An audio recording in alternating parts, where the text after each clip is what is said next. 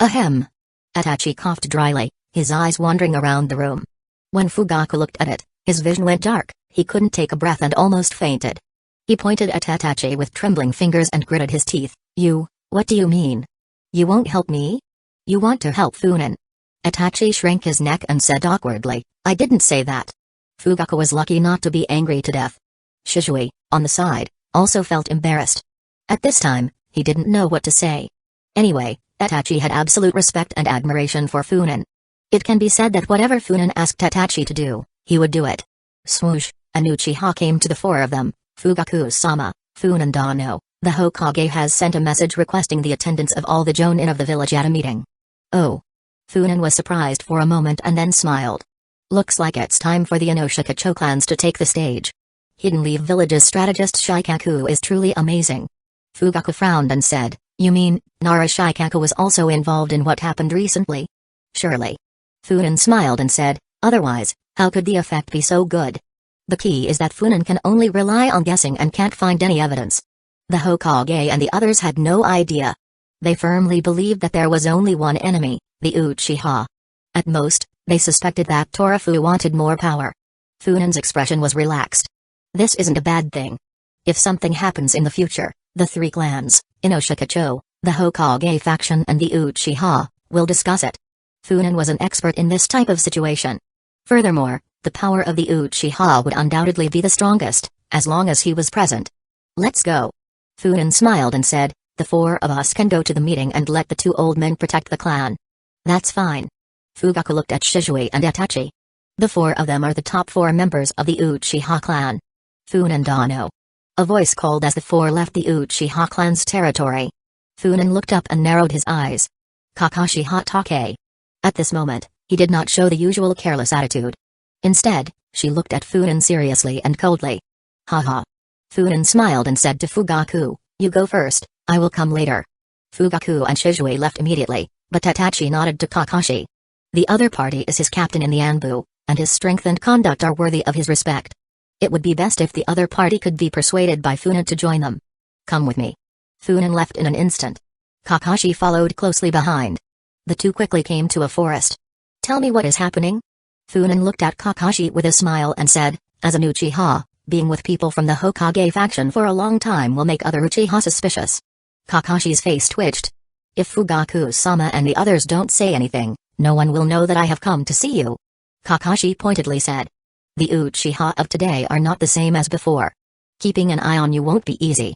Before Funin appeared, Fugaku had been suppressing the Uchiha to avoid conflict with the village, which led to the Anbu and the route becoming bolder and more openly observing the Uchiha from outside the Uchiha clan's territory. But now Funin ordered several elite Jonin Uchiha to capture all the Anbu and route near the Uchiha clan, then he beat them unconscious in front of the clan gates. The Anbu and route became honest. Not to mention monitoring the Uchiha, they did not dare to approach the Uchiha clan, because the Uchiha patrol team and the Hidden Leaf village police force would take the initiative to cause trouble for them. If they had the chance, they beat them mercilessly. They wouldn't hurt them seriously, but they would leave bruises and swelling that would make them look bad for days. Haha. Funin smiled and said, I can only say that Uchiha was bullied too hard and now it has exploded. Moreover, we are looking for the lost dignity and pride. Kakashi paused slightly and said in a deep voice, Funin Dano, the fight between you and Hokage-sama has nothing to do with me. I don't want my father to be involved in it. He is already dead. Kakashi's last sentence was loaded with murderous intent. You hate your father's suicide, don't you? Funin suddenly spoke and said, In your heart, an outstanding shinobi like Hatake Sakamo should not end in this way. He is a great shinobi and should die in glory instead of committing suicide at home in obscurity. He is still your father.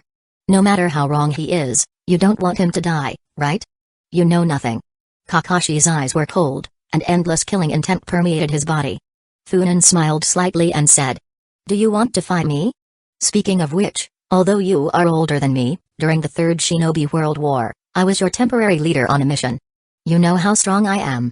If we fight, you have no chance of winning.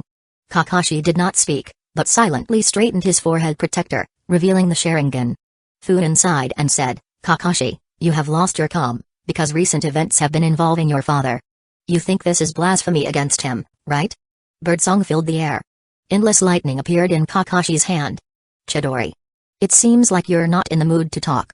Funan shrugged and said calmly, in that case, let's talk with our eyes. 3 Magatama appeared in Funan's eyes, and his hand slowly formed seals. Chapter 72, Kakashi's eye-opening confrontation. Amidst the sharp sound, Funan was penetrated by lightning. Bang! An explosion of smoke rose. Funan turned into a piece of wood. He then appeared in front of Kakashi, before launching a kick at him. Bang! Kakashi stretched out his hand to block it. The power of this kick was surprisingly great, enough to send him flying. Immediately afterwards, a shuriken appeared in Funan's hand. He threw it at Kakashi, who had just landed on the ground, and quickly formed seals with his hands. Shuriken Shadow Clone Technique. The shuriken flying towards Kakashi turned into 2 in midair, then 4. Began to increase in number. At the same time, Kakashi pressed his hands on the ground. Earth style wall. A wall of earth appeared in front of Kakashi, protecting him and blocking all shuriken. Funan appeared behind Kakashi, chuckled, and stabbed Kakashi's waist with a kunai. Kakashi's body tensed, and in the next instant, he turned into a mass of lightning that flowed towards Funan's body through and through the kunai. This time, it was Funan's turn to stiffen. Funan looked surprised. Actually avoided his Sharingan? Kakashi's voice sounded, Earth style, double suicide decapitation technique. On the ground a pair of hands stretched out, grabbed Funan's feet, and dragged him into the ground, leaving only his head exposed. It's over, Funan Uchiha. Kakashi appeared in front of Funan and looked at him condescendingly. Lightning appeared again on his hand. Lightning style, lightning beast striking fang. The hound composed of thunder and lightning roared towards Funan. Funan Uchiha, you should not desecrate the dead. Kakashi's eyes were cold, and he struck without mercy. A cry rang out. Kakashi suddenly woke up, shocked to discover that the person dragged underground by the decapitation technique was himself. You! Ganjutsu?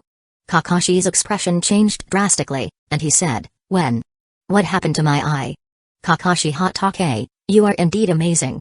Funan looked at Kakashi with a smile and said, although you are not from the Uchiha clan, you have controlled the Sharingan to an amazing level, that really surprises me.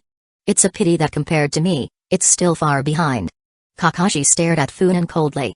Your strength, even if you look at the whole of Hidden Leaf Village, there are not many stronger than you, the 12-year-old Jonin, Kakashi Hatake. Funan smiled and said, but anger often leads to irrational acts. The incident with your father, that has upset you, otherwise, you would not have been captured by me so easily. Don't mention that man. Kakashi growled. Funan smiled, as he stroked Kakashi's head. Young man, you are too impulsive. Of course, you are not a young man if you are not impulsive. I am quite optimistic about you. Kakashi is now in his early 20s, very immature. Funan thought that this was a rebellious young man who needed a lesson from society, so he decided to beat him up in the name of society. Kakashi stared at Funan coldly. You hate me? Funan asked. Kakashi said nothing. You shouldn't hate me, because I helped you. Funan sat down opposite Kakashi, casually took out a piece of grass and stuffed it into Kakashi's nostrils. You helped me? Kakashi sneered. What did you help me with? Funan asked with interest. Don't you understand what happened when your father died? Hearing this, Kakashi became calm instead. After a short silence, Kakashi said indifferently, you don't need to provoke me. My father's death was just an accident. Accident? Funan said in surprise. How could Hatake Sakamo's death be an accident? It was an accident. Kakashi said calmly. I am not a fool. I have investigated my father's death. Denzo triggered public opinion to attack my father. My father chose to commit suicide in order to prove his will of fire. I investigated my father's death and even questioned the Hokage myself. Oh. Funan was really interested. Have you ever questioned Sarutobi Hiruzen? What did he say?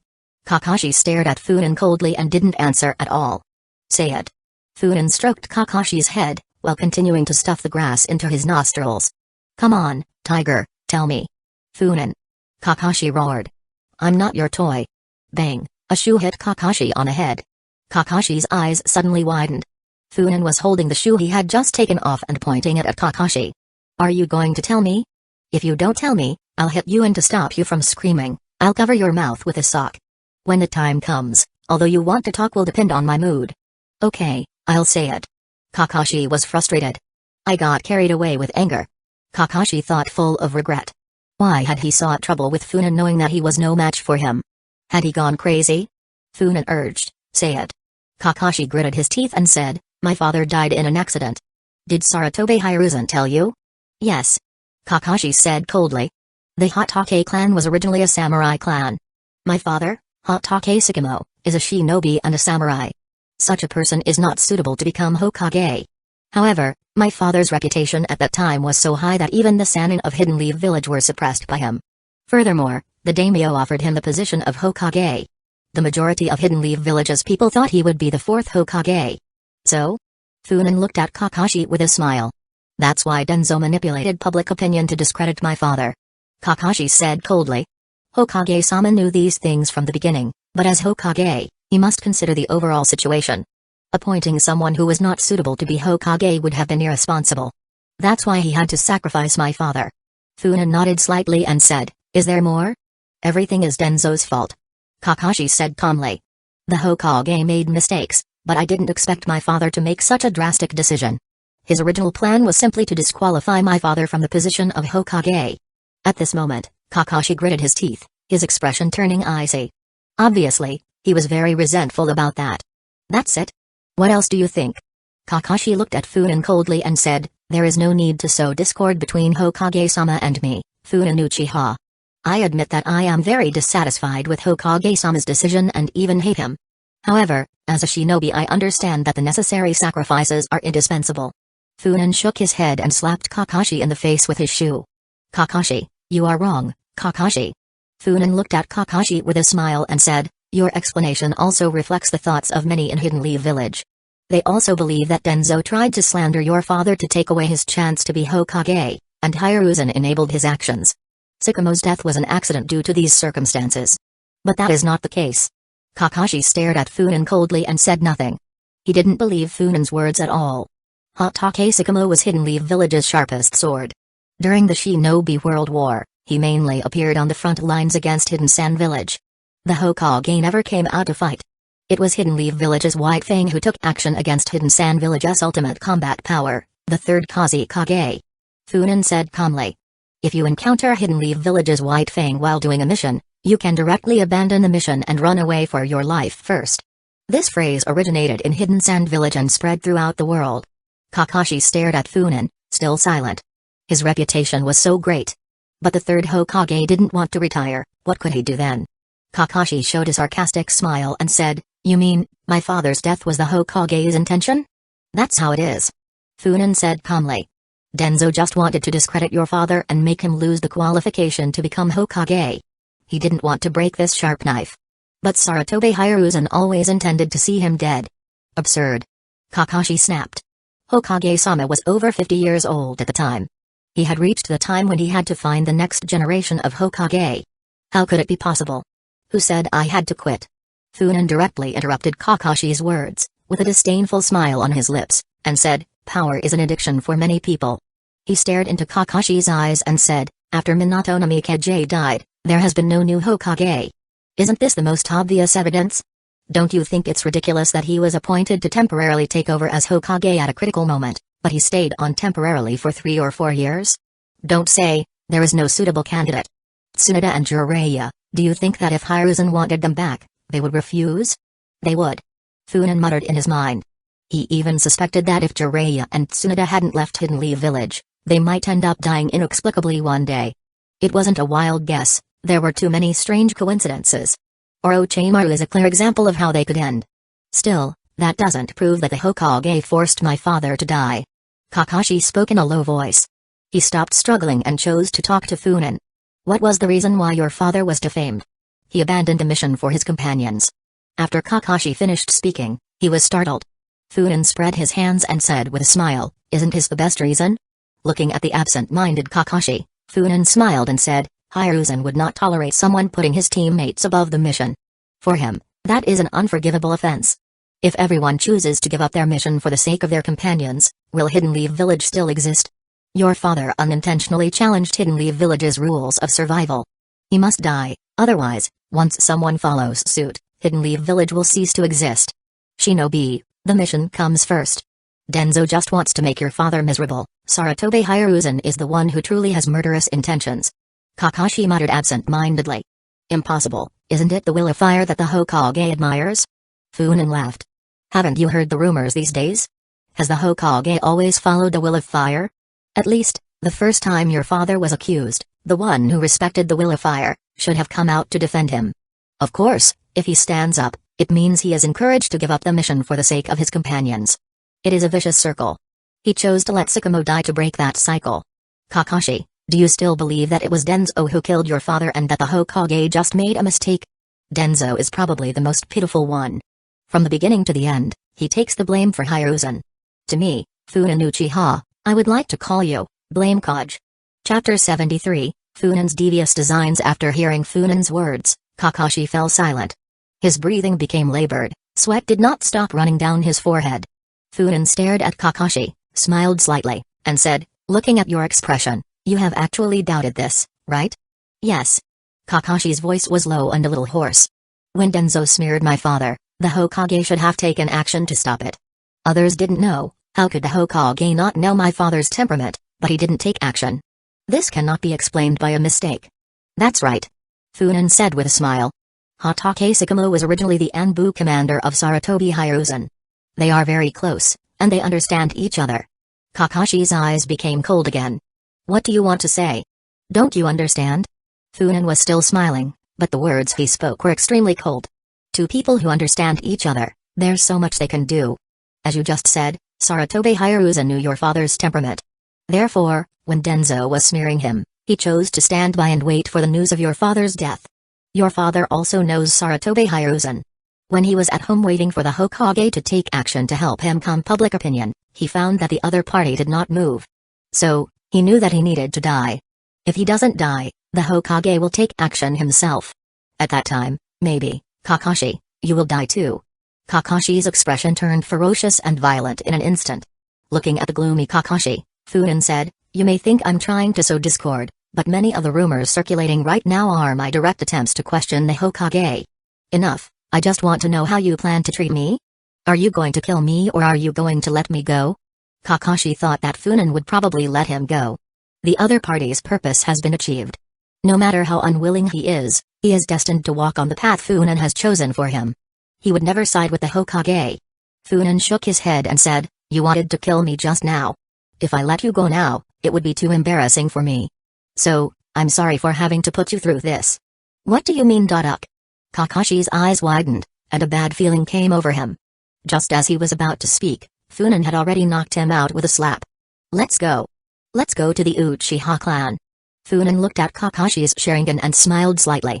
Suddenly, Funin turned his head sharply and threw a few shuriken to the side. With a muffled groan, a man rushed out of the darkness with a shuriken on his shoulder. Hey, isn't this Gecko Hi-8? Old classmate, long time no see. Funin threw the shuriken in his hand and smiled playfully. Today was a good day, Funin thought. The two people he wanted to find both appeared in front of him. Funin Uchiha. Where's Yuzuki Yujao? Ahem. Hi-8 stared at Funin with a solemn expression, coughing from time to time. Funin ignored Hi-8 and asked, Hi-8, are you coming with me yourself, or should I invite you back? For the sake of my old classmates, I advise you to take the initiative. I have no choice but to fight you.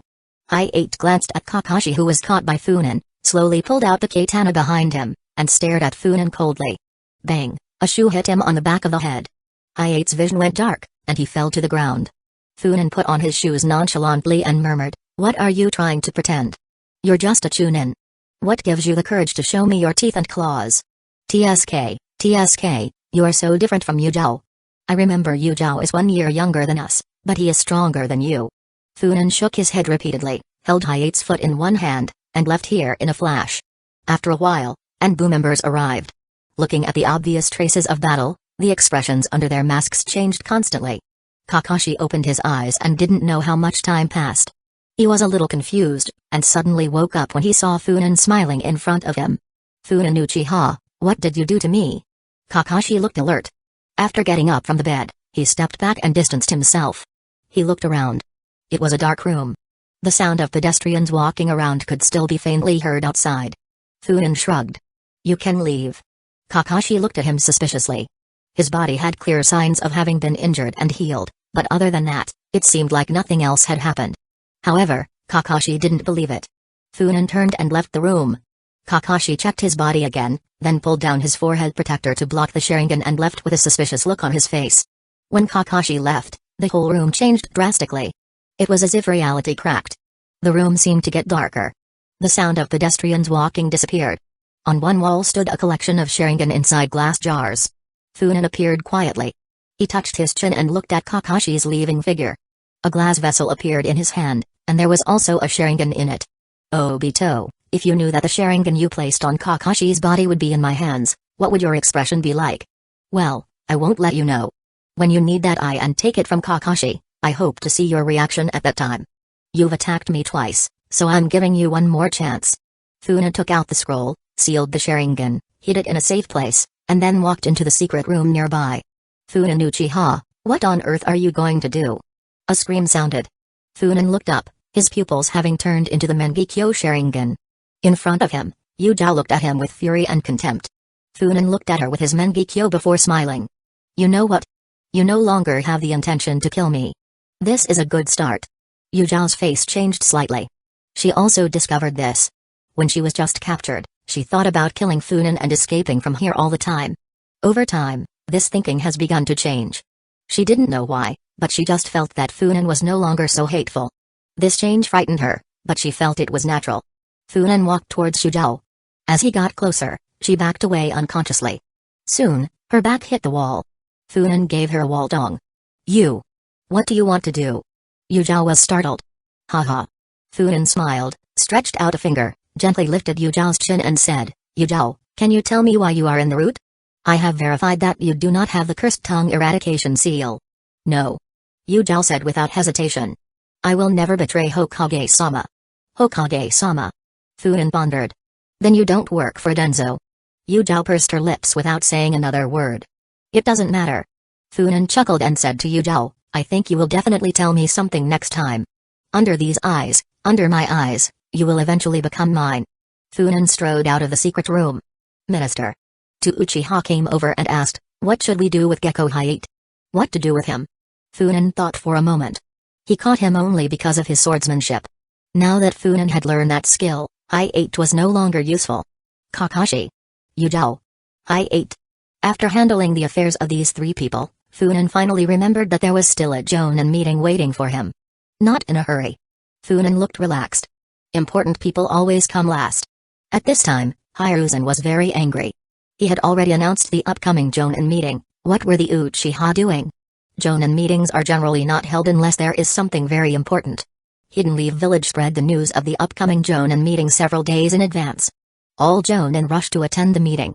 Unexpectedly, the Uchiha trio arrived casually, and they sat down in front of the Hidden Leaf Village corrupt quartet. They recognized that the Uchiha clan had the advantage recently and that the Hokage faction was slightly weakened. But where is the leader of the Uchiha clan? Making everyone wait not only disgraces all the Jonin present, but also disgraces Hiruzen. Hiruzen had a grim expression. He was furious. The powerful aura from him caused many Jonin to murmur. It seems like he doesn't have many years left. They looked at Jiraiya with pity in their eyes. They heard that everyone who wants to become Hokage will die. Take care, Jiraiya-sama. Then, they looked at the Uchiha. Although Fugaku Uchiha is here, they all know that the person in charge of the Uchiha clan now is not Uchiha Fugaku, but Funan Uchiha. Chapter 74, The Accidental Hokage. Let's start the meeting. Hiruzen shouted coldly. Hokage-sama. As expected, Fugaku immediately stood up and said, our clan's Funan Uchiha has not arrived yet, please wait a moment. Koharu spoke coldly. Fugaku Uchiha, you are the leader of the Uchiha clan. Haha. Fugaku smiled and said, that's true, but Funan is the deputy leader of the Uchiha clan and the next clan leader. On this kind of occasion, he can't be left out. In addition, he is the head of the Hidden Leaf Village police force, a high command of Hidden Leaf Village. No Hidden Leaf Village meeting can avoid his presence. Hamura also shouted, Fugaku, do you know how important the Jonin meeting is? Fugaku said expressionlessly, the selection of the fifth Hokage has been postponed until now. Does it matter to wait a little longer? You. Are all of us waiting for one person? Fugaku chuckled and said, if you think there is no need to wait, then just start the meeting directly. Funan doesn't need to participate. The Hidden Leaf Village corrupt quartet looked gloomy and stopped talking. The other Jonin didn't think anything of it. What did it mean to wait a little longer? Additionally, it was an opportunity to privately discuss how to address the current situation between the Hokage and the Uchiha, which was causing so much uproar and concern. The Jonin were worried that a war would suddenly break out while they were sleeping at home, engulfing all of Hidden Leaf Village in flames. Another hour passed. Hiruzen had smoked enough to make himself dizzy.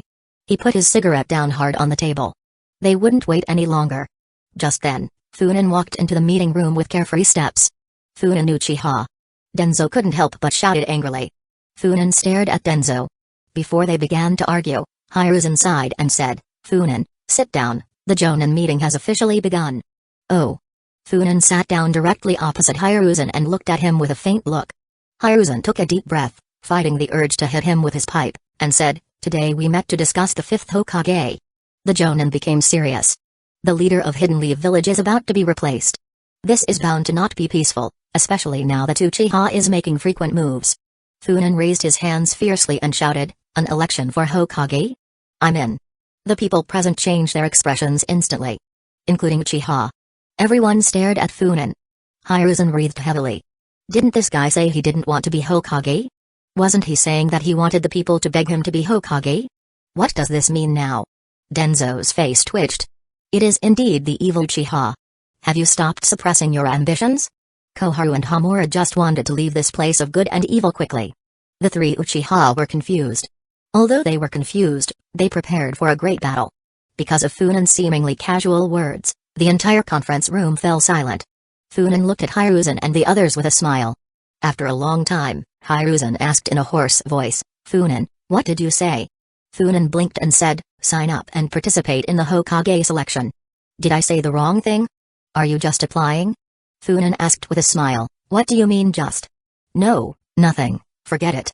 Hiruzen took a deep breath, regained his composure, and said with an indifferent expression, "Anyone who is a Jonin is eligible to run for the position of Hokage, and Funin Uchiha is the first. Is there any more?" Many Jonin were silent. "Are all eligible to run?" They could only laugh at this sentence. You should add a sentence in front of this sentence, if you are not afraid of death. When many Jonin were silent, there was only one result. Funin Uchiha. Because he is now the only candidate. Damn. Damn. Damn. Hiruzen hated Funin with all his heart. If it weren't for his bold words, indicating that the village took the initiative to offer the position of Hokage, otherwise, he would not be Hokage, how could he be in such a difficult situation? Ahem. At this moment, a dry cough sounded. Denzo stood up and said, "All Jonin in Hidden Leaf Village are qualified, so I will join in the fun and officially participate in the selection of the 5th generation Hokage." Denzo. Hiruzen simply wanted to use his fire style, to spray the sky to death. Many Jonin had strange expressions on their faces. Ha ha ha. An arrogant laugh came. Torafu stood up and said, "Since an old man like Denzo showed up, then I will also participate in the Hokage selection." Hiruzen's expression turned grim. Everything was unexpected from beginning to end. Originally, after calling a Jonin meeting and confirming that no one was running for election, they would recommend Torafu as acting Hokage, and after a few years, they would recommend Kakashi as Hokage. But now, suddenly, 3 self-proclaimed candidates appeared. He can't deny everyone and then elect an acting Hokage, right? This acting Hokage even recommended himself to become Hokage. Isn't this a joke? After thinking for a moment, Hiruzen said calmly, "In that case, then choose one of the 4 of you to be the 5th Hokage." 4? Yes, Kakashi Hatake is not available at the moment, but he is also a candidate for Hokage. Oh, as expected from Hokage-sama. Funin gave a thumbs up and grinned. However, Hiruzen felt an inexplicable irony in that smile. His expression darkened and he made a decision immediately, saying, "With that said, let's get to the voting process right now." "So fast?" Funin said dissatisfied. "The Jonin of my Uchiha clan hasn't come yet." Many Jonin pouted. "That is precisely why they will hold the voting session so quickly." Hiruzen tried to justify. "None of the Jonin from each family are here. Because of this, the voting is relatively fair, because everyone is the head of the shinobi clan and represents their respective families." "Fair, my ass." Funin looked disdainful. "Still, there are 4 Uchiha Jonin here." Funin looked at Fugaku and the others. Compared with the Uchiha clan, the Hyuga clan is really miserable. They had as many Jonin as the Uchiha, but only one was present at the meeting. Hayashi didn't show any emotion though, probably because he knew that his clan had no real chance of getting the position of Hokage and he didn't want to get involved in that dispute. After the vote, the Hidden Leaf Village Corrupt Quartet quickly announced the results. The results surprised everyone. Last place, Shimura Denzo, 1 vote. Just 1 vote. He probably voted for himself, This result made Denzo's expression become extremely gloomy. Because? After everything I've done for Hidden Leaf Village, how dare they do not choose me? Denzo stared coldly at the many jonin, the murderous intent in his eyes undisguised. The jonin, however, reacted with indifference. As jonin, they were afraid of Denzo, but not overly afraid. Facing Denzo's fierce gaze, Funan in the audience curled his lips and whispered. He has no charisma or real ability. Apart from being terrifying, what good is he? What can he do as Hokage? Scare away evil spirits? Scare enemies? Funan's voice was very low, but it also depended on who was around. Everyone present is a jonin, and no matter how low you whisper, they can hear you. Some people burst into laughter on the spot. Denzo's complexion had turned from black to purple. Enough. Hiruzen shouted coldly, glaring at Funan, then cast a fierce glare at Denzo. Funan's words were unpleasant, but in fact, Hiruzen still agreed with him in his heart. He also wanted to add, not only does he look scary, he is also very old. Then he was the second to be eliminated. Kakashi Hatake. 13 votes. Seeing this number of votes, Hiruzen's face darkened on the spot.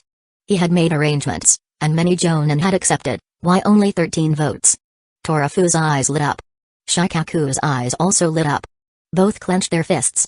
In fact, when Hiruzen publicly stated that the selection of the 5th Hokage this time would be selected by jonin voting, Shikaku was moved.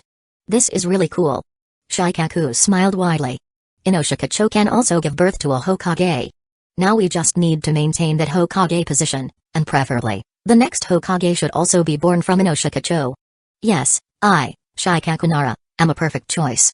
Shikaku raised the corners of his lips and smiled unconsciously. At this time, Okimeki Torafu, 18 votes. Hiruzen's words made Shikaku's smile freeze on his face. Everyone's expression became dull.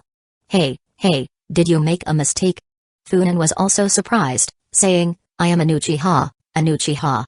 He stood up, looked at the Hidden Leaf Village jonin behind him, pointed at his nose, and said in disbelief, you actually elected me, an Uchiha, to be the Hokage, what's going on? The jonin rolled their eyes fiercely. Hiruzen and the others looked at the shocked Funan. Then they looked at each other. If Funan wasn't pretending, then didn't he participate in the Hokage selection to scare them? But the jonin chose him anyway. That left them perplexed. Chapter 75, The Uproar. Uchiha. Hiruzen and others understand that at this time, Uchiha is not suitable to become Hokage. That would break the balance between them. From Itachi's mouth, the Hidden Leaf Village corrupt quartet understood that Funan had long known the strength of their 4 clans. At this time, Funan Uchiha became the Hokage, which meant that they were preparing to die together. So Funan didn't want to be Hokage either. But this isn't right either. Why do so many jonin recommend him? The entire conference room fell into an eerie silence. Everyone was a little confused. How is it possible? Shikaku was also confused. Okimeki Choza looked at him and couldn't help but whisper, Shikaku, to be honest, if Uncle Torafu hadn't been my uncle, I would have recommended Funan as Hokage. Why? Shikaku was confused. You and Uchiha have such a good relationship? It's not about having a good relationship. Choza hesitated and said, it goes without saying that Denzo, except for the root members, no one wants him to become Hokage. Kakashi is a good jonin, but he falls short in strength and prestige. That Uncle Torafu is too old. This is too fatal for a shinobi. Choza's words made Shikaku wake up with horror. He understood that he was too complacent, so he made a fatal mistake. His original plan was to let Torafu become the Hokage agent because he was too old. No great shinobi village would allow a person who is almost 60 years old to hold the position of Kage. That is irresponsible to the entire village. Sure enough, one cannot get carried away. Shikaku looked distraught. Putting aside Uchiha, Funan, who has both strength and brains, is undoubtedly the most suitable candidate for the position of Hokage. Among the 4 people today, from a fair perspective, Funan is the most suitable. So, the jonin made a choice. They knew this could result in serious problems. But didn't the jonin have internal resentments? Why don't you, Saratobe Hiruzen, give an explanation for the recent rumors? Hiruzen looked at each jonin. Some jonin looked directly at him. Others lowered their heads and did not look at him. The 3rd Hokage sighed in resignation. Funan, what do you think? Hiruzen focused his attention on Funan. His gaze was calm, but he was trying to pressure him implicitly. He wants Funan to take the initiative to retreat. Funan didn't care at all. Hey, Hokage-sama, look how popular I am now. Funan sighed helplessly and said, do you know why? Hiruzen frowned slightly. Actually, my strengths and weaknesses are very obvious. Funan said, my strengths are my strong strength, smart mind, and strong background. What about the shortcomings? A female Jonin looked at Funan funny and asked. Does this need to be said? Of course, it's because I'm too handsome. Funan puffed up his chest and said, who is more handsome than me in Hidden Leaf Village? Hiruzen sighed. He knew that you wouldn't hear anything useful from this guy's mouth. Everyone. Hiruzen looked at the many Jonin and said, we have listened to your opinions. In a few days, we will inform you of our decision. The Jonin looked at each other in surprise. The expressions of many Jonin turned cold. The current Hidden Leaf Village disappoints them and makes them feel insecure. They don't want to be forced to commit suicide like Hatake Sakamo. They also didn't want to be like Funan Uchiha, who was forced to live in seclusion in the clan at a young age. And besides, the Uchiha had enormous family support. What about them? When had Hidden Leaf Village become like this? Furthermore, rumors had been heard that the Sarutobi clan was actually the most powerful clan in Hidden Leaf Village.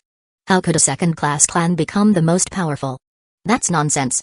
With this thought, many Jonin actually sat firmly in their positions, motionless. Hiruzen's expression changed slightly. Jiraiya sighed inwardly. Old man, you have been the Hokage for so long that you regard the entire Hidden Leaf Village as your private property. Jiraiya quickly thought of the recent rumors, and a gloom flashed across his face. He didn't want to think in this direction. Everyone knew that the recent rumors must be related to Uchiha. But Naruto. What that boy had suffered in Hidden Leaf Village, he had seen with his own eyes. The son of the fourth Hokage, a hero, would he have to endure such suffering? Jiraiya's eyes turned cold. Sensei, you have become something I no longer recognize. Koharu and Hamura looked at each other and both saw the fear in each other's eyes. Hidden Leaf Village, after several recent secret battles, was already out of their control. Damn Uchiha, look at what you've done. Jiraiya stood up, clapped his hands, looked at the Jonin, and said solemnly, you go back first, there will be another Jonin meeting tomorrow, and the results will be announced tomorrow. The Jonin looked at each other, stood up, and left. This scene made Hiruzen's eyes flash, and he looked at Jiraiya with a strange expression. Soon, only Hiruzen, Uchiha, Inoshikacho, and Jiraiya were left in the room. Hayashi originally wanted to stay, but after these people looked at him, he lowered his head and ran away. A hopeless sigh sounded. Monkey, how could this happen? Is this still the Hidden Leaf Village we remember? This sentence is exactly what Hiruzen has said countless times, and it can be said to be his heartfelt voice. But Funan Uchiha, is it your turn to say this? And also, why do you call me monkey? Hiruzen had a grim expression. Jiraiya wanted to kick him. Torafu looked at Shikaku and whispered, how did you cooperate with him during the Third Shinobi War? Bite your teeth and hold on. Shikaku is quite used to it. That's enough. Jiraiya yelled angrily and said, how long will you continue to make trouble? Do you really want Hidden Leaf Village to be finished? Funan glanced at him and said, are you interested in being the fifth Hokage? Jiraiya, who was originally furious, was suddenly splashed with cold water. He shrunk his neck and said with a sly expression, I'm really not fit to be Hokage. Then get out of here. Funan waved his hand with a look of disgust, looked at Hiruzen, and said, monkey, what should I do? Now everyone thinks that I am the best candidate for Hokage. Hiruzen felt like it was hard to breathe. Koharu looked at Funan coldly and said, Funan Uchiha, monkey is what the first and second Hokage used to call him. Even we, his friends, stopped calling him that after Hiruzen became Hokage. You should call him Hokage-sama. Funan smiled and said, the first Hokage called him that, so his grandson is dead. The second Hokage called it that. So, the Senju clan was dismantled and integrated into Hidden Leaf Village. But, have they really integrated into Hidden Leaf Village? Now no one from the Senju clan can be found. Where do you think they went? Why didn't Mido-sama let Hiruzen enter the Senju clan's territory? Funan had a charming smile. However, in the eyes of Hiruzen, he was full of malice.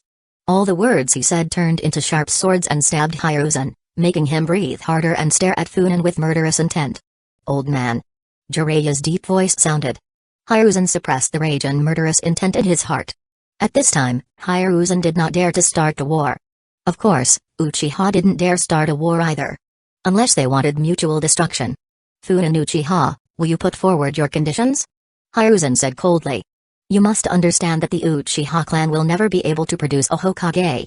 Funan smiled and said, you should add, for Hidden Leaf Village. Denzo. Funan continued to smile and said, why can't Uchiha produce a Hokage? Hiruzen sneered and said, You want to start a war? Yes, so let's start the war. Funan said this calmly.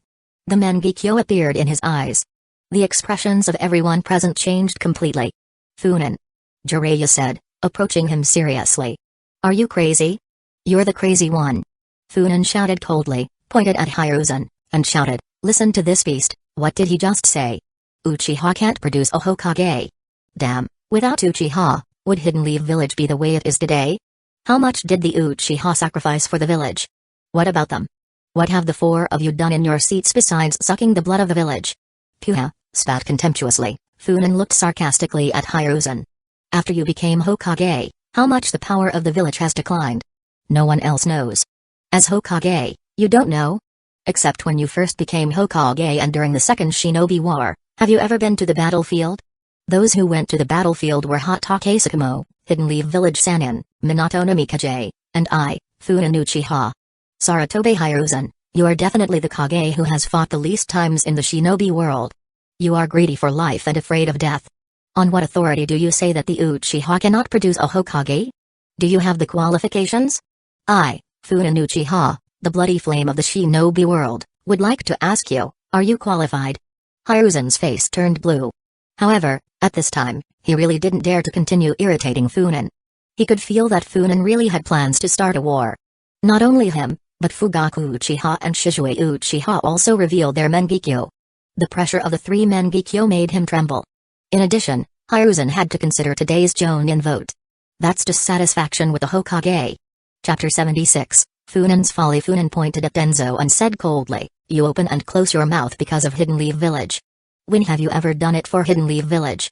When the second Hokage died, you ran away. You tried to assassinate the third Hokage. When the fourth Hokage died, you hid to the side. Don't say anything about watching over the Uchiha clan. Who among the people present would believe that? You only have 2 ounces of meat, and you still want to keep an eye on the Uchiha clan. Only I can beat you and your roots until you eat shit. If you don't believe it, let's try it. Speak with facts. Denzo turned blue. Funan then looked at Koharu and Hamura. They both became tense. But surprisingly, Funan ignored them. I'm too lazy to talk about you 2 useless things. Both of their bodies were shaking with anger. Funan, calm down. A shadow touched Funan's shadow and forced him back. Shikaku said solemnly, there is a possibility of peaceful solution to the problem, why think about dying together? Humphrey. Funan just snorted coldly, then broke Shikaku's shadow restraint technique, and said calmly, we'll see what certain people decide. Hiruzen's face had begun to turn purple. Okay. Shikaku smiled bitterly and said, tell me your conditions first. Funan pointed at Hiruzen and said, this thing, don't let him take the position of Hokage. I feel upset when I see him. Hiruzen was so angry that his whole body was shaking. Why? Funan said disdainfully. Are you not convinced? Single fight or group battle, your choice. Your Saratobi clan boasts of having 3,000 shinobi, I will face them alone. Hokage-sama. Shikaku looked at Hiruzen with a wry smile and said, what you just said is indeed true. Uchiha has sacrificed a lot for the village. This is an indisputable fact. Hiruzen stood up expressionlessly and walked aside. Denzo and 3 others followed closely behind. The 4 of them sat in another corner. Fugaku and others sat behind Funan and confronted them. On the other side, Inoshikacho and Torafu were sitting quietly. 3 sides form a triangle. At this moment, Jiraiya was a bit redundant. He sat quietly and watched silently. First of all, Saratobe Hiruzen, resign as Hokage. Funan said unceremoniously and coldly. Funan, don't go too far. Koharu said angrily. Hiruzen is the Hokage. Do you know how many things he has done for Hidden Leaf Village? Funan said disdainfully, I really don't know how much he has done for Hidden Leaf Village. I only saw that many people died because of him. Besides, I'm scared for someone as cool as him to sit in the position of Hokage. Funan calmly spit out a name, Naruto Uzumaki. At that moment, Koharu and the others kept quiet about the words they were going to say.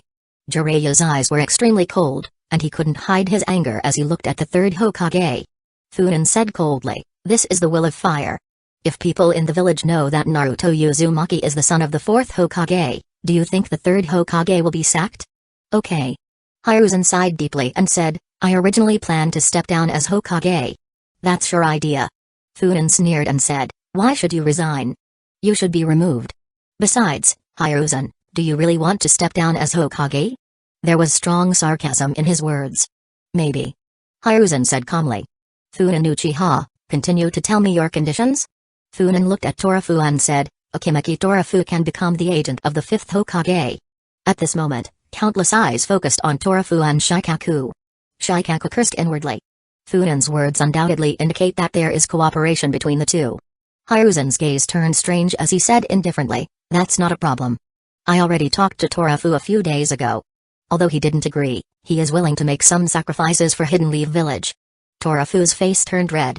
The irony of Hiruzen's words was too strong. Sarutobi Hiruzen won't kill me secretly, right? Torafu was very worried. People like Hatake Sakamo are dead. The death of the 4th Hokage is said to be related to him. The Sannin also had various problems. Damn, although he is also Kage level, compared to those people, he really doesn't count for anything. I want a batch of supplies. Funin handed the list of supplies prepared in advance to Hiruzen. Hiruzen took a look and felt dizzy, he almost fainted. You're dreaming. Hiruzen roared, his newly regained calm disappearing instantly, almost bordering on madness. This scene surprised everyone. Jiraiya reached for the list, and after taking a look, his face turned dark. After Shikaku read it, he almost slapped Funin in the face with the list. A notable feature of this list is its breadth. From combat weapons to medical equipment, it has it all. Shikaku roughly estimated that without about 5 or 6 billion, it would be impossible to complete it. Funin, how much have you taken from me? Have you forgotten it? How dare you ask for so much? How big is your stomach? Impossible. Hiruzen said flatly. I will give you at most 1/10 of the supplies here. If you give me 1/10, then let's just go to war. You really think I don't dare? You dare. Is there anything that you, Sarutobi Hiruzen, dare not do? You even dare to torture Naruto. You are talking nonsense. The two started to yell at each other, leaving everyone else dumbfounded. Okay. Shikaku shouted. Do you really want to start a war? Funin sneered and said, some people just don't show sincerity. Shikaku said seriously, Funin, this amount of supplies is really too much. Funin looked at Shikaku aggrievedly and said, you are so heartless, and you won't help me. Have you forgotten our past? Shikaku's expression darkened, he gritted his teeth and said, stop doing this, I will give you at most 1/5 of this list. Hiruzen's expression softened. As expected, Inoshikacho was still on their side, and the reason for the fight was because of Denzo, who had gone too far. Funin was startled and looked at Shikaku in surprise. Torafu was also very strange and winked at Shikaku. Humphrey, 1/5 is impossible. Funin curled his lips and said coldly, if it's 1/5, I might as well start a war directly. Funin, don't talk about starting a war at all times. Shikaku said solemnly. Do you really want to start a war? If a war starts, you, Uchiha, will be the first to be destroyed. Funin looked at Shikaku coldly. Torafu is about to take over. Is he eager to suppress the Uchiha clan first? Right. Although the Sarutobi clan is now very powerful, they are just an ordinary shinobi clan after all. Without the care of Sarutobi Hiruzen, they can be suppressed with a little bit of tactics. In particular, the materials they have used to develop to this day are almost all of Hidden Leaf Village's public funds. Once it is announced, will other shinobi let them go? The Uchiha clan was different. They are rich and geniuses, especially this generation, who have given birth to so many Kage-level powerhouses. Who wouldn't feel chilled after hearing this? Fugaku, Shishui and others also thought of this, their eyes changed slightly, and they sighed silently in their hearts. It was okay when the Senju clan was around. There was a shinobi clan who could compete with them, and other shinobi clans could still tolerate them. I really don't want to start a war. Funin said in a calm voice. But if a war really starts, I don't mind. Funin. Shikaku's voice was serious. You are not such an extreme person.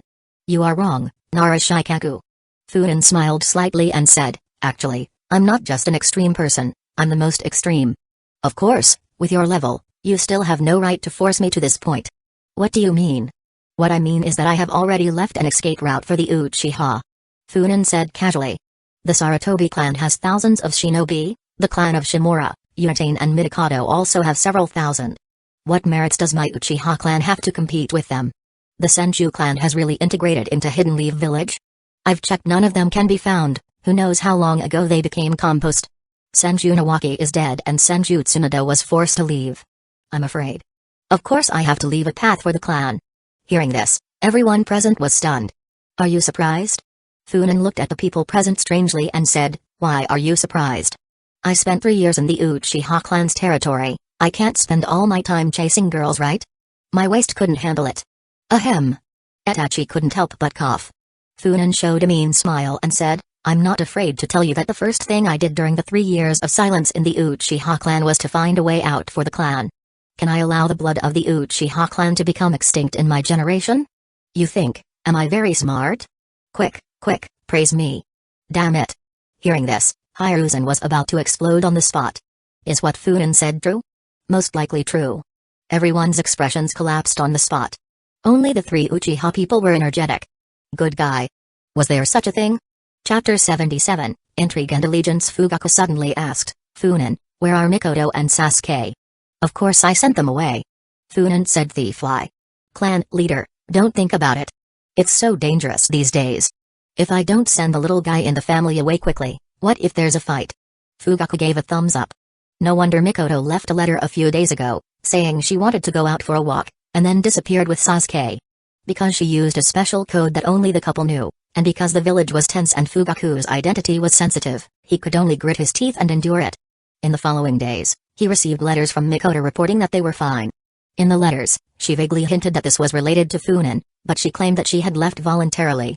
He was relieved now. No matter what Funan wanted to do, Fugaku still recognized his abilities. He has already fully cooperated with the opponent, so Funan won't attack him again, right? Funan smiled widely, giving a thumbs up with a gleam in his teeth. Others stopped laughing. Denzo pointed at Funan with trembling fingers, gritted his teeth and said, You! Funan Uchiha, how dare you? This is lack of trust in the village. The corner of Funan's mouth twitched and he looked at Denzo speechlessly. Okay, Denzo, stand down. Hiruzen gave a cold shout and looked at Shikaku. He understood that Shikaku might have a problem, but at this moment, he couldn't find anyone except Shikaku who could help him. After a brief silence, Shikaku said slowly, 1/3. Agreement.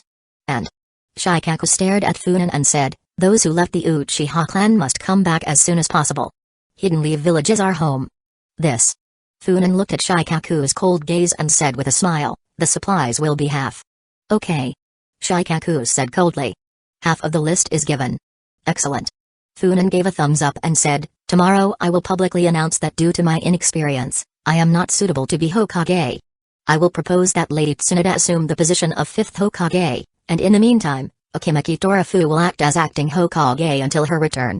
That's okay. Hiruzen also agreed with this. After everyone left, the Hidden Leaf Village corrupt quartet sat in the office. Hiruzen. Koharu sighed and asked, what should we do? Don't be anxious. Hiruzen said calmly. As long as Uchiha does not take the position of Hokage, we have not failed. Hidden Leaf Village is still under our control. But if Funan doesn't take the position of Hokage this time, he will have no chance. Hiruzen said coldly. What does he think the position of Hokage is? After giving it up this time, will he still have his share next time? Koharu remained silent. Hiruzen held the pipe and smoked it with a bitter look on his face. After a while he threw his pipe on the desk and said coldly, okay, you all go down and get ready. After Akimaki Torafu becomes the Hokage's agent, the wind will inevitably rise again. And the 5th Hokage? Hamura asked, shall we bring back Tsunade? No. Hiruzen looked gloomy and said, I suspect that Tsunade is connected with Funan Uchiha. Are they connected? There is one thing that I have never told you. Hiruzen picked up the cigarette, took 2 puffs, and then said coldly, Funan Uchiha has his own summoning beast. And what? The others still didn't understand. Hiruzen glanced at them and said calmly, the summoning beast of Funan Uchiha is the slug. Late night. Jiraiya hid in the shadows, silently observing the blonde-haired boy in front of him. The little boy is about 3 or 4 years old. In that face, Jiraiya could glimpse his own disciple, as well as Kushina's shadow. The little boy was walking alone on the street. There were people passing by, and the moment they saw him, their eyes were full of disgust. Some even scolded him without hesitation, telling him to get away. Those insults hit Jiraiya hard in the heart. At this time, the little boy would smile and step away cautiously. It was as if the world disowned him. How do you feel about that? A light voice sounded. Jiraiya looked up. Funan sat on the eaves nearby, looking at Naruto Uzumaki with interest. Jiraiya said nothing, because he really didn't know what to say. He never dreamed that his disciple's son, the hero of Hidden Leaf Village, would actually live such a life. Yesterday, after Naruto fell asleep, Jiraiya secretly visited him. The place where he lives is the most remote corner of the village. The things in the room are also the simplest, or the crudest. The refrigerator was full of food that was about to expire, or had expired, or was rotten. Even so, the child was not willing to throw it away. This scene made it difficult for him to breathe. However, he didn't say anything, he just silently glanced at the Anbu who were watching around him, then turned and left. In the past few days, he had visited many old people in Hidden Leaf Village and asked them about Naruto Uzumaki. Most people avoided talking about it. There are also some people who say bluntly that they dare not take care of it. As long as someone takes care of it, they will be warned overtly and covertly, and even Denzo will come to their door. Then, they will take some young shinobi from the family. These answers made Jiraiya feel incredible. Jiraiya was like a furious lion. Minato's child. Funan sighed and said, "Sometimes, I have thought about helping him, but, Jiraiya, you know. Even if I try to help him discreetly through ordinary people, Denzo will constantly scold and criticize me. I understand what Hiruzen means, but it's hard for people to accept. Is power really that important?" Jiraiya didn't know how sincere Funan's words were. However, he really couldn't accept it in his heart. He went to question the Hokage, but the other party casually changed the topic, and finally got around to the Uchiha issue. "Funan, what should I do?" Jiraiya asked with a confused expression. He once believed that Minato was the child of destiny and placed his hope on him. However, Minato died. He began to look for the child of destiny outside again, and at the same time, it was also a kind of escape. He was regretting that if he had been in Hidden Leaf Village on the night of the Ninetales, Minato would not have died. However, he really couldn't accept it. The changes in Hidden Leaf Village over the years made him unwilling to stay here. He thought Minato could change things. How to do it? "What do you want to do?" Funan asked back. "If you want to protect this child, you will confront the Hokage. This just makes me, Uchiha, happy. If not, do you think the Hokage will change his attitude because of you? Or do you prefer to stay in Hidden Leaf Village? Stay in Hidden Leaf Village forever?" Jiraiya looked a little hesitant. "Or maybe I should take him with me?" "Impossible." Funan sneered and said, "Do you think Hiruzen or Denzo would accept that? If you mention it, tomorrow you will be considered a missing nin of Hidden Leaf Village." Looking at the irritable Jiraiya, Funan smiled and said, "Actually, there is a way to get the best of both worlds." "What?" Jiraiya quickly looked at Funan. There was expectation and vigilance in his eyes. He had seen Funan's tricks during the Third Great Shinobi War. Often his enemies died without knowing how. It was a true death without honor. "Tsunade." Funan spit out a name. "Tsunade?" Jiraiya was startled and said, "What do you mean? Let me go find Tsunade." "Yes, go find Tsunade and ask her to return to the village." Jiraiya was startled again, then suddenly realized, "You want Tsunade to become the fifth Hokage?" "Exact." Funan smiled and said, "You also know what the situation in Hidden Leaf Village is now. I don't want Hidden Leaf Village to be destroyed and I don't want to continue like this. Therefore, the people of Sarutobi Hiruzen's lineage must no longer become Hokage, and the other party also does not want Uchiha to become Hokage. So, we must find someone qualified to be Hokage and keep the balance between us. Jiraiya, if you don't want to be Hokage, then you have to let Tsunade do it. I can't trust Tsunade's character. She is Hiruzen's disciple. Wouldn't Hiruzen trust his disciple? If she becomes Hokage, do you still need to worry about Naruto? That woman is so loud with her mouth, but she is so soft in her heart." Jiraiya's eyes lit up. But after a moment, he couldn't help but look at Funan with a strange look.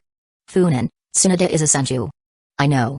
Funan waved his hand and said, "Jiraiya, why do you think I am going against Hiruzen? For rights? Bullshit, in the final analysis, I am doing it to protect myself.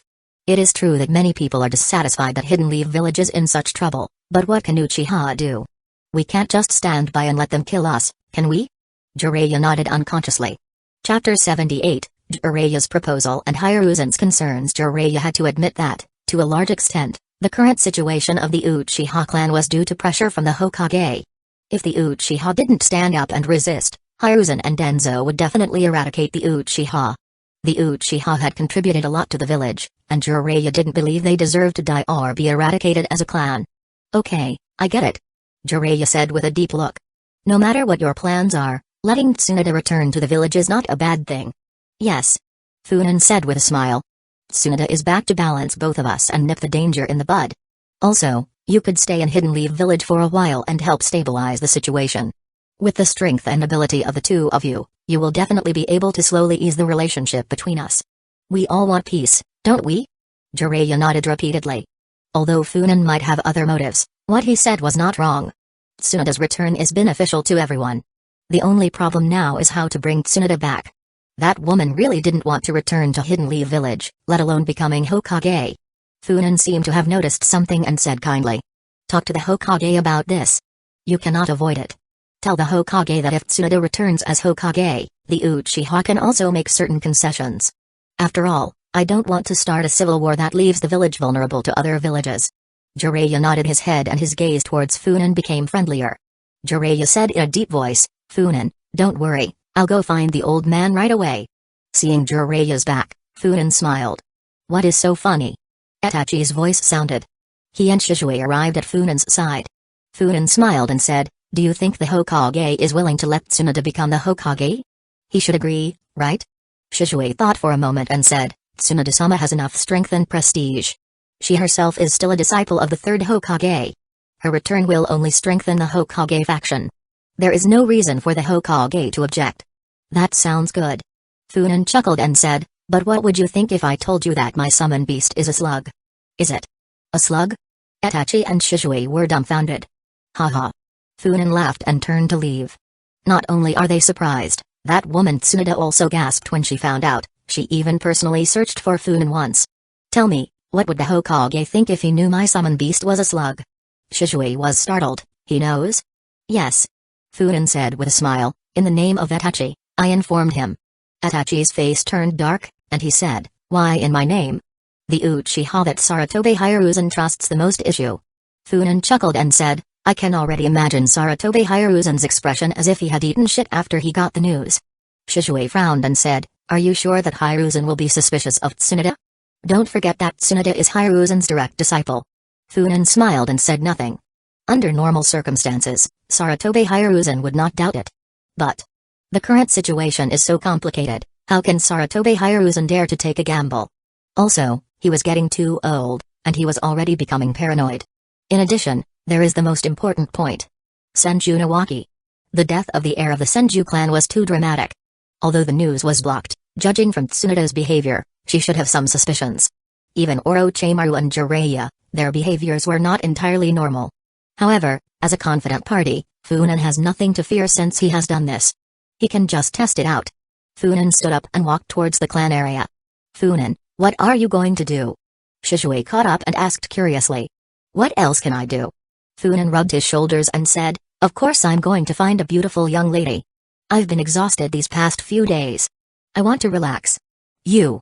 Shizue suddenly stopped, looked at him speechlessly, and said, are you going to find Shiryu? No, it's another very beautiful young lady. Funan glanced at Shizue and said, perhaps you should also consider your personal matters. By the way, how about the Akimaki clan? Shizue broke out in a cold sweat and said, why do you think of them? Nonsense. Funan said with a smile, Akimaki Torafu is about to become the Hokage's agent. Of course I have to fawn over him. I don't believe you one bit. Shizue left one last sentence and turned to leave. He was sure that Funan was playing tricks on him again. Bang. Old man. Looking at the broken glass on the ground, Hiruzen took a deep breath. Jiraiya. If you don't go through the door, that's fine. Why did you smash all my windows? This Jiraiya is getting more and more outrageous. In the past, he would simply climb through the window, but now he simply broke the glass and ran in. Does he not take into account the consequences? This time Hiruzen was so scared that he almost used a fire jutsu. He thought it was an Uchiha attack. The Anbu were also frightened, and they all rushed into the office with nervous expressions. When Jiraiya saw this formation, he couldn't help but shrink his neck and said sarcastically, old man, don't be nervous, put your hands down. This gesture of yours scares me. Hiruzen snorted heavily, put down his seal hand, waved his hand to ask the Anbu to retreat, and said angrily, tell me, what do you want from me? It's about the fifth Hokage. Huh? Hiruzen's expression changed, he looked at Jiraiya and said, do you want to take over? It's not a bad thing if Jiraiya wants to be the fifth Hokage. This guy has a loose personality. He probably doesn't want to do anything serious when he becomes Hokage, so he'd better let them handle it all.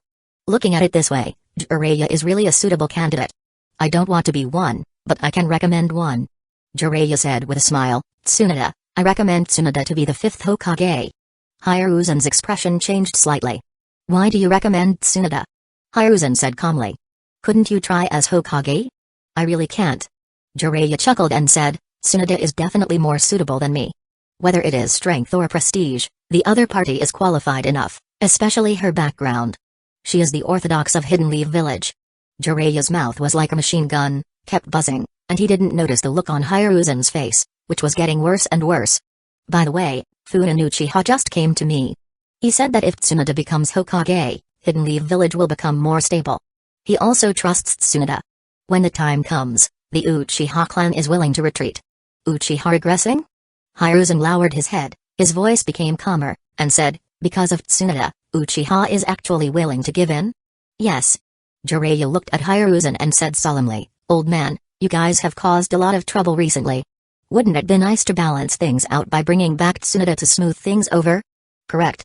Jiraiya added another sentence, saying, if Tsunade becomes Hokage, I will also be willing to stay in Hidden Leaf Village temporarily and help her. Oh. Hiruzen raised his head again, returning to his kind expression. I understand, but you know that the Hokage matter is not something that I can decide alone. I will have to discuss it with Denzo and the others. Discuss with them. Jiraiya's heart sank. Why? Jiraiya couldn't help but ask, Old man, don't you believe Tsunade? Hiruzen picked up the pipe and took 2 puffs before saying slowly, there is one thing you don't know, Jiraiya. What's up? Tsunade has a connection with Funin. How is this possible? Jiraiya was startled and said, when did they have contact? Why didn't I know? Who knows? Hiruzen said calmly. Maybe it will be during the Third Shinobi War. That's not right. Jiraiya categorically rejected it, saying, Funin had fought under me and had cooperated with Minato, and has a collaboration with Narashikaku, and has nothing to do with Tsunade. Hiruzen sighed quietly, because of this is even more worrying. Old man, you. Jiraiya was startled and said, could it be a mistake? My information is not wrong. Hiruzen didn't notice Jiraiya's expression and said, did you know? Funin Uchiha's summon beast is a slug. This. Jiraiya couldn't help but be stunned. Looking at Jiraiya in a daze, Hiruzen sighed and said, do you understand now? Funin has something planned and his thoughts are a mystery to us. The only thing we know for sure is that he is an extremely dangerous person. No, old man. Jiraiya looked at Hiruzen in surprise and said, Funin has slugs, so what? Does this mean anything? Doesn't this mean something? Hiruzen frowned deeply. I believed Tsunade. Jiraiya's words became deeper, and he said, Old man, why? Why don't you want to trust your disciple? Tsunade has been taught by you since she was a child. Don't you understand what kind of person she is? Hiruzen's hand holding the pipe trembled slightly. Chapter 79, Rising Tensions and Hidden Agendas. Staring at Hiruzen silently, Jiraiya could barely hide his disappointment. He turned around and said slowly, Old man, I have met Naruto. Really? Are you angry about his current situation? Hiruzen said calmly. That's to protect him. If people know that Minato has a son, it's enough. Jiraiya shouted coldly. He left with big strides.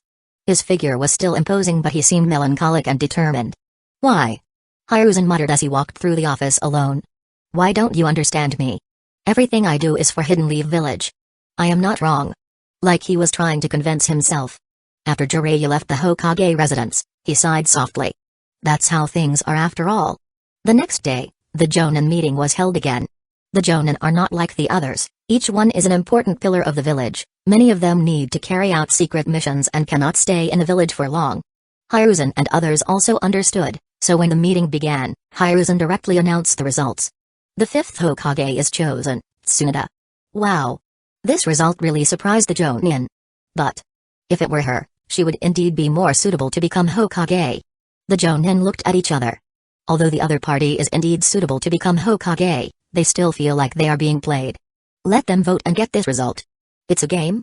During this day's waiting time, the Jonin were also afraid. Worried about a direct war between the Uchiha and Hokage factions. However, the decisions made by the higher-ups are not theirs to make. This made them even more angry. Ahem. Looking at the silent Jonin, Hiruzen coughed dryly and said, Funin Uchiha certainly has the ability to become Hokage, but he is too young. He is suitable to become the 6th generation Hokage. A Jonin stood up and said calmly, we are satisfied that Tsunade-sama is Hokage, but where is she? Hiruzen glanced at the other party. A Barameshibi. A shinobi who is very famous among Jonin. His words probably represent the doubts of many Jonin. Don't worry. Hiruzen smiled and said, we have already sent people to look for her. Look for her? Shibi said immediately. Does that mean she hasn't accepted yet? What if she doesn't accept? She will definitely agree. Hiruzen said seriously. This is for Hidden Leaf Village. Tsunade, as the granddaughter of the first Hokage, she will take into account the overall situation and accept. Shibi remained silent. Before Tsunade returns, Akimeki Torafu will temporarily act as acting Hokage, representing the fifth Hokage. The Jonin were stunned again. Can you still play like this? Humphrey. One Jonin snorted coldly and turned to leave. Shibi looked at the other person's back and followed him away. Many Jonin stood up and left the conference room.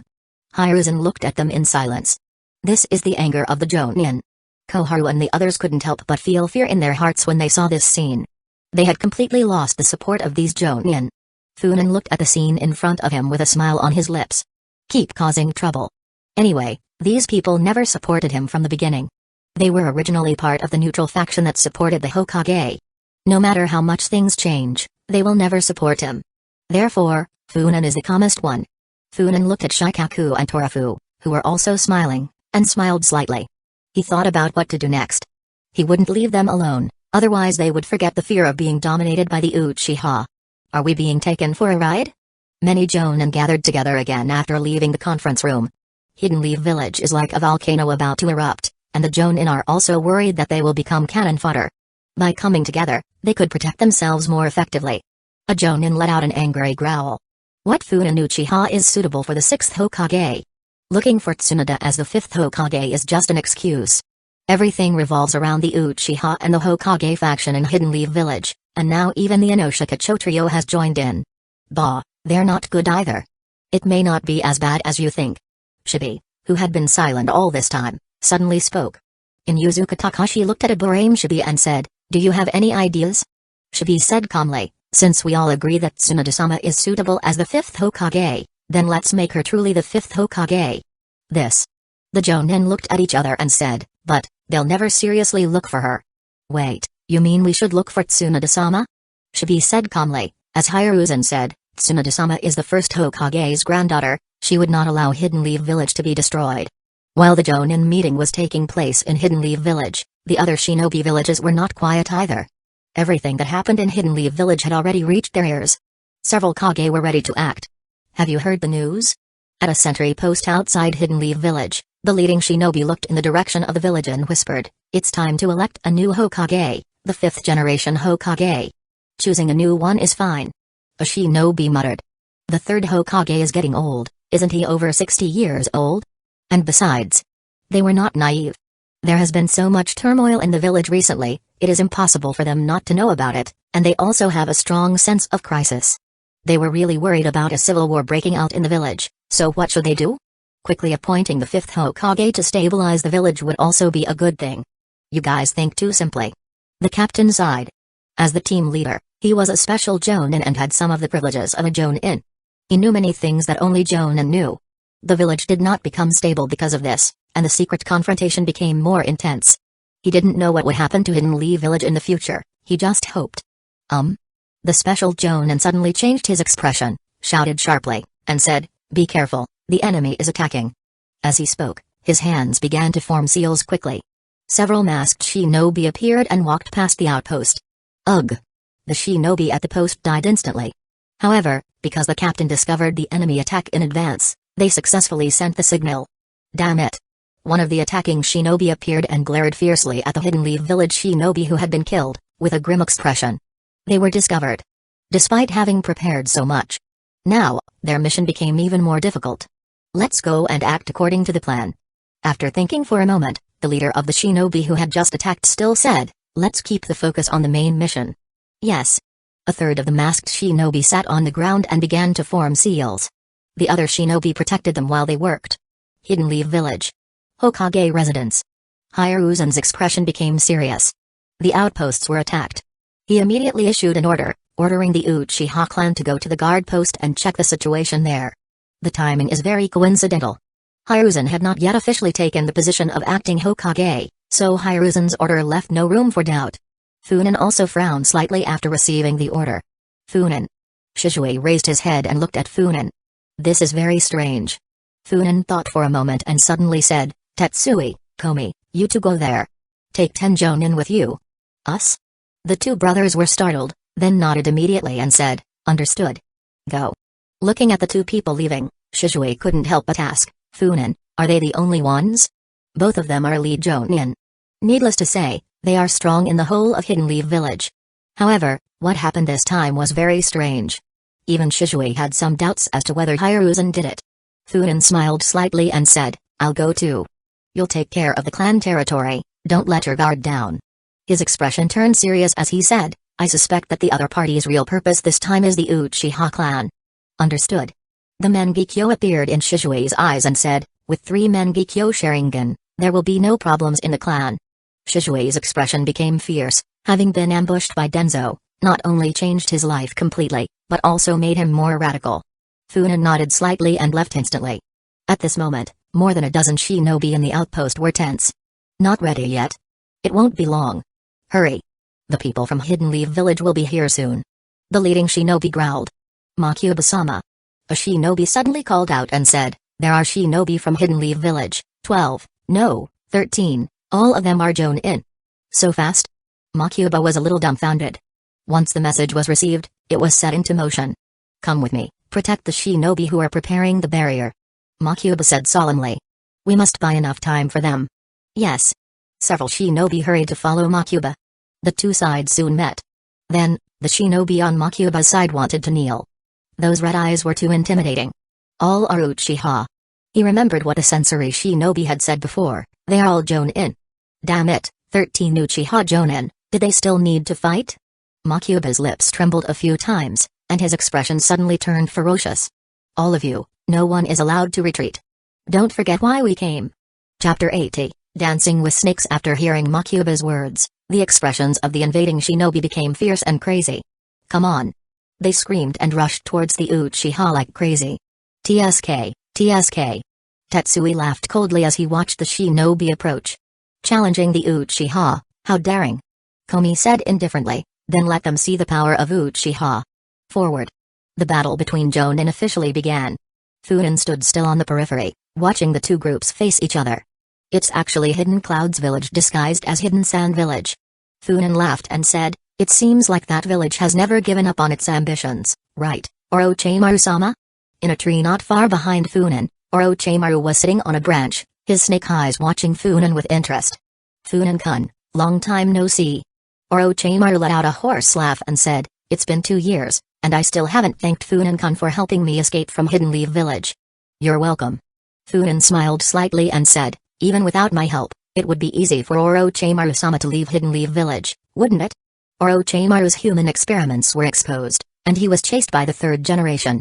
At that time, because he knew that the other party would definitely be able to escape, Funan took action and helped him midway. Orochimaru chuckled, looking at Funan with a strange look. Funan smiled even happier and said, Orochimaru-sama, don't look at me like this. I'm worried that I might accidentally kill you. The suffocating murderous intent rushed towards his face, and even Orochimaru's breathing tightened slightly. But his gaze became hotter. Funan-kun, there has been a lot of movement in Hidden Leaf Village recently. What? Do you feel sorry for your lovely sensei? Orochimaru's expression was imperceptibly stagnant, and he said, that old man is not cute at all, okay? Funan glanced at the two sides fighting and said, is this your work, Orochimaru-sama? More or less. Orochimaru smiled slightly and said, seeing that you are about to start a civil war, I can't bear it. I will help you to eliminate the civil war in Hidden Leaf Village. Then I'd like to thank you even more. Funan smiled slightly, turned the kunai in his hand, and threw it to the side, stabbing a poisonous snake that silently approached him. The Sharingan appeared in his eyes. It seems that Orochimaru-sama wants to compete with me? That's how it is. Orochimaru stuck out his long tongue and looked at him hungrily. Funan knew Orochimaru's purpose without even thinking about it. Naturally, Orochimaru wanted his body. Bringing those from Hidden Clouds Village had a clear purpose, to attract people from Hidden Leaf Village, preferably the Uchiha. If not, Orochimaru would have other methods to lure them out and then capture Funan. Boom, just as Funan was about to use a Ganjutsu to control Orochimaru, a giant snake emerged from the ground beneath his feet and lunged at him ferociously. They are instantly elusive, avoiding the snake's jaws. Funan quickly formed a seal and spit out a mouthful of flame. Fire style, great fireball technique. Hiss. The snake was too big to dodge the flames and had no intention of doing so. Its defense is enough to face most ninjutsu attacks. As a result, it did not expect Funen's blood flames to be so powerful. Amidst its roars, it disappeared engulfed in smoke. Just a fireball? Orochimaru licked his lips. Boom, a huge skeletal arm struck where Orochimaru was. Orochimaru stepped back, but the skeleton arm's attack was faster. What's this? Orochimaru looked stunned. Is this also the power of the Sharingan? You'll know after you try it. Funen's smile became fiercer as his attacks became more intense. Boom, finally, the skeleton arm hit Orochimaru, sending him flying. Funen laughed coldly, extended another skeleton arm and grabbed a nearby tree, forcefully throwing it to the side. There, the silhouette of Orochimaru appeared, who was hit directly, splitting his body in two. Funen chuckled and said, Orochimaru-sama, such a crude disguise is not funny at all. Haha. Funen-kun is indeed very strong. Orochimaru's unique laugh echoed.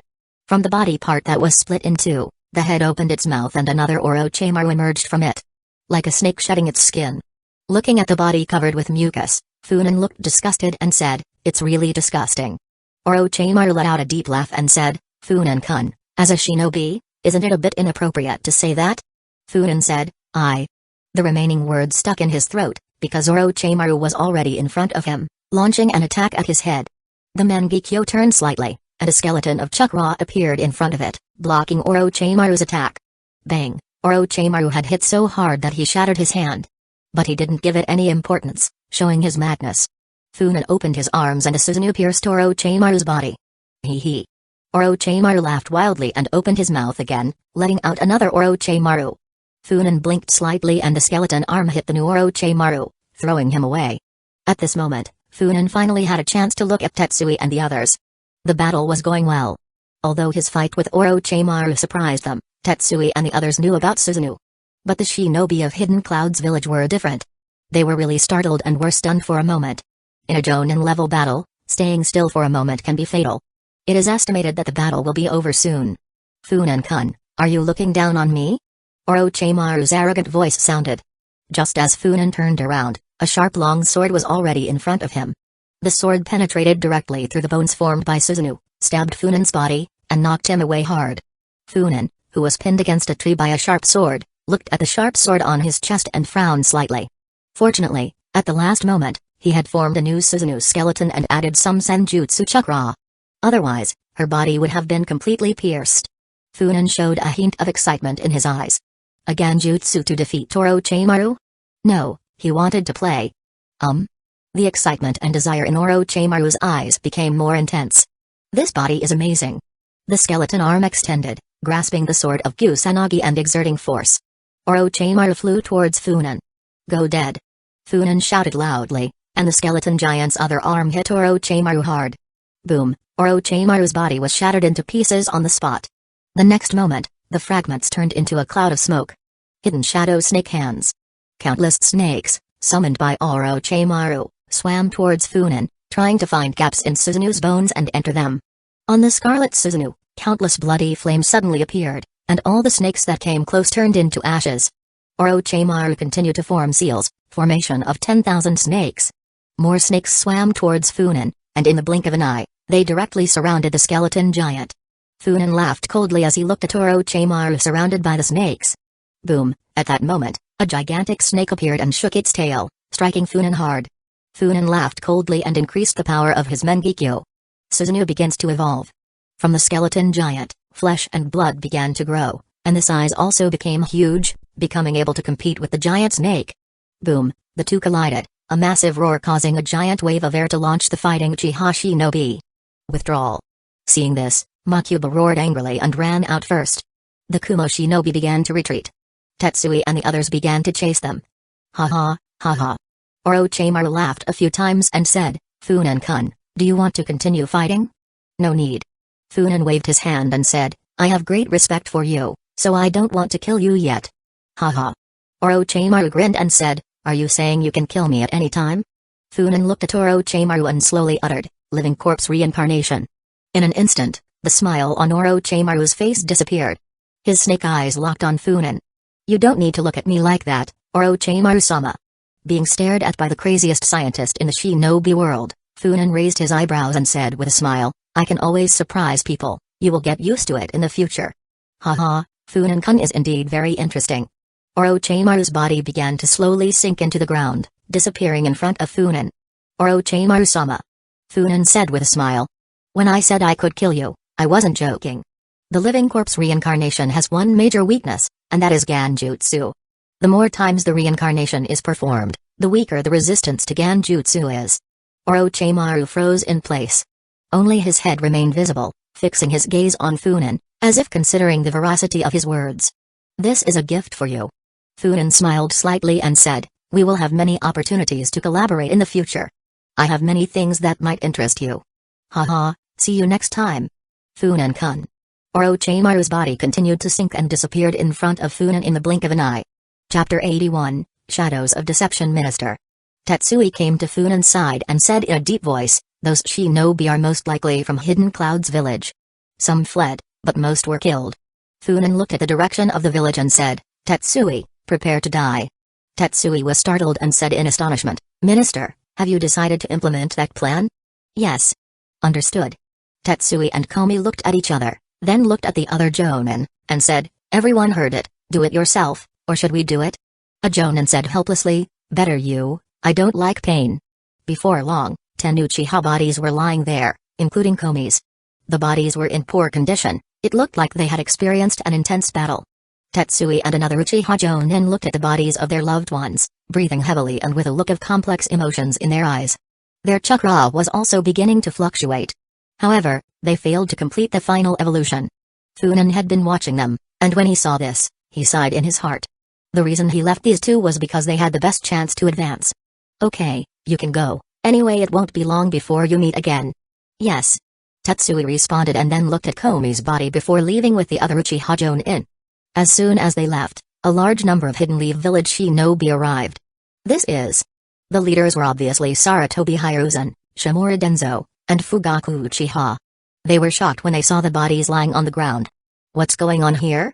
Faced with Hiruzen's question, Funan ignored it and said calmly, Leader Fugaku, take away the bodies of the clan members. Understood. Fugaku was also surprised. Hang on a minute. Denzo jumped out and shouted, we haven't clarified things yet. How can the Uchiha act on their own? Clear things up? Funan sneered and fixed his gaze firmly on Hiruzen and said in a cold voice, the person who took action disguised himself as Hidden Sand Village but was actually Hidden Clouds Village. In addition, Orochimaru attacked us while we were fighting. The expressions of those present changed again. Funan, what do you mean? Torafua frowned and asked. He was very nervous, he was about to take office, and something like this happened.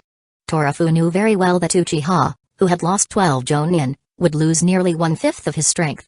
Will Hiruzen let this opportunity pass? Could it be that Orochimaru was sent by him? What do I mean? Funan sneered and said, Orochimaru himself admitted that the reason why he was able to escape Hidden Leaf Village was thanks to Sarutobi Hiruzen's mercy. What? Everyone couldn't help but exclaim, and they looked at Sarutobi Hiruzen with disbelief. Hiruzen looked gloomy and didn't say a word. His silence at this moment was an implicit confirmation. Instantly, the expressions of the shinobi present changed. One after another looked at Hiruzen with angry glances. Okay. Torafu stood up and said. This matter is related to Hidden Clouds Village, we must be cautious. Everyone, let us return to the village first. No matter how big the matter is, we have to return to the village. I will give everyone an explanation. Yes. The Hidden Leaf Village shinobi responded, and some came forward to help the Uchiha collect the bodies. They also collected the bodies of the Kumo shinobi. During this process, some people couldn't help but scream. What's wrong? Why are these corpses all mummified? With Orochimaru involved, could it be a forbidden technique? It's possible. Be careful with these corpses, too. Soon, dozens of corpses were collected, and the bodies of the Uchiha were carried away by the Uchiha themselves. Hiruzen and others didn't say anything. They just wanted to make sure that the Uchiha Jonin were really dead. Regarding the bodies, although they wanted to have them, especially Denzo, who was looking at the Sharingan with his reddened eye, they did not dare to say anything when they saw the almost crazed expression of the Uchiha. If this happened in the past, he would have dared to take away the Uchiha corpse by force even if it was in Fugaku's hands. Ugh, there are fewer and fewer Sharingan available. Denzo muttered inwardly. Hokage's office. This time, the person sitting in the main seat is no longer Hiruzen. Torafu has replaced him. When he heard the words Orochimaru from Funan's mouth, Hiruzen's heart sank, He knew that he would never have the chance to sit in the Hokage's seat again. He let Orochimaru go. This cannot stand the test, so he might as well admit it honestly. The meeting begins. The first person to speak was not Torafu, but Jiraiya. He looked at Funan eagerly and said, "Funan, is it really Orochimaru?" Funan said coldly, "Didn't you go to the place where the fighting happened? Can't you tell it was him? You two have been together day and night and slept in the same bed for so many years." This. Jiraiya was speechless and then remained silent. But the looks of others became a little strange. Funan looked at the third Hokage with his cold eyes and said, "Sarutobi Hiruzen, you must give me an explanation." "Humphrey, what kind of explanation do you want?"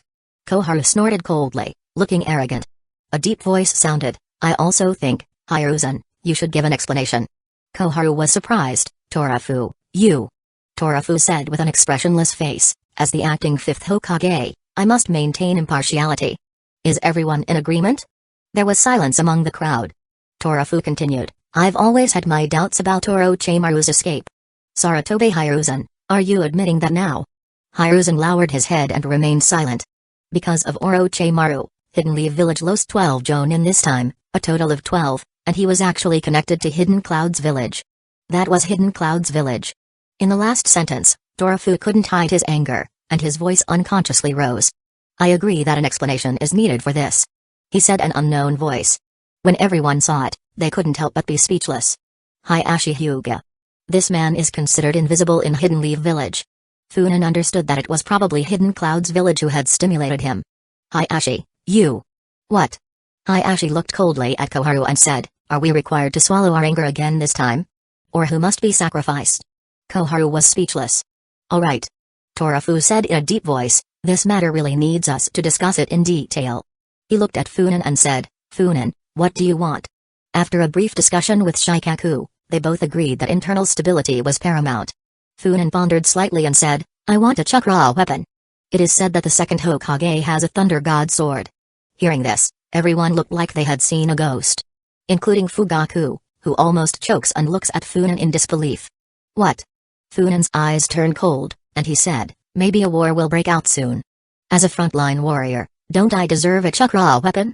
Or, you don't need me to go to the battlefield?" Torafu was a little hesitant. Denzo's voice was cold as he said, "Teacher's weapons will never be handed over to Uchiha. Then don't expect the Uchiha to go into battle." Funan said decisively. "No matter what Hidden Cloud's village wants to do this time, no one from Uchiha will come out. You can figure it out yourself." "How dare you?" Denzo shouted coldly. "You Uchiha want to betray Hidden Leaf Village. Fuck your grandfather." Funan shouted angrily, appeared in front of Denzo, and punched him. Boom, no one thought that Funan would dare to take action at this time. Everyone was unprepared. As a result, everyone saw Denzo being slapped against the wall like a rag. Before that, it bounced on the ground. Funan. Torafu shouted angrily and said, "You dare attack someone in the Hokage's office?" Hiruzen and others all surrounded Funan with angry expressions on their faces. "Damn, you guys are pressuring me." Funan yelled angrily, "I don't know who is behind this incident. I, Uchiha, lost 12 Jonin. Damn it. You want to start a war? I, Uchiha is here to accompany you." The Mangekyo appeared in Funan's eyes, and the blood-red skeleton surrounded Funan. Wait. Seeing that Funan was serious, some people were scared. The momentum of Hiruzen and others is no longer so strong. Torafu also stopped shouting. Shikaku was the first to approach Funan to calm him down. Fugaku and Shizui were also ready for battle. They still held flares in their hands and stood at the window. As long as they were launched, they believed that a large number of Uchiha shinobi would appear. Let the civil war officially begin. Okay. Torafu looked at Denzo and said angrily. The Uchiha are the real victims here. This time, the mistake was Hiruzen's. In this situation, how can you send the Uchiha to the outpost without having clarity about the situation? Hiruzen's expression turned grim, but he still remained silent. Chapter 82, Diverging Agendas. The Uchiha cannot lose their strength now and need to be weakened step by step. It is indeed not advisable to stimulate them too much. Because of this, Hiruzen had to take the blame. Everything is for Hidden Leaf Village. Denzo was pulled back from the wall with difficulty and his entire body trembled with anger. He glared at Funan. Meanwhile, others turned around, barely containing their laughter. Funan's punch was aimed at Denzo's one eye. It was definitely swollen after the punch. Okay, Thunder God Sword, I'll make the decision and compensate to Uchiha. Torafu waved his hand and said, if anyone has objections, express them clearly, but don't mention Sensei, and don't mention not compensating the Uchiha. Torafu looked at Denzo coldly and said, Sensei also took an Uchiha as a disciple. To him, Uchiha are no different. The acting fifth Hokage had already spoken, coupled with Funen's intense reaction, who would dare to object. As a result, Funen was given the sword of the Thunder God. Funen hung the sword on his waist generously and raised his eyebrows at Denzo. Denzo snorted coldly, with a sullen face. Funen, do you have any other requests? Torafu asked again. These 5, promote them to Jonin, I can guarantee their strength. Funen handed over a list. Seeing this, Torafu waved his hand and agreed. The Hidden Leaf Village corrupt quartet looked at each other, thinking that this was probably the hidden power of the Uchiha clan. Okay, next, let's talk about Orochimaru and Hidden Cloud's village. Torafu's expression became serious and said, Funen, tell us the situation at that time. Understood. Funen recounted the events, of course, with some added details. What is Hidden Cloud's village doing? Funen shook his head and said, it seems they are shinobi who specialize in barriers. Barriers? Torafu was startled and looked hurriedly at the Anbu beside him. That Anbu member responded calmly, there are indeed signs of invasion in the barrier. This kind of thing is not uncommon. Hidden Leaf Village's barrier is invaded several times a month. The Anbu looked at Funen. This guy often runs to the edge of the barrier to play, which makes Hidden Leaf Village's barrier team nervous. Especially after hearing that the Uchiha had transferred many of their members, Hiruzen and others almost scolded them to death. Torafu frowned and said, Hidden Cloud's village wants to create a barrier in Hidden Leaf Village? Why? Why else? Hayashi sneered, are they targeting Hidden Leaf Village's KK Genkai? Those damn thieves. Everyone in the room nodded slightly. Hidden Cloud's village is also known as a den of thieves. All day long he was either stealing other people's blood inheritance limits or stealing other people's powerful ninjutsu. That was well known throughout the shinobi world. Hamura whispered, but if they just wanted to steal, wouldn't that be too conspicuous? Everyone was silent again. Indeed, who steals things with such arrogance? What's up with that? Hayashi said again angrily. He sneered and said, why can't they be flashy this time? Hayashi. Hiruzen said in a deep voice, your argument is totally unworkable. Isn't Hidden Cloud's village worried about triggering a war? Hayashi glanced at Hiruzen strangely but said nothing. Hiruzen was a little confused at first, but then he thought of something, his vision went dark, and he almost fainted from anger. Damn you, you dare to mock me like this. Funen would not let go of such a good opportunity, and immediately sneered and said, how can they be afraid? Think about how much Hidden Cloud's village has done in Hidden Leaf Village. Has there been a war? They have even received great compensation.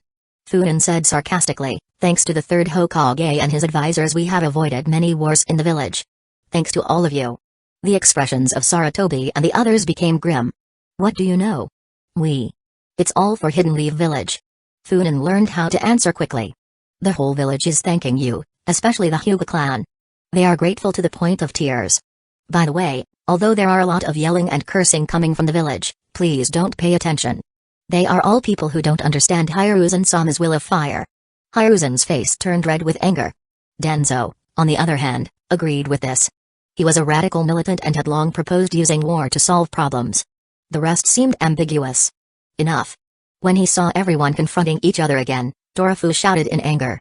What time is it? Stop this nonsense.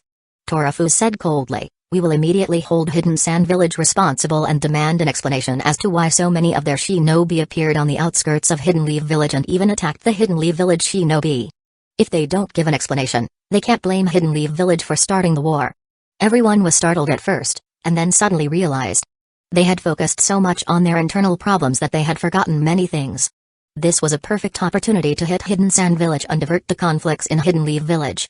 Moreover, isn't it easier to deal with Hidden Sand Village than Hidden Clouds Village? Understood. Everyone dispersed. Even Hiruzen, after a slight pause, slowly left the Hokage's office under the cold eyes of Torafu. After 4 years, the Hokage's office once again welcomed its new owner. After everyone left, Torafu suddenly lay down on the office chair. Shikaku let out a bitter laugh, he had also been in a cold sweat the entire time. Although they had the greatest power, their control over it was the weakest. Shikaku, I regret it, I regret sitting in this position. Shikaku glanced at him and said, if you regret it, it is still possible to change your mind. Torafu rolled his eyes, can't you give me some comfort? Uncle Torafu. Shikaku said seriously. You are now the leader of the village, even if it is temporary, it is because many Jonin accepted it. You cannot let your guard down in the slightest. I know. Torafu smiled bitterly and said, but, what should we do next? He frowned and said, Uchiha actually lost 12 Jonin in one breath. Moreover, Funen was probably injured as well. You also know the characteristics of the Mangekyo. I doubt he can hold on for long. Shikaku also frowned, looking a little uneasy. The original plan was to defeat the third Hokage faction and deal with Uchiha after becoming the acting Hokage. However, Funen's performance today was too aggressive. Talking about war so easily worried Torafu. I still can't believe that Uchiha will lose 12 Jonin in one go. Shikaku spoke in a low voice. Torafu shook his head and said, me neither, but it's a fact. You can't deny it, didn't you see the bodies? You can't fake that. Shikaku frowned deeply. But don't forget, the Uchiha corpses were taken by themselves and most of the Hidden Clouds village corpses were headless. For shinobi, even the dead could speak, but without heads, the information obtained from them was limited. Therefore, in Shikaku's eyes, the bodies seemed too matching, even a little forced. You may be overthinking this point. Torafu had a different opinion, saying, the battle between Orochimaru and Funen, it is surprising that there are any bodies left. Forget it. No matter what, Uchiha suffered huge losses, this is a fact. Shikaku exhaled a long breath and said, we wanted to weaken them a little, but now they have lost 12 Jonin at once and Funen is probably injured. Under the circumstances, it is better to change course. If we put too much pressure on Funen, that boy will surely fight us. Deal with Sarutobi Hiruzen? Torafu's expression turned bitter. Not necessarily. Shikaku said coldly. Shimura Denzo is fine too. It's an idea. Torafu's eyes lit up and he became energetic. In addition, the Udatain and Midokado clans are also within the attack range. Shikaku said coldly. We don't know if we will go to war with Hidden Sand Village or Hidden Clouds Village, but if we do, all of them will be sent to the battlefield. None will escape. Torafu nodded repeatedly and said, speaking of this, the Hyuga clan is also very abnormal today. Shikaku was not surprised at all, and said, the pent-up hatred is finally exploding. After all, his brother was forced to die. Hayashi is not the last person, just the first. Uncle Torafu, be careful. Hiruzen has been the Hokage for many years and has surely offended many people in secret. These people may be dating recently. Torafu sighed deeply and said, it's really annoying. Uchiha clan. As soon as he returned to the clan, Fugaku couldn't help it anymore, grabbed Funen and said, what the hell is going on? Be careful. Funen slapped Fugaku's hand away in displeasure and said casually, no one died, it was just Izanagi. Fugaku was shocked and said, then their eyes. I have spares here, I just implant one in each of them. Spares? Fugaku almost jumped up and said, where did you get the spare? Funen said calmly, during the Third Shinobi World War, I collected some. Also, since I became a Chunin, as long as there are dead shinobi in the clan, I will silently collect their eyes. Chunin? Damn, it's been 10 years now, right? I remember that Funen went to ninja school at the age of 5 and became a Chunin within a few months. Fugaku frowned and stared at Funen. Funen sneered and said, what's wrong? Are you dissatisfied? Don't be hypocritical. Denzo has as many Sharingan as I do. Why don't you face him? Fugaku's expression became even more gloomy. Chapter 83, Torafu takes charge. Denzo couldn't hide the fact that he was collecting the Sharingan from Fugaku. However, at that time the Hokage faction was so powerful that he had no choice but to pretend he didn't know. Fugaku snorted and turned to leave. After he left, Setsuna walked out slowly and sat across from Funen. You kid. What? Funen said playfully. Do you also want to teach me a lesson? How is that possible? Setsuna sighed and said, that Uchiha has come this far is something I would never have dared to imagine before. Therefore, no matter the cost, I am willing to pay it. Funen nodded and said, these 12 Jonin, along with the power we have been hiding, if suddenly unleashed, it would be surprise enough for Hiruzen and the others. Setsuna nodded. This is something only the 4 of them know, not even Shizue or Itachi. The Uchiha had been hiding their power silently for a long time now.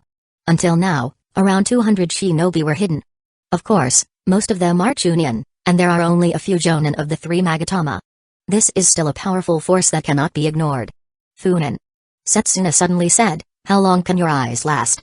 Funen looked at Setsuna unexpectedly and said, old man, what do you want to say? Setsuna smiled slightly and said, do you know what happened between Madara Uchiha and his brother? The Cursed Eyes and the brothers. Funen sneered. Suddenly, He seemed to understand something and looked at Setsuna in astonishment. Instantly, Setsuna smiled slightly and the Mangekyo Sharingan appeared in his eyes. "Okay, old man," Funan said in shock. "You actually? When did it happen?" Setsuna showed a self-deprecating smile and said, "In your words, after being beaten by Saratobi Hiruzen, I awakened these eyes." Funan couldn't help laughing. "So, what's up?" Funan asked with interest. "Do you want to give those eyes to me?" "Exactly." Setsuna responded bluntly. Madara fused his brother's eyes and managed to obtain the eternal Mangekyo Sharingan, reaching supreme power. "I am your grandfather, my blood runs through your veins, I believe my eyes can also fuse with yours." At the end of the sentence, Setsuna couldn't hide his excitement. Even people who don't like Madara Uchiha have to admit that the era with Madara Uchiha is the era when Uchiha is the strongest. What's more, Setsuna himself is an admirer of Madara Uchiha and considers himself the successor of his will. Being able to reproduce Madara Uchiha's powerful power is too tempting for him. "Forget it." Funan shook his head and said, "I don't want your eyes." Before Setsuna could speak, the Mangekyo appeared in Funan's eyes. The moment he looked at Setsuna, the effect of the Tsujugai no Kakuo was transmitted to him.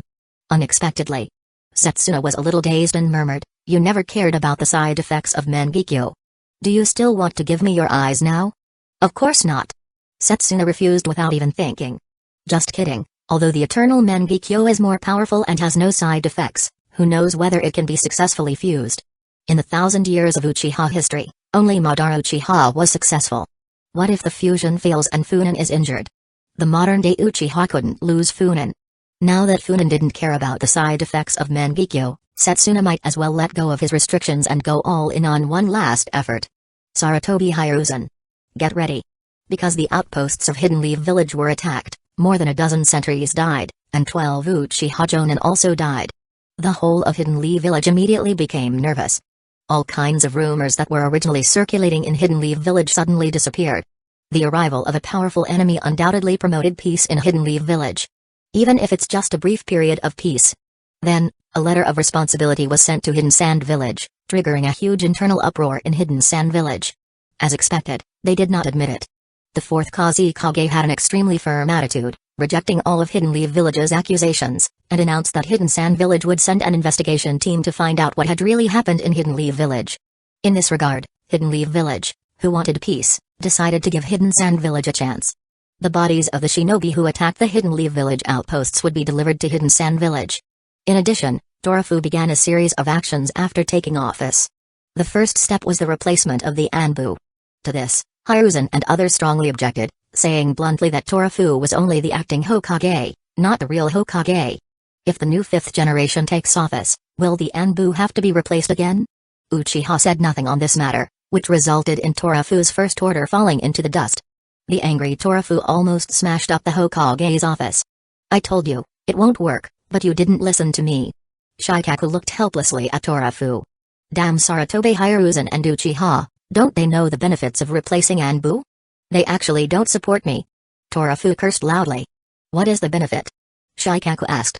"It goes without saying that Hiruzen is targeting them, but if it were our people." Having said this, Torafu fell silent. The Uchiha had definitely noticed something, which led to his lack of action this time. "Do you understand now?" Shikaku sighed and said, "Uchiha is now a coiled hedgehog. Anyone who disturbs them risks being seriously injured by them. Furthermore, Uchiha barely expanded his power, they stayed the same, causing Hiruzen to focus his attention on them. What should we do?"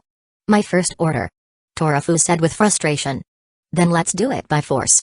Shikaku sneered and said, "Saratobi Hiruzen must be laughing, so let him not laugh." With that said, he sent a proposal to Torafu. Torafu read it and almost threw it away. He looked at Shikaku in disbelief. "Are you crazy?" "Hidden Leaf Village Shinobi Census Plan." Shikaku looked calm and said, "Whether it works or not, you will know after you try it." "Explain to me." Torafu looked at Shikaku and said, "What exactly do you want to do?" He had just taken office and had already received a blow to his prestige once. If it happens again. Torafu seemed to be thinking about something. If he continues to lose his prestige, he could no longer continue as acting Hokage. Who would be the first to explode? The Jonin group. The person they originally chose was Funan Uchiha. They already felt suffocated when they were forced to accept Tsunade and Torafu as an agent. If Torafu quit after 3 days, wouldn't the Jonin explode? Saratobi Hiruzen will be the first to be hit. Uncle, can I summon Hiruzen and the others for a meeting? Shikaku looked at Torafu with a smile. Go ahead. Torafu sighed deeply, muttering, let's try it and see. If it doesn't work, we'll all have to leave together. Soon, Hiruzen and others, as well as Funin and Fugaku, were summoned. When Shikaku handed out the shinobi census plan to everyone, it was not surprising that Hiruzen strongly objected. Funin's jaw almost dropped. This is the move of some ruthless person. You really want to force Hiruzen to death, don't you? Torafu, what exactly do you want to do? Hiruzen looked at the plan and his head almost exploded. Hiruzen could already foresee the scene of his death. What should I do? Torafu sneered and said, and what do you mean? What's wrong with what I'm doing? Are you going to say that I should wait for the 5th Hokage? You said that reforming the Anbu was the Hokage's responsibility, but as acting Hokage, I do not have this qualification. Now I'm not qualified to conduct a shinobi census. So tell me, what am I supposed to do? Otherwise, do I recommend you to be the 5th Hokage's agent? The veins on Hiruzen's head were beating continuously. If Torafu's words were followed, in less than an hour, the topic of Saratobi Hiruzen still clinging to power would spread throughout Hidden Leaf Village and be discussed intensely. Say it. Hiruzen said with a gloomy face. What exactly do you want? 2 things. Torafu raised 2 fingers and said calmly, Finance Department and Logistics Department. Impossible.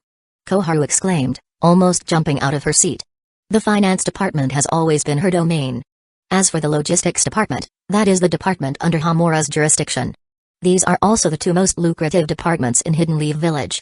Impossible? Torafu sneered and said, why is it impossible? I am now the acting Hokage. Who do you think you are? Calling them elders really makes you think of yourself as a thing. Let me tell you, not only do I want these 2 departments, but I also want to investigate them. Any discrepancies in the accounts, you better fix them immediately, or the Anbu will go into action to arrest the people. The Anbu should still be able to follow my orders, right? The last words were directed at Hiruzen. Koharu and Hamura turned pale involuntarily. The 2 of them unconsciously looked at Hiruzen. Torafu looked at Funin, only to find that he was writing and drawing with his head down. What are you doing? Torafu had a headache. This guy is very dishonest and always makes you angry. Now he needs your support, can't you see? Hiruzen sighed and said, Torafu, the finance and logistics departments will be handed over to you in a week. 3 days at most. Torafu said coldly. Hiruzen, don't blame me for not giving you a chance, it's just that you have gone too far. Chapter 84, Deals and Disquietude. It's fine. Hiruzen gritted his teeth and accepted the deadline given by Torafu to hand over the finance and logistics departments. This. Hiruzen held up the census plan in his hand. Torafu said calmly, let's talk about it later. Hiruzen and the others walked out of the office with heavy expressions on their faces. Hiruzen. Koharu asked anxiously. How can the finance department and logistics department be handed over? Hiruzen asked back, to control the Anbu is to control the Hokage's life. You are the Hokage. Are you willing? Koharu remained silent. Anbu cannot be lost, it is a very powerful military department and control over it is crucial. To continue controlling the Anbu means having to sacrifice something. However, they did not expect that the old fat man Torafu had such a big appetite. Hidden Leaf Village is becoming more and more out of control. Hiruzen suddenly sighed and said, I fell into my old habit. What do you mean? The Anbu should have been abandoned from the beginning. What? Funin, what are you implying? Torafu looked at Funin with an unkind look and said, why didn't you say anything just now? If Funin had spoken, Torafu wouldn't be so worried. Funin said in surprise, you performed very well and were very impressive. What should I say? You. Torafu sat on the chair angrily, glanced at Funin, and asked curiously, what are you drawing? Oh. Funin said nonchalantly. Before the matter of Hidden Sand Village and Hidden Clouds Village comes out, I have a lot of free time and just want to make a movie for fun. You want to make a movie? Torafu felt an extremely bad premonition in his heart, and he said in a trembling voice, Funin, can I watch the movie first when it's ready? Sure, but why that expression? Funin frowned. Do not trust me? No, I trust you too much. Your expression doesn't match what you're saying. You seem scared. Torafu looked at Funin speechlessly. That's true, I'm really scared. Anyway, we agreed that after you finish filming, you must let me see it first. Funin said dissatisfied, do you think there will be anything inappropriate in my movie? No, I'm worried it's too appropriate. Torafu said seriously. Funin. Torafu and Shikaku looked at each other. Funin, we had some misunderstandings before, But we hope to cooperate sincerely in the future. Is there any misunderstanding? Funan said in surprise. Don't we always cooperate well? Torafu's face twitched, and he said helplessly, Inoshikacho will hand over another 100 million ryo. Also, when the finance department is in our hands, I will find a way to get another 100 million more. The same for the logistics department. After receiving it, I will take out some strategic supplies and send them to the Uchiha, compensating some of the money. I guess you will agree. Oh, Hokage-sama is too kind. Funan immediately said with a smile. The finance and logistics departments should be under the control of Hokage-sama. Who would dare stop him? Whoever stands in the way will become my enemy, even if it is Hiruzen. Torafu breathed a sigh of relief, nodded and smiled. The Hidden Sand Village investigation team will arrive in Hidden Leaf Village tomorrow. Uchiha should keep an eye on them and not let them do something they shouldn't do. Don't worry about this. Funan was very cooperative at this time. Looking at Funan's back, Torafu sighed. If he had a choice, he would definitely not want to cooperate with Uchiha. Those guys are so dangerous. Especially Funan. However, he had no other choice. Hiruzen obviously did not want to delegate power, and everyone planned to squeeze him out. Where is Jiraiya? Torafu suddenly asked. And Kakashi?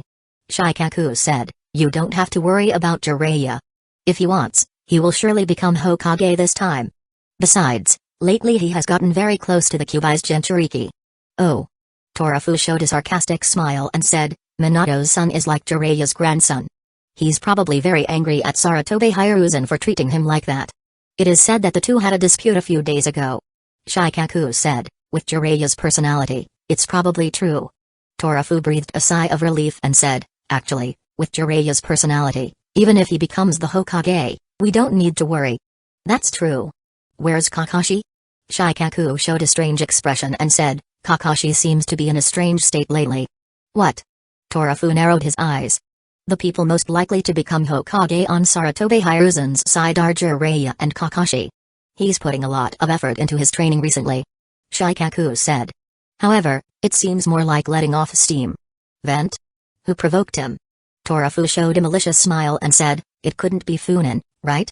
Besides him, who else has the ability to bring someone to the brink of collapse? Shikaku was speechless for a moment before saying, don't always think that Funan is involved in this. He is not. Not necessarily. Well, probably not Funan. They have no connection to each other, and if they did, it would be disastrous. Shikaku felt defeated under Torafu's contemptuous gaze. Torafu thought for a moment and said, is it about Hatake Sakamu? It's possible. Keep an eye on him. Torafu said calmly. Although the Hatake Sakamu incident made Kakashi feel resentful, after all, it was Denzo who did it and it had nothing to do with Sarutobi Hiruzen. Kakashi should understand too, that's why he has been at peace with the other party for so many years. If Sarutobi Hiruzen is really looking for him, Kakashi should help. I have it in mind. Shikaku said. The rest depends on Hidden Sand Village. Let's see what these guys are going to do. It's best to have conflicts with Hidden Clouds Village. Honestly speaking, I don't understand what Kumo is planning. They have mobilized such a powerful force. Funan hummed a tune as he walked down the street, at the same time he focused on the god tree inside his body. The two fruits are almost ripe again. Funan, walking down the street, suddenly started. A blonde boy with a whisker-like facial marking was approaching him. Naruto Uzumaki. Funan did not stop his pace, he glanced at him and then looked away. The Sharingan was reflected in his pupils. Funan entered a strange space. A huge sleeping creature suddenly woke up and stared at him coldly. Hey, hello, Kobai, this is the first time we've met. Funan waved across the cage. He looked at the water under his feet and murmured, the living conditions are really bad, it's like a slum. No, it should be a sewer. Roar. Kibai's cold eyes showed endless killing intent, and it rushed to the cage, revealing its sharp fangs. Uchiha. That's right.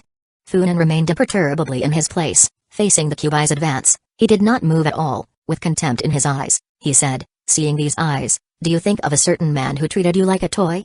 Damn it. The Kibai hit the cage hard but was repelled again. What a bad temper. Funan smiled and said, I'll get straight to the point, Kibai, give me some of your power, I want to do an experiment. Haha, are you dreaming? After going through its initial rage, the Kibai calmed down. It slowly arched its body and made an attacking posture. It stared at Funan with its fierce eyes and shouted coldly, go away. Me and Uchiha have nothing to do with each other, nor will I make any deal with you. Kibai looked at Funan with disgust. From this guy's eyes, He did see the figure of that man. That irritated him. Funan smiled slightly. Someone is collecting tailed beasts. Kibai was unmoved. It is said that they want to recreate something called the Ten Tails. Do you know what that is? These words made Kibai almost jump. What did you say? Kibai roared and hit the cage hard. See you, Kurama. Funan smiled slightly and slowly disappeared. How do you know? Damn it. Damn it, stop it and speak clearly. Uchiha. Kibai kept roaring, and it hit the cage crazily. A large amount of power began to leak out, but it was tightly restricted by the seal. Damn Uchiha, damn the fourth Hokage. They can't stop me, they can't. Roar. The Ten Tails? Damn, how is that possible? 6 paths. At this moment, Funan had already passed by Naruto. He could feel the gazes around him locking onto him. He knew they were Anbu. Any approach by an Uchiha to the Jinchuriki would attract their attention.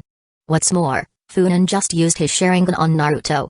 In the past, that would have resulted in his immediate arrest. But now, things were different. Funan didn't make any further moves, and they didn't dare to stop him. They could only watch him leave helplessly. However, they still reported the news to the third Hokage. Third Hokage, acting fifth Hokage, I have caused you a little trouble. You won't blame me, right? Sure enough, the third Hokage immediately approached Torafu. You said Funan came into contact with the nine-tailed Jinchuriki? Torafu frowned and said, is there any abnormality in his chakra? Yeah. The third Hokage said. Torafu, what do you think of this? Torafu thought for a while and said, you don't need to worry about this matter. I will ask Funan. The third Hokage said calmly, Torafu, my bottom line is that Uchiha must not have any interaction with the Jinchuriki, otherwise. His gaze was filled with infinite cold, which was suffocating. Chapter 85, Flaming Feuds and Scorching Scandals. I understand. Torafu said directly. I'm also against the Uchiha approaching the Jinchuriki. I'll contact Funan about this. By the way, how is the Jinchuriki doing right now? Jiraiya is with him. Oh. Letting Jiraiya keep the Jinchuriki was probably a decision that both parties could agree on. Torafu-sama. A shinobi walked into the office and said respectfully, the Hidden Sand Village investigation team has arrived. Oh. Torafu said, Shikaku, you and Funan go meet them. We will let you cooperate with the investigation team. Yes. Shikaku strode away. When Funan saw Hidden Sand Village's investigation team, he couldn't believe his eyes. The most beautiful back in the shinobi world. She's not dead? Funan whispered softly. Shikaku rolled his eyes at the side and said, be a little more sensible. She's fine, she is still a great hero of Hidden Sand Village. Why should she be dead? Do you have a problem? The leader of the Hidden Sand Village investigation team is surprisingly the hero of Hidden Sand Village, Bakura. Funan remembered that she should have been sent to Hidden Mist Village by Raza to be killed after the Third Shinobi War. This should be the condition for a truce between Hidden Sand Village and Hidden Mist Village. And now, it turns out she's not dead. Funan thought for a moment and suddenly understood. Damn. It's because of him again. During the Third Shinobi World War, he was thrown into the front lines against Kiri, with Shikaku as his partner. Therefore, Kiri's losses were much greater than in the Naruto series. Who is the person Hidden Mist Village hates the most right now? It's definitely Funan Uchiha. Even if there is an agreement, it will be between Hidden Mist Village and Hidden Leaf Village, not Hidden Sand Village. Funan looked at Bakura's appearance and instantly changed his attitude. You can't deny a favor of life, right? So, Funan made a decision. One cannot be too selfish and must know how to show gratitude. I am a good person, and I am willing to give her the opportunity to pay me for preventing her death. Welcome, members of Hidden Sand Village. Shikaku approached smiling to welcome, but Funan had already approached Bakura's side. Hello, beautiful lady. I am Funan Uchiha. A modest smile appeared on Funan's face. Are you Funan Uchiha? Upon hearing this name, the Hidden Sand Village shinobi, who were originally on guard, changed their expression greatly, especially Bakura, had a dramatic change in her expression. She stared at Funan with interest, her eyes full of vigilance and curiosity. Oh, you heard my name? What an honor. Funan continued to laugh. Of course. Bakura's expression was serious. I am Bakura of the Scorch style. I am very happy to see the famous Bloody Flame. This sentence made many people suddenly realize. One is Scorch style, and the other is Blood Flame, both of them are flame bringers. It is natural that both of you want to know more about each other. I really want to spar with you. Bakura's eyes were full of fighting spirit. Funan was overjoyed and said with a smile, I also want to compete with you. Come on, let's find a place where no one is around and have a good competition. Okay.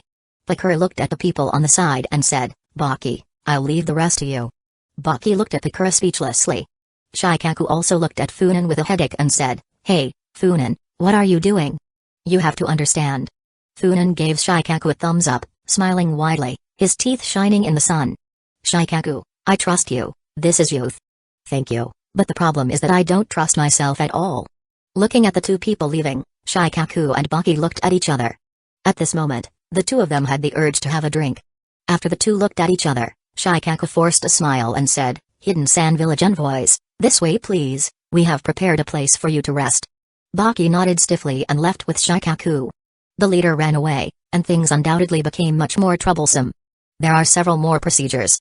They had to discuss first, then report to the two leaders, and after their approval, they could move on to the next step. If they didn't agree, they would have to start over. Maybe many people think that without these two people, there will be less things to do, right? This is nonsense. Now the situation in Hidden Leaf Village has become so tense. Who dares to make a mistake at this time? Hidden Sand Village was in a similar situation. Bakura's strength was not below that of the Kusagakure. However, Bakura is a civilian shinobi, and Raza's power is very restrictive to the One Tail, and he is also the disciple of the third Kusagakure. This is why Raza took the position of Kusagakure. Who dares to ignore the will of such a troublesome woman? Therefore, no matter what, both parties could not avoid these two. Is this Hidden Leaf Village's sincerity? They are deliberately slandering us. After a short rest, the investigation team accompanied Shikaku to the room where the bodies of the Kumo shinobi were. After a brief inspection, the Hidden Sand Village shinobi became enraged. They could tell they were Kumo shinobi, how could Hidden Leaf Village not see it? What? Shikaku raised his eyebrows and said in surprise, it was obviously the Hidden Sand Village shinobi who invaded, why do you still doubt our sincerity? Frame them. Are you talking about Hidden Leaf Village? You. Enough. Baki stopped the angry Hidden Sand Village shinobi and looked at Shikaku, saying, these are Kumo shinobi. What? Shikaku's expression changed. Hidden Sand Village doesn't want to recognize them. Do you want to blame Hidden Clouds Village? Look at their forehead protectors, and they died at the hands of the Uchiha. Most of them used Hidden Sand Village's ninjutsu. And is that enough as evidence? Baki's mouth twitched. If this is what Hidden Leaf Village thinks, then we have nothing more to talk about. Let's do whatever it takes. Baki's words also became tough. This is trying to force the blame on Hidden Sand Village, they will definitely not admit it. Okay. Do as you say. Shikaku waved his hand and said, go away. After that, he assigned someone to guide Hidden Sand Village's envoys out of Hidden Leaf Village. Then, he turned around and left. Wait a minute. Baki was dumbfounded when Shikaku left. This was the reality. Hidden Sand Village was no match for Hidden Leaf Village, the power gap between the two was huge. Oh. Shikaku turned around, his face emotionless. Anything else? Baki sighed helplessly and said, Shikaku-san, we can discuss it. Seeing this, Shikaku finally smiled. In a forest around Hidden Leaf Village, Funan ran out with his clothes in a mess, looking back with tears in his eyes. You actually are worse than a beast. Damn. Bakura, who also had disheveled clothes, almost fainted with anger upon hearing that. Her eyes were red with anger. Boom. Boom. Boom, 4 blazing fireballs appeared around Bakura. What? Funan shouted angrily. Do you want to kill me to hide the truth? Let me tell you, you are dreaming. I will expose your dark side. You. Bakura was furious and yelled. Are you still an Uchiha? Are you still a man? Funan pouted and said, you know that better than anyone. I know nothing. Bakura said angrily. You bastard, don't say such things that are easy to be misunderstood. Okay then. Funan jumped and said, when you put on the clothes you don't recognize me anymore, do you? You. Just wait. Funan shouted. Bakura, this matter is not over, I will come back. Looking at Funan who left in a rage, Bakura's mind was a mess. It was just a contest of strength, why did the other party have so much drama? Looking at that expression, Bakura was a little doubtful whether he had really done anything. Suddenly, Bakura turned his head and saw the Hidden Sand Village investigation team, who were staring in amazement from a distance. The Hidden Leaf Village shinobi were also there, but they all seemed to be hiding a laugh. Only Shikaku's expression was grim. Damn it. Bakura's mind went blank instantly. People are always interested in gossip. Especially someone like Bakura, a goddess-level kunoichi with impressive beauty, skills, and figure. Funan is the same. No matter where he is a perfect male god. In addition, they both have extremely high status. So, A huge tornado swept across Hidden Leaf Village. Bakura felt like she was attracting strange looks and people pointing at her wherever she went. The Hidden Sand Village team was also arguing intensely. A man and a woman ran out of the deserted woods, both of them were disheveled, and they said such a classic dialogue. This excited them even more than the matter with Saratobe Hiruzen in the past. The discussions became more and more exciting and real as time continued to pass. They even described the postures used by Funan and Bakura. It was as if they had seen it all with their own eyes. Bakura was stunned. Is this Hidden Leaf Village? Have I been in the wrong place? Shikaku and others were also stunned. After several rumor battles, Hidden Leaf Village seemed to be heading down a slightly crooked path. Chapter 86, The Poster Plot Unveiled. Hokage's Office. Torafu looked at the promotional picture in front of him, and the fat on his body was trembling. Just now he gathered everyone together to discuss the matter between Funan and Bakura. This matter is quite a big deal and must be dealt with. Concerns had also been expressed by Hidden Sand Village envoys. The tension was palpable in Hidden Leaf Village, and Torafu needed to understand the reason behind Funan's actions. But Funan told him that the movie he was going to shoot was ready and that he wanted his advice. Seeing that everyone was not there yet, Torafu nodded in agreement. And so, he found himself faced with this thing. Hidden Leaf Village harem, The Legend of Funan. Then, 5 people appeared on the promotional picture. Funan was in the middle, looking forward with a cold and arrogant face. His eyes were sharp, as if no one could stop him. Behind him on the left were 2 people, standing in order, Hiruzen and Denzo. One of them had a kind face, and the other had a cold face. Behind him on the right were 2 more people, one was Torafu, and the other was Fugaku. What the hell is this? The poster had a small line, watch Funan Uchiha grow from an inexperienced youth to a towering tree that protects everyone from the wind and rain. Torafu took a deep breath and left the promotional photo silently, pretending that he didn't see that thing. He simply didn't have the energy to comment. Especially since in the entire poster, Funan was clearly the protagonist. Funan's face had obviously been heavily edited. The others seemed uglier just to make him look better, right? And Fugaku, damn it, was standing behind him, but why was he looking at him with those fierce eyes? Torafu's actions made Hiruzen and Denzo, who had just walked into the office, feel moved. They looked at each other and noticed a spark in each other's eyes. What is Torafu hiding? They both worried about the paper Torafu had placed on the table. Alright. Torafu's voice sounded tired. You know why I called you here today? Funan, tell me, what's going on between you and Bakura? Funan immediately showed a tearful expression and said, the village needs to intercede for me. Can you speak clearly? Yes. Funan stood at attention and said, Bakura was originally a candidate for the 4th generation Kusagakure. It is said that she and the current Kusagakure are not on good terms. Shikaku asked, do you want to cause problems within Hidden Sand Village? Yes. Funan said, Uchiha is very strong. If Raza knew that Bakura had an ambiguous relationship with the top leaders of Hidden Leaf Village, and this person is also from Uchiha, what would he think? Humphrey. Denzo snorted coldly and said, now we want Hidden Sand Village to take care of Hidden Clouds Village. Funan looked at Shikaku and said, how is the negotiation going? It's in progress. Shikaku hesitated and said, the other party intends to work with us to put pressure on Hidden Clouds Village, or at least demand compensation from the other party. Then tell that Baki that if he agrees and is willing to pay a certain price, Bakura will not threaten Raza. What? The expressions of the people present changed. That Baki, is he Raza's subordinate? You want to help Raza kill Bakura?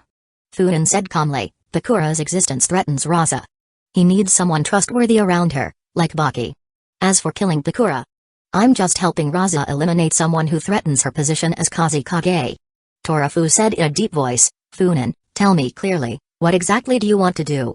During the Third Shinobi World War, the losses of Hidden Clouds Village were not particularly large. Funan said indifferently.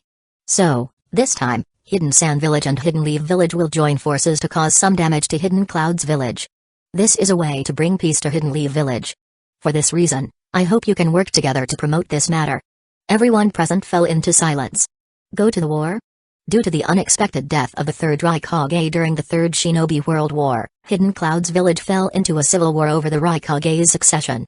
In the end, the current Raikage, who was both the representative of the fighting faction and the son of the 3rd Raikage, won, but in order to stabilize his position, he did not send troops again.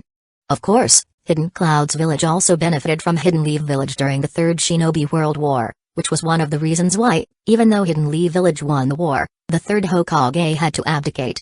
Some looked at the 3rd Hokage involuntarily. Saratobe Hiruzen's expression suddenly became gloomy. That's enough. You guys still cling to me. Hey, don't look at the third Hokage like that. It's not easy for him. After hearing this from Funan, the people present only felt horrified. Their faces became expressionless as they sat, waiting for Funan's next words. The few people who had grudges against Hiruzen were even more excited. But Funan didn't say anything. This made the people present feel so uncomfortable. That's it? Is it over? Ahem. Torafu coughed dryly and said, Funan, do you have anything else to say? There are no outsiders here, just say it. Hiruzen looked at him fiercely. You fat guy, you are just waiting for people to scold me, right? Torafu lowered his head and didn't look at him. Funan looked up in surprise and said, I have nothing else to say, do you have anything? No, no. Torafu waved his hand quickly and said, let's continue talking about what we were talking about before. While speaking, he kept his gaze on Funan. Funan was puzzled. Torafu whispered, Funan, if you have anything to say, you must say it. It's uncomfortable to hold it in your heart. Enough. Hiruzen was shaking with anger. Actually, Funan Uchiha, if you really have something to say, you can say it. These words created another awkward silence, with everyone staring in amazement. Because the person who said this was Denzo. Hiruzen's eyes went dark and he almost fainted. Looking at Sarutobi Hiruzen, who was filled with a murderous aura, the people present silently closed their mouths and continued with the previous topic. A strange group of people. Funan muttered with a shrug. They continued the previous topic. Sarutobi Hiruzen strongly protested against Funan's proposal. He believed that Funan's actions might lead to a war. However, Shimura Denzo agreed. Let's implement Funan's plan first. After thinking about it, Torafu made a decision and said, no matter what, provoking the conflict between Rasa and Pakura will not be bad for Hidden Leaf Village, and the affairs of Hidden Clouds Village can be put aside for the time being. He looked at Sarutobi Hiruzen and said, Hidden Sand Village has been making a lot of moves recently. There have been several conflicts with Hidden Leaf Village at the border, and even more times when they were on missions. These guys are not at peace either. Sarutobi Hiruzen nodded silently. Several people sighed softly. Whether it is Hidden Clouds Village or Hidden Sand Village, if they can weaken the other side it would be the best, because once a war breaks out, it is estimated that Hidden Leaf Village will be under siege again. The meeting came to an end. Before leaving, Hiruzen and Denzo looked at the paper that Torafu placed face down on the table. What exactly was written on it? They had to get that roll at any cost. After everyone left, Torafu looked at Shikaku and said, do you believe what Funan just said? No. Shikaku said without hesitation. But what he said does make sense. We can't completely deny him just because he has other purposes. Torafu looked at the report and murmured, what does Funan Uchiha want to do? Is he really willing to destroy his reputation for Hidden Leaf Village? Suddenly, Torafu asked curiously, could he be doing all this for Pakura? For a woman? Shikaku said with a smile. Although Funan is indeed more liberal regarding matters between men and women, at least he is the head of the Hidden Leaf Village police force. It won't be long before he becomes the head of the Uchiha clan. Will he lack women? And Shikaku didn't say the rest. Torafu understood. As a shinobi, how could he be so greedy for women? What Funan really needed was to secure his position as the next Hokage. He is carrying the fate of the entire Uchiha. The Uchiha will not let him do whatever he wants. Now, with his reputation damaged, competing for the position of 6th Hokage would be a deadly problem for him. In the Uchiha clan, rumors regarding Funan were also spreading. Naka Shrine. More than a dozen jonin and several high-ranking officials sat down one after another. Funan looked at Shiryu cautiously. Although he cared little about the opinions of others, offending Shiryu would cause him problems in bed. Fortunately, Shiryu didn't say anything. She looked at him coldly and sat down steadily. Funan breathed a sigh of relief. Now the meeting officially begins. I want to organize the missions for the next few days. Funan looked at an elite jonin Uchiha and said, the Sarutobi clan will also send a lot of shinobi to join forces with Uchiha to go to the border with Hidden Sand Village and keep an eye on Hidden Sand Village. You must be careful on this trip. Yes. After that, Funan mobilized some people to go to the border where Hidden Clouds Village is located. This time, Shishui led the team. These actions clearly showed the imminent possibility of war. Chapter 87, Scorching Confrontation Minister. After Funan made the arrangements, someone finally couldn't help it. A jonin asked, the rumors outside are very unfavorable to you. Funan smiled and said, how are they unfavorable? Needless to say, with so many rumors outside, how are you going to compete for the position of Hokage in the future? Did I say I would compete for the position of Hokage? Funan asked back, and said, remember what I said? I want the top leaders of Hidden Leaf Village to beg me to be the Hokage. Everyone was stunned. In this case, the rumors outside really became meaningless. Anything else? After Funen looked around, he focused his eyes on Itachi Uchiha. Itachi nodded slightly. Next, he needed to convey the news to Saratobe Hiruzen and others, including Funen's strategic arrangements and personnel transfers. Funen's personal ideas. All of these must be carefully recorded and conveyed to the third Hokage. Because the news conveyed was true, Saratobe Hiruzen and others trusted Itachi more and more. Much of this information, in the view of Fugaku and others, was too sensitive to share. In Funen's opinion, this information was irrelevant. As long as he has the power in his hands, even if he tells them openly that he wants to defeat them, will they still be able to resist? Resistance is useless. Boom, at this moment, a loud noise came. Everyone was stunned. The Jonin present at the meeting did not rush to fight, they simply prepared for combat. Report. A shinobi appeared, knelt on one knee, looked at Funen carefully, and whispered, "Bakura has arrived." Uchiha. A series of strange eyes looked at Funen. Funen was also stunned and said, "Is she crazy?" Maybe, she is doing it for love." A voice full of sarcasm sounded. Funen shrank his neck. Others also shut up instantly, without saying a word. Because the person who spoke was Shiryu. At this moment, she stared at Funen and crossed her arms, sneering. "Why are you looking at me? Hurry up and help your woman, otherwise, the patrol team will teach her a lesson." Funen was startled and ran away without hesitation. A senior shinobi looked at Shiryu cautiously and said, "Shiryu-sama. You are really good to the minister." Humphrey. Shiryu snorted coldly, glanced at the senior shinobi, and said lightly, "What do you think I will do? Go out and tear up that Bakura woman?" The Uchiha looked at each other. Shiryu continued. "As Funen's partner, I don't like Bakura, but I must admit that he is strong and benefits the Uchiha clan. Funen already has enough problems, I am not going to add more to him for something like that. Good guy." The Uchiha shinobi were convinced. However, from an angle that no one could see, Shiryu's lips curled up with a cold smile. Having said that, she was still very unhappy. When they were alone, she would settle accounts with Funen. At this moment, a shrill cry sounded. "My dear Bakura, you have come to find me." The sneer on Shiryu's face suddenly solidified. "Funen Uchiha, you bitch, I will kill you." Bakura was frozen in place. Anyone stared at by hundreds of red eyes would be terrified and unable to move. The recent rumors made Bakura very angry. Everywhere she went, she was greeted with murmurs and strange looks. Even when she returned to the investigation team of Hidden Sand Village, she could still hear similar words. At this time, Baki came to her and asked her directly if she really had an affair with Funen Uchiha. Bakura's face turned green. Under the scorch style, Baki almost died on the spot. Baki, who was beaten almost to death, said that this was the Kazekage's concern. If Bakura really had nothing to hide, it would be better for her to clear it up with Funen to give an explanation to Hidden Sand Village. "You are a hero of Hidden Sand Village after all, how can you get entangled with Uchiha?" Bakura, who had been tortured for several days, didn't know why, but she became angry and went directly to the Uchiha clan. She wanted to settle accounts with Funen. However, upon blowing up the main gate of the Uchiha clan, she realized her mistake. "Damn. Am I crazy? It's better to attack the Hokage building than to attack Uchiha." Bakura turned around and wanted to run. As long as she ran back to the Hidden Sand Village investigation team, she would be safe. With the nature of Hidden Leaf Village, they would never attack the Hidden Sand Village messenger directly. Who would have thought that at this time, hundreds of figures would surround her in a flash? Bakura felt a cold sweat on her forehead. Fortunately, after the Uchiha found that she was alone, they did not attack immediately, but just surrounded her. At this moment, Bakura hoped that the people of the Hidden Sand Village investigation team would receive the news and come quickly. At this moment, a shrill cry sounded. "My dear Bakura, you have come to find me." Bakura shuddered and glared at the person who came. Swish, Funen appeared in front of Bakura, looking at her with joy and said, "My treasure, do not fear, I, Funen, will protect you."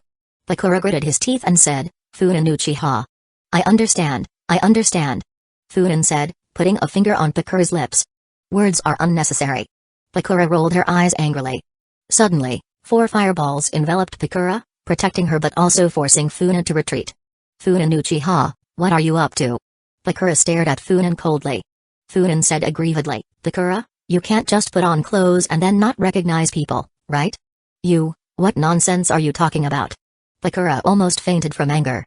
She stared at Funan and said coldly, Uchiha's deputy clan leader, the head of the Hidden Lee village police force, you only use this method to deal with a woman? Funan raised her eyebrows and smiled, I know a lot of methods, such as... The Mangekyo appeared in his pupils. Bakura, who was unprepared, was instantly frozen in place. Let's go. Let's go home. Funan stepped forward, took the other party's hand, and walked towards the depths of the Uchiha clan. The people of the Uchiha patrol team had been laughing and joking until Funan left, and then they continued patrolling the clan land. Although Funan didn't say anything, they knew that Funan was quite satisfied with their performance, especially the patrol team's ability to respond. Otherwise, what awaited them at this time was a scolding. When they arrived at the Funan residence, Bakura broke free of the Mangekyo Sharingan Ganjutsu. At that moment, she did not scream or despair, her expression was unusually calm. Her eyes were fixed on Funan, preparing for a deadly battle. Funan Uchiha, what do you want to do? Bakura asked as she formed seals with both hands, unleashing the full power of her Scourge style. What I want to do? Funan smiled slightly. What do you mean exactly? Stop pretending. Bakura said coldly. You fooled me from the beginning. When we agreed to train together, you started spreading rumors. Also, while we were training, you also deliberately destroyed our clothes, right? I was wondering why your aim was so bad. Besides, the reason why I attacked the Uchiha clan should also be related to you, right? Funan looked at Bakura in surprise and said, have you really guessed it? It's really related to you? Bakura exclaimed, widening her eyes. But I don't like frivolous men like you at all. 2 fireballs were launched towards Funan. Boom, a loud explosion was heard. Funan's figure turned into a cloud of smoke. Bakura sharply turned his head just as a punch approached. She quickly blocked it, but still recoiled repeatedly from the blow. Funan took the opportunity to chase after her, launching a quick strike with his leg. Bang, Bakura crossed her hands in front of her chest but was still thrown into the air by the blow. Fire style, great fireball technique. Funan almost omitted all the seals, and directly spit out a mouthful of blood flames, aiming at Bakura who was still in the air. Boom, a huge fireball rushed towards Bakura, enveloping her completely. The next moment, Bakura's entire body turned into flames. What kind of ninjutsu is that? Funan looked at Bakura in surprise. Bakura was even more surprised than Funan. This is a unique escape technique she developed based on the Scourge style. It made her almost immune to all fire ninjutsu, but she was still burned the moment she was hit by the blood flame. How terrifying were those flames? Was it really a KK Genkai? Bakura was shocked and angry. Funan Uchiha must die. Scourge style, extremely steaming murder. The orange Scourge style flew towards Funan. Before approaching, Funan felt a scorching breath. Shadow clone technique. Funan instantly split into 4 clones and rushed towards Bakura. His original body stayed in place. Bang, a clone turned into smoke and dissipated in the air. The other 3 clones were already close to Bakura. Fire style, dragon fire technique. 3 huge fire dragons roared towards Bakura. Bakura kept retreating, constantly avoiding the fire dragon's attack, and at the same time, she kept throwing out burning fireballs. Just when Bakura dodged the last fire dragon technique. Look behind. Funan's voice sounded behind Bakura. Bakura instantly threw out a fireball without thinking. Bang, it was still a shadow clone. Bakura was not surprised at all, and even showed a cold smile. Do you think I haven't realized that your real body is here? With that, she ran towards one of the clones. And a huge fireball instantly covered the shadow clone. Chapter 88, Secrets and Scandals. Bang, the Scourge escape hit the shadow clone, and Bakura heaved a sigh of relief. Hey! At this moment, a voice rang behind Bakura. Before Bakura could react, a huge force hit her and knocked her to the ground. You! Bakura looked stunned at Funan and then at the place where she hit the shadow clone. Let go of me! Bakura shouted angrily. I said to you, little girl, why are you so unwilling to listen to my advice? Funan wondered. I have already told you that Raza is not going to let you go, don't you understand? Bakura sneered and said, this is all your guess. Relying on the enemy's guess, betraying the Kage of my own village, do you think I am a fool? Besides, you are not a good person either. You haven't made any assumptions on your part? No. The answer was so decisive. Funan was speechless and looked at Bakura carefully. Bakura stared at him without showing any weakness. If looks could kill. Well, in the shinobi world, actually looks can kill. In any case, Bakura would have killed Funan with her look. Funan was a little angry. After thinking for a while, he leaned over and kissed Bakura fiercely. I will make you obey. Bakura was stunned on the spot. Funan Uchiha. A piercing scream rang out in the Uchiha clan. The patrol team was startled. Considering the temperament of their own minister, the patrol team looked at the place where the scream came from with pity. Don't move. Get out of here, you still told me not to move? Why don't you just die? The immobilized Bakura wanted to vomit blood. Funan made a move, and Bakura calmed down instantly. That's right. Funan nodded with satisfaction, and said, isn't it just a kiss? Why are you yelling so loudly? Bakura was about to speak, and Funan moved his hand threateningly. Bakura remained silent and looked at that beastly hand with hatred. He was actually pulling the front of her clothes. What the hell are you up to? Bakura gritted his teeth in anger. Stay in the Uchiha clan and be my woman. Shameless, keep dreaming. Funan frowned and said, you really don't consider it. Don't miss the #1 young prodigy of the shinobi world just for a moment of rage, you will deeply regret it. Bakura felt a twitch at the corner of her mouth. As for shamelessness, you really are the #1 in the shinobi world. Funan reached out another hand and spread Bakura's eyelids. There is nothing wrong with this eye, why can't you see clearly? Get out. Ah, forget it, losing a handsome man like me will make you regret it in the future. Funan shook his head for a while, and suddenly said, but I have decided to give you a chance. Thank you, it's really not necessary. You're welcome, who makes me a good person? Really, it's not necessary. Well, what do you have to say? Feeling the shaking of the front of his clothes, Bakura trembled.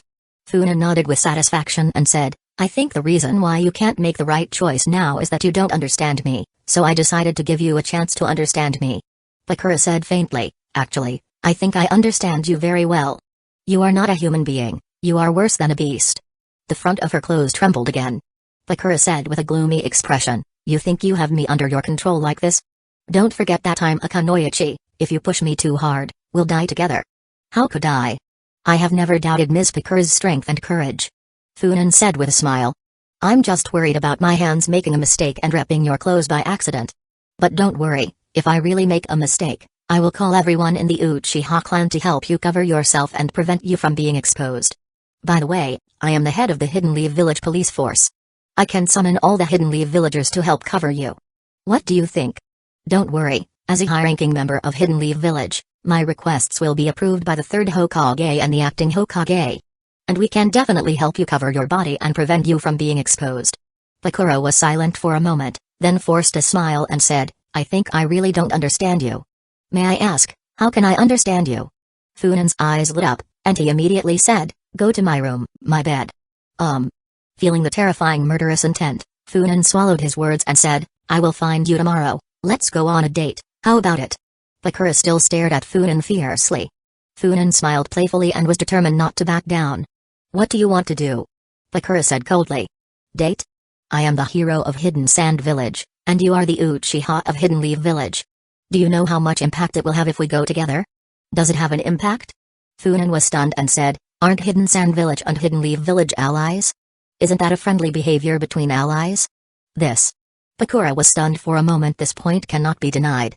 Bakura was silent for a while, and just as he was about to speak, he suddenly frowned and gritted his teeth and said, don't move your dog paws, you hear me? Oh. Funan looked innocent. Bakura's expression became even more grim. She couldn't bear it anymore, gritted her teeth and said, I promised you, take your hand out. Okay. This time, Funan did not hesitate to withdraw his hand immediately. This took Bakura by surprise. So easily? In response, Funan said lightly, you're mine anyway, I'm not in a hurry. Get out. Bakura cursed angrily and got up and left. She couldn't continue talking to Funan. Otherwise, she would not be able to control herself. Bakura staggered out of the Uchiha clan's territory, as if she had been hit 10 times with a club. Her face was flushed, and there was an obvious claw mark on the front of her clothes. That was burnt quietly by Funan with a little blood flame. The Hidden Sand Village envoys who hurried over, as well as Narashikaku and others, were silent for a moment. When they heard that Bakura had entered the Uchiha clan, they were panicked. What is this? Fight at the head of the bed and make peace at the foot of the bed? Even Shikaku couldn't help but doubt the relationship between Bakura and Funan at this moment. What Funan and I really? Forget it. Bakura was about to explain, but suddenly she felt powerless, waved her hands, turned around and left. She herself knew that many things could not be explained clearly. Moreover, Bakura knew that Funan would come to her tomorrow. No matter how much she explained now, it would still cause suspicion tomorrow. It's not worth explaining. Funan, you've won. Raza was already afraid of me, and now that I'm related to the Uchiha clan he'll fear me even more. Baki and Shikaku walked back in silence. No, this can't happen. Even Shikaku, this time, strongly objected.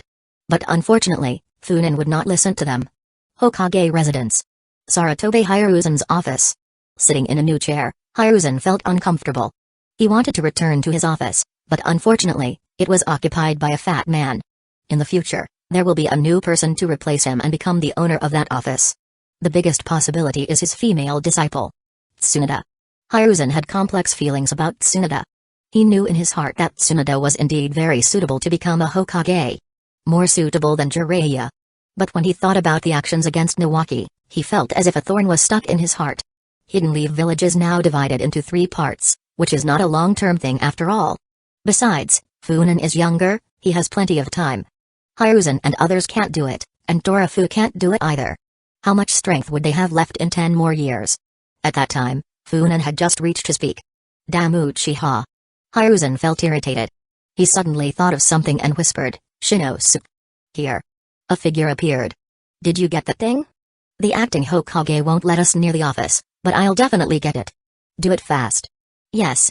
Looking at Shinosuke leaving, Hiruzen murmured, Torafu, what are you and Funan doing? Thump. Thump. Thump. Hearing that sound, Hiruzen felt a sudden headache. There is only one person in the whole Hidden Leaf Village who can make this sound. Shimura Denzo. Even Hiruzen is a little afraid of Denzo now. He is too confident. So sure of himself that it gave chills. Hiruzen, have you heard the news? Denzo's gloomy voice echoed. What are you talking about? Don't feign ignorance. Denzo said coldly. It's about Funan Uchiha and Pakura. What do the two of them have to do with you? Hiruzen was a little impatient. He was no longer the Hokage, but he still had an office in the Hokage residence and supervised various departments.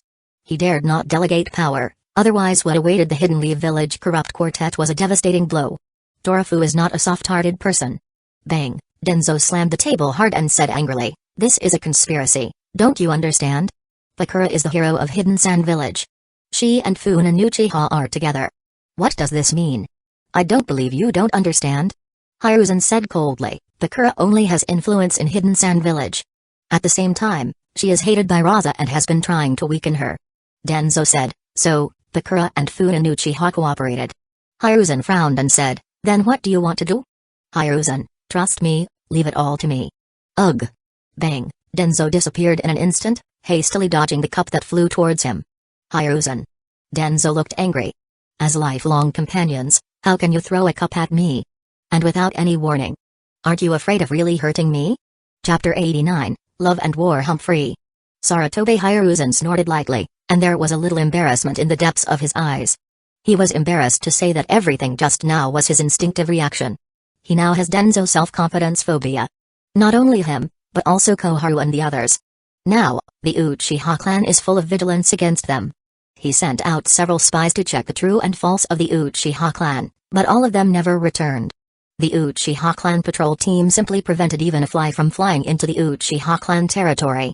In addition, the loss of the route also made Hiruzen heartbroken. The entire route was destroyed. Oh, and there is also the Anbu. Denzo's inexplicable self-confidence caused great losses to the Anbu. Now, when he heard phrases like trust me and leave it to me, he instinctively wanted to hit someone. Hiruzen's expression became serious, and he said, Denzo, don't do anything reckless. We can't afford any losses now. You have experienced how crazy Funan Uchiha is many times, haven't you? But we can't just sit back and do nothing either. Denzo said in a deep voice. Hiruzen, I understand your thoughts, and you also understand my thoughts. We know each other so well, so... This is a little bit off. Denzo didn't notice anything and said calmly, Uchiha can wait, what about us? Time is on their side, isn't it? Hiruzen was completely silent. He was also impatient at this point, because Funan was young, but they were all over 60 years old. Denzo looked at Hiruzen silently, adding one last drop of pressure. Hiruzen, are you sure that Funan Uchiha will not become another Madara Uchiha? Hiruzen clenched his fists and stared at Denzo with a fierce look. He could never become Madara Uchiha. Never. Haha, is that so? Denzo laughed sarcastically. So why are you so excited? It's not because you also think Funan could become another Madara Uchiha. Hiruzen's expression became colder and colder. Denzo's words revealed the most worrying point in his heart. After Hiruzen and Denzo looked at each other for a while, Hiruzen slowly spoke, "What do you want to do?" Denzo smiled slightly, lowered his head and whispered a few words in his ear. The third Hokage suddenly widened his eyes. "Are you crazy? This is the best way." Denzo said gloomily, "The Uchiha are now protecting themselves like hedgehogs. We can't get close at all. There is no way to eliminate their power except war." Hiruzen lit his cigarette in silence. "Have you ever thought about failure?" Denzo looked at Hiruzen with disappointment in his eyes. "Hiruzen, you are old, really old, and you are so hesitant. No matter how many good opportunities there are, you will definitely miss them. Only I can do it. I am the only one who can save Hidden Leaf Village and lead Hidden Leaf Village to dominate the shinobi world." Denzo's eyes became firm, and his mood became high. He looked at the third Hokage with a look of superiority. Knock. Knock.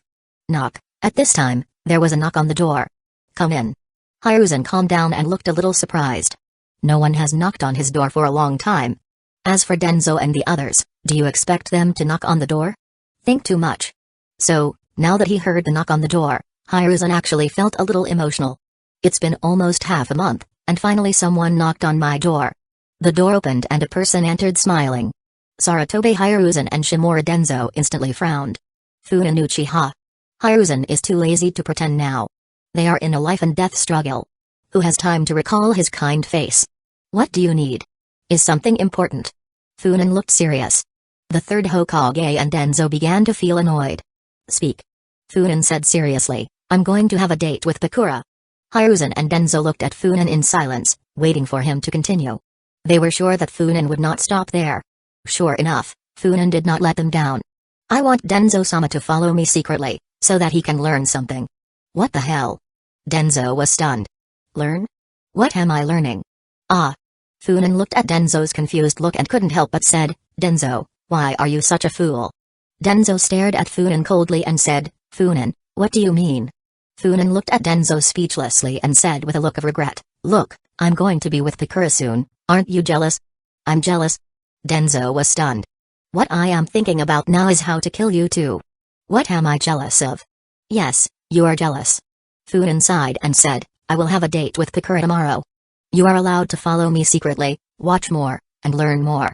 You are so old, but you are still an old bachelor. Wouldn't it be embarrassing if you tell others about it? If I were you." Denzo picked up his walking stick and wanted to fight Funin. "Fuck. I finally understand what you mean. I have given everything for the shinobi world. Women will only affect my hand speed in making hand seals." Hiruzen was also confused for a moment and hurried forward to stop Denzo. "Funin." Hiruzen shouted coldly. "Did you come here just to say this nonsense? Are these things not important?" Funin was incredulous and said, "Hokage-sama, have you forgotten that Denzo-sama is still an old bachelor? He is different from you. You have 2 children, one of whom is already an adult. You are a winner in life. Denzo-sama, on the other hand, is a lonely person. Imagine how alone and helpless he feels every night." Hiruzen's veins were throbbing. He gritted his teeth and said coldly, "Get out." "Hokage-sama, are you really not going to consider it?" Funin was still making the final struggle. "Get out." Hiruzen couldn't help it and roared. "Okay, I understand." Looking at the ferocious Sarutobi Hiruzen and the furious Shimura Denzo, Funin suddenly clapped his hands, and his face was suddenly enlightened. A strong sense of uneasiness emerged in his heart. What did this bastard think of? Hiruzen didn't even think about it. Driven by instinct, he shouted, "Shut up, Funin, get out now." Funin opened the door, stood at the door, and shouted, "Hokage-sama, I finally understand. The reason you don't want Denzo-sama to find a girl is that you must want to monopolize him." "Yes, it definitely is. You're too selfish." This scream echoed throughout the building. God knows how many people's jaws dropped. Torafu was writing something, and with a snap, the pen broke in his hand. He stood up, walked out of the office, looked at the silent Hokage office building, and sighed. "Funin, you are a true genius. I, Okimeki Torafu, would like to call you the strongest. It doesn't take much thinking to know that Funin was behind this. This is fucking shameful. Is Funin no longer planning to compete for the position of Hokage? He doesn't care at all about the impact he made, he's just looking for a moment of fun?" Compared to him, Hiruzen and Denzo. One has never had any contact with women, and the other simply lost his wife. If this gets out, no doubt, it will definitely get out, because Funin wants it to get out. Besides, there are so many people who are unhappy with Hiruzen and Denzo. Suddenly, Torafu's face changed, and he turned his head sharply to look at his office. On the desk, the promotional poster that Funan gave him disappeared. Torafu smiled coldly and said, "You dare to rob me so openly, good, very good." With Torafu's orders, the entire Hokage building began to stir. The fat man was really angry this time. Hiruzen and Denzo are still confused. They were also stunned by Funan's voice. Damn, we're in the Hokage residence now. Thinking that in the near future there will be rumors in Hidden Leaf Village that Denzo is not getting married because of Sarutobi Hiruzen's vision began to darken. "No one can stop me, I will kill you. Funan Uchiha." Immediately afterwards, the fat man's anger came. He went straight towards Hiruzen and Denzo, completely ignoring Funan. This time, the fat man was really angry, staring at Hiruzen and Denzo with eyes that could kill people. That gloomy expression made Denzo's scalp tingle. "You are so good, Sarutobi Hiruzen, Denzo Shimura." He was absolutely furious. Some of the previous orders were directly refuted, and later there were documents missing from the office. Denzo bit the bullet and said, "This matter has nothing to do with us, maybe it's Funan Uchiha." "Shut up!" Torafu roared. "If you dare to talk nonsense to me again, believe it or not, I will kill you." "You!" Denzo trembled with anger, pointed at Torafu, gritted his teeth and said, "Akimeki Torafu, let me tell you, Hidden Leaf Village is not a place where you can be as arrogant as you want." Boom, a fist larger than Denzo hit him directly, knocking him out of Hiruzen's office. Hiruzen's expression changed, and when he was about to speak, he was met with the cold gaze of Torafu. He said word by word, "Anbu will be reorganized, Sarutobi Shinosuke will be removed from Anbu, understood?" Hiruzen was silent for a moment and nodded. "Okay. I disagree." A roar sounded. Denzo returned, looking at Torafu with fury in his eyes. To this, Torafu looked disdainful. Chapter 90, Hidden Sand Village's Unlikely Kazekage Candidate. "Denzo, calm down." Hiruzen's deep voice sounded.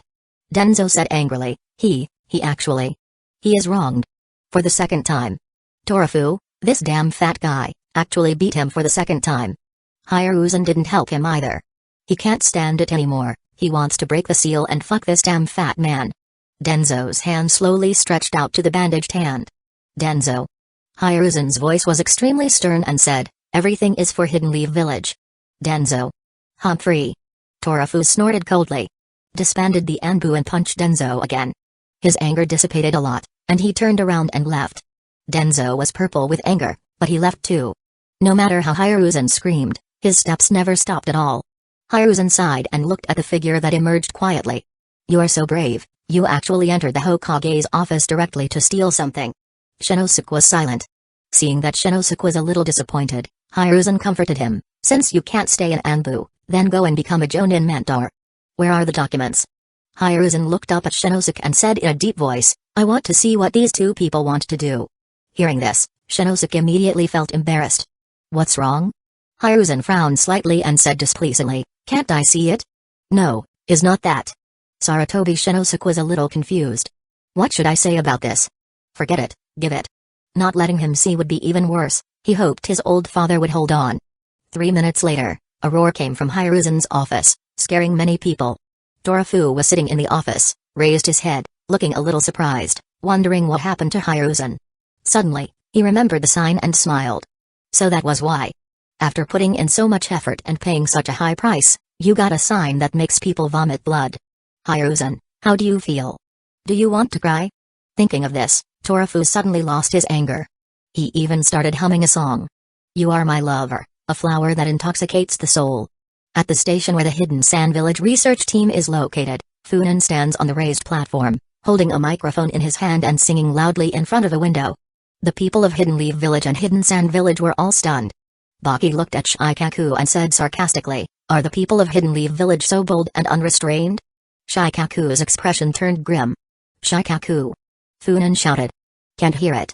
I do not know you." Shikaku lowered his head. Had it not been for the Hidden Sand Village investigation team here, he would have wanted to turn around and leave. Shikaku with the scar on his face. "Damn!" Shikaku raised his head fiercely and glared at Funan. The people of Hidden Sand Village almost couldn't hold back their laughter. Funan said, "Dance to cheer us up." "Go to hell!" Shikaku yelled angrily. "You're sure?" 3 Magatama appeared in Funan's eyes. "You! I warn you, Funan, if you use Genjutsu on me, I will fight you to the death." Shikaku subconsciously took a step back and threatened him. But even Baki could see that Shikaku's threat seemed to lack conviction. Looks like he's still trembling a little. Okay, I won't embarrass you, just go and accompany me. Funan pointed at the musical instruments he brought. Shikaku approached slowly with a dark expression. What are you doing? Play the drum. Okay. Shikaku took over the role and started beating the drum. Half of Hidden Leaf Village resonated with the sound of the drum. Countless people are looking this way. And more people join the crowd. When there is something exciting, everyone wants to see it. Funan picked up the microphone and continued singing. The song didn't really match the drum beat, and besides, Funan was a little out of tune. This strange combination made the surrounding people's skin crawl. Enough. An angry shout rang out. Bakura walked out angrily and said, Funan Uchiha, what the hell are you doing? My dear, you are finally out, I miss you so much. Funan burst into tears immediately after seeing Bakura. Bakura said angrily, who the hell is your dear? You. It's you. Funan said aggrievedly, you took away my first kiss yesterday. You have to be responsible for me. Upon hearing that, many were perplexed. Watching more and more people gather, Bakura glared at Funan and quickly led him away. Haha, thank you all for helping us. Now we are going to have a date, and another day we will invite you to drinks for our wedding. Funan's laughter echoed in the air. Have a nice day, Minister. The people of the Hidden Leaf Village police force shouted in unison. The loud voice scared many people. Shikaku almost fell down. Since when has the Uchiha style become like this? Is everyone losing their seriousness in the clan? Shikaku sighed softly. Hidden Leaf Village is going to be in the news this time. Without the needing to think about it, he knew that there would be spies from other villages around watching this scene and murmuring. Shikaku felt like covering his face and crying. Bakura pulled Funan to a deserted place, pushed Funan hard, and shouted, what the hell are you up to? Funan said innocently, didn't I tell you yesterday? It's a date. Bakura was so angry. I am from Hidden Sand Village. I know. You are from Hidden Leaf Village. I know. So, is there any chance between us? Bakura said angrily, besides, I'm not interested in you at all. As long as I'm interested in you. Bakura sneered and said, do you really know me? You dare to say that you are interested in me? It doesn't matter. Funan waved his hand and said boldly, I am very sure that I am just greedy for your body, so I don't care about the rest. You. Bakura almost fainted from anger. She stared at Funan. Funan looked at Bakura lovingly. In the end, Bakura was defeated. She looked at Funan helplessly and said, what do you want to do? If she could defeat Funan, she would have killed him without hesitation. But, she really can't beat him. Actually, it's very simple what I want. Funan looked at Bakura seriously and said, Raza will not let you go. You will die in his hands sooner or later. He looked at Bakura's body up and down and said, what a pity, what a waste. As a pervert with integrity, I absolutely cannot agree. Bakura was so angry that she roared and activated her Scorch style. The Mangekyo manifested in Funan's eyes, and a huge skeleton enveloped him. Boom, with a casual strike, the fireball created by Bakura's jutsu was deflected. What's this? Bakura looked horrified. The skeleton giant stretched out his hand and grabbed Bakura in the palm of his hand. Woman, enough of this nonsense. Funan looked at Bakura and chuckled. I invite you to collaborate with me again, what do you say? Or do you really think that Raza will let you go? Bakura, who was about to resist, suddenly became silent. She looked at Funan with complicated eyes and said, are you so sure that Raza will attack me? Funan looked at Bakura and said nothing. Bakura sighed quietly and said, I am from Hidden Sand Village. So, are you prepared to die generously? No, I am ready to cooperate with you. Bakura was extremely calm at the moment and said, but I want you to understand that the collaboration is mutual, you can't force me to do anything. Funan looked Bakura up and down, and said with a smile, don't worry, both parties must agree on that kind of thing. I mean, I won't do anything to hurt Hidden Sand Village. Okay. Bakura suddenly asked, I can feel that this is your last invitation to me. If I don't agree, what are you going to do? Funan said casually, I will use force. I remember a great master said that if you want to have a woman, you must first get her body. Also, I will take you back to the Uchiha clan and lock you up. When I am not busy, I will go too. Okay. Bakura waved his hand quickly and said, tell me, how do you want to cooperate? Funan smiled slightly and said, I want you. Bakura's eyes were sharp. Become the Kusagakure. Bakura was no stranger to ambition. Strictly speaking, he also wished to become a Kusagakure. What do you plan to do? Bakura said in a low voice. Simple. Funan snapped his fingers and said, Find an opportunity to lure Raza out of the village, and I will kill him, and you can become the Kage smoothly. You. Bakura stared at Funan angrily and said, I just started collaborating with you, could you be more serious? Is there anything wrong with this? Funan spread his hands and said, Bakura, why do you think Raza has to kill you? Of course. Bakura paused as she pondered. Have you figured it out? Funan smiled and said, Raza wants to deal with you because his position as Kazekage is unstable. As long as you get rid of him, you can also become Kazekage without problems. Chapter 91, Bakura's decision excluding Raza. Strictly speaking, Bakura is undoubtedly the one with the best chance of becoming a Kazekage. This is why Raza wants to kill Bakura. Likewise, if Bakura eliminated Raza, it wasn't 100% certain, but at least she would have an 80% chance of becoming a Kazekage. However, killing Raza is not an easy task. Raza already has the strength of Kage level, and there are guards around him. What's more, if he leaves the village, his whereabouts must be hidden. Bakura shook her head and said, you know that if I kill Raza, I could become the Kazekage. Doesn't Raza know that? He must be on guard against me. Then we can only use the second method. Funan spread his hands. Looking at Funan, Bakura had a bad feeling in his heart. What method? Funan whispered in Bakura's ear. Bakura's body trembled. Are you crazy? She opened her eyes in surprise and looked at Funan in shock. Funan smiled and said, which of these two methods do you choose? Can I choose neither? So you want to die? Are you so virtuous? I admire you. Bakura was silent again. Funan did not urge her and waited calmly on the side. Looking at Funan's appearance, Bakura sighed in her heart. After all, he was an Uchiha, only they could come up with such radical methods. Moreover, he is worthy of being the man who brought Uchiha out of the whirlpool of Hidden Leaf Village. No matter how unserious he is at ordinary times, he has the necessary capacity and courage. Hidden Sand Village was undoubtedly aware of Hidden Leaf Village's situation. I understand. Bakura made up her mind and said, I choose the first method. Funan nodded indifferently and said, since you have already made up your mind, let's begin. I leave Hidden Sand Village's side to you. Bakura frowned and said, don't you think that our sudden decision followed by a series of actions will arouse suspicion? If they become suspicious, what's the use? I do a lot of things and never care whether they know it or not. It's better if they know it. I will beat them openly. Funan looked disdainful, then looked at Bakura with amusement and said, at most, you can tell them that you were conquered by me. Is that not enough? Bakura was stunned and roared, get out. Bakura and Funan returned. They had disappeared for a day, with no one knowing what they had been doing, and now they were both returning to Hidden Leaf Village together. Funan went directly to find Shikaku. Bakura went directly to find Baki. What? Two people in different places shouted at the same time. Deal with Hidden Cloud's village? Yes. Funan said with a smile, Hidden Sand Village will join Hidden Leaf Village in putting pressure on Hidden Cloud's village, demanding an explanation why they impersonated Hidden Sand Village and attacked Hidden Leaf Village's outposts.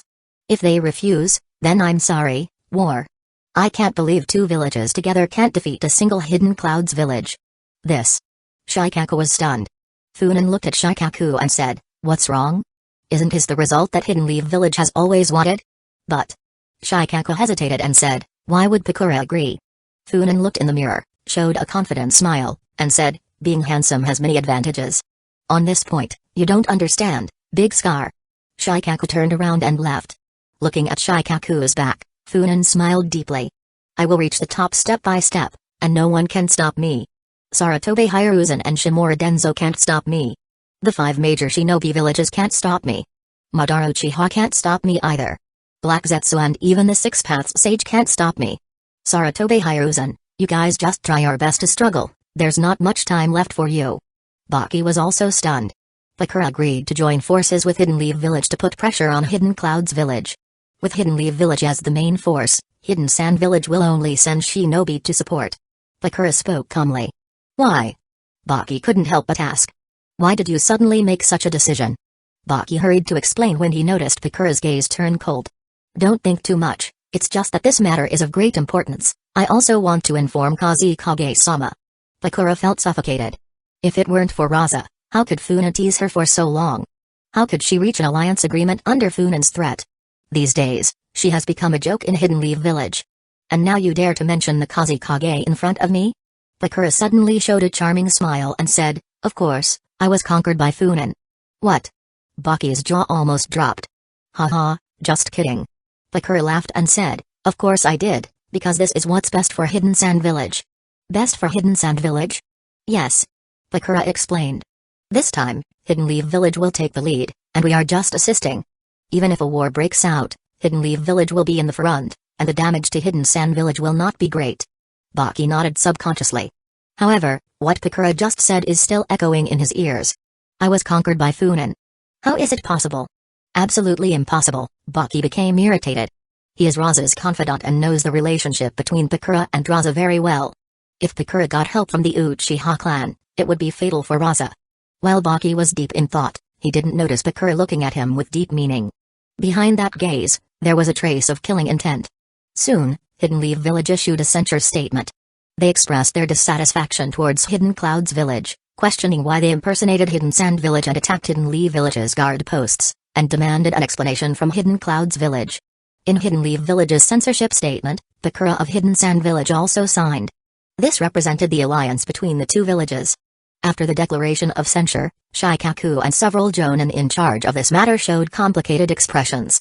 How many years have passed? Hidden Leaf Village actually took the initiative to put pressure on other shinobi villages. At least after Saratobe Hiruzen became Hokage, it has always been other shinobi villages that shouted at Hidden Leaf Village.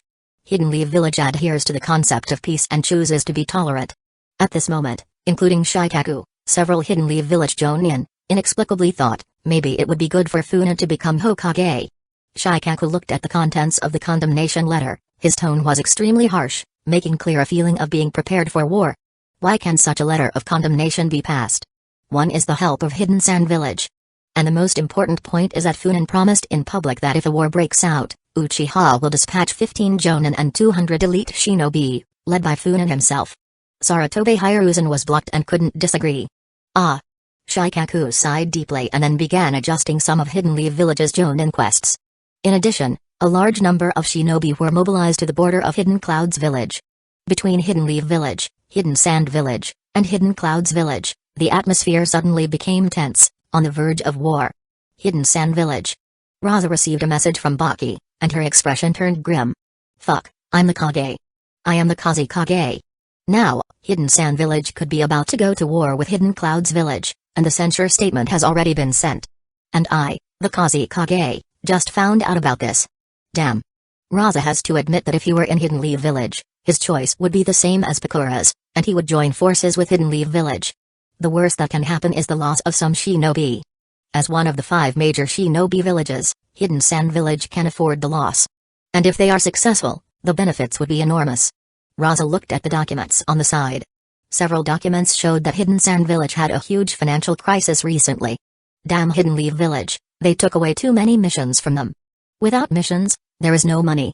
Without money, Hidden Sand Village can't even maintain the current number of shinobi. If they can get something out of Hidden Clouds Village, that would be the best. However, the person who made this decision was Bakura. Raza's gaze was deep, full of dark and complicated thoughts. The Raikage's office. The 4th Raikage's office was probably the most unique among all the Kage offices. There are not many files in the whole office, only fitness equipment. A muscular man about 2 meters tall was lifting weights. Knock. Knock. Knock. Accompanied by a violent knock on the door, a woman in her 20s walked into the office. Looking at the Raikage who was working out, she said with a headache, Raikage-sama, have you read the documents I brought you yesterday? I need your signature on them.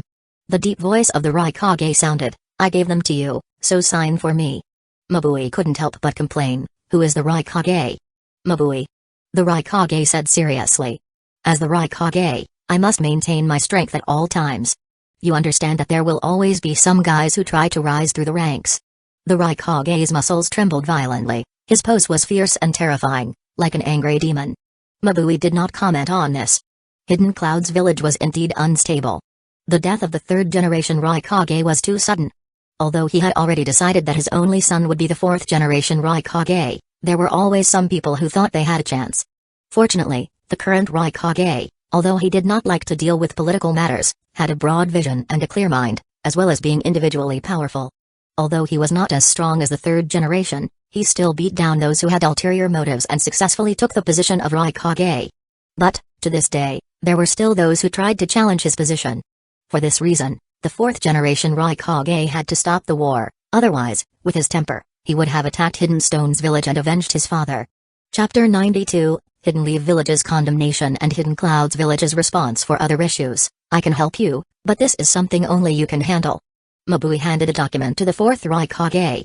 Hidden Leaf Village and Hidden Sand Village have joined forces and asked us to explain the actions at the Hidden Leaf Village outposts. Oh. The Raikage looked surprised and said, Hidden Leaf Village and Hidden Sand Village have teamed up, which is not surprising. Hidden Leaf Village actually dared to condemn Hidden Clouds Village? Who gave them the courage? According to recent intelligence information, Funan Uchiha of the Uchiha clan has completely controlled the Uchiha clan. Furthermore, in the confrontation with the 3rd Hokage, he has the advantage and has forced the 3rd Hokage to retreat. Now, the leader of Hidden Leaf Village is Akimeki Torafu. Funan? Bloody Flame Funan? Akimeki Torafu? The one from Inoshikacho? The Raikage said in surprise, isn't he almost 60? How did he become Hokage? It's only temporary. Mabui said. Hidden Leaf Village believes that he is too old to be Hokage, so Akimeki Torafu acts as the acting Hokage. According to our information, the 3rd Hokage wants to elect Kakashi as the true 5th Hokage, while the Uchiha wish to take power for themselves. Kakashi? The Raikage looked disdainful and said, that copy ninja. Yes. Humphrey, Hidden Leaf Village, which is getting worse with each generation, actually dares to condemn Hidden Clouds Village. The Raikage laughed out loud. Although Hidden Leaf Village's strength is stronger than Hidden Clouds Village always looks down on Hidden Leaf Village. This comes from their many confrontations. The 4th generation Raikage remembers the 3rd Shinobi World War. Hidden Leaf Village obviously won, but in the end it paid a lot of supplies to Hidden Clouds Village. Mabui reminded him, Raikage-sama, the leader of Hidden Leaf Village is no longer Saratobe Hiruzen. We don't know what Akimeki Torafu's attitude is. Based on the content of this condemnation letter, I'm afraid he is not easy to deal with. Furthermore, we have to consider the Uchiha's attitude. They are the real crazy ones. It doesn't matter. The Raikage didn't care at all and said, Saratobe Hiruzen has been Hokage for decades and his influence in Hidden Leaf Village is undeniable. Akimeki Torafu does not have the same legitimacy, and the Uchiha's reputation in Hidden Leaf Village is even worse. Mabui nodded subconsciously and said, then what should we do? What to do? The Raikage sneered and said, Makuba and his team failed in their mission, and we lost many good shinobi. I'm racking my brain to figure out how to make up for it. But Hidden Leaf Village makes things easier for us by giving us an excuse. I heard that Hidden Leaf Village has deployed many shinobi to the border. The Raikage laughed. Very well, excellent. If so, I will send 5,000 shinobi. 5,000? Mabui exclaimed. Are you planning to start a war directly? Humphrey. The Raikage snorted and said, go, tell Hidden Leaf Village that I am very dissatisfied with the letter of condemnation. Let them give me an explanation why so many Hidden Clouds Village shinobi died in Hidden Leaf Village. If they don't give an explanation, then go to war. This. Mabui hesitated and said, Raikage-sama, Hidden Leaf Village is currently divided into 3 factions. By putting pressure on them from the outside, don't we risk uniting them against us? How is that possible? Raikage laughed. Do you think Uchiha and Saratobe Hiruzen could join forces? Mabui thought for a moment, nodded heavily, and said, possibly. The Raikage was not surprised, and asked again, what if there is another Denzo in the middle? At this moment, hearing that he was also among them, Mabui hesitated. Go. The Raikage smiled and said, Hidden Leaf Village will definitely agree. They have always done this, right? Yes. Noticing that the Raikage had made up his mind, Mabui immediately responded loudly. Watching Mabui's back, the Raikage had a deep look in his eyes, very different from his previous rough and brusque appearance. Even if war broke out, the Raikage was not afraid. It would be a chance to get rid of some disobedient shinobi. Hidden Leaf Village is decayed, and the Raikage has never thought that he will lose. Apart from anything else, they have the perfect Jinchuriki that is unique in the shinobi world. Funan sang as he walked, and occasionally danced, completely ignoring the strange looks around him. Everything was going according to plan. Just now, another meeting was held. Not only did the village agree to his plan, but he also had a little ambiguity with Pakura. He didn't know if it was because of his strength or something else, but Pakura's attitude towards him was softening. At this point, Funan was extremely sure that it would not take long for the most beautiful back in the shinobi world to be his. In addition, Uchiha sent another batch of meat. The so-called meat is the life energy that Funan needs. After Funan took control of the Uchiha clan, he sent many shinobi to collect this meat for him secretly. There were heinous criminals, savage beasts, and even summon beasts. As long as it is life, Funan wants it. With the help of the Uchiha clan, The god tree within Funan experienced unprecedented growth, and its fruits ripened even further. In fact, during this period of time, a batch of fruits in his body have matured. Level 4, Fire Style, Level 5, Eye Jutsus, Level 2, Sage Mode. When the Sage Mode fruit upgrades to Level 5, should I go to the mountain's graveyard to play? Although Naruto Uchiha is dead now, I don't think that guy hasn't left a setback. Funan looked towards the east. The land of lightning, Hidden Cloud's village. Could they endure this time? In addition, the Eternal Mangekyo should also be put on the agenda. Although Funan did not care about the cost of using the Mangekyo, each use meant great physical pain. He doesn't have a tendency to self-abuse. Hey, that song sounds great. You seem to be in a good mood. A playful voice sounded. Funan immediately stood at attention, looked at the person who was speaking with a serious expression, and said in a deep voice, "People are in a good mood when they encounter happy events." This sentence is absolutely true. I just found a good thing. Shiryu narrowed his eyes. If there is any good thing, you might as well say it out and make everyone happy. Funan said seriously, I met my favorite Shiryu, how could I not be happy? My heart is about to fly out. No, Shiryu, hurry up, help me hold it down. Fuck. Itachi, who followed Shiryu, couldn't help but curse in his mind. No wonder brother Shizui, who is of the same age, is still single, but brother Funan has a lot of women around him. This is the difference. With just a short sentence, Shiryu's tense face relaxed a lot. Humphrey. Shiryu snorted and said coldly, you talk nice, but have you improved your relationship with Pikura? Have you already succeeded? Funan ignored the last sentence and said aggrievedly, Shiryu, how can you think of me like this? Haven't you noticed that I have lost weight recently? Why? Because I miss you so much that I can't eat or sleep, Brother Funan. Itachi couldn't help but interrupt Funan's words, otherwise, who knows how long he would talk about it. What's up? Funan looked at Itachi. Itachi would interrupt at this time, obviously there was something very important. Otherwise, facing Funan's words just now, he would have run away long ago. Itachi said seriously, according to Anbu information, the Kyuubi is showing abnormal behaviors, its chakra is leaking from the seal. Oh. Funan laughed softly. Brother Funan, you still laugh? Itachi smiled bitterly and said, now many people are questioning you, they think you did something. I understand. Funan smiled again. Denzo is playing his best. The traitor within the Uchiha clan did not hesitate to betray Denzo. This Denzo is still jumping. Funan laughed and said, to be honest, I like him a little bit. Do you know why? Because every time Denzo jumps, I will gain something. Shiryu said indifferently, since you like him, then go with him. It's just right for Sarutobi Hiruzen and Funan Uchiha to compete for Shimura Denzo. Funan's smile froze on his face. Puff. Itachi couldn't help laughing. Funan sighed and said, who dares to compete with the Hokage for a man? I would rather go home and hug my little Shiryu, isn't that better? Humphrey. Shiryu snorted and said, the Anbu will come to call you soon, you have to be ready. Don't worry. As soon as Funan finished speaking, two Anbu came to him. Funan Uchiha, the acting Hokage and the third Hokage invite you. Shiryu frowned at the Anbu members, then looked at Funan. Do you need me to go back and gather the Uchiha clan members? When they heard that, the Anbu broke out in a cold sweat. Are all Uchiha so hot-tempered now? Hey, Shiryu, calm down. Funan sighed and said, we are Uchiha, we are not crazy, we should convince others with reason. Shiryu looked at him silently and said, Denzo has had his eye swollen by you twice. Funan, I was. Shiryu added, Denzo was beaten by you in public. There is a cause for every effect, I was. Denzo was almost embedded in the wall by your blows. Funan stopped talking, looked at the Anbu, and said, lead the way. Yes. The two Anbu left quickly. Damn it, in front of them, can you please not talk about how you beat Denzo and how many times you beat him? Don't you know that hearing these words too much will kill you? Chapter 93, Anxiety in the Hokage's office. Seeing Funan and the Anbu walking away, Itachi and Shiryu looked at each other and then began to act separately. Itachi went to the place where Funan would have the meeting. Now Hiruzen trusts him deeply and can enter and leave many places freely.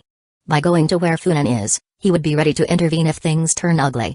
Stabbing Hiruzen in the back, this has always been Itachi's wish. He figured it would be pretty exciting. Itachi once expressed this idea to Funan, and Funan said something that made Itachi autistic on the spot. It's not that Itachi and Shiryu are too nervous, but this is the nine tails. This situation can get on some people's last nerve and drive them crazy. Once the other party loses his mind and attacks Funan. For the current Uchiha, Funan must not get into trouble. At this moment, a fierce confrontation is taking place in the Hokage's office. In just 3 days, how many meetings were held, Torafu himself forgot.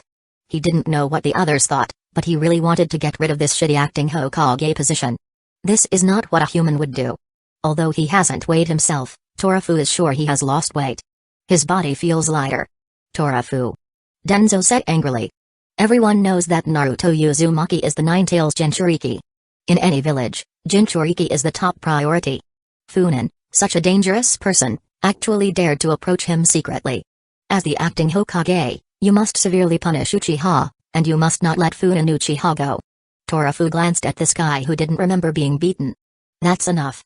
Watching the Hidden Leaf Village corrupt quartets chatter, Torafu said impatiently, we don't know what's going on. Let's wait until Funan arrives. Hee. As soon as Denzo sneered, he received Torafu's unfriendly gaze. You try to taunt me again and I'll crush you with one punch. Torafu. Denzo said angrily. Have you forgotten what the teacher said back then? Torafu said indifferently, the teacher did say that the power of Uchiha is dangerous, but he never said he would deal with Uchiha. Don't distort the teacher's will here. You. Denzo said coldly, Akimeki Torafu, just play dumb. You will regret it one day. Torafu's face darkened. If you dare to talk nonsense again, do you believe I will make you regret it now? You dare. Denzo shouted angrily. Do you really think I'm easy to bully? I really think so. The two of them faced each other coldly. Stop, you two, what are you trying to do? Acting Hokage, please remain calm. Saratobe Hiruzen and Narashikaku hurried forward to stop the two. Still, Torafu and Denzo continued to stare at each other coldly, the tension in the air palpable. Both of them were furious and wanted to vent their anger. Bang! At this moment, the office door was kicked in, making a loud noise. The sudden noise startled the two people in the confrontation. Instinctively, Torafu begins to form seals while Denzo grabs his arm trying to remove the seal. Stop! Stop! Hiruzen controlled Denzo, and Shikaku stopped Torafu, narrowly avoiding a big battle. Everyone turned their cold gazes towards the person who kicked in the door. Funan Uchiha. He was muttering in dissatisfaction, are you going to fight or not? I am so anxious waiting. Everyone feels their temples pounding. Shikaku was angry and shouted, Funan, why did you kick the door?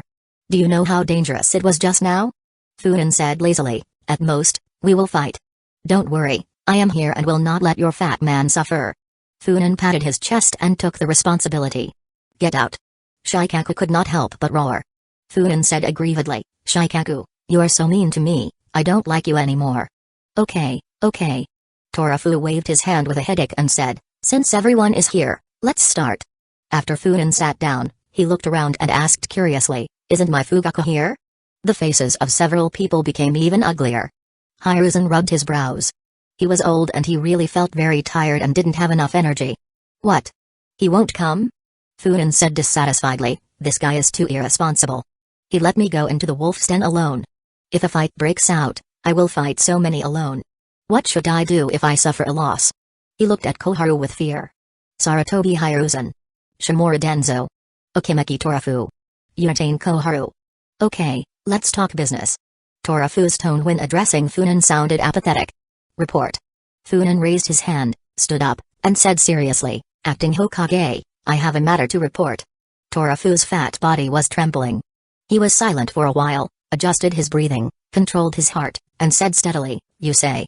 The Hidden Leaf Village corrupt quartet and Shikaku also seemed to be facing a big enemy, looking at Funan nervously. Funan turned his head and looked at Denzo with a sharp gaze, saying, I want to Shimura Denzo. He actually approached the most important weapon of Hidden Leaf Village, Naruto Uzumaki, without permission. Everyone knows that Naruto Uzumaki is the Nine-Tails Jinchuriki. In any village, Jinchuriki is the top priority. Denzo, such a dangerous person, actually dared to approach him secretly. The acting Hokage must severely punish this person and check who is behind him. How dare they support him to make such a dangerous move? The entire Hokage office was silent. Torafu said helplessly, Funan, why did you eavesdrop on us? What? Funan was stunned and said, when did I eavesdrop on you? Funan said dissatisfiedly, who do you look down on? I would spy on you secretly? Is it necessary? Also, there were two Anbu following me just now. We came together. At most, I heard you shout that one was easy to bully and the other wanted to try. In the end, I didn't see you fight, I was so anxious waiting. There was another silence in the Hokage's office. Did you really just arrive? Absolutely. Ahem. Torafu coughed dryly and said, Funin, speaking of the Ninetales, I heard that you met the Ninetales Jinchuriki a few days ago, and it seems that you use the Sharingan? Yes. Funin admitted it very straightforwardly. When Denzo just got excited, he pointed at him and shouted, It's all because of Denzo. Because of me? Denzo glared with his one eye. Yes, it's because of Denzo. Funin said angrily. I found that there was a problem with the seal on the Ninetales Jinchuriki at that time, so I used the Sharingan to help reinforce it. There was a problem with the seal? Shikaku asked hurriedly. Are you sure? There was a problem at that time? Of course, I guarantee it in the name of the Six Paths Sage. Several people in the office looked at each other and saw the doubts in each other's eyes. Even Hiruzen, looking at Denzo, had a different expression. Immediately, everyone stared at Denzo with doubtful eyes. Denzo was furious. After a brief silence, Torafu said, the seal in the body of the Ninetales Jinchuriki is still problematic. A lot of the Ninetales power is leaking out, which means that the seal is being destroyed. Damn it. Funin looked at Denzo angrily and shouted, You bastard, what on earth did you do? Did you want to release the Ninetales? Have you forgotten the Night of the Ninetales? Me again? Denzo's eyes were wet. Ninetale Night. When this was mentioned, the expressions of the people present changed even more. No matter who it was, they didn't want such a thing to happen again. This time there was no second pair of Minato no Mikeji and Uzumaki Kushina. Saratobe Hiruzen looked at Funin with a strange look. If the Ninetale Night really happened, could he find a way to let Funin sacrifice himself? If Uchiha lost Funin, the difficulty of attacking would be greatly reduced. Funin caught Hiruzen's gaze and sighed. If the Night of the Ninetales happens again, this time, the third Hokage will probably have to be sacrificed. After all, he is the steadfast wielder of the will of fire. He is old, and there seems to be no other use except sacrificing him. Hiruzen's face darkened and he kept silent. What? Funin said in surprise, did I say something wrong? You. Okay. Torafu stopped Funin's attack and said, either way, we can't let the Night of the Ninetales happen again. It's a shame for Minato and Kushina. It can be said that it was the death of Minato that caused Hidden Leaf Village to fall into weakness. Hidden Cloud's village dared to force the younger brother of the Hyuga clan leader to death. If Hidden Leaf Village now experiences the Night of the Ninetales again, whether it will still exist is a question. Torafu looked at Denzo with a sharp look. Denzo couldn't help it and said angrily, Why are you all looking at me? I didn't do anything to the Jinchuriki. Who knows? Funin pouted. Funin Uchiha. Denzo's sinister voice sounded, You probably don't know yet. The seal of the Ninetales has been cracked to a greater extent than you think. Funin blinked, with a bad feeling in his heart. So. Chapter 94, Invisibility Jutsu? Torafu said expressionlessly, That's right, many people who maintain the seal heard the roar of the Ninetales, and he was shouting, Uchiha. Oh. This is embarrassing. Funin rolled his eyes, patted his forehead, and looked distressed. Torafu's eyes twitched, and he said in a low voice, Funin, do you have anything to say? Funin pointed at Denzo and said angrily, It's all because of Denzo. Denzo's veins bulged and he was so angry that he almost jumped out of his seat. Funin. Torafu's tone became heavier. Am I wrong? Funin sneered. Listen to what Denzo just said, that gloating expression, I want to slap him. He's so fucking cheap. Are you so happy that there is a problem with the Ninetales seal? Are you still a human being? Have you never thought about how much damage the Ninetales will cause to the village after it comes out of the seal? Denzo stood up suddenly, Funin Uchiha, you are too presumptuous. So you can do it, but I can't say it? You. Denzo was extremely furious. Okay. Shikaku quickly intervened to stop the conflict that was about to break out between the two. Humphrey. Funin snorted coldly, pointed at Denzo, and said, You are lucky. Denzo's face twitched. He always thought that he was unreasonable, but now he realized how kind he was before. Okay. Torafu rubbed his eyebrows and said, Funin, why did the nine-tailed fox shout Uchiha? You must give an explanation for this matter. Explain what? Explain why the Ninetales screams Uchiha. Funin curled his lips and said lightly, That's because the Ninetales doesn't know my name. Otherwise, he would have already been shouting Funin Uchiha at the top of his lungs. As soon as this sentence came out, the expressions of the people present became cold.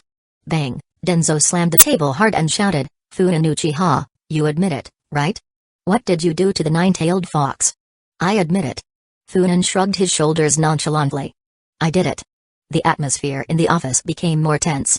Hiruzen put down his pipe and looked directly at Funan. Denzo was overjoyed. He looked at Torafu and the others and said happily, "You all heard it, right? This is what Uchiha did." He suddenly realized it. Even if he knew, so what? Inoshikacho might tolerate it a little, but between the clans of the Hidden Leaf Village Corrupt Quartet and the Uchiha clan, they have long been mortal enemies. Funan smiled evilly at Denzo, his eyes shining coldly. "I did it. Everything is me. What can you do? Bite me?" Denzo's face was ferocious, like a ghost. He turned his gaze towards Hiruzen. "Funan Uchiha." Torafu shouted. "What do you want to do? Do you really think no one dares to deal with you?" "Yes, I believe it," Funan said calmly. "Since the establishment of Hidden Leaf Village, Uchiha has never been peaceful. Aren't you thinking about how to deal with Uchiha all day long? Which of you has not taken action enough?" He looked at Torafu sarcastically and said, "Some people just took over the position of acting Hokage and their butts haven't even warmed up yet, but they can't wait to take action against the Uchiha. Isn't that right?" Torafu's face sank. Shikaku said in a low voice, "Funan, what do you mean?" "What I'm implying is quite clear," Funan said coldly. "Since you keep saying that we, the Uchiha, did this and that to the Kibai, I can't let them down, right?" Shikaku thought for a while, and suddenly asked stupidly, "Because someone said that it was Uchiha who did it, so you did it?" "Yes." "You're crazy." Torafu slapped the table and broke it. Funan sneered, and Sharingan appeared in his eyes and said coldly, "Don't pretend in front of me. Are you angry?" "Damn, I'm even more angry. Whenever something bad happens in the village, they will immediately shout that it was done by Uchiha, and now is no different. You." Torafu turned blue. "Funan." Hiruzen spoke for the first time. He said calmly, "Do you really think that we can't do anything to you and Uchiha? How is that possible?" Funan said playfully, "How amazing are you? How powerful are you? Is there anything in this shinobi world that you can't solve? As long as you want, you can destroy Uchiha at any time. If you don't believe me, come and try it. By the way, my Uchiha's Mangekyo has been uneasy for a long time." Several people were silent. Funan Uchiha, Fugaku Uchiha and Shizue Uchiha. 3 Mangekyo Sharingan, their weight was overwhelming. What bothered them the most was that they knew about Shizue's Mangekyo and had prepared for it, but what were the abilities of Funan and Fugaku's Mangekyo? Although Itachi had sent some information, they were still unable to determine it. A few days ago, they were still speculating whether Funan's Mangekyo was going to go blind. They didn't dare to bet. Look at Funan Uchiha, who is now jumping higher than anyone else all day long. Torafu looked at Denzo with an angry look. "Denzo. Damn, me again? Why is it always me? Can this also be transferred to me? I give up. Does this have anything to do with me? Sure enough, all this is because I am not the Hokage."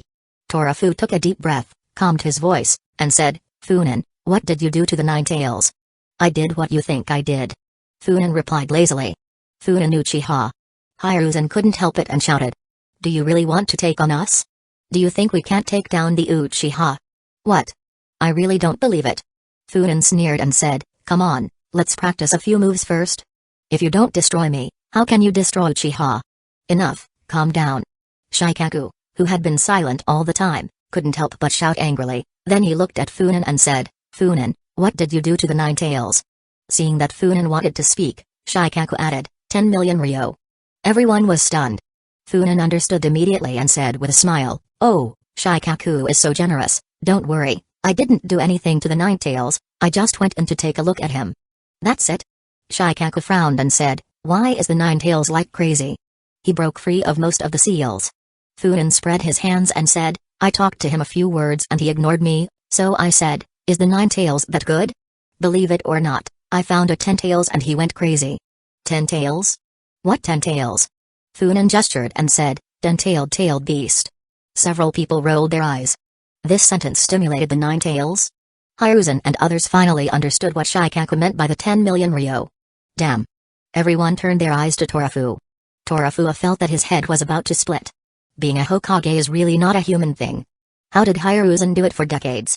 After a long while, he said with difficulty, "Funan, don't do this again next time." Funan said indifferently, "The premise is that you don't throw dirty water on Uchiha every turn. I can promise you this."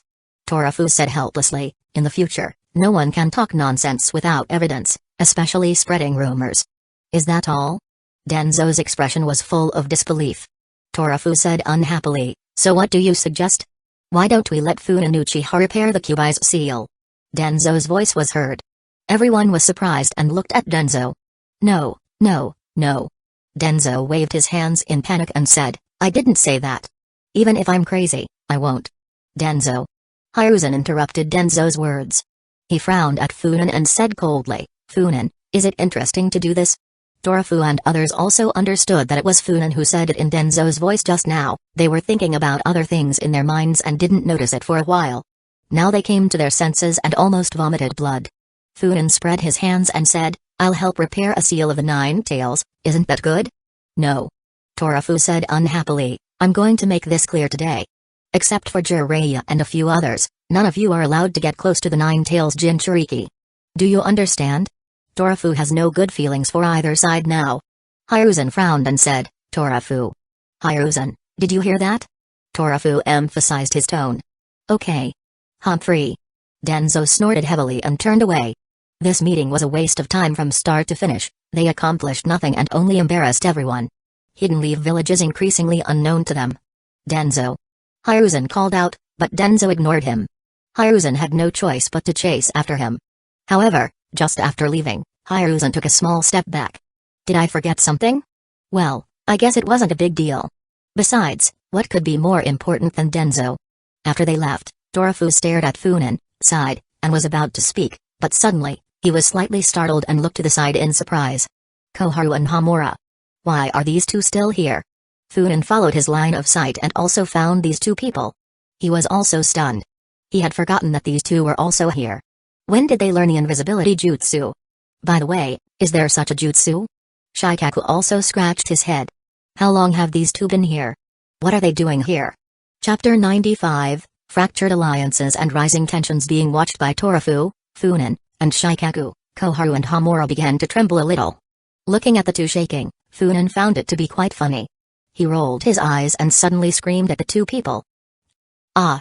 Koharu and Hamura let out a piercing scream, sat down on the ground, and then ran away. Torafu's jaw dropped. These are the elders of Hidden Leaf Village? Shikaku was also stunned. Before, these two elders were quite imposing in Hidden Leaf Village. Now they have fallen so low. It turns out that without Hiruzen's support, people become this. Funan said with disdain, acting Hokage, these are your companions? Comparing them to the kind Hiruzen and the dark Denzo, TSK, TSK. They are a pathetic bunch. Torafu's face darkened and he interrupted, get lost. Okay. Funan turned and left. I. Torafu looked a little dazed. I just wanted to scold Funan, but he left. Acting Hokage, no need to say anything. Shikaku sighed and said, it's meaningless. Funan won't listen to anyone. He has his own ideas. Torafu hit the table hard. The table was smashed. We can't let him do whatever he wants. Look how many times we've come close to fighting over his nonsense. Shikaku smiled bitterly. This is his revenge. Everyone knows what Uchiha and Funan Uchiha have endured in the past. Now, we can only say that they are here to take revenge. Shikaku sighed deeply. Acting Hokage, I think our focus now should still be on Hidden Cloud's village. Their actions are a bit abnormal. Shikaku's words were filled with worry. Torafu also frowned, thought for a while, and suddenly said, what do you think? I should send Sarutobi Hiruzen or Funan Uchiha at this time. Separate the two of them. Yes. Shikaku thought about it and nodded. Okay, separating the two of them is a solution. Hidden Leaf Village is now a powder keg. Humphrey. Torafu snorted coldly and said, this time, Sarutobi Hiruzen can't do whatever he wants like before.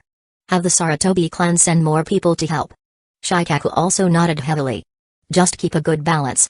Shikaku said helplessly, by the way, there is also the matter of money. I owed Funan so much before, and now I throw in another 10 million ryo. What should I do? Hearing this, Torafu was also in a big headache. After taking control of Hidden Leaf Village, especially the finances, he realized how chaotic they were. Sarutobi Hiruzen and the Sarutobi clan no longer suck blood from the great Hidden Leaf Village tree, but even gnaw at the roots. Let Sarutobi Hiruzen pay. Torafu said coldly. I have filled the previous hole, but let them take out 100 million ryo. Shikaku thought about the current financial problems, and then thought about Funan's debt, and nodded with difficulty. Fortunately, Funan was not pressing. Of course, this was largely because the Inoshikacho clans often sent money to the Uchiha. Sarutobi Hiruzen's office. Denzo, What are you doing? The third Hokage pulled the angry Denzo all the way and pulled him into the office. They subconsciously ignored the strange looks of the people around them. In large part, this was because, after holding positions of authority for a long time, they had become accustomed to instinctively ignoring many things. For example, now. Two old men came into the office, pulling each other. Immediately, the dazzling news began to spread. What did I do? Denzo said angrily. Funin Uchiha has started to target the Nine-Tails Jinchuriki, but what happened? Nothing happened. You even scolded me. Do you think I have forgotten the look in your eyes just now? Denzo was very angry. The third Hokage sighed and said, it's not that we don't want to investigate Funin, but the sealing team has already checked the Jinchuriki's seal, and it hasn't been altered. All that's happening now is the Night-Tails itself fighting and hitting the seal. What can we do about it? And above all, the Uchiha are not easy to deal with. Denzo said coldly, just do it, destroy the Uchiha, and then unite to face the outside world. Hidden Leaf Village will still be the strongest shinobi village. Do you believe what you said? Hiruzen sighed and said, Inoshikacho is estranged from us, and they are now openly our enemies. Do you think they will take care of the Uchiha for us? They are the ones who want the Uchiha to exist the most. Denzo still has a gloomy face. The reason for the Inoshikacho incident is still because of him. Knock. Knock. At this time, a rapid knock on the door sounded. The door opened. Shikaku strode in and said, Third Hokage, Denzo, there is an urgent military situation at the border. Hidden Clouds Village has sent 5,000 shinobi to the border. Damn it, Hidden Clouds Village. Denzo said with a cold expression. Have they forgotten how they kowtowed to Hidden Leaf Village? They deserve to be punished. Beat them, and they must be severely punished. After saying that, he looked at Hiruzen angrily. In recent years, shinobi villages such as Hidden Clouds Village have become more and more presumptuous towards Hidden Leaf Village. Why? Because of Sarutobi Hiruzen's politics. To put it nicely, it's for peace, but to put it bluntly, it's just fucking weakness. Do not be ridiculous. Hiruzen scolded. Denzo, can war start casually? Have you considered the consequences? He looked at Shikaku and said, Shikaku, let's go to the Hokage's office. You go find Funin Uchiha, and other Jonin and clan leaders in the village, and ask them to attend the meeting. Hokage has sent someone to notify them. Shikaku said in a low voice. We should go to the Hokage's office first. Okay. After dispersing briefly, everyone gathered again. Because the situation was urgent, they just had a brief discussion and went to the meeting room. Representatives of all the clans and some civilian Jonin were present, filling the meeting room. Shikaku even invited Hidden Leaf Village representatives. Hiruzen, who saw this scene, looked at Shikaku with cold eyes. He didn't know about the arrival of the Hidden Leaf Village investigation team. He understood that Hiruzen still did not want to enter into conflict and preferred to resolve the border problem peacefully. But was that possible? Hidden Leaf Village took the initiative to pressure Hidden Clouds Village and even joined Hidden Leaf Village. Now that Hidden Clouds Village has just made a move, they immediately became cowardly. This is simply becoming a joke to the entire shinobi world. Everyone sat down quickly, and the atmosphere seemed a little solemn. The senior shinobi obviously knew the content of the meeting.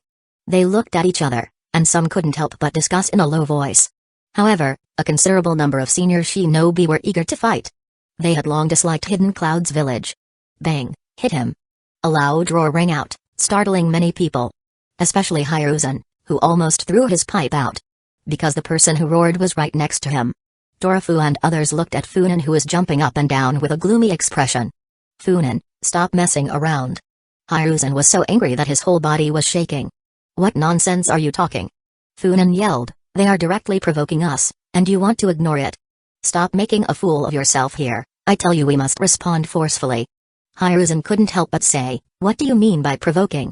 Hidden Clouds Village hasn't done anything like that. Nothing? Funin looked disdainful and said mockingly, how did the 12 Jonin Uchiha die? Oh, by the way, they died at the hands of Orochimaru, the disciple of Sarutobi Hiruzen. Sarutobi Hiruzen, the third Hokage, you are not cooperating with Hidden Clouds Village, are you? Hidden Clouds Village attacked the Hidden Leaf Village outposts, the Uchiha clan went to support, and Orochimaru immediately attacked us. Too much of a coincidence. You're talking nonsense. Hiruzen slammed the table in anger. The Jonin sitting below saw that Sarutobi Hiruzen's expression was not right. The fact that this incident also involved Orochimaru was surprising to them. I'm talking nonsense? Funin sneered. Sarutobi Hiruzen, is Orochimaru your disciple? Was he collaborating with Hidden Clouds Village to kill our shinobi? Did you hold back when he escaped? Damn it, if you held back, you'd be a beast. How many Anbu members died when they were chasing Orochimaru? Have you forgotten? They were all comrades from the same village. You held back because you were soft-hearted, and sent the Anbu members to die? Damn, who gave you the right?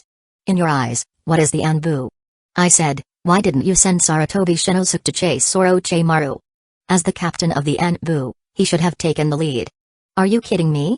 Hiruzen was so angry that he trembled all over. You. The Jonin's expressions also changed. The more they listened, the more disillusioned they became with Sarutobi Hiruzen. Okay, let's not talk about the past, let's talk about the present.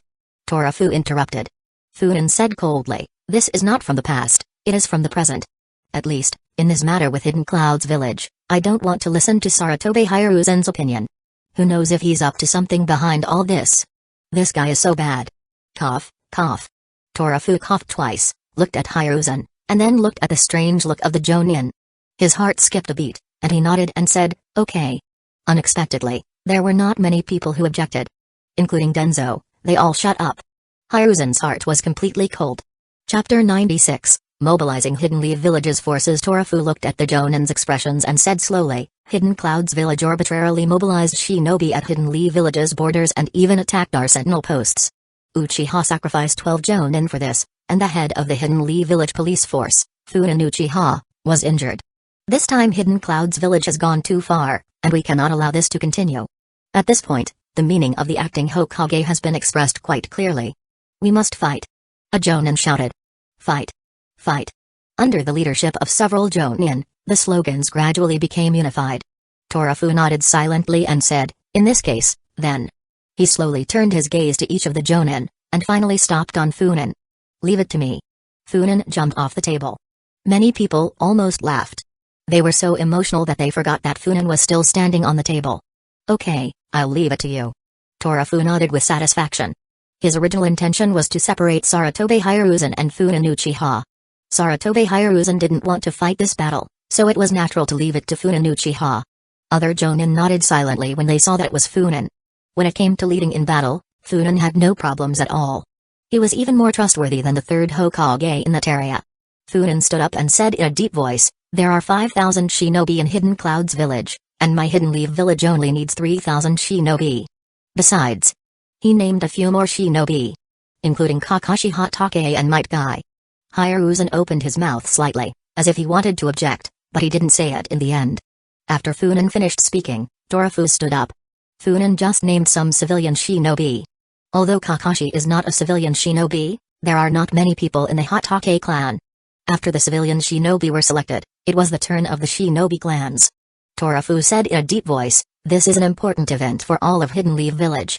Do not let your personal interests interfere. The Inoshikacho clans will send 15 Jonin for this battle. Everyone was amazed. Although the Inoshikacho clans are famous clans in Hidden Leaf Village, no matter how famous they are, there is still a big gap between them and the ancient clans like Uchiha and Hyuga. 15 Jonin is almost all they can mobilize. The Inuzuka clan sent 3 Jonin. The Aburame clan sends 3 Jonin. Soon, nearly 100 Jonin were ready. The Hyuga clan contributed the most, with a total of 15. Hyuga Hayashi even went out in person, with an unprecedented fighting spirit. Hiruzen's eyes twitched. He always felt like he was being watched from time to time. However, Torafu felt relieved. After taking office, his first battle involved hundreds of Jonin, led by Funin. There was no way to fail. A smile spread across his plump face. Funin, I trust you. Acting Hokage, don't worry. Funin waved his hand determinedly. This time, I will definitely beat the shit out of Hidden Cloud's village. Torafu's smile froze. Can you at least consider the occasion before swearing? Ah. Torafu sighed, looked at Pakura, and said, what does Hidden Leaf Village say? Pakura and Baki looked at each other and discussed briefly. Pakura asked, when will Hidden Leaf Village take action? Funin responded, I will set off in 3 hours. As soon? Pakura exclaimed, hesitantly said, Hidden Leaf Village still needs some time. Just notifying Hidden Leaf Village would take quite some time, and it was unknown if Raza would get in the way. No problem. Funin waved his hand and said, beautiful Miss Pakura, you are enough to replace 30 or 50 Jonin. Pakura was startled again and said, you mean? I go alone? Not enough? Funin asked back. Many Jonin rolled their eyes. She alone can fight against 30 or 50 Jonin? This. Bakura was still a little hesitant. Then it's decided. Funan was eager to go to the battlefield. He was Bloodflame Funan, who made Hidden Mist Village cry for their parents last time. This time, he would make Hidden Clouds Village kneel down and beg for mercy. Especially the fruit, who knows how many times it can be upgraded this time. Could it be that he will bring the eternal Mangekyo this time? Immediately, he stood up and said, "Go back and get ready, meet at the village gate in 2 hours, disperse." Yes. The selected Jonin quickly dispersed. In the blink of an eye, most of the people in the conference room were gone. Torafu stood up and said, "See you in the office." Okay. Several senior executives went to the Hokage's office again. As soon as Funan entered the office, Hiruzen had a gloomy face. "What's wrong?" Funan asked curiously. "Are you constipated? Your face seems tense." Hiruzen's veins jumped, and he gritted his teeth and said, "Funan Uchiha, you started a war. Get out of here." Funan couldn't help it and started cursing, saying, "Hidden Clouds Village is already at our door, and you still think like that? What do you want? Sacrifice yourself so that Hidden Clouds Village retreats? Will you do it?" Hiruzen was silent. Funan said coldly, "When sacrificing others, you are justified and keep talking about Hidden Leaf Village, but when it's your turn, you always step back. It was like this when the second generation died, and it was still like this when the fourth generation died." Funan looked at Denzo and said coldly, "And you're even worse. Why are you so shameless? Funan Uchiha. Don't humiliate me." Hiruzen said coldly, "If it's really my turn, I will never be stingy with my life. I am not afraid of sacrifice either. Then let me see if you die." Hiruzen was almost angry to death. "You. Ahem. Stop, shut up." Torafu interrupted quickly, looking at Funan with a smile. "This battle is inevitable. Let us collaborate. Hidden Leaf Village is our home and our life."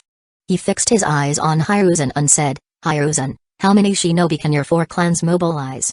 Hiruzen said calmly, "The Sarutobi, Shimura, Utain and Midokado clans can mobilize a total of 2,000 shinobi." Torafu thought for a moment and said slowly, 3,000, you must mobilize 3,000 shinobi for me, among which, select 1,500 elites to follow Funan to the battlefield, and the remaining 1,500 will be used as a reserve to support the battlefield." The office suddenly became quiet. Hiruzen puffed on his cigarette. Denzo had a gloomy face. Koharu and Hamura were also silent. "Huh? Koharu, Hamura, when did you two come?" Torafu's eyes were full of surprise. "After a long time." Hiruzen asked slowly, "How many shinobi will Uchiha send out?" Funan said without hesitation, "Uchiha will send out 300 elites this time." Hiruzen's hand trembled. "Not too few, but too many. The shinobi of the Uchiha clan are different from other shinobi. Most of them can fight 1 against 2. This 1 against 2 is still shinobi of the same level. It should be known that the Uchiha clan has few genin, most of them were chunin." After thinking for a while, Hiruzen finally said, "I will personally select 1,000 of the best shinobi from our 4 clans, and they will be led by Shinosuke." Funan showed a sarcastic smile. Torafu also instantly understood what Hiruzen meant. In the final analysis, he still didn't want to expose the ninjas of his clan. 4 unknown small shinobi clans are now mobilizing shinobi in thousands. Who can bear it? At the same time, take some military merits for Sarutobi Shinosuke. Okay. Funan achieved his goal, stood up, and said, "I will leave in a while, prepare a supplies for me." "Don't worry about that." Torafu said affirmatively, "I will let Shikaku watch the whole process. If there is any problem with the supplies, I will kill people." In the last sentence, the fat man did not hide his murderous intention. Funan nodded and strode out. The whole Hidden Leaf Village began to operate at high speed. The war is coming. Through propaganda, the villagers of Hidden Leaf Village knew that Hidden Clouds Village attacked the outposts outside Hidden Leaf Village with the intention of threatening the entire Hidden Leaf Village.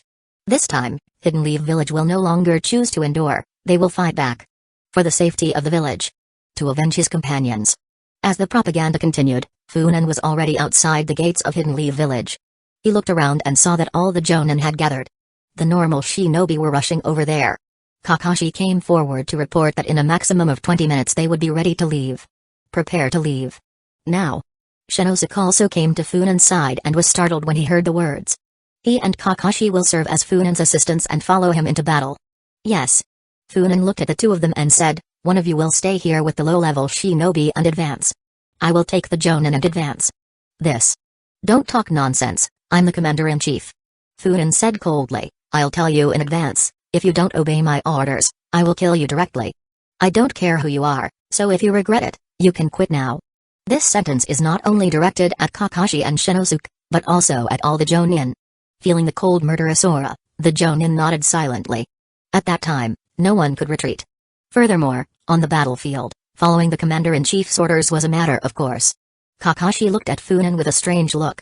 This guy is really strange. He knows a lot of things but is usually not serious. However, he also has this very cold and ruthless side. For Kakashi, Funin's greatest characteristic was his authoritarianism. Maybe not even Hiruzen and the others had noticed it, but even when he wasn't serious, Funin Uchiha had unquestionable authority. Chapter 97, Bonds of Youth. Let's go. While the ordinary shinobi were still gathering, Funin gave the order. A full 70 Jonin followed Funin. The remaining dozen Jonin will take the ordinary ninjas to the battlefield. Hokage residence. Torafu, Hiruzen and others silently watched Funin leave. Although they did not understand why Funin had to take the Jonin with him first, since the other party was already the commander-in-chief, they naturally would not interfere. Hiruzen suddenly asked, "Do you think this battle will really break out?" Torafu turned his head sharply and looked at Hiruzen, as if he knew him for the first time. "Are you crazy? The entire shinobi army is on the move, and you're asking me if there's going to be a battle? Why would I send thousands of ninjas if there isn't? To walk around the countryside."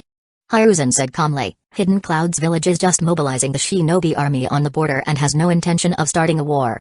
Torafu sighed deeply and said, "Hiruzen, I finally understand why you, a good Hokage, will end up like this." Hiruzen responded firmly, "I'm acting for Hidden Leaf Village." "What do you think of the village?" Torafu threw down a sentence and turned away without waiting for Hiruzen to answer. Hiruzen stared into the distance and murmured, "The village." In the end, it was Kakashi who followed Funin away. Sarutobi Shinosuke didn't dare. He was worried that Funin would kill him on the road. Although everyone maintained a superficial peace and did not dare to cross the line easily, anything could happen on the battlefield. Back then, Senju Nawaki died just like that. His status is far worse than Senju Nawaki. Funin didn't care about this at all. The Jonin following Funin were beginning to have difficulty keeping up with his pace of progress. However, with this speed, the time to reach the border would be incredibly fast. "Rest." Funin stopped and gave an order. "Where are the Hyuga clan members?" "Disperse and monitor the surroundings." "Yes." The 5 people from the Hyuga branch responded and dispersed to explore the surroundings. Thanks to the Byakugan, the enemy had nowhere to hide. The information was quickly transmitted to Funin. One of the reports caught his attention. "You said, there is a small group of shinobi 5 kilometers away from us?" "Yes, there are 5 in total, heading northeast, probably a special mission team." Special mission teams focused on sabotaging the enemy's strategic channels, such as food supplies. Both Minato and Funin had led special mission teams in the past. The members of these teams were without exception, all elites. Worthy of killing. Swish, Funin disappeared the next moment. "I'm going." This scene shocked Kakashi. "You're the fucking commander-in-chief. Do you hear that there are enemies and abandon your troops to go kill them yourself?" The others were also puzzled. "What should we do?" Several people stared at each other in a daze. Kakashi said with a gloomy expression, "What else can we do? Everyone, stay here and wait for orders." He looked at Might Guy and said, "Guy, Shinya Uchiha, I'm counting on you, go support the commander-in-chief." "No need." Shinya said without hesitation. "Don't worry about the commander-in-chief, he is invincible, and 5 elite shinobi can't hurt him." Kakashi said coldly, "I don't care about that, I am second in command. When Funin is away, you must obey my orders. Go immediately." "Yes." The 2 left quickly. Looking at the backs of the 2, Kakashi smiled bitterly. Of course he knew Funin was very strong, but he didn't dare to bet. In the crowd, there was another figure that flashed by. Kakashi was slightly surprised. "Bakura? Forget it, this woman has a complicated relationship with Funin, and he can't control her." One of the Hidden Clouds village team members suddenly trembled and exclaimed, "Be careful. There is a huge amount of chakra approaching, the target is us, it is strong. Very strong. Spread out, circle." The team leader immediately shouted. Swish, the shinobi immediately dispersed, forming a circle, keeping a close eye on the surroundings and exposing their backs to their companions. The team leader remained very alert and asked the censor shinobi, "Where's the enemy?" "It's here, right here." The censor shinobi's expression was one of terror. He was sweating profusely, and said, "Captain, this guy is very strong, I feel like. He is incredibly strong." "Okay." The captain interrupted the censor shinobi's words and comforted him, "I know he's strong, but I'm not bad either." He slowly drew out his long sword. Instantly, he was surrounded by lightning. You focus on tracking him down, I'll take care of the rest. Okay. Following the captain's order, the sensory shinobi closed his eyes and concentrated on searching for Funen's whereabouts, while the others protected him tightly. The captain held a long sword, stood in the front row, and stared at the surroundings. Earth style, double suicide decapitation technique. Earth style? Underground. Hearing this shout, the captain immediately exclaimed and focused his attention on his feet. Then, a blood-colored fireball enveloped them from the side, engulfing the team. Funen Uchiha. An anguished cry rang out. Boom, a gigantic sword of lightning split the fire, revealing the 5 of them in disarray. They were all burned, and their bodies were still smoking. The captain stared at Funen with anger. There is no doubt that there is only one person who can use this blood-colored flame in the whole Hidden Leaf village, no, in the whole shinobi world. What made him angry was that this guy shouted the name of the earth style technique, but he attacked them with fire style. And what made him even more angry was that they fell for such a simple trick. Funen was also stunned for a moment, and said in surprise, 3 Jonin, 2 Chunin, are you really Hidden Cloud's village elites? A special mission team? Is that all? No point in talking more. The captain clenched his sword and said coldly, let me see how strong the renowned bloody flame really is. The Hidden Cloud's village captain knew that Funen would come for them and there was no way to let them escape. Want to test how strong I am? I'll help you. Funen grinned and formed seals with his hands. Shadow clone technique. Bang, 5 Funen appeared at the same time. The 4 clones began to release fire style, at the same time. Instantly, different fire style techniques surrounded the Hidden Cloud's village shinobi. Wow, what the fuck? The Hidden Cloud's village team stared at the bloody flames rushing towards them. Even the team leader was stunned. Boom, a huge explosion swept over. Amidst the flames, there were lightning bolts struggling to break free. When Pakura and Guy arrived at the scene, all of the Hidden Cloud's village shinobi were lying on the ground. 2 Chunin died on the spot, and their entire bodies were burned to charcoal. The 3 Jonin were also seriously injured, and one of them was already dying. Including the captain. Pakura's eyebrows twitched. She looked around. Everything was charred, black ash and smoke coming from the charred logs. This was the trace of a 6-person battle? She would believe it if she was told that it was a chaotic battle of hundreds of people. Finally, Pakura fixed his sight on Funen, and the corner of his mouth twitched slightly. Funen was in the posture of a master, with his hands folded in front of his chest, gently leaning on the branch of a big tree, his head slightly raised, silently looking into the distance. Aren't you tired? You have been in this posture since they first came. Are you still not stopping now?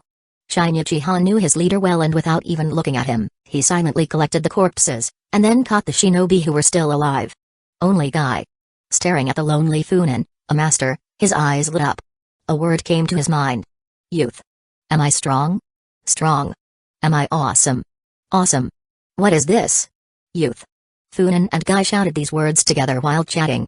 Then, they both gave a thumbs up and smiled widely, showing their shiny teeth. The Jonin who were watching them broke out in a cold sweat. After a few words of communication, the 2 people immediately became close friends. Commander-in-Chief. Kakashi's angry voice rang out. He approached Funen, looked at him angrily and said, if there is an enemy, you can order us to fight. If you also want to fight, you can take us with you, but please don't rush alone, okay? Kakashi. Funen raised a finger and shook it back and forth. The fiery spirit will never be extinguished. Can you feel my youth burning? It's so fervent, this is the heat of Hidden Leaf Village. Kakashi felt that he was about to lose his breath. Oh. Guy clenched his fists, stared at Funen excitedly, and shouted, Funen-sama, I feel it. I can feel it, this is youth, my blood is boiling, oh, I am so moved. Funen approached Guy, who was crying, and said with an expression full of emotion, Guy, don't cry, our passion. Enough. Kakashi roared, his eyes fixed on Funen, saying under his breath, Funen-sama, we are on a battlefield. Please issue relevant orders and avoid the irrelevant. Oh. Funen curled his lips. Kakashi's tolerance is much worse than Shikaku's. Shikaku was turned over and over by him in 108 positions. In the end, he survived. He bounced back to Hidden Leaf Village. What perseverance. Moreover, Shikaku's brain power improved, and he was officially called Hidden Leaf Village's military strategist from then on. Kakashi was still too young, and he clearly wanted to improve him. Maybe, after his efforts, his eyes could evolve into a Mangekyo. Chapter 98, The Price of Provocation. How far is it from here to the border? Funen asked. Kakashi immediately said, it's less than 30 miles away. At the border, the village has deployed more than 1,000 ninjas, and there is a barrier. It's not so easy for Hidden Cloud's village to break through. In addition, according to the information just obtained, Hidden Cloud's village has no intention of attacking. Funan nodded slightly and then suddenly asked, how have the Land of Snow, Land of Rice Fields and the Land of Iron reacted? If Hidden Cloud's village and Hidden Leaf village went to war, the battlefield would be around those countries. Kakashi said, all three countries have protested, with the Land of Iron being the most vocal. That's natural. Funan laughed. It is best for the Land of Iron not to intervene. Has everyone rested well? We can fight at any time, Kakashi replied, and asked in surprise, Sir, are you planning to start the war? Funan looked at Kakashi as if he was mentally retarded and said, if I don't start a war, why did I come here with so many people? To go on a group date? This. Although Kakashi was very dissatisfied with Hiruzen, and even hated him a little because of what Funan said. But now, he still obeyed Hiruzen. And his orders were to avoid fighting if possible. Kakashi has always been influenced by Hiruzen and tries to avoid war as much as possible.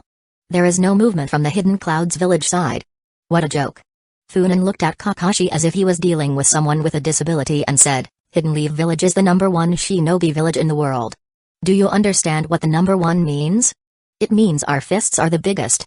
If Hidden Clouds village doesn't attack, I can't attack them. Who taught you that? Kakashi was a little embarrassed. I'm telling you, Kakashi. Funan smiled cheekily. Hidden Leaf village will not take the initiative to cause trouble to anyone, but whoever dares to cause trouble to us, we will treat them well and crush all their fangs. Funan said softly, we have to teach them to be polite, understand? After hearing Funan's words, everyone present breathed heavily and looked at Funan with excitement. Whether Funan was an Uchiha or not, those were the words that the #1 shinobi village should say. Let's go. Yes. More than 70 people set out again. Soon, they arrived at the border. The shinobi in charge of border security was a civilian shinobi. Commander-in-Chief. Prepare for battle. Funan gave the order directly. Battle? The civilian shinobi was stunned. How many are involved? How are we going to fight? All 1,700 shinobi on the entire border, all go to battle. Funan said, as for the timing of the battle, it will be when the opponent's shinobi army is in chaos. The civilian shinobi frowned and said, Commander-in-Chief, Hidden Clouds village has gathered 5,000 shinobi, which is 3 times the number of ours. Funan smiled slightly and gave an answer, I only know that I am the Commander-in-Chief. Understood. Commands were conveyed quickly. Funan took a deep breath, feeling the surging chakra in his body, and the Mangekyo appeared in his pupils. With a cold smile on his face, he screamed wildly and lunged forward. One person attacked 5,000 shinobi of Hidden Clouds village.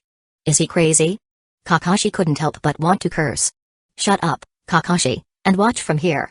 Shine Uchiha stared at him coldly and said, you're lucky, you'll soon see the true power of the Uchiha clan. He looked at Funan's back, his eyes full of fanaticism. Shadow clone technique. Bang, 4 Funan appeared at the same time. The 4 clones activated the Susanoo at the same time. The consumption is really great. The clones can't last long, but it's enough. Funan laughed loudly, and a large amount of chakra began to condense on the hand of Susanoo. In the army of Hidden Clouds village. Dodai stared at Funan, who was running over. He is a famous jonin in Hidden Clouds village with a very high prestige. He has a clear mind and is cautious. In this conflict between Hidden Leaf village and Hidden Clouds village, he was entrusted by the 4th Raikage to serve as the commander-in-chief on the front line. Many people in Hidden Clouds village have a contemptuous attitude when facing Hidden Leaf village. Including the Raikage. Dodai is different. He always keeps vigilant when facing Hidden Leaf village. Apart from anything else, Dodai is very worried about Funan's individual strength. How many Hidden Clouds village shinobi will he have to sacrifice to get rid of him? So, since he came to the front, he has been organizing tactics over and over again, training the shinobi. It's not that he is afraid, he simply wants to minimize Hidden Clouds village's losses as much as possible. Commander. Funan Uchiha is approaching alone, there is no shinobi behind him. What is that? The sensor shinobi was reporting when suddenly, his eyes widened at the sight of the blood giant that was tens of meters tall, and he couldn't close his mouth. Taking the initiative to attack? As expected of Uchiha. Dodai looked at him coldly, and shouted, everyone, get ready for battle, Funan Uchiha is coming. Upon hearing that he was an Uchiha, the Hidden Clouds village shinobi became excited. As the most combative shinobi village, they wanted to confront him. Long-range attack. Don't let him get close. Following Dodai's order, the Hidden Clouds village shinobi launched their attacks against Funan. A series of ninjutsus impacted the Susanoo, but the Susanu's overwhelming defenses remained intact. They continued to move forward and concentrate their chakra. Dodai-sama. The censor shinobi screamed in horror. In the hands of the giants, there is a tailed beast ball. What? Dodai's pupils constricted intensely. Although he considered it to be a very powerful ninjutsu, he never thought that it reached the level of the tailed beast ball. Disperse, disperse. Dodai exclaimed. The Hidden Clouds village shinobi began to walk away in an orderly manner. Too late. Funan sneered. Look at my Yasaka blood Magatama. The four clones threw out the condensed chakra ball at the same time. No. Dodai screamed. Defend yourselves, avoid it. Boom. Boom. Boom. Boom. 4 huge explosions resounded. 4 huge craters appeared on the Hidden Clouds village shinobi army. This scene stunned everyone. Even the shinobi of Hidden Lee village were stunned. Dodai almost fell to the ground. His lips trembled, his gaze lost, he murmured, This is. How? Then, he reacted and shouted, retreat, retreat immediately, all retreat. At the same time, Uchiha woke up from the shock caused by the destruction of Funan and shouted, What are you doing? Attack. Entire army, attack Hidden Clouds village. After shouting, he took the lead and rushed out. Kill. The other shinobi, recovering, shouted and came out of the defensive lines to attack the Hidden Clouds village shinobi. This time, the difference in numbers was not so obvious. Funan's 4 attacks directly killed nearly 2,000 Hidden Clouds village shinobi. The remaining Hidden Clouds village shinobi were also terrified. Under Dodai's orders, they desperately escaped. Funan did not attack again, but maintained Susanoo with his body, standing quietly on the battlefield. As the Hidden Leaf village shinobi approached, ready to chase the Hidden Clouds village shinobi, something unexpected happened. With Dodai's order, some of the Hidden Clouds village shinobi were separated to block the Hidden Leaf village shinobi. Immediately afterwards, the charging Hidden Leaf village shinobi found that obstacles appeared in front of them. Some of them were blocked by ninjutsu. Others fell into traps with explosive tags. Some of the Hidden Leaf village shinobi suddenly stopped and froze in place, obviously under Ganjutsu.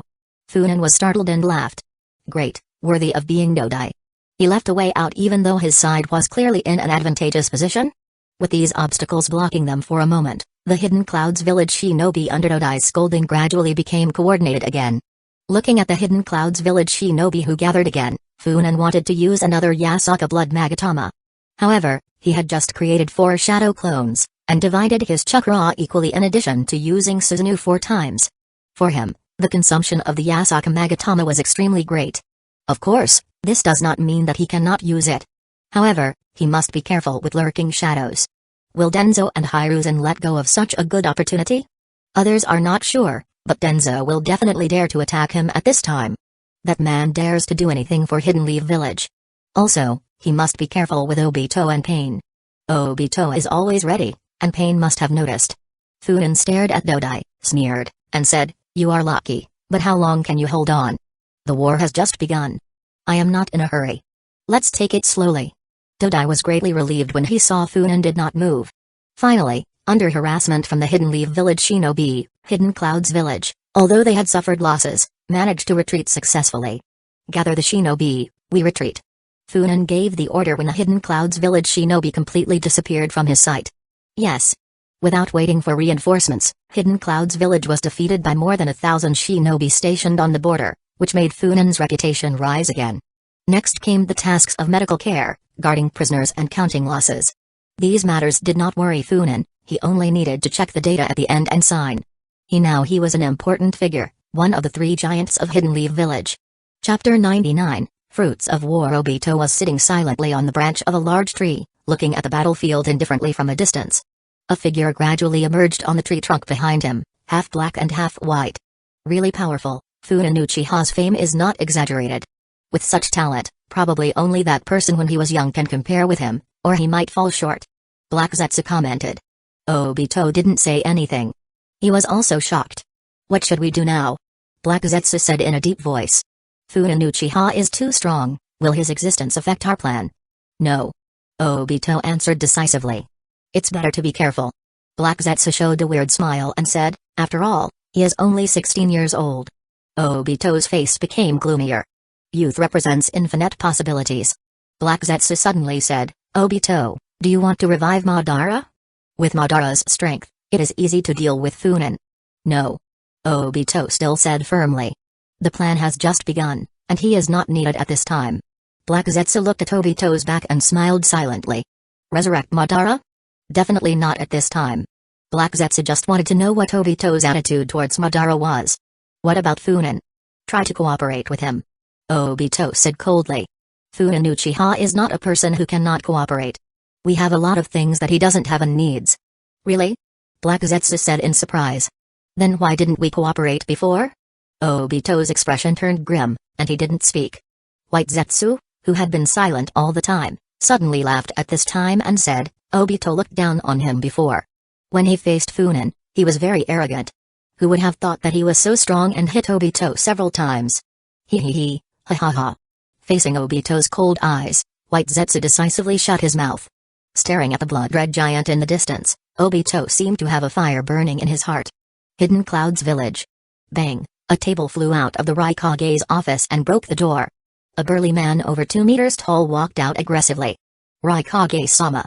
The secretary ran after him. Mabui, notify C and Darui. Also, call that bastard B. We are ready to leave for the battlefield. Please wait, Raikage-sama. Mabui said hurriedly. As the Raikage, how can you leave rashly? Besides, what about Hidden Clouds Village? Please give me 1 day. I want to take care of your itinerary, safety, and the village. I leave it all to you. I believe in you, Mabui. The Raikage waved his hand and rushed out directly. Darui and C, who had just arrived, smiled bitterly. C scratched his head and smiled awkwardly at Mabui. Darui shrugged helplessly. The two chased after the Raikage together. Ah! Mabui stamped her feet in anger. Looking at the back of the Raikage, she muttered. I hope nothing bad happens. Funin is a troublesome guy. Plus, they leave all these responsibilities to me and don't even worry about the problems. Raikage-sama is so irresponsible. Mabui had a hint of worry in her eyes. The news received today surprised both Mabui and the Raikage. Dodai failed. Hidden Clouds Village lost nearly 3,000 people in the battle, and many of the remaining people were injured. This blow was so great that the Raikage lost his temper. He originally thought that there would be no war at all, and even if there was a war, he didn't think Hidden Clouds Village would be defeated. He even considered how to make Hidden Clouds Village suffer some losses if the war started, because many of the shinobi sent out were from the enemy faction. If they didn't die, the Raikage felt that he couldn't sit still. Now, the losses surpassed his bottom line and his lungs almost exploded with anger. After the Raikage's departure, Mabui held an emergency meeting and dispatched dozens of elite shinobi as quickly as possible to protect the Raikage's safety. The news of the great victory also reached Hidden Leaf Village. After reading it, Dorofu's eyebrows jumped wildly, and after handing the information to Shikaku, he fell into a long silence. The old fat man was obviously very irritable at this moment. There was also a hint of fear in his gaze. So strong? Shikaku exclaimed. Simply by reading the information, it was evident that Funin was a formidable, probably the strongest shinobi in Hidden Leaf Village. Dorofu said lightly, he doesn't look like a human, more like a tailed beast. Shikaku pondered for a moment, and suddenly laughed. Saratobi Hiruzen will have a headache. Aren't you worried? I'm only worried that Saratobi Hiruzen and his men will mess around during the war. Shikaku spread his hands and said, we have had disputes with Uchiha, but they are not that serious. Even if Uchiha becomes the winner in the end, it is better than Saratobi Hiruzen and his men, isn't it? Thinking of that gloomy guy Denzo, Dorofu nodded unconsciously. Knock. Knock. Knocking was heard on the door. Shikaku and Dorofu looked at each other. Come in. The one who entered was none other than Saratobi Hiruzen. Shimura Denzo followed him with a sullen face. Bang, a body was thrown into the mountain of corpses. This is the last corpse. A shinobi hesitated and said, Commander-in-Chief, you really have to do it yourself. This will consume a lot of your chakra. Don't worry. Funin waved his hand and said, I want to experiment with ninjutsu. It's just right to use Hidden Clouds Village's corpse. You can go. Yes. The shinobi responded and left instantly. Funin looked at the pile of corpses in front of him and grinned. There are at least 300 corpses here. All of them are Hidden Clouds Village's corpses.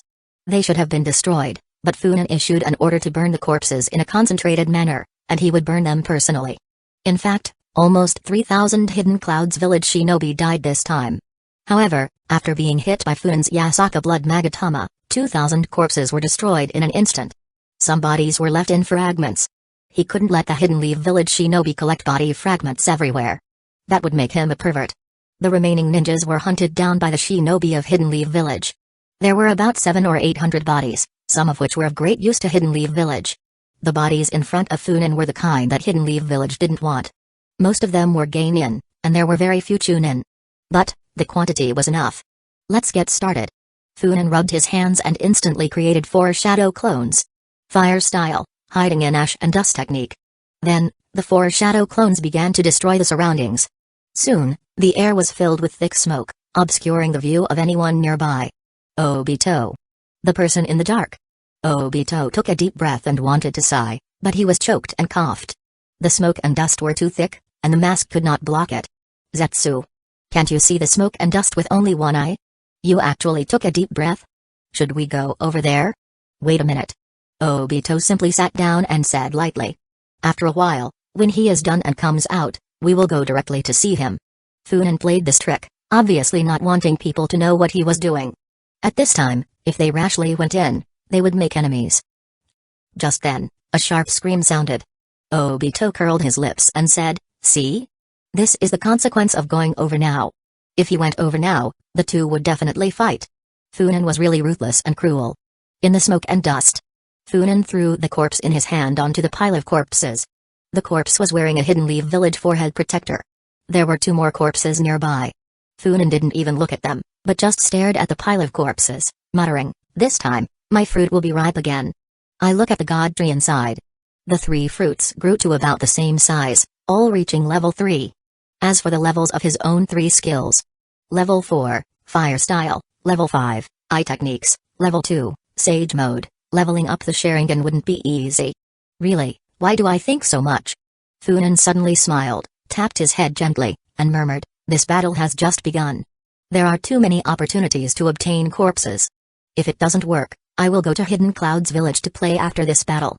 The god tree began to absorb the energy of the bodies. Since they had just died, although some of their life energy had dissipated, there was still some left. With a large amount of life energy flowing into his body, Funen sighed comfortably. Due to the enormous amount of life energy he had absorbed this time, the changes in his body were evident in many aspects. For example, his physical strength had increased and by extension his chakra as well. One day, I will punch Senju Hashirama and kick Naruto Uchiha. No, punch Hamura and kick Hagoromo. Funen sighed. When he finished absorbing life energy, the Sage Mode fruit was upgraded. Level 3, Sage Mode. Funen was very satisfied. Chapter 100, The Spirit of Youth. When all the life energy in all the corpses was devoured, Funen made seals with both hands. Fire Style. Boom, the endless blood-red flames devoured all the corpses and turned them into ashes. Funen watched quietly. The corpses whose life energy was devoured became mummies and must be destroyed. After doing all this, Funen took back the shadow clone and walked out. "Thank you for waiting so long." Obito heard this and activated his Kami instantly, becoming intangible. "Have you already discovered me?" Funen thought for a moment and said, "You smell like heather, I'm very familiar with it, so I detected you from a distance." Obito was full of question marks. What is heather? If so, it's not surprising that Funen is familiar with him.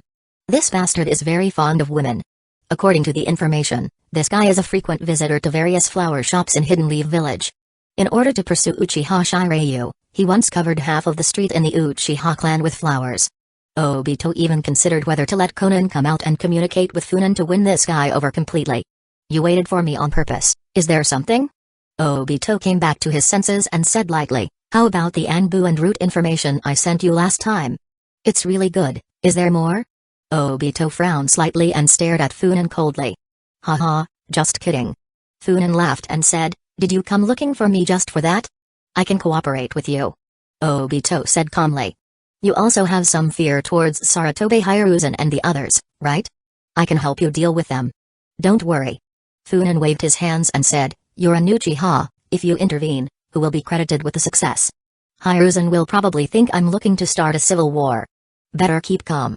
If you really want to do something for me." "Who wants to do something for you? You and I are just cooperating and trading." Obito immediately interrupted Funen's words. He was very sensitive about this. "Okay, if you really want to trade with me, then give me some information about Hidden Cloud's village," Funen said with a smile. "In return, I will also give you a copy of Hidden Leaf Village Anbu's information." "Hidden Leaf Village Anbu?" Obito frowned slightly. "Yes." Funan said with a smile. You gave me some information about Hidden Leaf Village Anbu, but it was not detailed enough. I have another copy here, I'll give it to you. Funan threw a scroll. Obito quickly dodged and retreated 4 or 5 meters. He allowed the scroll to fall to the ground. Oh my god. Funan covered his head helplessly and said, do you not trust me at all? Where is the most basic trust between people? Obito created a clone of himself to collect the scroll. He said coldly, Funan Uchiha, do you want to join my organization? Your organization? Funan instantly thought of the Akatsuki organization. Yes, my organization. Obito said. We want to change the entire world, bring hope to this corrupt world. Funan, you are the real leader of the Uchiha clan right now, you have probably seen the darkness in Hidden Leaf Village countless times. Join us and change all of this. A scroll also appeared in Obito's hand, and he said, this is some information about the organization. The scroll flew towards Funan. Swish, Funan moved away several dozen meters in an instant. At the same time, the Mangekyo appeared, staring at Obito to prevent him from taking any further action. His hands had already begun to form seals. Obito. Ahem. Funan coughed dryly and said, it's mainly because your actions just now made me too sad. I also want to let you know that sometimes, some actions that you don't care about are very hurtful. I'll wait for your news. After saying that, without waiting for Funan to answer, Obito disappeared. He really didn't want to see Funan's face. The most frustrating thing in life is when you really want to hit someone, but you just can't beat them. Obito was also helpless. It seemed that Funan knew all his information. Furthermore, he maintained a skeptical attitude about Funan's invitation to join the organization. Akatsuki organization? Really can consider joining. Funan touched his chin and laughed. Maybe get closer to Nagato. Ugh. How about I get closer to Konan, and then tell her some secrets about Obito? Wouldn't that be fun? However, if Nagato really has his own ideas, will Naruto Uchiha still be resurrected? If he can't be resurrected, is everything over? Funan's heart moved. If he could end the Fourth Shinobi World War in advance and prevent Otsutsuki Kaguya from resurrecting, things would definitely become much simpler, and his enemies would only be the other 4 Shinobi villages. The difficulty of the game would go from hell level to Rookie level. Konan, wait for me.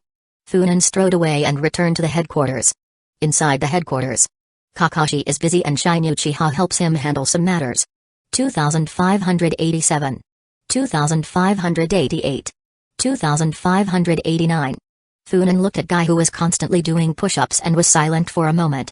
Oh, Commander-in-Chief, you are back. Guy jumped up when he saw Funan. No, Guy, you're wrong. Funan looked at Guy seriously and said, I'm not back, I came here to look for something. Looking for something? Several people in the headquarters stopped their work at the same time and looked at Funan in surprise. Funan gave a vigorous thumbs up and laughed. I was looking for the spirit of youth, and it turns out I found it here. Guy, your youthful glow can't be stopped by anything. Oh. Guy's eyes were shining with excitement, and tears were flowing. Kakashi slammed his head on the table. Shinya gently covered his chest. He is getting old and can't stand the excitement. What's wrong? Funan looked at them dissatisfied and said, don't you agree with our youth? It doesn't matter. Guy. Funan shouted, gave a thumbs up, and then shouted excitedly, since no one understands our youth, we will remain as passionate as ever so that one day they can understand it. I can't stand it anymore. Guy yelled. I'm going out to train. Today, the workload will increase tenfold. Huh. Funan-sama. Kakashi suppressed his anger and said, please don't forget that you are the Commander-in-Chief. Kakashi-san. Funan-sama, you don't need to call me using honorifics. No, much less using the honorific san, it would be fine even if I called you Ojuzan. Look at your white hair. Okay, let's all stay calm. Kakashi, leave the kunai in your hand and don't think about taking off the forehead protector over your eye. Funan coughed dryly and said in a deep voice, although we have temporarily won, we can't be careless. Kakashi, when will the reinforcements arrive? 2 days later. 2 days. Funan thought for a while and said, and the reinforcements from Hidden Cloud's village? They will take almost the same amount of time. Kakashi said in a deep voice, the number of Hidden Cloud's village's reinforcements reaches 5,000. Added to the previous 5,000, Hidden Cloud's village has mobilized 10,000 shinobi in total for this war. This is a number that no village can ignore. Reaching this number means an all-out war. Kakashi added, the village is also sending additional reinforcements, this time 4,000 shinobi will arrive, and they are still mobilizing more within the village. Even so, Hidden Cloud's village still has a numerical advantage. After their reinforcements are gathered, They will reach more than 7,000. Funan didn't care about it at all and said, since their numbers are still superior, let's reduce their numbers. Reduce? Kakashi said hurriedly, Funan-sama, you are very strong, very strong. But Hidden Cloud's village is also a shinobi village with a very solid foundation. If you run alone like last time, you could be seriously injured. Kakashi said in a deep voice, Funan-sama, countless powerful shinobi have proven this with their lives. When faced with a large number of shinobi, strong individuals are likely to get into trouble, such as the second Raikage, the third Raikage, and the second Hokage. Will Funan be an exception? Everyone was very worried, fearing that he would attack alone again under impulse. After all, the result of the last battle was impressive, which can't lead to complacency. Funan touched his chin and murmured, well, what you said makes sense, so that's why Sarutobi Hiruzen rarely leaves the village.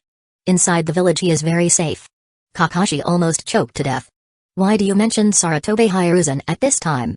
Other people in the command center also shut up instantly. They are involved in a high-level dispute again. They are not allowed to comment. They definitely don't have an opinion. Haha, don't worry. Funan laughed and said, I'm not stupid. I won't go alone this time. If Hidden Cloud's village attacks me at all costs, who can I turn to for justice? Sarutobi Hiruzen is still alive. How can I die first? Kakashi. Fortunately, it wasn't Shinosuke who came, otherwise, I don't know if there would be any trouble. Well, it shouldn't be. Shinosuke is very patient and has the style of his father. Chapter 101, Fire and Folly. Let's go, the Commander-in-Chief will take you to watch the show. Funan waved his hand and walked out first. Kakashi had a bad feeling in his heart and quickly followed. The group quickly arrived at the battlefront. Commander-in-Chief, do you want to attack? A shinobi asked. No need. Funan said looking at the Hidden Cloud's village camp. Although the distance was far, with the eyesight of several people, they could still see some shadows. Funan couldn't help but sigh and said, although we have won a great battle, Hidden Cloud's village's spirits have not diminished much. The shinobi who asked earlier sighed and then said, that's because Hidden Cloud's village has always had an arrogant attitude towards Hidden Leaf village. A victory can't defeat them. Funan said angrily, it's all Sarutobi Hiruzen's fault. Hyuga Hisashi shouldn't die. Everyone present had a headache. Hyuga Hisashi, who had been silent all the time, nodded heavily and said, the Commander-in-Chief is right. Hisashi should not die at all. Hisashi. Kakashi looked serious.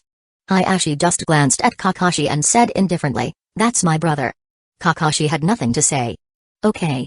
Funan raised his head and the Mangekyo appeared in his eyes. He laughed and said, as Commander-in-Chief, I invite you to see the great show for free. He used the instant body technique, advanced hundreds of meters, and stood between Hidden Leaf village and Hidden Cloud's village.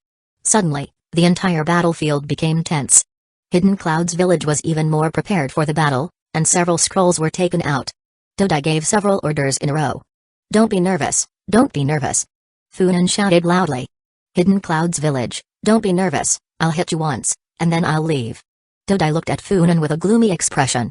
Fortunately, the commander of Hidden Cloud's village is Dodai. If it was someone with a bad temper, they would have fought by now. Even so, there are still many Hidden Cloud's village shinobi who grit their teeth and look at Funan and are ready to rush in and fight him to the death. Don't be nervous, really don't be nervous. Funan repeatedly comforted them and said, just one time, really, I will hit you once, and I won't hit you more than one time. Funan-sama. Kakashi sighed limply. Black Zetsu in the dark side. The next moment, everyone changed their expressions. A huge Susanoo appeared, with a large amount of chakra gathering in its hands. The powerful chakra was almost suffocating. At this moment, everyone understood what Funan meant by only one strike. Dodai even roared fiercely, barrier, barrier. Dozens of ninjas stood up and quickly formed seals with their hands. A light blue lightning barrier appeared in front of the Hidden Cloud's village shinobi.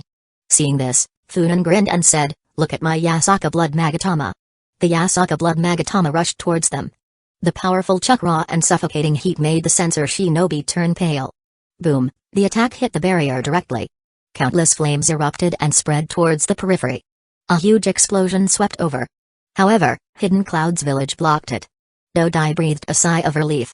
The next instant, another huge Yasaka blood Magatama approached. Damn, it's a lie. Didn't you say you would only attack once? This thought appeared in Dodai's mind. Boom. Kama, an even bigger explosion came. Ah! The several shinobi who launched the barrier screamed before fainting.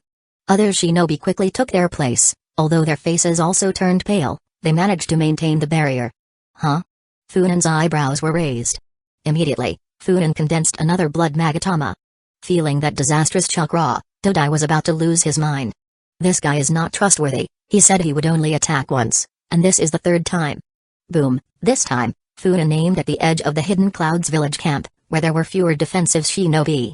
And now, everyone is focused on the center, which has already been attacked twice by Funan. The edge area was immediately hit. A large number of shinobi were swallowed by the blood flames. Although this attack did not achieve the expected result, it still took away hundreds of Hidden Clouds village shinobi. Funan was finally satisfied. He took back Susanoo with a smile and walked back to Hidden Lee village's defense line slowly. How is it? Funan gave everyone a thumbs up and said, is this scene good? Good. Kakashi sighed faintly. Looking at Funan, he hesitated to speak. He wanted to ask how much chakra Funan had left. He was the commander-in-chief and the strongest fighting force on his side. If he consumes too much, Hidden Lee village as a whole will not be safe. However, looking at that smiling face, Kakashi lost the courage to ask and remained silent. Okay, let's go back. Funan waved his hand and led everyone back to the headquarters. Before leaving, he waved to Hidden Clouds village and shouted, I will come again tomorrow, you should be prepared to welcome me. By the way, the welcoming lineup is just normal, don't be too polite. Kakashi clearly saw that many Hidden Clouds village shinobi almost couldn't hold back and rushed over to fight with Funan. Fortunately, Nodai stopped them, otherwise. After leaving the task of organizing everyone to Kakashi, Funan walked away arrogantly. Where was he? Of course, to find Pakura.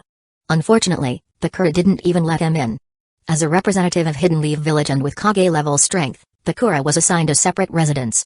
Funan knocked on the door, but when he noticed that Pakura was ignoring him, he immediately became anxious and shouted, Pakura, are you okay? Oh my god, damn Hidden Clouds Village. Did they do something to my Pakura? Someone come. Someone come quickly. Hearing the sharp cry, Pakura could not sit still. She opened the door and dragged Funan inside. Hey, Pakura, you are okay, I thought.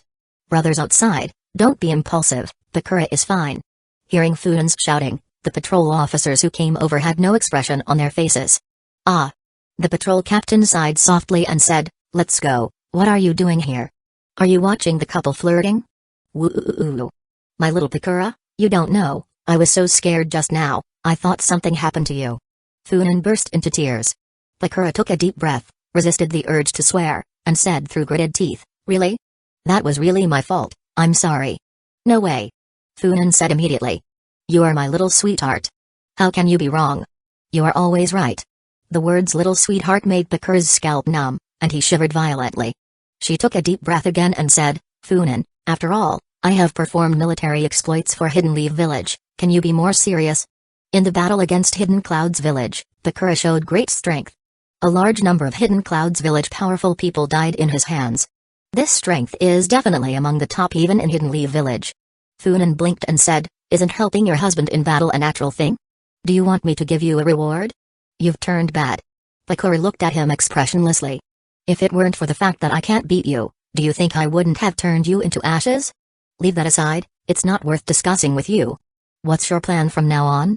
Pakura didn't want to waste time with Funan's nonsense, so she sat down casually and said, Hidden Clouds Village will surely send its best shinobi. The Raikage will most likely join the battle, that brute is not easy to deal with. Funan sneered and said, is your man easy to mess with?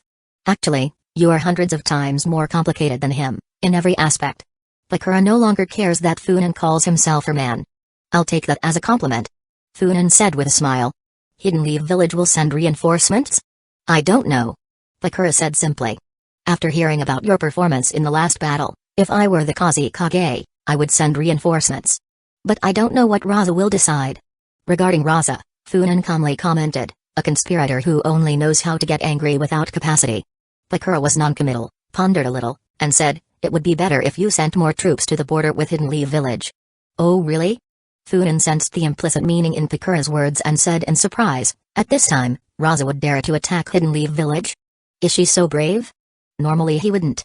Pakura sighed and said, but, I am here, I have united with Hidden Leaf Village, if Hidden Leaf Village defeats Hidden Clouds Village. Pakura didn't say the rest. Funan fell into deep thought. He was relaxed because he was prepared for most situations. But he hadn't considered the situation with Hidden Leaf Village. Raza can't be so unreliable. Seeing that Hidden Leaf Village had the advantage in the war against Hidden Clouds Village, Would he now attack Hidden Leaf Village? It wasn't impossible.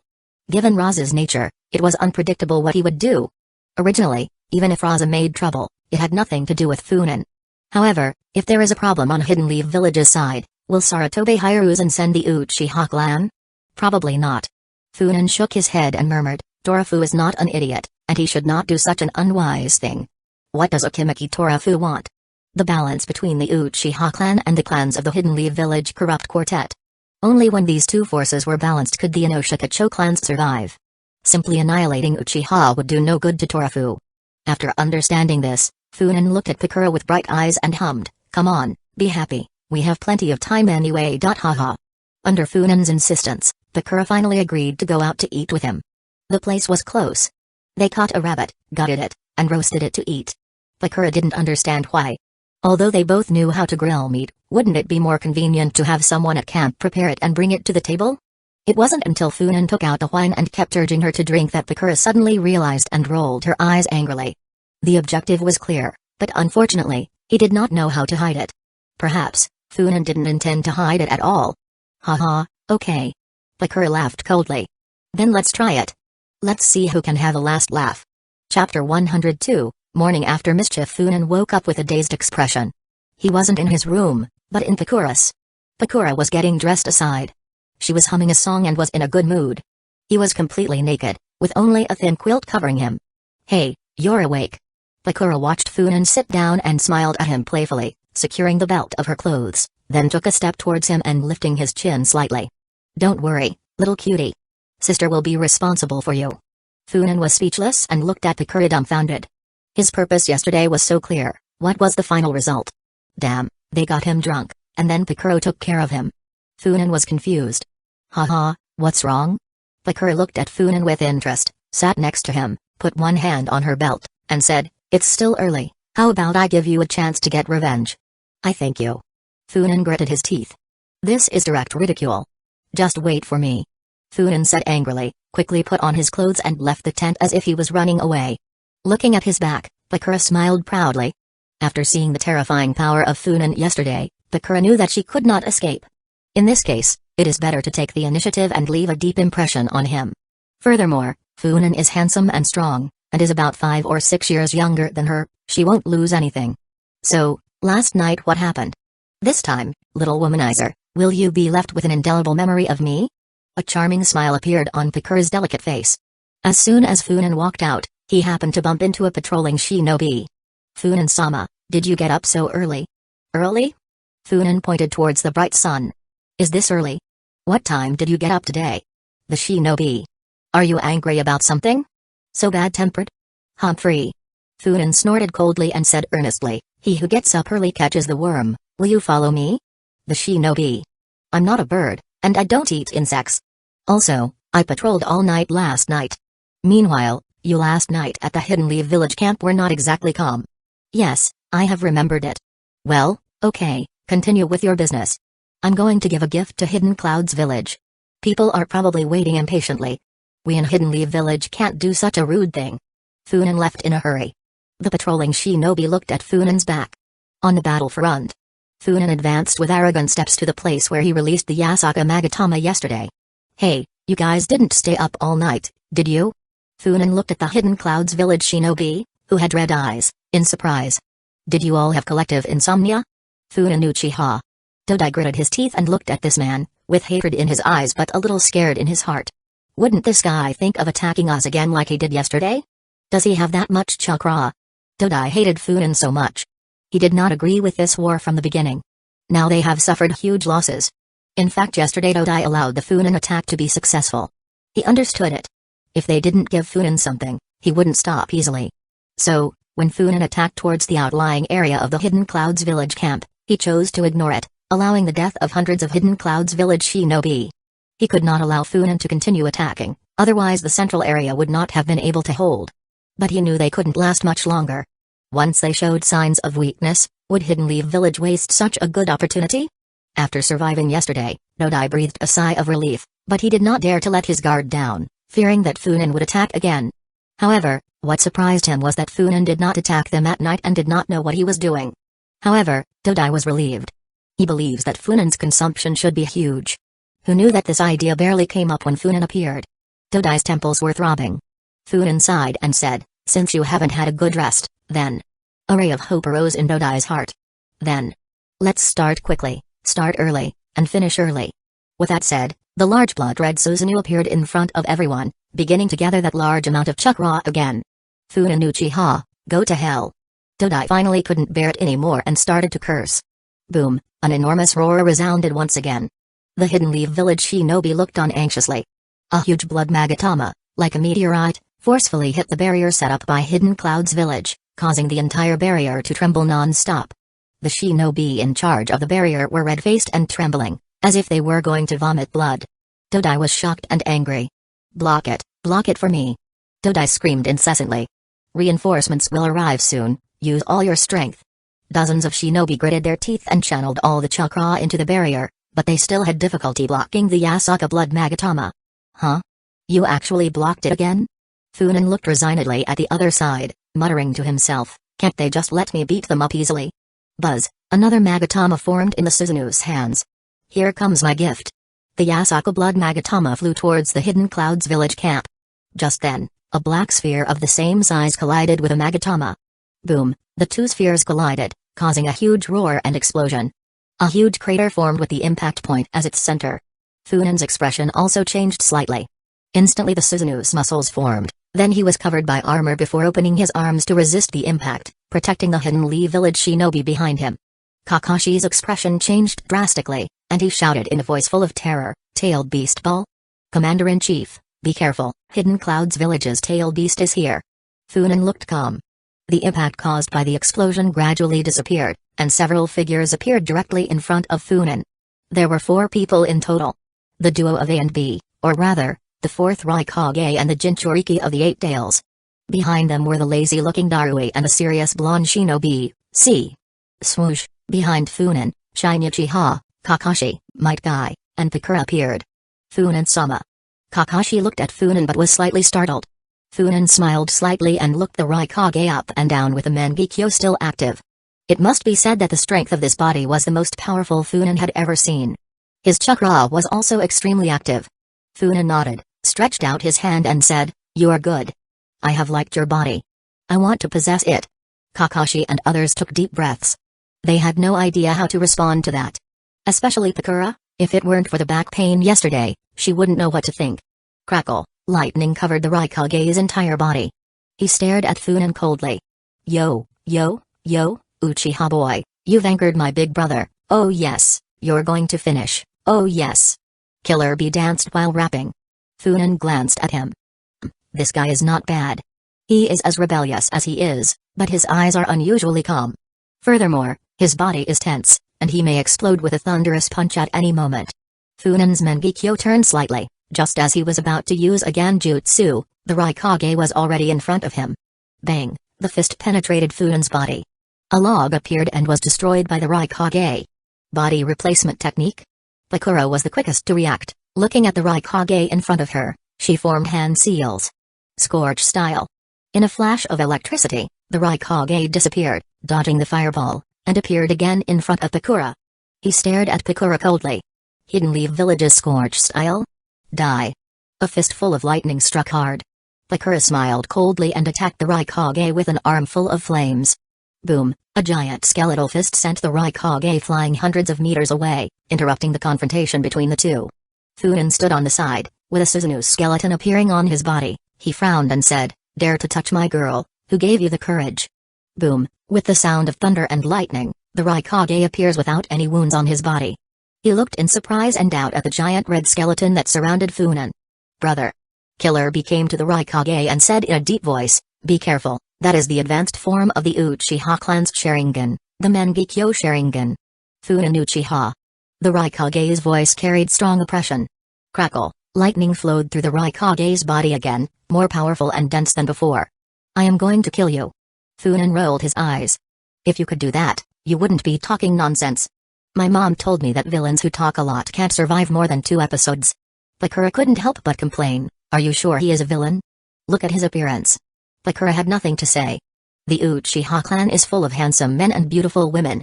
As for the 4th Raikage, To express respect to the Kage, one can only say that he looks manly. The Raikage flashed and appeared in front of Funan.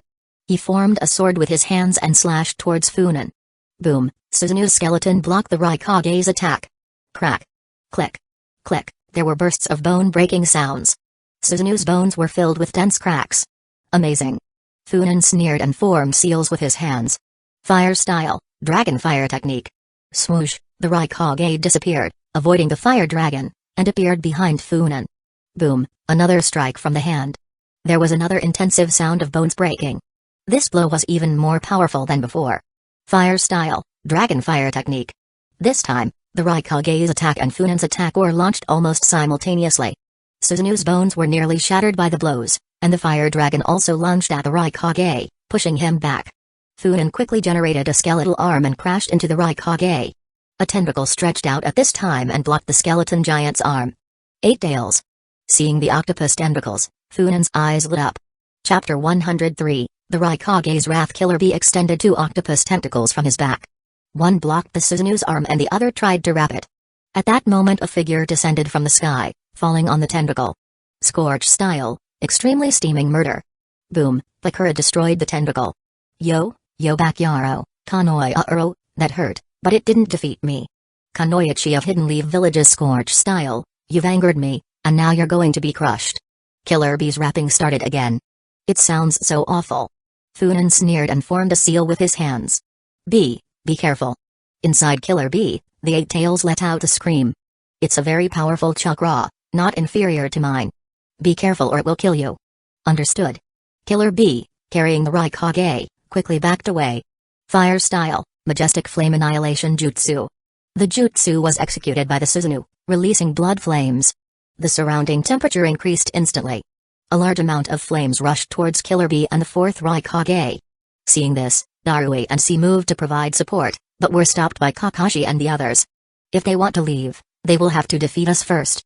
Kakashi directly took off his forehead protector, and his Sharingan looked at them coldly. However, just as his chakra began to circulate, his brow furrowed slightly. This feeling was different from usual. An illusion? Boom, leaf whirlwind. Guy launched a kick. Darui backed away quickly, dodging the blow. Once on his feet, he did not fight back. He just panted and stared at him. Several times, he was on the verge of being defeated. The guy opposite is not a human at all, he is a beast. Behind him, C was also covered in injuries. Kakashi and Guy teamed up to deal with Darui and C, and almost won. Mainly thanks to Kakashi and his Sharingan, which completely nullified C's Ganjutsu. Guy rushed ahead. The blue beast roared over the youth, while Kakashi supported him occasionally. This combination forced Darui into a desperate position. And even the versatile Shinobi C found himself out of options. As for the others, they were detained by Dodai and several Hidden Clouds village elites. Both sides were fighting fiercely. Brother. After another failed attack, Killer Bee looked at A. The Raikage nodded slightly, gritted his teeth and said, B, do it, don't hold back. Okay. Killer Bee's body began to grow. Tailed Beast transformation. Before long, a colossal creature tens of meters long appeared before everyone. Bakyaro, Kanoi Uro.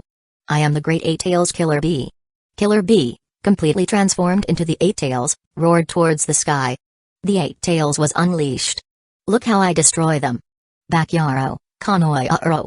8 tails opened his mouth, and countless purple, black and blue particles began to condense above his mouth. Tailed Beast Ball. Haha, you want to play that with me? Funan's eyes were full of violence. Suzunu also started to grow bigger. The skeletal giant began to cover itself in flesh and armor. In the blink of an eye, an armored giant no smaller than the tailed beast appeared in everyone's sight. Idiot, intimidate me. Not even in your best weather. Let's see who eliminates who on the stage. Bakyaro, Kanoi Uro.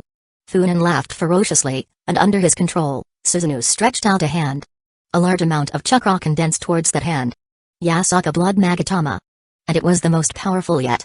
Kakashi's Sharingan spun uncontrollably. His voice trembled, retreat. Everyone, stand back. Without needing orders, the Hidden Leaf Village and Hidden Clouds Village Shinobi had already begun to retreat. Arg! The 8 tails roared, firing the tailed beast ball towards Funan with all his might. Funan was also ready, casting the Blood Magatama. Boom, the 2 huge forces brutally collided. The immense energy expanded frantically. All the shinobi looked at this scene with scared expressions on their faces and said with difficulty, "Are you kidding me? Can this be caused by a shinobi?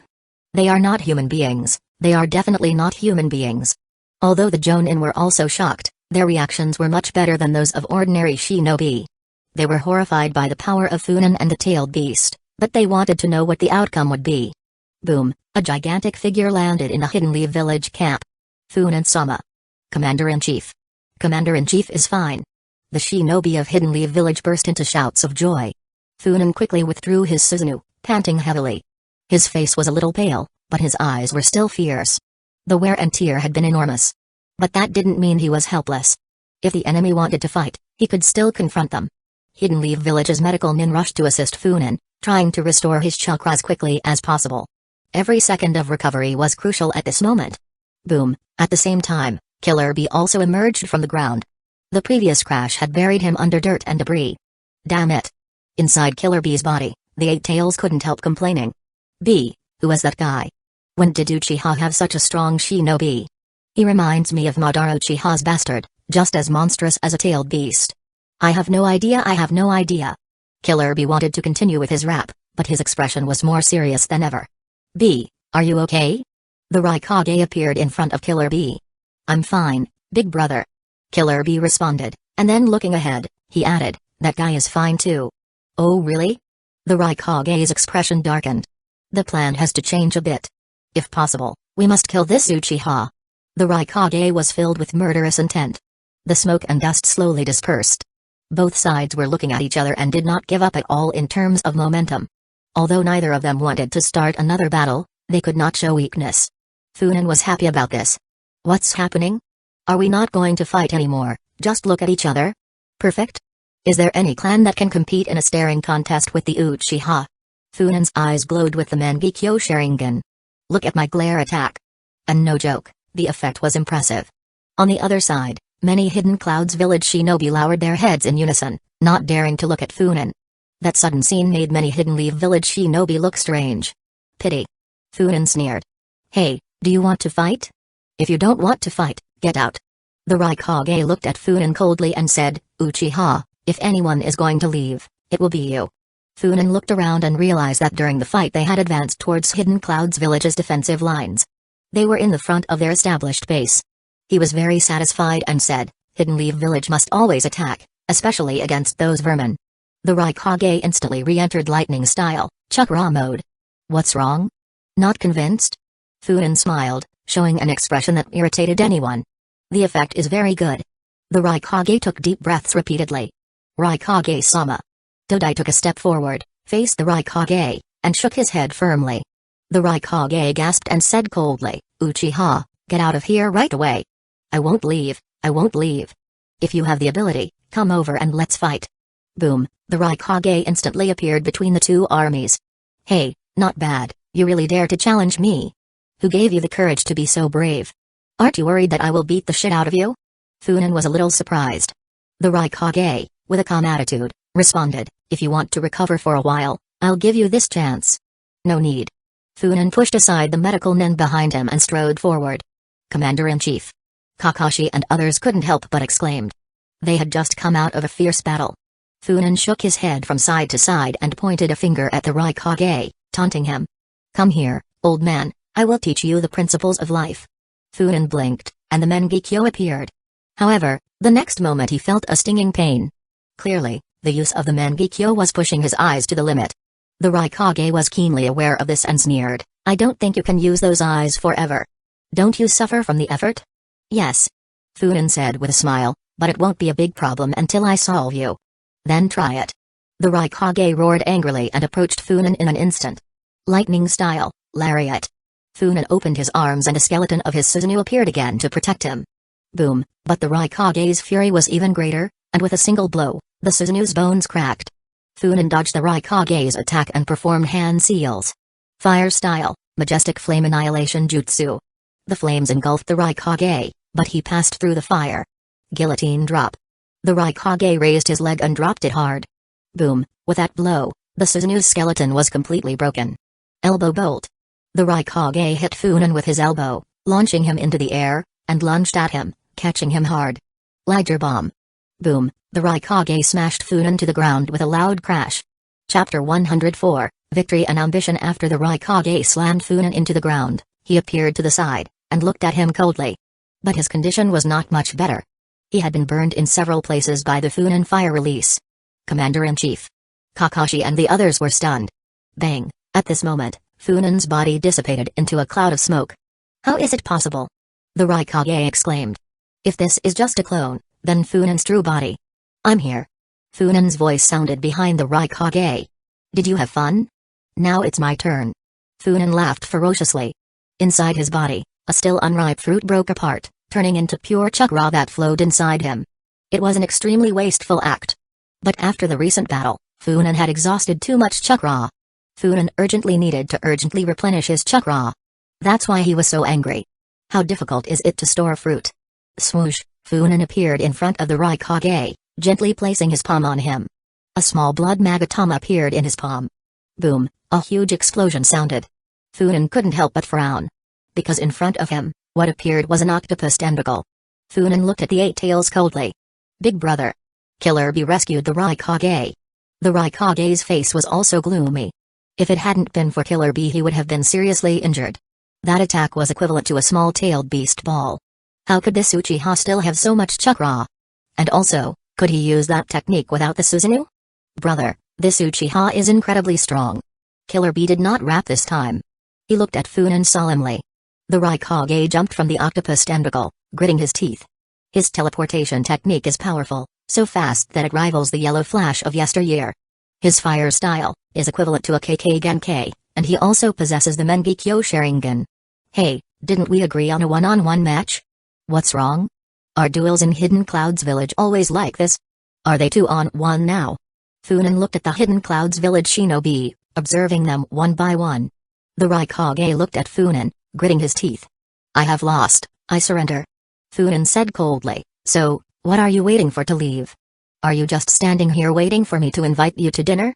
Seeing how big you are, do you plan to leave me in ruins? Not even in your dreams, I won't give you even a tree root. The Raikage looked at Dodai and ordered, Dodai, retreat 100 miles. Raikage-sama. Dodai looked a little reluctant.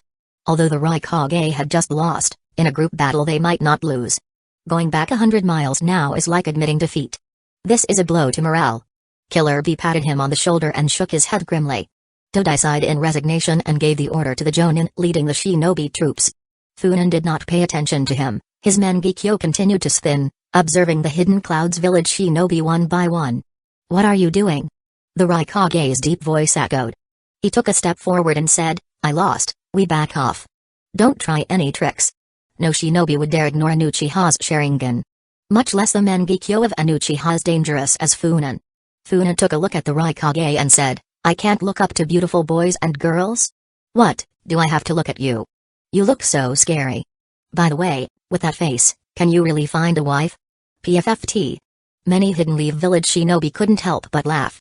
Those from Hidden Clouds Village, on the other hand, looked at Funan angrily. The Hidden Clouds Village shinobi began to retreat one after another. Until the Hidden Clouds Village shinobi disappeared from sight, someone from Hidden Leaf Village shouted. We have won. Victory. Long live Hidden Leaf Village. Long live Funan-sama. One by one, the Hidden Leaf Village shinobi cheered loudly. Amid the cheers, Funan also smiled. Very good, I have successfully gained popularity. On second thought, I should prepare to become the 5th Hokage. Would he really let Tsunade take the position? What a joke. However, he had already said that it would be the people of Hidden Leaf Village who would ask him to be the 5th Hokage, so he would definitely not take the initiative to fight for it. A weird smile appeared on Funan's lips. After a while reinforcements from Hidden Leaf Village arrived. The number of reinforcements was greater than imagined, more than 4,000 people. This is because Torafu heard that a war had broken out on the border, and temporarily added some manpower to Funan. Furthermore, there were several thousand shinobi in Hidden Leaf Village, ready to be deployed at a moment's notice. If it were not necessary to guard against several other ninja villages, the fat man would dare to throw tens of thousands of people at once. After reviewing the battle report, Funan asked, any movement from Hidden Stones Village or Hidden Mist Village? We don't know about Hidden Mist Village, but in Hidden Stones Village they are restless, we don't know who they will act against. Funan was not surprised by this answer. Hidden Mist Village had been isolated for a long time, not only were they unaware of the outside, But the outside was also unaware of their situation. As for Hidden Stone's village, that old man Anuki is older than Saratobi Hiruzen. However, he was strong and not senile. When it was time to fight, he didn't hesitate at all. Funan touched his chin. The fourth Mizukage should still be alive. Thinking about it, now Hidden Mist Village was probably under Obito's control. Also, regarding Hidden Stone's village, Deodara could also be an option to consider. His explosive art, used well, could be incredibly effective.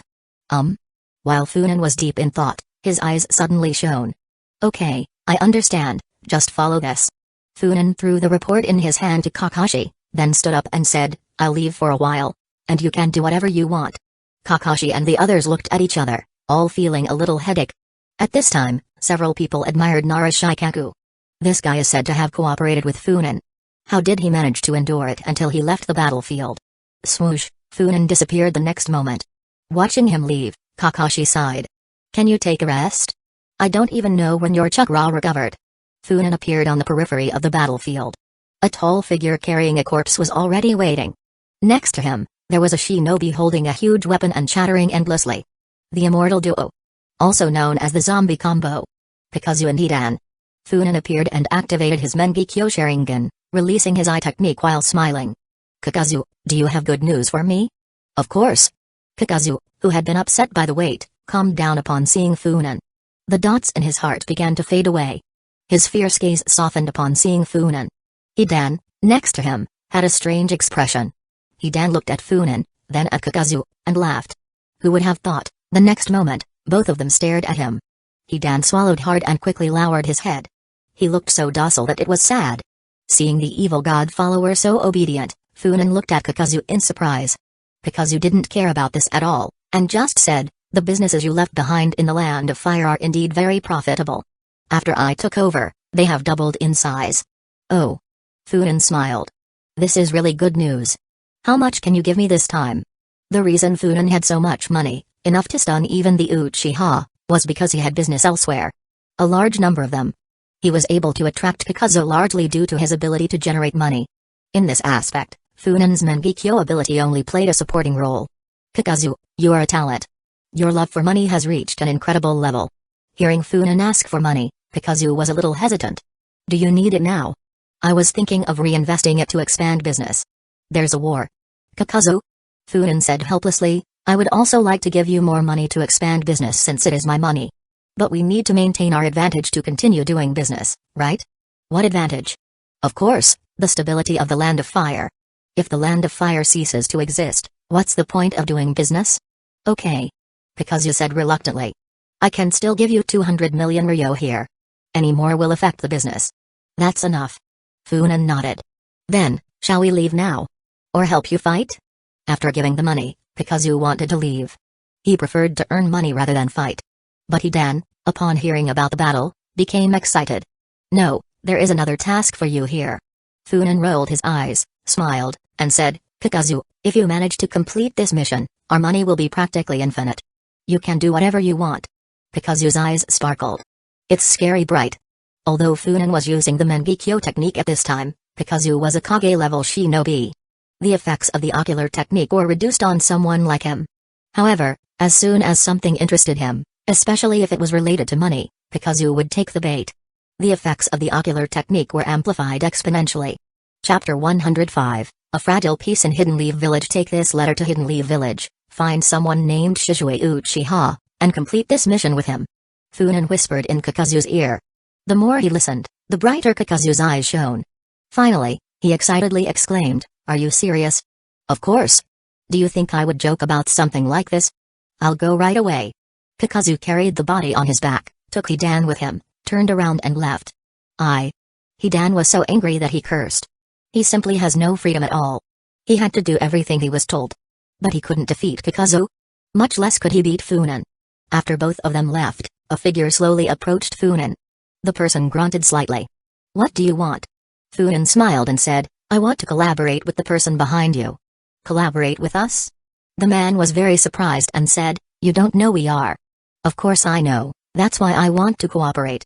Funan chuckled and said, Doesn't your boss have any enemies he wants me to help him eliminate?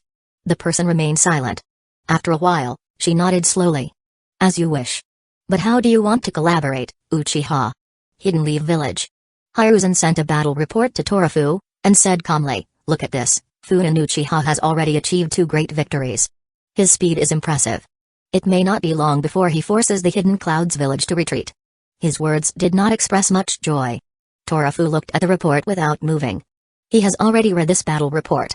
As the acting Hokage of Hidden Leaf Village, he was the first person to see this battle report. To be honest, he was also shocked by Funan's results. "Torafu, do you still want to let Uchiha go?" Hiruzen's voice sounded grave. Torafu sneered and said, "You mean Funan Uchiha should lose?" Hiruzen smoked a cigarette and said nothing. "Lose? Of course I didn't want to. However, Funan Uchiha's strength made him uncomfortable." Thump. Thump. Thump. While they were talking, they both heard a sound that made them feel chills. Especially Hiruzen, his hands were trembling. If it weren't for Denzo, why would they be like this? Sure enough. With a special rhythm, Denzo Shimura appears. "Torafu, we must not let Funan Uchiha go on like this." Torafu rolled his eyes and said, "He's fighting on the front lines, do you really think this is the right thing to do? Don't talk childish nonsense. With the Uchiha, there is no time to waste." Denzo's sinister voice echoed, "Uchiha is Uchiha, Torafu, do you really want an Uchiha to compete for the position of Hokage?" Torafu's face turned gloomy. That was precisely what worried him. The Uchiha wanting to be Hokage was something he couldn't allow. Hidden Leaf Village couldn't have an Uchiha Hokage. Take the Senju as an example. After Senju Hashirama became the first Hokage, his younger brother took the opportunity to become the second Hokage. After that, if Senju Dobirama hadn't destroyed the Senju clan, would the third Hokage be Sarutobi Hiruzen? If Nawaki hadn't died, he surely would have been Hokage, it was just a matter of which generation. The fourth Hokage, Minato Namikaze, became a puppet when he rose to power. They all knew what Sarutobi Hiruzen had in mind. He just wanted someone from the Sarutobi clan to become the true Hokage. The fifth Hokage. It's a pity that the Sarutobi clan has a weak foundation and Uchiha disrupted the situation, so they failed. The Uchiha are different. They have a long heritage and are powerful. If an Uchiha really becomes Hokage, how many generations will it last? That couldn't happen. What are you thinking to do? Torafu looked up at Denzo. To cause trouble, you had to look for Denzo. The darkness of the shinobi only served for this. However, I warn you, there can be no problems on the front line. His first battle as acting Hokage had to be a resounding victory. He had mobilized so many people and unleashed such a huge war that if he failed, he would have to abandon his position as acting Hokage. Don't worry. Denzo smiled. The corners of Torafu and Hiruzen's lips twitched imperceptibly. Denzo leaned over and whispered a few words. Hiruzen and Torafu looked at each other. Is this okay? Why not? Denzo said calmly, if the village is in danger, the Uchiha must act. Of course, to avoid being blamed, we have to help. It has to be you. Torafu corrected Denzo's words. Don't try to drag me to your side. It's okay, it'll just be us. Denzo looked at Hiruzen and said, how about sending out 1,000 shinobi? Hiruzen's face twitched. Look, how easy it is to say that. Damn. 1,000 shinobi and you still think it's not enough? Have you considered the impact it will have? Our 4 clans have already sent many shinobi, and now another 1,000, what will the others think? Hiruzen sighed feebly and nodded in agreement. However, he did not view it as lightly as Denzo. He understood that Hidden Leaf Village was going to enter a turbulent period again. He knew Funan Uchiha's temperament. After finding out, would he stay calm? Territory of the Uchiha clan. The meeting convened by Fugaku officially began. Fugaku Uchiha threw the documents heavily on the table and sneered. As soon as Funan left, these people became restless. The senior Uchiha officials, after taking turns to read the information, all sneered. Hidden Leaf Village. It's actually Hidden Leaf Village. Setsuna sneered. I thought about any enemies, but I never considered that they would have ties to Hidden Leaf Village. What did the documents say? Hidden Leaf Village was amassing forces on the border. In response, Hiruzen would lead 3,000 shinobi towards the border to deter Hidden Leaf Village. The documents demanded that the Uchiha send 200 shinobi. The messengers hinted that the 4 clans led by Sarutobi would send 1,000 shinobi. In this regard, everyone in Uchiha expressed their disapproval. It's the same as Funan thought. Uchiha Soji sneered and said, they really took action after Funan left. As soon as Funan gained the advantage at the front, Hiruzen and his group could not contain themselves. Damn it. Moreover, the opponent is Hidden Leaf Village. Those present made a bold guess. Hiruzen and Hidden Leaf Village were colluding. Then what should we do now? Everyone fell into deep thought. We send troops. A voice suddenly joined in. Everyone was startled, raised their heads in surprise, and looked at the speaker in astonishment. Shizue Uchiha. Everyone's impression of Shizue is not very good. Send troops? Fugaku said calmly, maybe the more we send, the more we will lose. Yes. Shizue nodded firmly and said, so, we have to send more people. Send more people? Everyone was stunned, but soon they understood and were surprised. The purpose of Hiruzen and others is to bite Uchiha and weaken their power. But if the bait is big enough, so big that Hiruzen and his group don't dare to attack, would they dare to do something? Itachi expressed his doubts. And what about the clan? Shizue's words were a little indifferent. There are already many children outside the clan, aren't there? If they attack the ones left, then when we return, we will naturally avenge them. Everyone looked at Shizue stunned. Is this Shizue? Damn it. Instead of gawking, you should think carefully about my proposal. Shizue didn't care about everyone's surprise, his expression was extremely calm. Fugaku asked tentatively, how many people do you think we should send to collaborate? For the sake of Hidden Leaf Village. Shizue said solemnly, I think the entire clan should mobilize. Anyone who can fight should be sent, even children. Shizue showed a sinister smile and added, after all, the third Hokage sent children as young as a few years old to the battlefield during the Great Shinobi Wars, right? Everyone looked at each other again. It seems to work. But, isn't his Shizue's change a bit big? When the Uchiha sent the proposal to the Hokage's office, Hiruzen let out a rare roar of fury. If the current owner of the Hokage's office wasn't Torafu, Hiruzen would have trashed the entire office. Hiruzen's expression was cold, the corners of his eyes twitched slightly, and there was a hint of ferocity. Torafu also fell silent. He was a little dumbfounded. From Uchiha's report, he could detect that Uchiha's mood fluctuated greatly. They are like a crazy beast. If you dare to tease them, they will pounce on you and bite you. If he had known that this would be the case, Torafu would not have dared to provoke Uchiha. Now that the situation was already underway, there was no room for hesitation. What should we do now? Torafu said with a gloomy face. The Uchiha have given you a direct blow. They have brought all the children to the battlefield, and the number has reached more than 700 people. There are more than 700 Uchiha shinobi, most of them are Chunin, and there are more than 10 Jonin. It makes people feel chilly just listening to it. What else can we do? Hiruzen said coldly, since they are willing to do this, let's help them and deal with it together. And what about Funan Uchiha? He still has many Uchiha under his command. Torafu interrupted angrily. Do you want to lead Hidden Leaf Village to destruction? I warn you, if you plan to do that, do it alone, but don't drag the entire village down with you. Hiruzen had a gloomy expression and stopped talking. Denzo and Shikaku looked at the information coming from Uchiha and were speechless for a while. After a while, Shikaku suddenly said, could it be that the Uchiha are thinking of leaving Hidden Leaf Village? Impossible. They all opposed it simultaneously. Denzo said coldly, Uchiha, they can only be Hidden Leaf Village's shinobi for the rest of their lives, unless they are all dead. As enemies of Uchiha, they know very well how powerful Uchiha is. Once such a person becomes an enemy, it is really terrifying. Then now. Arg. At this moment, a roar full of madness sounded. Everyone in the Hokage's office was stunned. The Ninetales. Shikaku shouted. Didn't they say that the seal was perfected? How come the Ninetales has been released? Impossible, absolutely impossible. Torafu roared angrily and rushed out first. Hiruzen hesitated for a moment, then rushed out. Denzo looked disdainful and turned to leave. He still needs to remain useful and lead Hidden Leaf Village to glory in the future. How can he fight against a beast like the Ninetales? When they arrived, Naruto had already entered in half-tail form. He just roared, and the huge sound wave blew away the surrounding shinobi. What's going on?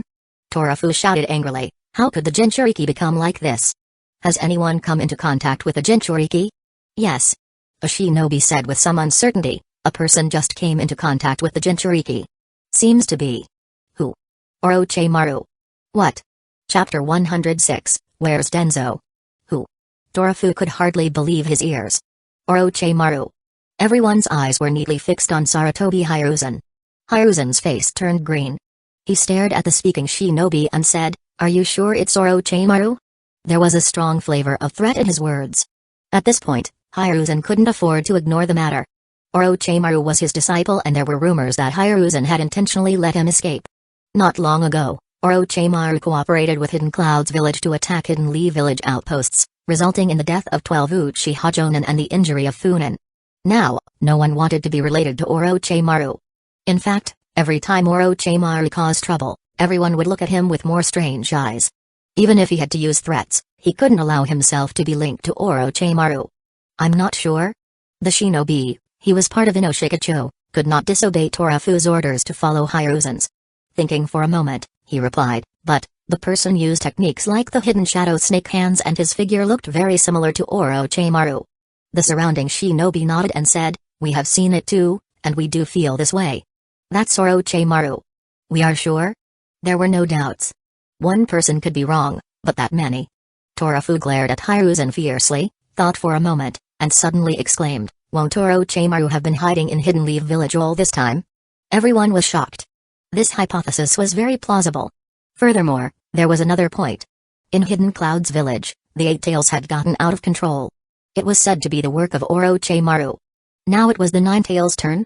Investigate. Following Torafu's order, the entire Hidden Leaf Village began to move at high speed. Afterwards, Torafu stared at the Jinchuriki and said coldly, let's deal with the Jinchuriki first. Where is the sealing team? Here. The sealing squad appeared, carrying several sealing instruments. I will get you a chance. Be ready to act at any time. Torafu stretched his limbs as he looked at the Jinchuriki, whose skin had a dark reddish hue, and sighed with a headache. Swoosh, a figure appeared beside him. Jiraiya. Acting Hokage Lord, I am here to help you. Jiraiya spoke in a deep voice. Torafu glared at Jiraiya fiercely. Hiruzen and others also looked angry. What have you been doing? In the past few days, haven't you been following the Jinchuriki and teaching him? Jiraiya coughed dryly and said nothing. What could he say? Of course it's about collecting materials. Moreover, if he knew that Orochimaru would come, he would definitely not leave. They haven't seen each other for so many years, and he misses Orochimaru too. Dude, you come back to Hidden Leaf Village, and you don't even see me. Furthermore, you attack my disciple. Next time I see you, I will definitely scold you. He glanced at Naruto out of the corner of his eye, not too worried. He knew that Minato had left a precautionary measure that had not yet been activated. Forget it, let's suppress the Nine Tails first. Torafu said with resignation, taking out his weapon, a long staff. Suddenly, he seemed to remember something and stopped, looking around before turning to Hiruzen with a grim face. Hiruzen, where is Denzo? Why isn't he here? Everyone's attention was once again focused on Sarutobi Hiruzen. The third Hokage's face was now livid. Speak, why don't you say anything? Torafu shouted sharply, what? Do you really want me to confirm his identity as a deserter? Hiruzen's face was already turning purple. He understood the meaning of Torafu's words. Rumors had spread about the incident with the second Hokage, saying that some of them were deserters. And now this. The Nine Tails was causing trouble again. Where was Denzo? Hiruzen was cursing and about to cry. Damn Denzo. Even if you don't want to fight, couldn't you at least be present? You don't even show yourself. What are you doing? No wonder people criticize you. Torafu, you bastard, you are such a bastard. Denzo is not here, why are you blaming me? Is it my responsibility? Why do you always push me? Now, immediately, go find him. Torafu, containing his fury, ordered a nearby Anbu. If he doesn't come, he better wait for me to die, because if not, I'll kill him. Yes, sir. The Anbu was so frightened that he didn't even look at Hiruzen and turned around and ran away. Torafu, where are the Uchiha? Hiruzen suddenly said. With a problem as big as the Nine Tails out of control, why aren't the Uchiha here? He wanted to divert attention to the Uchiha. And it worked. Many people frowned and their expressions were full of dissatisfaction. Ahem. A shinobi coughed and cautiously said, acting Hokage Lord. What's wrong? The Uchiha sent someone just now. Did they send someone? Yes, a genin of about 10 years old. The shinobi responded with a suffering face. They said that since Denzo-sama does not trust them, the Uchiha will monitor themselves and guarantee, for the honor of their clan, that none of them will come near the Nine Tails. Everyone. Torafu nodded expressionlessly and said calmly, Denzo, I'm going to fuck you. The Uchiha's words showed their anger. Not only for Denzo, but also for Torafu. The recent order had angered the Uchiha, and this was their response. It is even unknown whether the Nine Tails' loss of control has anything to do with Uchiha. However, Torafu could only scold Denzo now. Otherwise, he will be the only one who is embarrassed. At this moment, Torafu suddenly discovered that the shinobi of darkness is really useful sometimes. He turned his head towards Shikaku and said, if I die, Make sure you kill Denzo so he can accompany me to the grave. Oh, and notify the entire village that when the acting 5th Hokage died in battle, Denzo was not present. Shikaku's lips twitched. Don't say such things. We just elevated you to the position. If you die, the Inoshikacho clans will suffer greatly. We still owe the Uchiha money. At least hold on until we pay the debt, otherwise the Inoshikacho clans wouldn't be able to bear it. Humphrey. Torafu waved his hand and started making hand seals. Follow me. Multi-size technique. With a roar, Torafu transformed into a giant tens of meters tall. Acting Hokage Lord. Many in the village saw it and started cheering. Arg. Naruto roared. At this moment, his mind had already been disturbed by the Nine-Tails chakra. He felt Torafu's huge chakra and rushed forward. Stop him. Torafu roared angrily. A shadow advanced towards Naruto, and the instant it touched his shadow, Naruto stopped. Nara Shikaku. Nara clan secret technique, shadow imitation technique. But the effect lasted only a moment. Naruto barely moved and broke the bond. Shikaku let out a groan. At that moment, Torafu's attack came. Take this. He launched a heavy punch, hitting Naruto squarely. Arg. Naruto let out a shrill roar and then repelled Torafu's attack.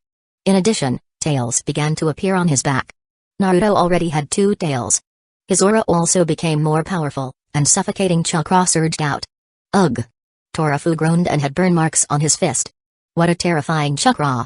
Jiraiya tried to approach Naruto while shouting, Naruto, wake up and see who I am. Despite being dozens of meters away, Naruto's chakra formed a fist that was launched towards Jiraiya. Jiraiya used a clone to receive the chakra fist, while his white hair spread out to envelop Naruto. Greya. Naruto roared angrily. Jiraiya's hair began to burn. Swoosh, at that moment, Hiruzen appeared in front of Naruto and hit him on the shoulder with his staff. Boom, the ground beneath Naruto's feet was shattered. His body was also bowed down. I've got it under control, Ceiling Squad. Hiruzen shouted loudly. The Ceiling Squad rushed over and opened a scroll. Greya. Another tail appeared behind Naruto and lunged towards Hiruzen.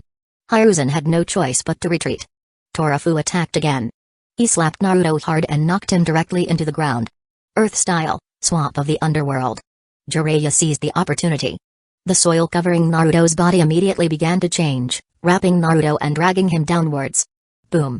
Kame Naruto launched several arms of chakra from the underworld swamp, grabbing onto the ground and pulling himself out. Roar.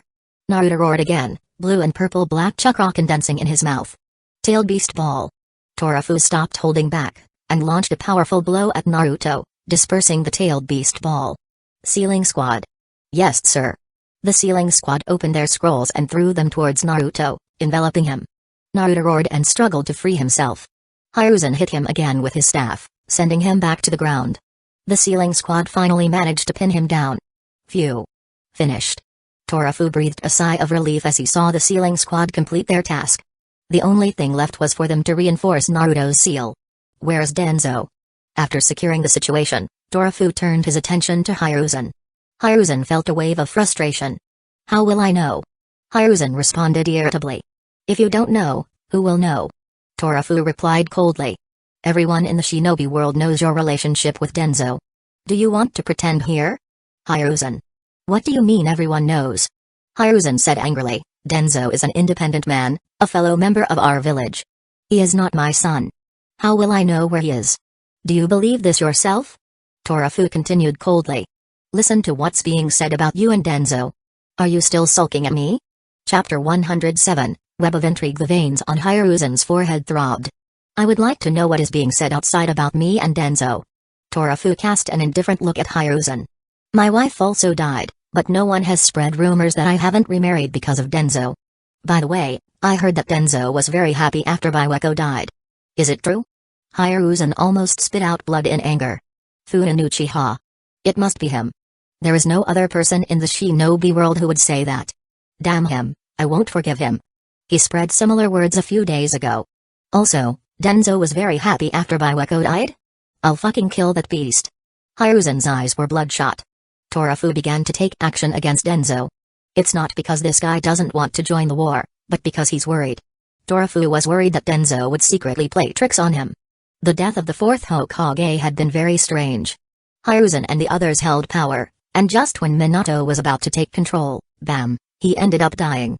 The 4th Hokage was just beginning to take control and was killed. Now he, who had become an enemy of Saratobi Hiruzen and the others, had to be careful. Furthermore, in a matter as big as the Nine Tails, Denzo had not appeared. Torafu decided to teach him a lesson. Including Hiruzen. None would escape. As for Koharu and Hamura, where have they been? Since he took office, the presence of these two people has been horribly low. This is very wrong.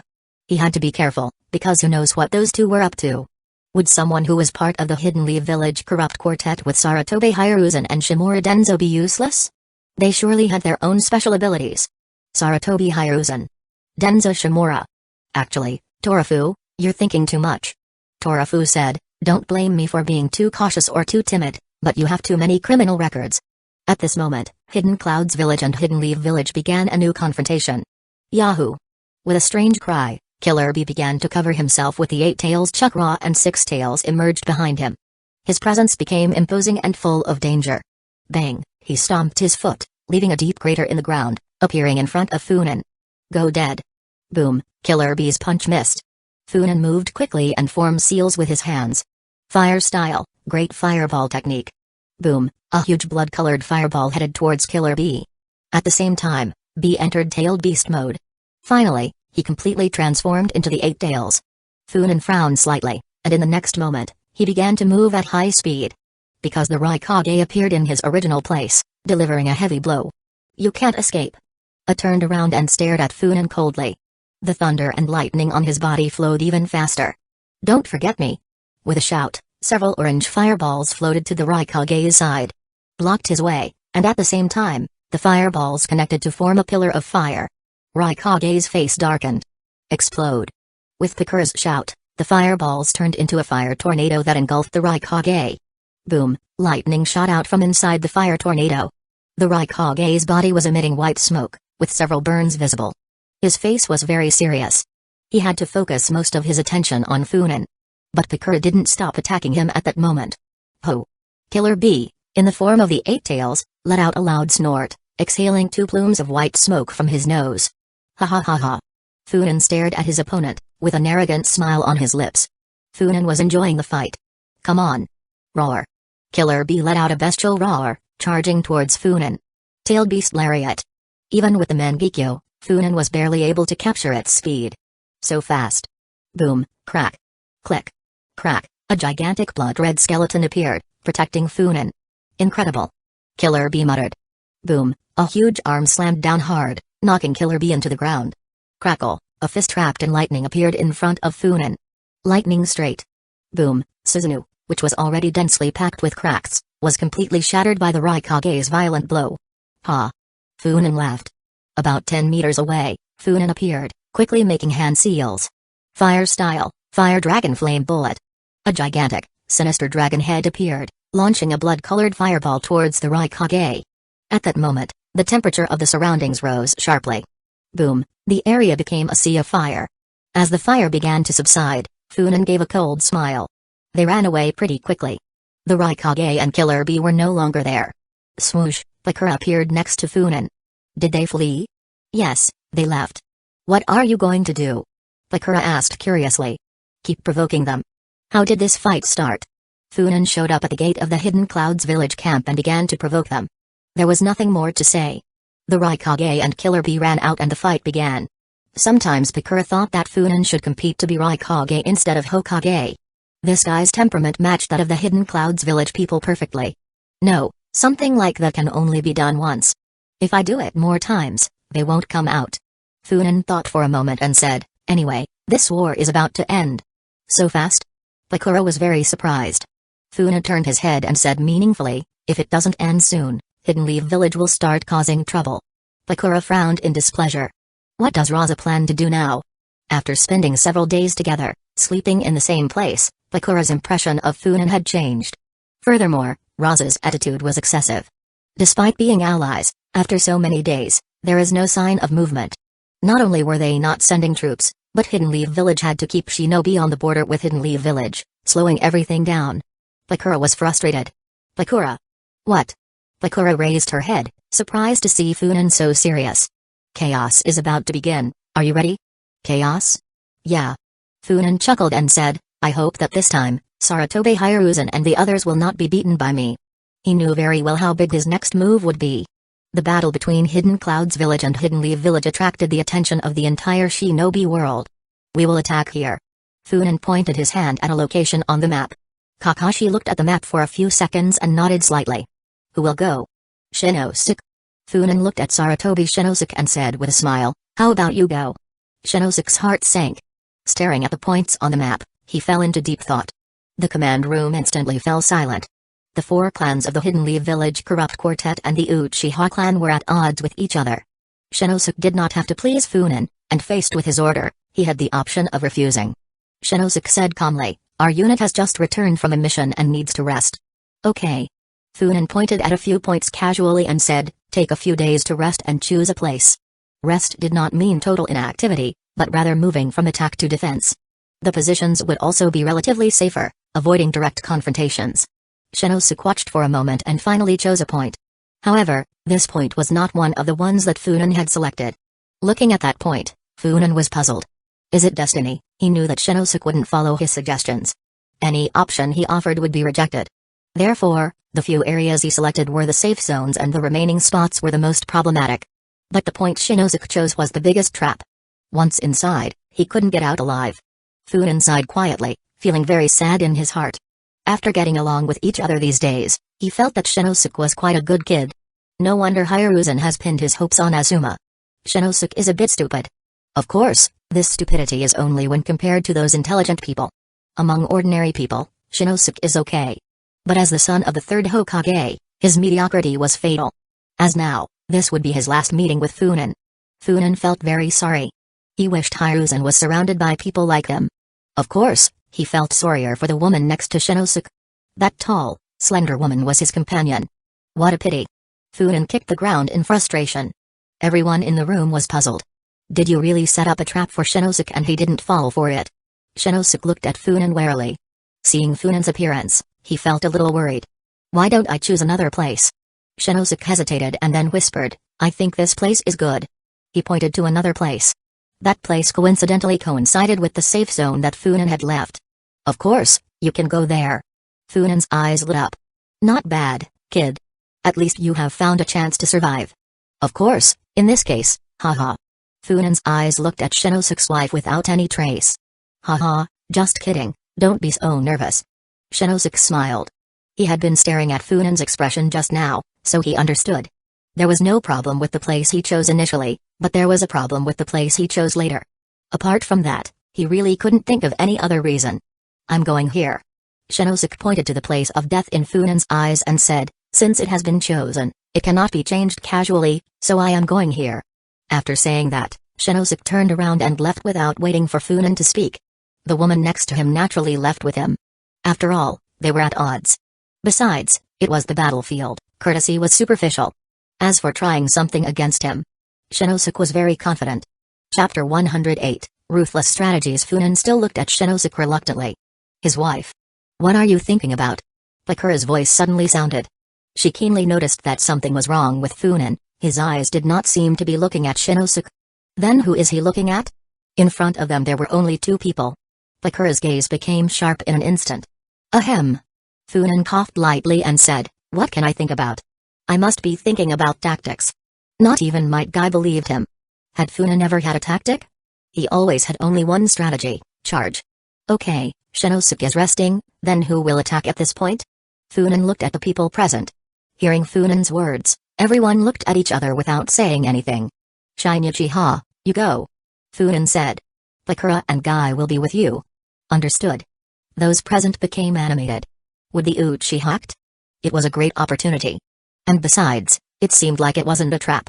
Dormu is a jonin of Hidden Clouds Village and, furthermore, one who did not get along with the Raikage. He knew he was in danger. He had challenged the Raikage on many occasions, and with the fourth Raikage's explosive temper, it was impossible for him to forgive him. However, Dormu had no other options. After the third Raikage's death, he supported others to take over, but failed. The fourth Raikage wouldn't let him escape after that. This time, as always, he was given a lot of tasks, each one more dangerous than the last. He was also a ruthless person and was worried about being betrayed by the Raikage, so he pulled out a large group of people, more than 1,000 shinobi. There are not only his people here, but also Raikage's people and some people from neutral factions. He didn't think the Raikage would dare betray him with so many people involved. If the Raikage caused the death of so many shinobi, they would not forgive him. Even the Raikage would be finished. But, for some reason, walking along the path, Doremu felt an intense uneasiness, as if something was going to happen. He looked at the people around him. The large number of people and the various factions gave it value. What could he fear with so many people? Just as this thought fell, a signal flare rose into the sky. Bang! Looking at the red flare, Doremu's heart sank instantly, feeling icy cold. Was it really a trap? Enemy attack! With a piercing scream, one shinobi after another appeared in his field of vision. Fire style. These were the last words Doremu heard.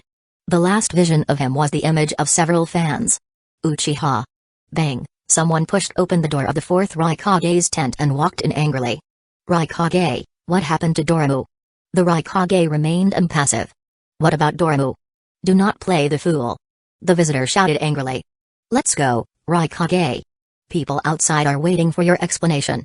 This time, you went too far. The fourth Raikage remained calm. I don't understand what you are saying. If you want to accuse me, then speak clearly. Bang! The man slapped the Raikage's desk and said angrily, stop pretending. I'll tell you clearly. During Doremu's mission, they were attacked. Out of more than 1,000 men, only about 200 managed to escape. And all of them are your people. The fourth Raikage said coldly, the mission was assigned by me. But who sent Doremu? This. The visitor was speechless. That mission had been assigned to the fourth Raikage's trusted men, but Doremu had taken it away from them. Besides, what you said is very wrong. What do you mean by my people? The fourth Raikage continued with an icy voice. The entire town of Hidden Clouds Village is my people, both those who return and those who die. I am the Raikage.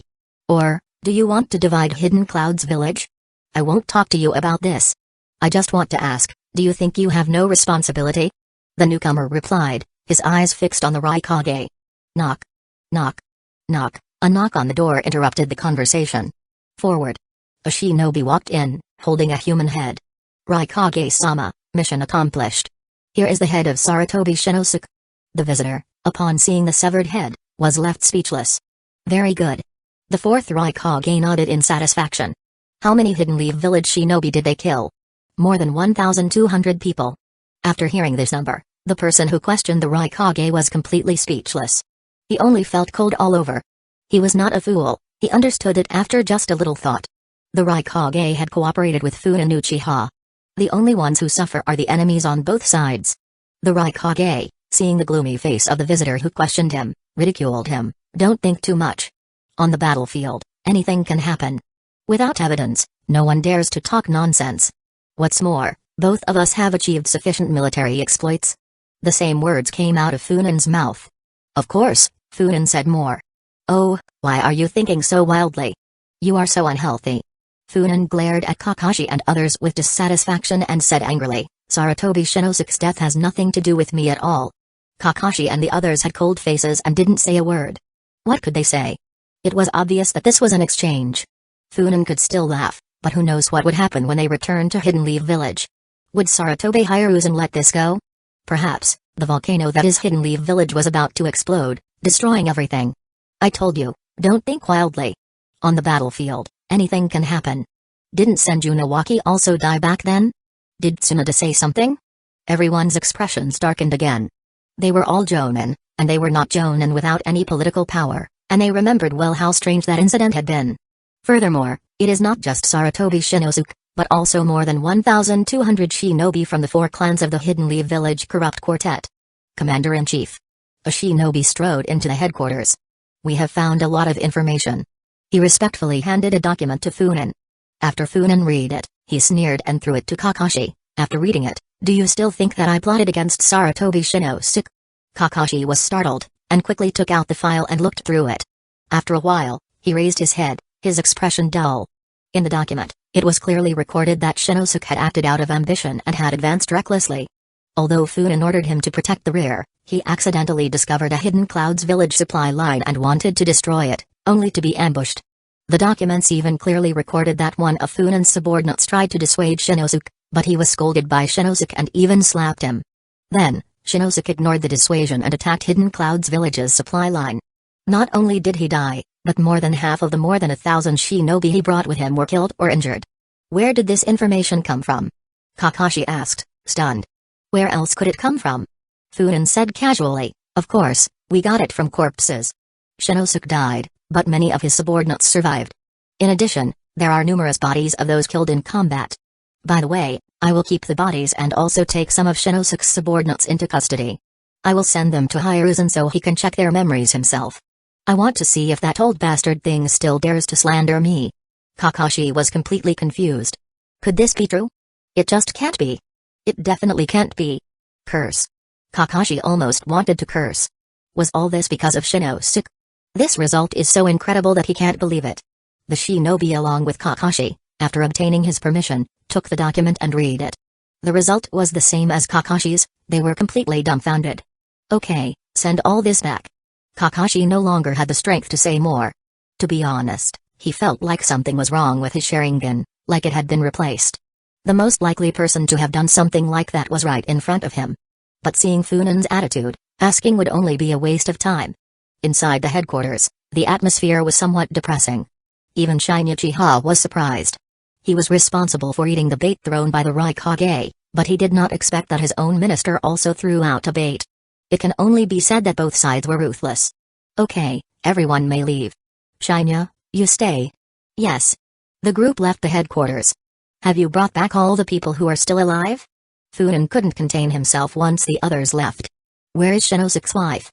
Where is that beautiful little girl? Is she also dead? Kakashi and others, who had just left the headquarters, froze. Ahem. Shinya coughed a few times, looked at Funin dumbfounded, and said, Minister, you have Shiryu and so many women at home, even here on the battlefield, you have Pakura. How can you keep thinking about Shinosuke's wife? You don't understand. Funin said with a serious face. That woman has a big secret. Shinya looked at him speechless. Do you really think I'm stupid? You're just lusting after her body. What? Funin looked at Shinya angrily and said, You don't believe me? I have paid so much for Uchiha. As Funin continued to try to cover up, Shinya sighed deeply. Chapter 109, Where's Wifey? At the end, Funin still didn't get what he wanted. Because, although the person he wanted was not dead, she was also missing. She was Shinosuke's wife and had always been by his side. In this ambush, the main target was her and Shinosuke. Shinosuke died in combat, but she disappeared. Mentioning this, Shinya also felt that something was wrong. There was definitely something strange about that woman. Shinya looked at the change of expression on Funin's face. Originally, he thought that Funin was just a lustful person, but it turned out that there was a deeper meaning to his actions.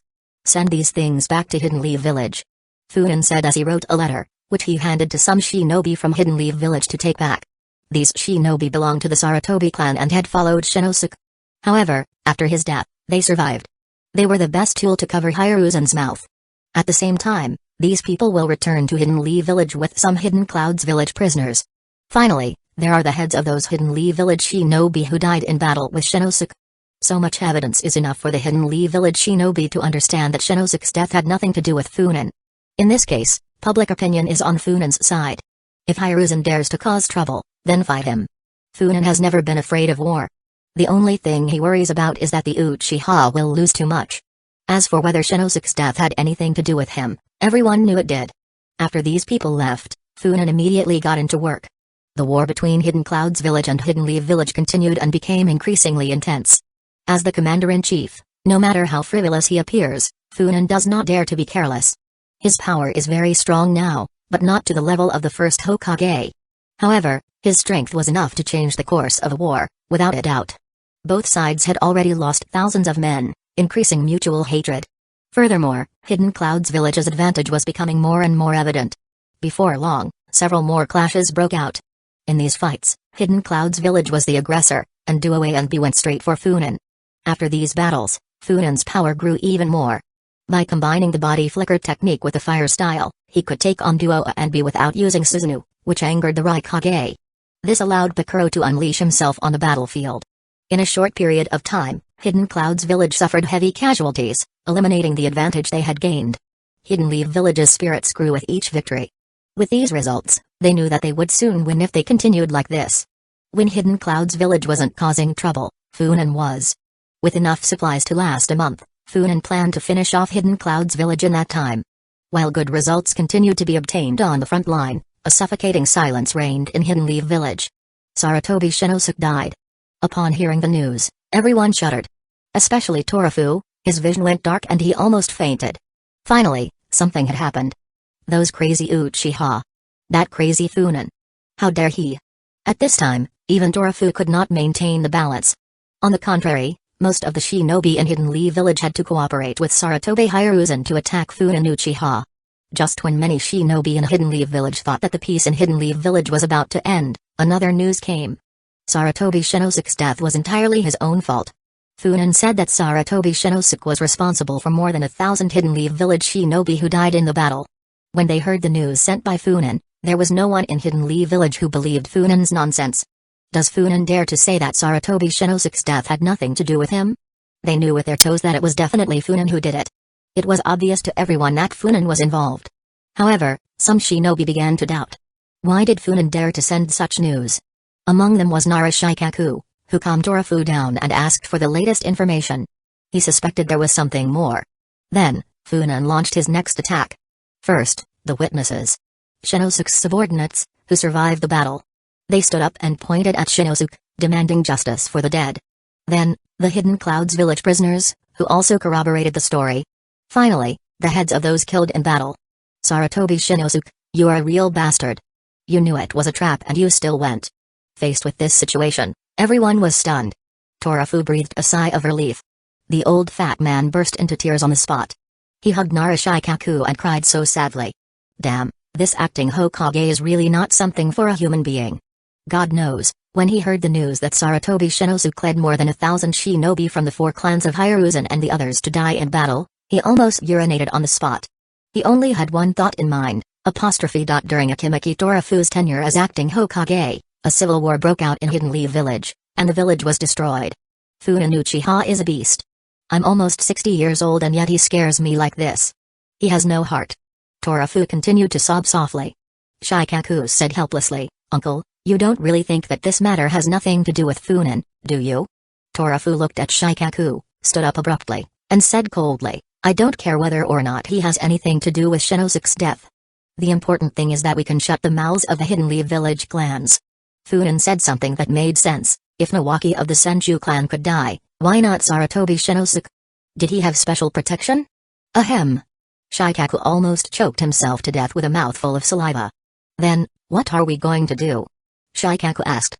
Don't worry, take a look at this first. Torafu looked solemn and handed Shikaku the letter that Funan had written to him. Shikaku was surprised after reading that letter. Is Funan Uchiha really serious? It's incredible, but a lot of evidence does point to this. Shikaku frowned and said, why would Funan have such suspicions? Torafu rolled his eyes and said, according to the information sent by our people, Funan Uchiha is very interested in that woman. Damn. Shikaku couldn't help but swear. That's Sarutobi Shinosuke's wife. Torafu smiled and said, the enemy's wife, isn't that even more? Ahem. Shikaku looked at Torafu strangely. Well, what do you think of this? Call a meeting with the major clans of Hidden Leaf Village. Shikaku thought for a moment and said, if this is true, it is a serious matter for Hidden Leaf Village. Everyone should know, and in the process, we can stop Sarutobi Hiruzen's aspirations. Well, I think so too. If possible, Hiruzen must pay some price. So Torafu, in his capacity as acting Hokage, called a meeting with the leaders of Hidden Leaf Village's major clans.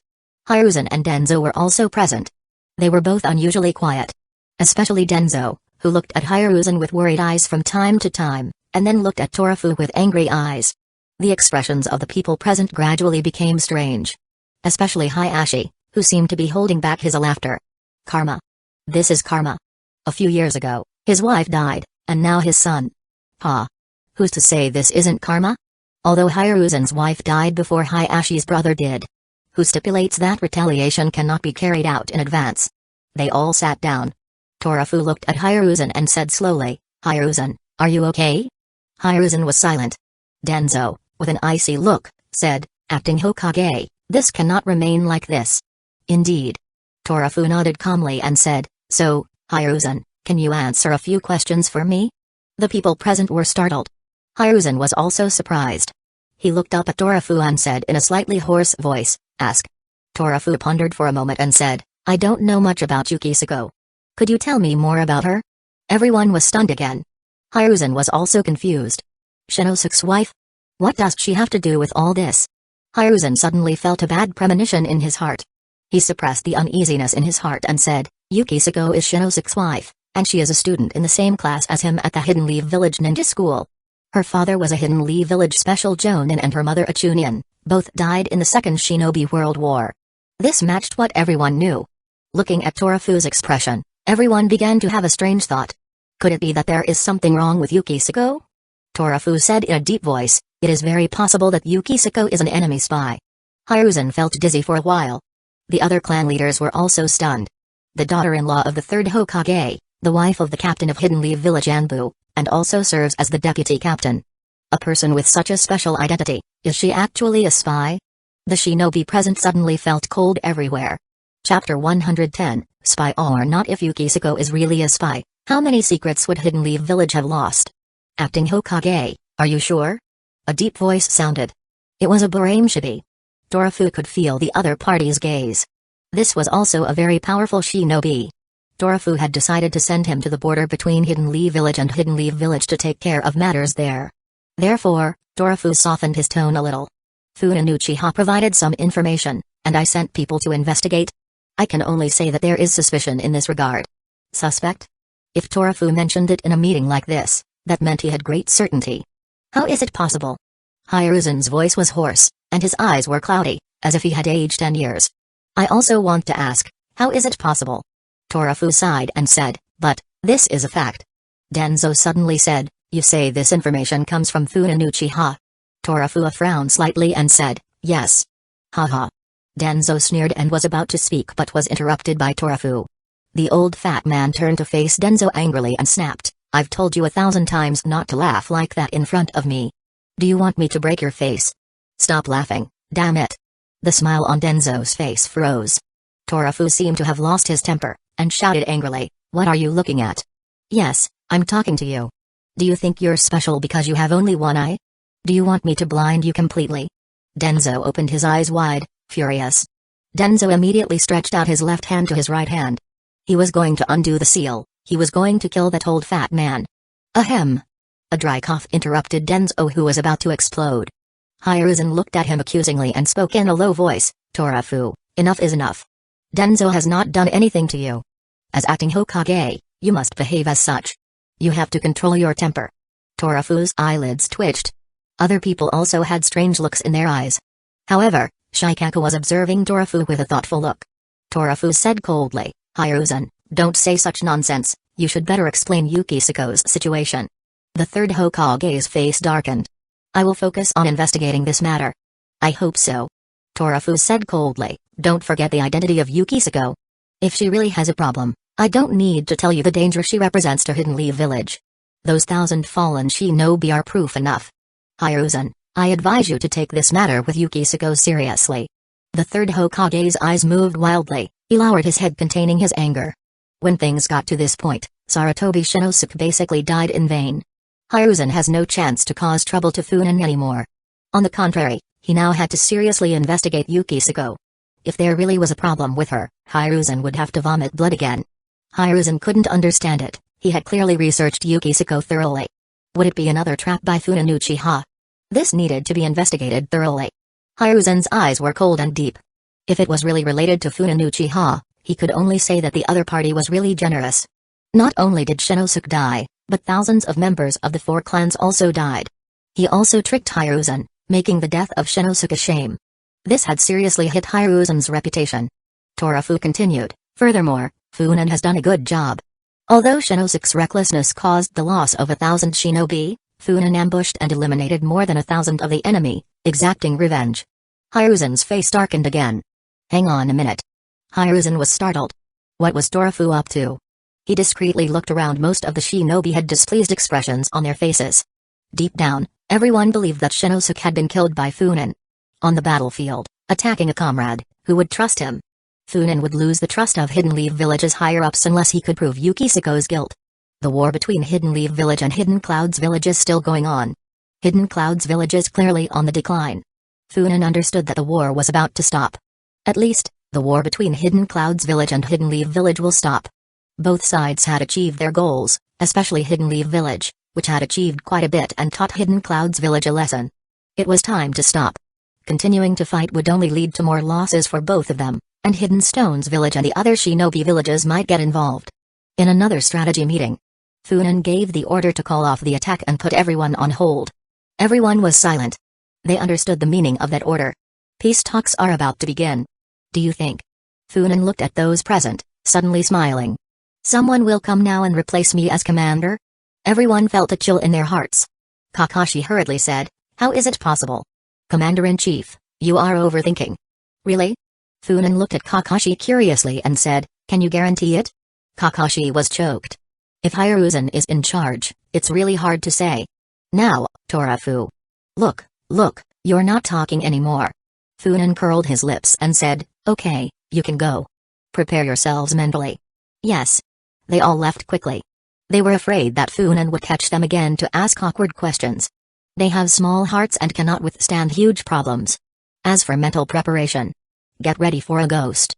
Watching the backs of those leaving, Funan reflected and then looked at the only one who had not left. Shiny Uchiha. Get Fugaku and Shizue ready. They can start acting. Yes. Shinya responded loudly. Funan smiled slightly. Once this plan succeeds, Saratobe Hiruzen, you will basically have no value. In Hidden Leaf Village, Jiraiya looked at little Naruto, who had just opened his eyes, and smiled slightly. Hey, brat, how do you feel? Better? Sage. Naruto exclaimed, looking at Jiraiya in surprise. What happened to me? Don't you remember anything? Naruto shook his head, confused. Well, never mind. Jiraiya said with a reassuring smile. How is your body? Very good. Naruto jumped up and said with a smile, my body has always been great. Jiraiya also smiled, although his expression was a bit complex. During this period of time, Jiraiya has been following Naruto. He knew that Naruto's body seemed to have been transformed because of the Nine Tails. At the same time, under the influence of the Nine Tails chakra, Naruto's body's healing speed after injury was close to that of the first Hokage. That was something terrifying. Precisely for this reason, when Naruto lost his mind just now, Jiraiya did not hesitate to act. He knew he couldn't hurt Naruto. But what had Funan Uchiha done? And what had Orochimaru done? Jiraiya had a severe headache. Both men, with whom he had had a good relationship, were now against him. In fact, Tsunade did not come back.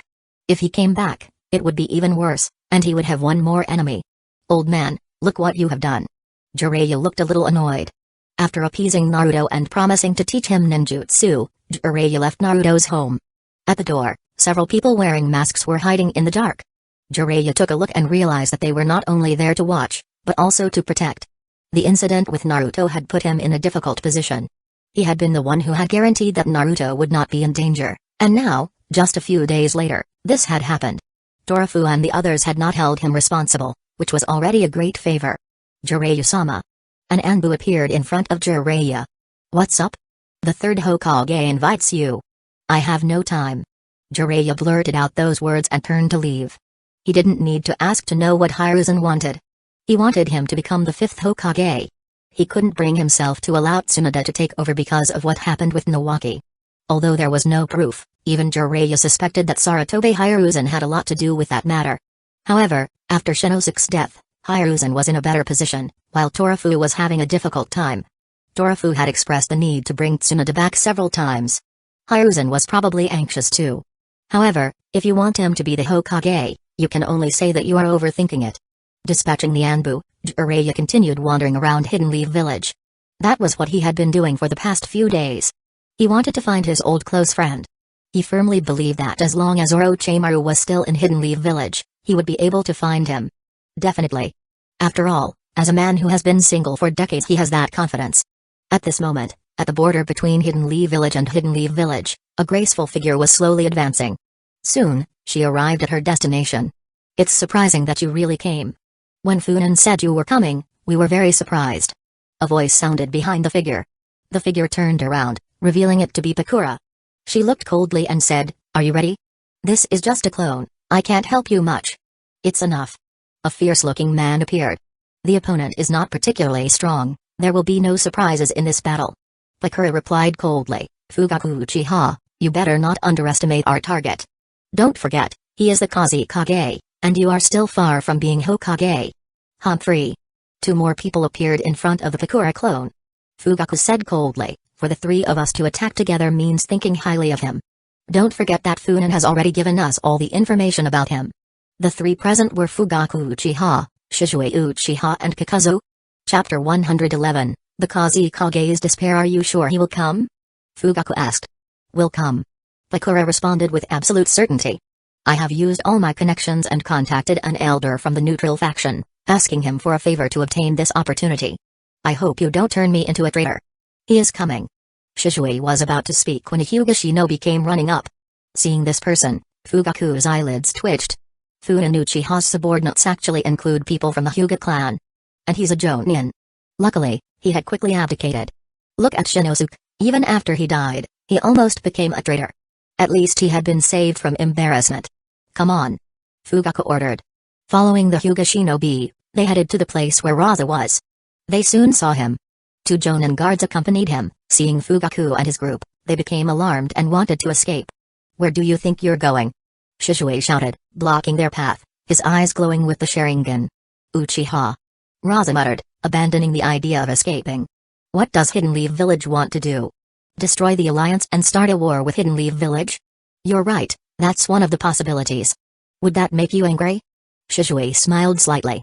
Fugaku and others looked at Shizue in surprise. Your boy has really changed a lot. You are almost turning into the shape of Funan. After a brief pause, Raza said, Uchiha, if you leave now, I can pretend this never happened. Thank you, you are a good person. Shizue sighed and said, but we can't do that. We can't be that dishonest, so please don't forgive us. May the storm break out even stronger. What the hell? Shizue's words left Raza perplexed. Fugaku and others opened their mouths wide and looked at Shizue in disbelief. Even Pakura was surprised. Had Funan also sent a clone? Attack! Raza suddenly shouted, unleashing a wave of golden sand towards them. His 2 Jonin guards launched an attack, while he himself quickly headed towards Shizue. You come for me? Shizue murmured with a smile. Do you think I am easy to defeat? Shizue's 3 Magatamas turned into the Mengekyo Sharingan, then a huge green Susanoo appeared out of nowhere, crushing the sky full of golden sand with a single blow. What? What is this? Raza looked horrified. The green giant emanated a suffocating pressure. You don't know it? Shizue was also stunned for a moment. After all, he is the Kusagakure. As the Kage of Hidden Leaf Village, he actually didn't know the Uchiha clan's Susanoo? You clearly weren't paying attention in class. Shizue sneered and said, I want to teach you a lesson on behalf of your teacher, so that you know that if you don't study hard, you are a bad boy. The huge Susanoo raised the big sword in his hand. Fugaku and the others were completely bewildered. What's going on with Shizue? When did he become so unruly? At the same time, several figures appeared next to Fugaku. Fugaku looked at them and his eyebrows raised. Are those monsters with masks part of the Earth Grudge Fear Kinjutsu? Aren't you going to attack? The Pakura clone frowned at Fugaku. I kept my end of the deal, helping them lure the Kusagakure out of the village. If he escapes, I will be a missing min of Hidden Leaf Village, and my followers will suffer. Don't blame me if I'm not nice later. Fugaku glanced at Pakura. Fugaku then joined the battle, along with Shizue and Kakazo. Immediately afterward, Raza's group fell into a disadvantage. The 2 shinobi accompanying Raza were quickly eliminated. Hidden Leaf Village, Uchiha. Raza shouted in fury and despair as he saw his guards fall. The golden sand rose into the air, changing the surrounding landscape. At that moment, Raza put all his power into play. Unfortunately, he was facing the more unreasonable Susanoo. Its gigantic body dashed against the wave of sand, forcibly opening a path. Kakazu took the opportunity and his masked monsters attacked Raza.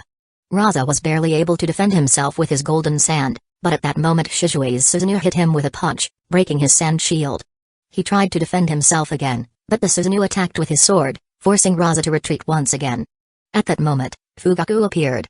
Another Susanoo emerged, surrounding Raza along with Shizue's. Seeing this, Raza became desperate. Pakura, who was watching from the side, was stunned. These 3 are stronger than her. They could invade Hidden Leaf Village and kill Raza in public. Pakura is a little eager to make a move. Now, Raza was like a pig waiting to be slaughtered. Pakura remembered how he had treated her. She didn't want to fight for the position of Kusagakure, but he still wouldn't let her go. The Pakura clone rushed into battle immediately and raised her hand to launch several scorching fireballs. Raza, facing Pakura's scorched style, barely had time to dodge. "Pakura, you damn traitor, I will never let you go!" Raza screamed. "Shut up!" Pakura sneered. "You won't let me go? Look at how he treats you now, damn, I gave you the position of Kusagakure, but you are still dissatisfied with this and that. Who do you think you are? Raza, I despise people like you, who only know how to plot and betray. If I were you, I would have found a place to commit suicide long ago. It's a waste that you continue living, you're just wasting your time and ruining the village. You! Raza shouted in anger. "I am the Kusagakure, Pakura. You are betraying all of Hidden Leaf Village. Even if you are crazy. Today you won't be able to avoid your death." Pakura sneered. Fugaku and the others' mouths twitched. This woman should be very depressed at ordinary times, but now she is completely letting herself go. After a fierce battle, Raza was left lying on the ground twitching. "What a pity, I won't be able to see his death." Pakura snorted coldly, and the clone dissipated. She wanted to be the one to finish off Raza. Seeing Pakura's clone disappear, Fugaku and Shizue exchanged glances. What do you think she would do if she knew that Funan wasn't planning to kill Raza? Fugaku asked. They are a couple. This is Funan's headache. It has nothing to do with us. We just need to do the tasks assigned by Funan. Shizue responded indifferently. Humphrey. Fugaku snorted in dissatisfaction and said, Shizue, I'm the clan leader. Clan leader, you don't want Mrs. Mikoto to be sad, do you? Shizue's words were full of threats. When Fugaku looked at him coldly, he chuckled and changed the subject. Besides, didn't you decide to give up the position of clan leader a long time ago? Fugaku snorted. He did have this plan, and he had been taking action. However, he was still the clan leader, but he was ordered by the deputy clan leader to work everywhere. Forget it. Funan had won another victory now. Not to mention in Uchiha, his reputation in the whole Hidden Leaf village was unprecedented. Being honest would be good for the clan and Itachi. Funan thought highly of Itachi. Hiruzen once said something that was exaggerated, but it was not wrong. Itachi was indeed a person with the thinking of a Hokage. In addition to experience, his abilities in all aspects were enough to be a Hokage. Therefore, Funan planned to train him, and when he had enough fun, he would let Itachi take over. Okay, stop talking nonsense, and start quickly. Kakazo on the side had long been impatient. Ever since Raza's first use of the gold dust, Kakazo had thought, from today on, you will be like a brother to me. No one can stop me. Let's start. Shizue said, moving forward and grabbing Raza. His Mangekyo Sharingan began to rotate, emitting a strange light. What? What do you want to do? Raza's voice trembled as she felt a bad premonition. They had captured him, but they had not killed him. What were they planning? Don't be nervous. Shizue said with a smile, as his eyes began to bleed. It will be over in an instant. You! Ugh! Raza exclaimed before Shizue's eye power overwhelmed him, marking his mind with a seal. Koto Mitsukami. In an instant, Raza began to change. Outwardly, he seemed the same, but his eyes no longer showed hostility toward Shizue, Fugaku, and the others. Are you okay? Shizue asked softly. Yeah. Raza replied, frowning. You guys were too cruel, you almost beat me to death. Raza seemed to be talking to close friends. A flash of horror flashed in Fugaku's eyes. It's a good thing Shizue can't use this technique frequently. And with his personality. Well, his personality can be mentioned later. Damn Funan, look what you've done with Shizue. He followed you for a few days and look what you've turned him into. Fugaku expressed strong concerns about Shizue's current personality. Okay, let's go. Shizue looked at Fugaku, and noticing the change in his eyes, he couldn't help but smile slightly. Don't worry, clan leader, after using it this time, I won't be able to use Koto Mitsukami for several years, and you also have the Mangekyo, which has a certain resistance effect. Fugaku forced a smile. A certain resistance? This is still a threat. He thought, feeling helpless. Kakazu and Raza returned to Hidden Leaf Village together. Watching their backs, Fugaku murmured, Shizue, are you sure Kakazu won't be a problem? Trust Funan. Shizue said, frowning slightly. He also had his doubts about the missing Nin, but Funan's orders were clear. Chapter 112, Denzo's Disgrace. Shizue and Fugaku returned to Hidden Leaf Village together. Now, that Raza was under the Uchiha's control, Funan's plan advanced one step further. When Raza returned to Hidden Leaf Village, he immediately convened a meeting of elders. At the meeting, Raza said that he was attacked by Hidden Leaf Village. Not only the guards died in the battle, but he himself was also injured. If it weren't for Kakazu's rescue, he would have died. Now that he is back alive, he wants revenge. Hidden Leaf Village officially declares war on Hidden Leaf Village. The elders of Hidden Leaf Village were shocked. Don't look at how loudly Hidden Leaf Village yells at Hidden Leaf Village. If they really fight, 2 Hidden Leaf Village can't beat 1 Hidden Leaf Village. Our opponents are only Saratobe Hiruzen and Shimura Denzo, not the entire Hidden Leaf Village. Uchiha will not be our enemy, and Akimaki Torafu will not be either. Even Saratobe Hiruzen may not be our enemy. Raza continued. Denzo Shimura somehow obtained a Sharingan and posed as an Uchiha to try to assassinate me. We cannot let this pass without consequences. Hidden Leaf Village must give an explanation, or we will not rest until we obtain justice. Just want an explanation? That's fine. The elders breathed a sigh of relief. Hidden Leaf Village has never been very tough on the outside world. This time, they were surprised by the attack on Hidden Cloud's village. They didn't believe that after one battle, Hidden Leaf Village would want to start another war. Then they need an explanation. That same day, Hidden Leaf Village's emissaries left for Hidden Leaf Village. It was also at this time that the battle between Hidden Leaf Village and Hidden Cloud's village was about to end. Hidden Cloud's village has made it clear that this war is just a misunderstanding and hopes that both sides will cease fighting and not continue to expand the losses of both sides. Funan questioned Hidden Cloud's village, believing that the other party had provoked Hidden Leaf Village many times. If they wanted to cease fire, they must pay a sufficient price, otherwise, this battle will stop with the complete death of one side. At the same time, in Hidden Leaf Village, Torafu also held several meetings to discuss how to deal with Hidden Cloud's village. Just then, Hidden Leaf Village's envoy arrived in Hidden Leaf Village. As expected, another bomb exploded in Hidden Leaf Village. This is a bullshit. Slander. This is absolutely slander. During the high-level meeting of Hidden Leaf Village, Denzo roared angrily. The cane in his hand kept hitting the ground. He was so angry that he was shaking all over. However, the expressions of the people present were very strange. Hiruzen was no exception. He looked at Denzo with an expression that seemed to say, "Stop pretending, brother, tell the truth, what did you do?" It was this expression that made him angry. If it was really him who did it, then forget it. The key is that this time, it was really not him who did it. To be honest, Denzo actually thought about impersonating an Uchiha and assassinating the Kage of Hidden Leaf Village, and he had plans to act before long. But he didn't act. It wasn't him. How can you wrongly accuse a good person? Denzo felt extremely wronged. Enough, Denzo. Torafu shouted. Whether you did it or not, everyone knows it in their hearts. You must give an explanation for what happened today. This matter is too clear. There is no need to consider a second person for such a matter. Denzo said with a gloomy face. I'll say it again, it wasn't me. Torafu looked at Hiruzen and said, it seems that this cannot be resolved. Torafu, don't hurry. Hiruzen's face was old. He had just lost his son, and before he could grieve, his daughter-in-law also had problems. Now, his old friend Denzo was involved in this scandal. This old man in his 60s really can't hold on any longer. How can I not hurry? Torafu said coldly, Hidden Leaf Village is not just any village. They are our allies. And what Denzo did was try to assassinate his Kage. Do you think this is a small matter? I already said it wasn't me. Denzo was so angry that he wanted to curse. Unfortunately, no one believed him. Because this matter is too consistent with Denzo's personality. And even if it was not done by Denzo, everyone would have to believe that it was done by Denzo. Humphrey. A cold snort sounded.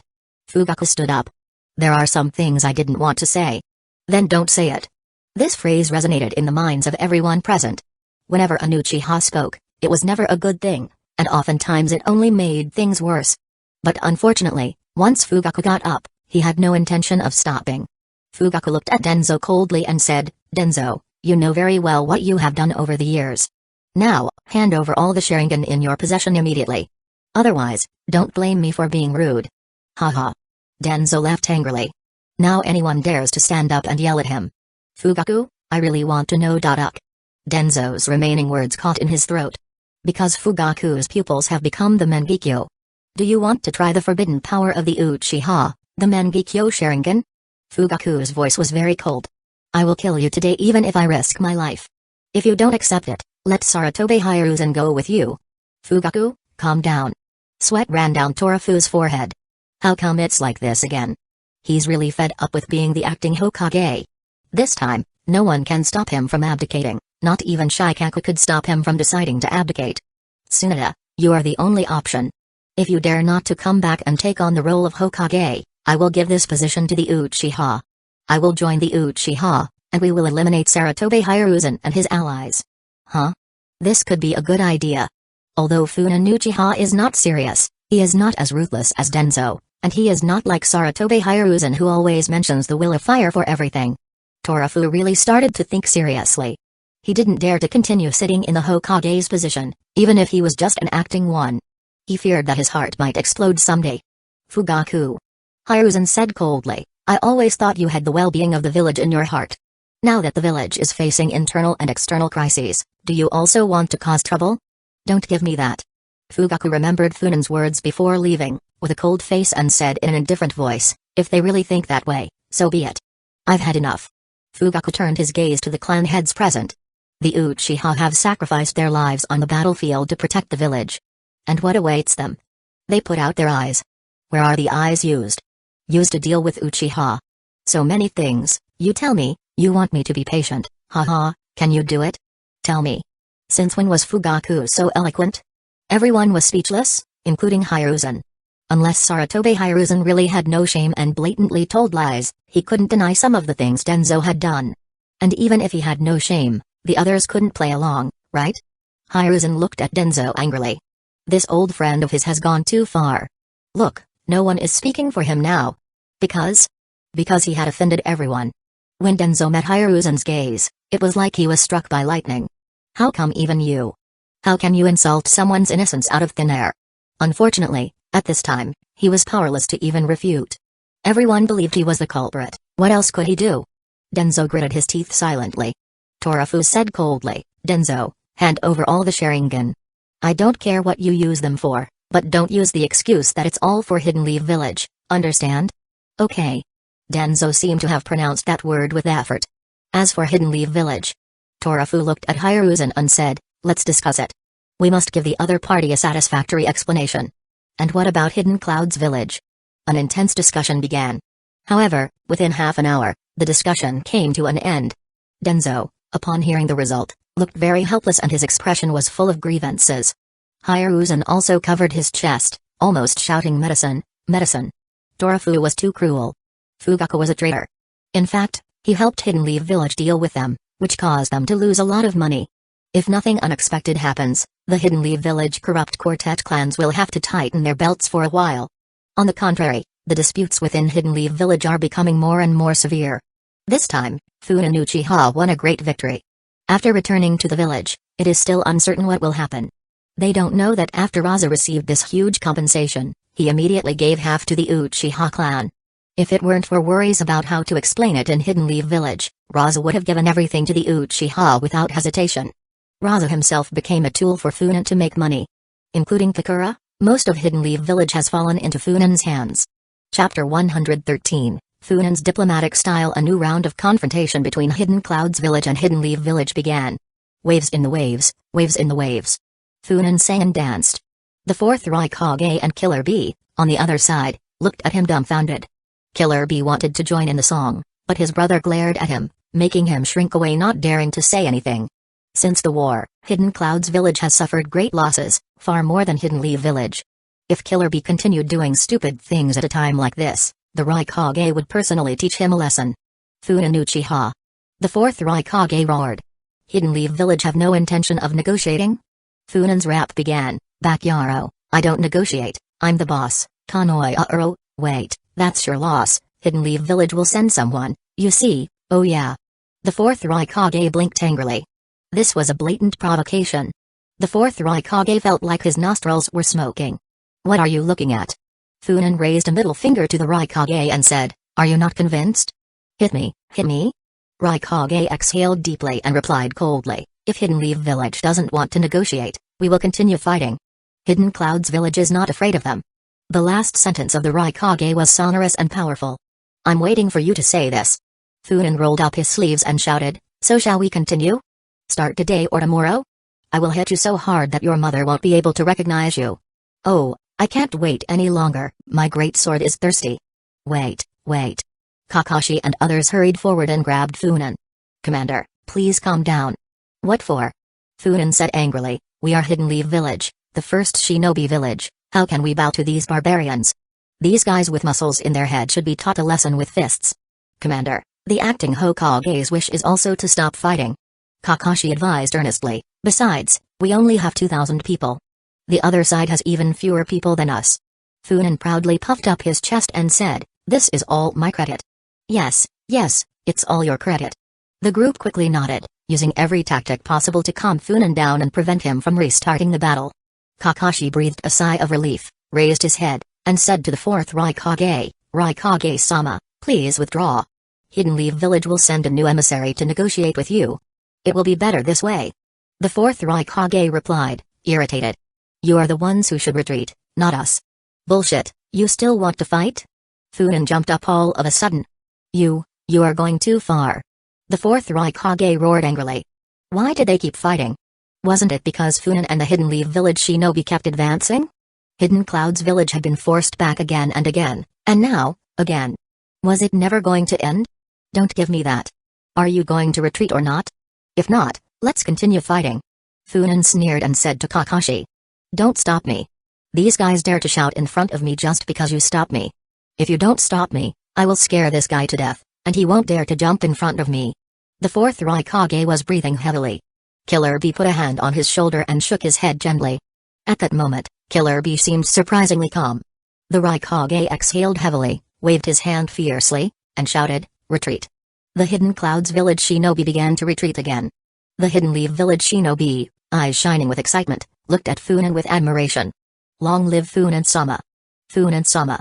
The commander-in-chief is invincible. Finally, led by one person, all the Hidden Leaf village shinobi could not help but cheer. Funan smiled and waved at the Hidden Leaf village shinobi. The shinobi who had survived until now were, unless they were very lucky, experts with special abilities, elite in every way. These 2,000 shinobi, with their admiration for Funan, would be a great support for Funan to ascend to the position of Hokage. On the Hidden Clouds village side, hearing the cheering behind them, some Hidden Clouds village shinobi had their eyes filled with hatred. Some were at a loss. Some others had a pale face. Before, they were the ones who maintained a haughty attitude towards Hidden Leaf village. How come it had changed now? They didn't know it. But many Hidden Clouds village shinobi were beginning to look at the fourth Raikage in a different way. They didn't know much, but they knew that the fourth Raikage, facing Funan Uchiha, had chosen to retreat again and again. Just this once. Not once. I have dignity. If you want to go, you go. Do you think I have no dignity? Besides, if you go this time, you are representing me too. Hee, do you really think that person cares whether I represent you or not? The ones arguing were Torafu and Shikaku. The reason for the discussion was a request from the battlefront. The village had to send an emissary to negotiate with Hidden Clouds village on behalf of Hidden Leaf village. Choosing that person became a big problem. The first person Torafu thought of was Shikaku. This is a great opportunity. If he went and came back, he would gain great merit immediately. However, Shikaku firmly refused, and his attitude was extremely tough. According to him, he had dignity. He hadn't been in the initial battle and, now that they had won, if he was going to negotiate, what would the other shinobi think? He wanted to maintain his reputation.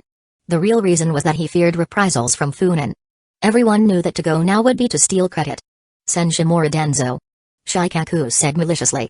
Torafu said unhappily, I am worried that he will not come back after he goes. This. Shikaku thought about it, and it was really possible. What should we do? Let Funan Uchiha take full responsibility. Shikaku looked at Torafu and said, I know you want to balance things. You have seen how the Sarutobi clan lost more than 1,000 shinobi, even Shinosuke died. But don't forget that the Uchiha clan also lost 12 jonin not long ago. The strength of the Sarutobi clan is still greater. Well, okay. Torafu sighed helplessly and said, the 12 Uchiha jonin are indeed very important, but I always feel something is wrong. Shikaku was silent. He wasn't the only one who felt something was wrong. Everyone felt it. Even though they saw the bodies, were those 12 jonin really dead? Without proof, they couldn't confront the Uchiha clan. The front line received the order quickly. Torafu ordered Funan to take charge of negotiations with Hidden Clouds village, emphasizing that it was to negotiate peace, not to resume war. Kakashi and others were very satisfied with what Torafu emphasized. Although Funan was very dissatisfied, he did not say anything. Instead, he proposed many conditions during the peace talks, as if he wanted to force Hidden Clouds village to go to war. The fourth Raikage decided not to participate. Anyway, he had already failed and lost enough prestige. He didn't care about the rest. He simply sent out his right-hand man, Dodai. Dodai calmly neutralized all the offensives of the aggressive Funan. Funan could be aggressive and irrational, but he couldn't be completely shameless. although many thought he already was. After several exchanges, both parties were satisfied. Hidden Leaf Village only needed to win the war to achieve his goal. Asking for more was simply extra profit. When Funan detailed the achievements, Kakashi and the others were speechless. Commander, are you sure that if Hidden Cloud's village agrees to all these conditions, will they abide by them? Funan didn't care at all and said, if they don't comply, we continue fighting. Next time, we will destroy Hidden Cloud's village. I don't believe that they still won't obey. Kakashi and the others smiled bitterly. Major shinobi villages used to honor their agreements to maintain their credibility. Failure to do so would be devastating to its reputation. However, how could Hidden Cloud's village agree to such exaggerated conditions? Kakashi and the others looked at each other and saw the doubts and solemnity in the others' eyes. Something strange was happening. But, for Hidden Leaf Village, it was good news. The war was over. In just over 10 days, the battle had ended with Hidden Leaf Village as the victor, although not completely. Hidden Cloud's village lost, but not as much as it seemed. The fourth Raikage consolidated his complete control over the village. Both sides gained and lost some. The other villages were bewildered. What's going on? How could they finish so quickly? Of course, only Hidden Stone's village had that idea. While Hidden Mist Village is still fighting within himself. And Raza is now Funan's personal toy. In fact, fortunately, Hidden Stone's village didn't have time to do anything, otherwise, Raza would definitely attack Hidden Stone's village, and Funan would also mobilize a large number of Uchiha shinobi to teach Hidden Stone's village a hard lesson. The war is over. Funan announced to the Hidden Leaf Village shinobi, who celebrated enthusiastically. Monkey, I miss you so much, do you miss me? After half a month, Funan returned to the Hidden Leaf Village meeting room again. Seeing everyone gathered, he fixed his gaze on Hiruzen and, with his arms open, almost hugged him.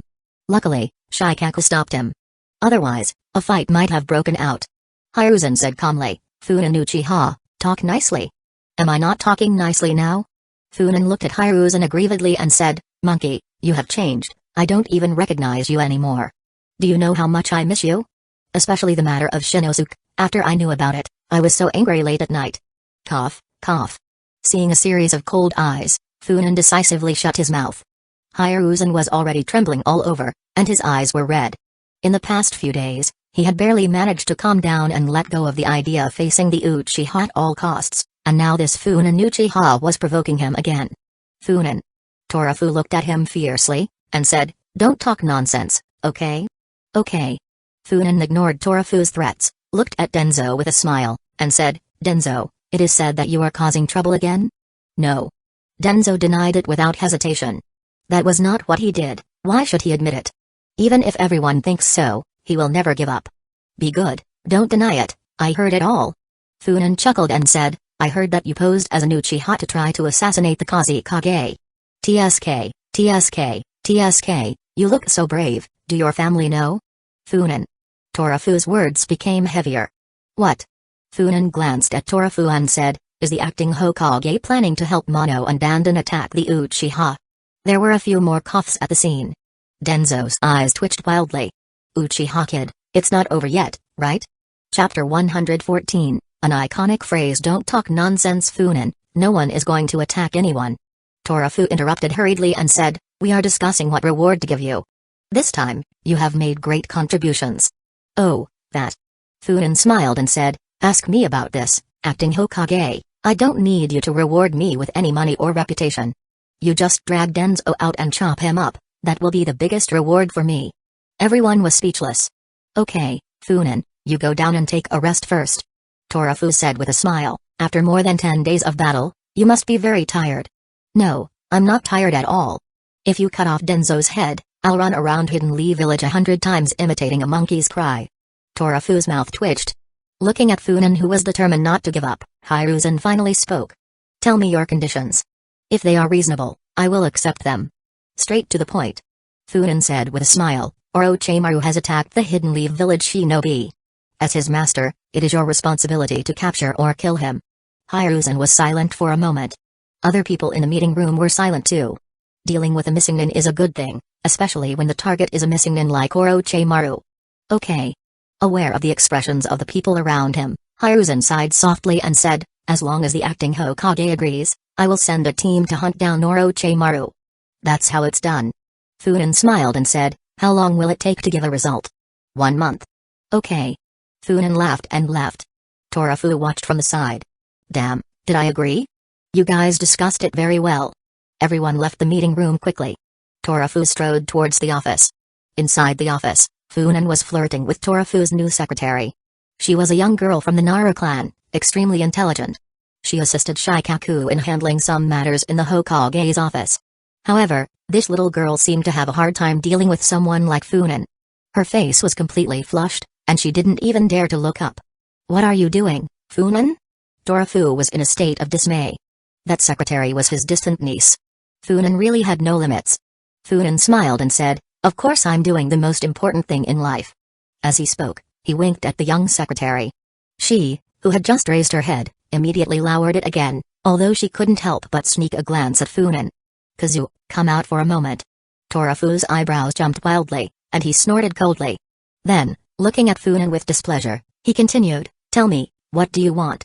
You should know how dangerous the 4 clans of Sarutobi, and the others are, right? Funan looked away from the secretary and looked at Torafu seriously. Torafu's face darkened, and he said, Funan, what do you want to say? Join forces to get rid of Sarutobi Hiruzen and the others, Funan said in a deep voice, acting Hokage. You must understand that this time the 4 clans of Hiruzen and the others have suffered great losses. Do you think they will sit back and do nothing? No, absolutely not.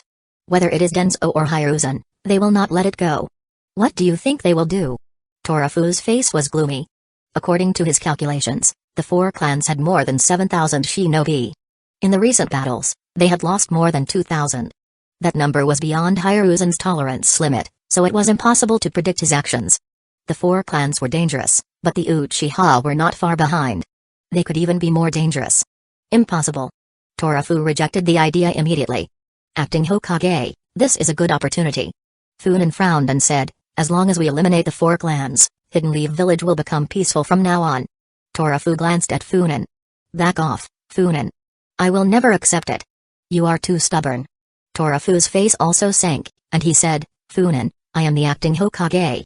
Funan turned and left, with only one sentence echoing in the office, Akimeki Torafu, you will regret it. Fuck, do you really think I'm crazy? Torafu cursed. In the whole world, is there anyone more dangerous than the Uchiha? In the past, Torafu thought that Denzo was very dangerous. But compared to Funan, Denzo was insignificant. It can't be. Torafu muttered as he pondered. If I can think of this, others can too. Can Funan not have thought of it? If he has, why keep going? What kind of conspiracy does he have in mind? Torafu began to get restless. Funan's recent actions are getting bigger and bigger. After pondering for a while, Torafu called Shikaku and his secretary to discuss the situation. However, they did not come to any conclusion. They could only stay alert and wait for Funan's next move. I finally said it, I was dying of suffocation. Walking on the road, Funan let out a long breath. Hiruzen, you will regret it. Denzo, I am the Hokage. Having never heard that iconic line before, Funan decided to tell it to Torafu himself. Torafu, you don't take this seriously, do you? Funan looked behind him and laughed softly. Thinking too much will prevent you from sleeping and eating well. Maybe this will help the fat old man lose weight. Older people should not be so obese. It is bad for their health. Funan laughed softly. The Mangekyo Sharingan flashed in his eyes. Funan groaned. Blood slowly flowed from the corner of his eyes. After collecting so many corpses and devouring so much vital energy, the eye technique fruit in his body is finally ripe. Can the Sharingan evolve to level 6 this time? Funan quickened his pace. He wanted to find a quiet place and wait for the pupil power to evolve silently. What did you say? Denzo stood up suddenly, looking excited. Did you see Funan Uchiha with bleeding eyes? Because of excitement, Denzo took a big step forward and grabbed the collar of the person reporting in front of him. Yes, yes. The man said in a low voice, I saw with my own eyes that Funan Uchiha's eyes began to bleed after leaving the office of the acting Hokage. Very good, very good. Denzo looked at the person in front of him and was very satisfied. He said, you are very good, but I don't fully believe you. So please let me believe it. The informant was stunned. Before he could react, 3 shinobi surrounded him and immobilized him. What are you going to do? The shinobi was shocked. A shinobi said indifferently, we're only going to get the information we need directly from your mind. No, no. With a gasp, the informant's consciousness was replaced by a member of the Yamanaka clan. He did see Funan Uchiha's eyes bleeding. Denzo frowned and said, Why did he come to tell me this? According to his file, he is an ordinary shinobi. Would an ordinary shinobi worry about something like that? The shinobi of the Yamanaka clan shook his head and said, he is a spy of Hidden Cloud's village. Oh, I see. Denzo sneered and said, Hidden Cloud's village still doesn't give up. Once I take care of the Uchiha, I'll deal with them. Denzo has long hoped that Funen's eyes will be blinded. His previous calculations had failed, but this time he could not be wrong. I need to talk to Hiruzen. Denzo leaned on his staff and walked over to see Hiruzen. At this moment, Funen has returned to the Uchiha clan. After seeing the fruit in his body, Funen laughed. A silver fruit rested on the branch of the god tree. The powerful energy it contained was evident. Come on. Funen said softly. The fruit dissolved into the air. A huge amount of eye power poured into Funen. Funen groaned as blood flowed from his eyes. The surging pupil power was constantly merging into Funen's body. He could feel that his strength was constantly getting stronger. Ha ha, ha ha ha. Funen laughed like a villain. Funen felt that facing his previous self would not be difficult. He then checked his skill level and noticed that his Sharingan level was now level 6. He looked in the mirror. The Mangekyo has changed. Funen's eyebrows jumped. This is his Mangekyo, but even he has to say that this pair of eyes looks very evil. By the way. Funen suddenly clapped his hands and said, I don't know what happened to the pigs I raised. Let's go and check them out. Funen strode out of the Uchiha clan territory, heading to the Forest of Death. He has a secret base there, where the evil god cultists are kept. However, just after walking out of the Uchiha clan, Funen felt that someone was following him. Who is so brave? Funen was stunned. After thinking for a while, Funen sent out a signal. The Uchiha patrol team approached quickly. Minister. Someone is following me in secret, get rid of him. Funen waved his hand, not wanting to care about it at all. No matter who sent them, they are all the same. As his status and reputation improved, all kinds of troubles came one after another. Funen had gotten used to many things and was too lazy to deal with them personally. Yes. The members of the Uchiha patrol team immediately separated and prepared to arrest those who secretly followed their minister. Who knew that those people were very vigilant and left immediately after discovering the Uchiha patrol team. Chapter 115, Hiruzen's not-so-secret technique. The members of the Uchiha patrol team returned empty-handed. After hearing this result, Funen was stunned. After thinking for a while, Funen arranged for the patrol team, strengthen your vigilance, our enemies may take action. Yes. The members of the patrol team held their heads high and answered loudly. Funen patted the leader on the shoulder and turned to leave. He was very casual, but the team leader was stunned. Captain. The other team members were also envious. Funen Uchiha is now the hero of the entire Uchiha. It can be said that the voices for Funen Uchiha to be the clan leader have never stopped. Swish, Funen moved quickly in the Forest of Death. He stopped on a big tree, frowned, and looked around. He felt like he was being monitored. What's going on? Funen was sure that there was no one around, so how did the other party monitor him? He looked around. After searching for a while, nothing was found. Funen couldn't help but be a little stunned. What's going on?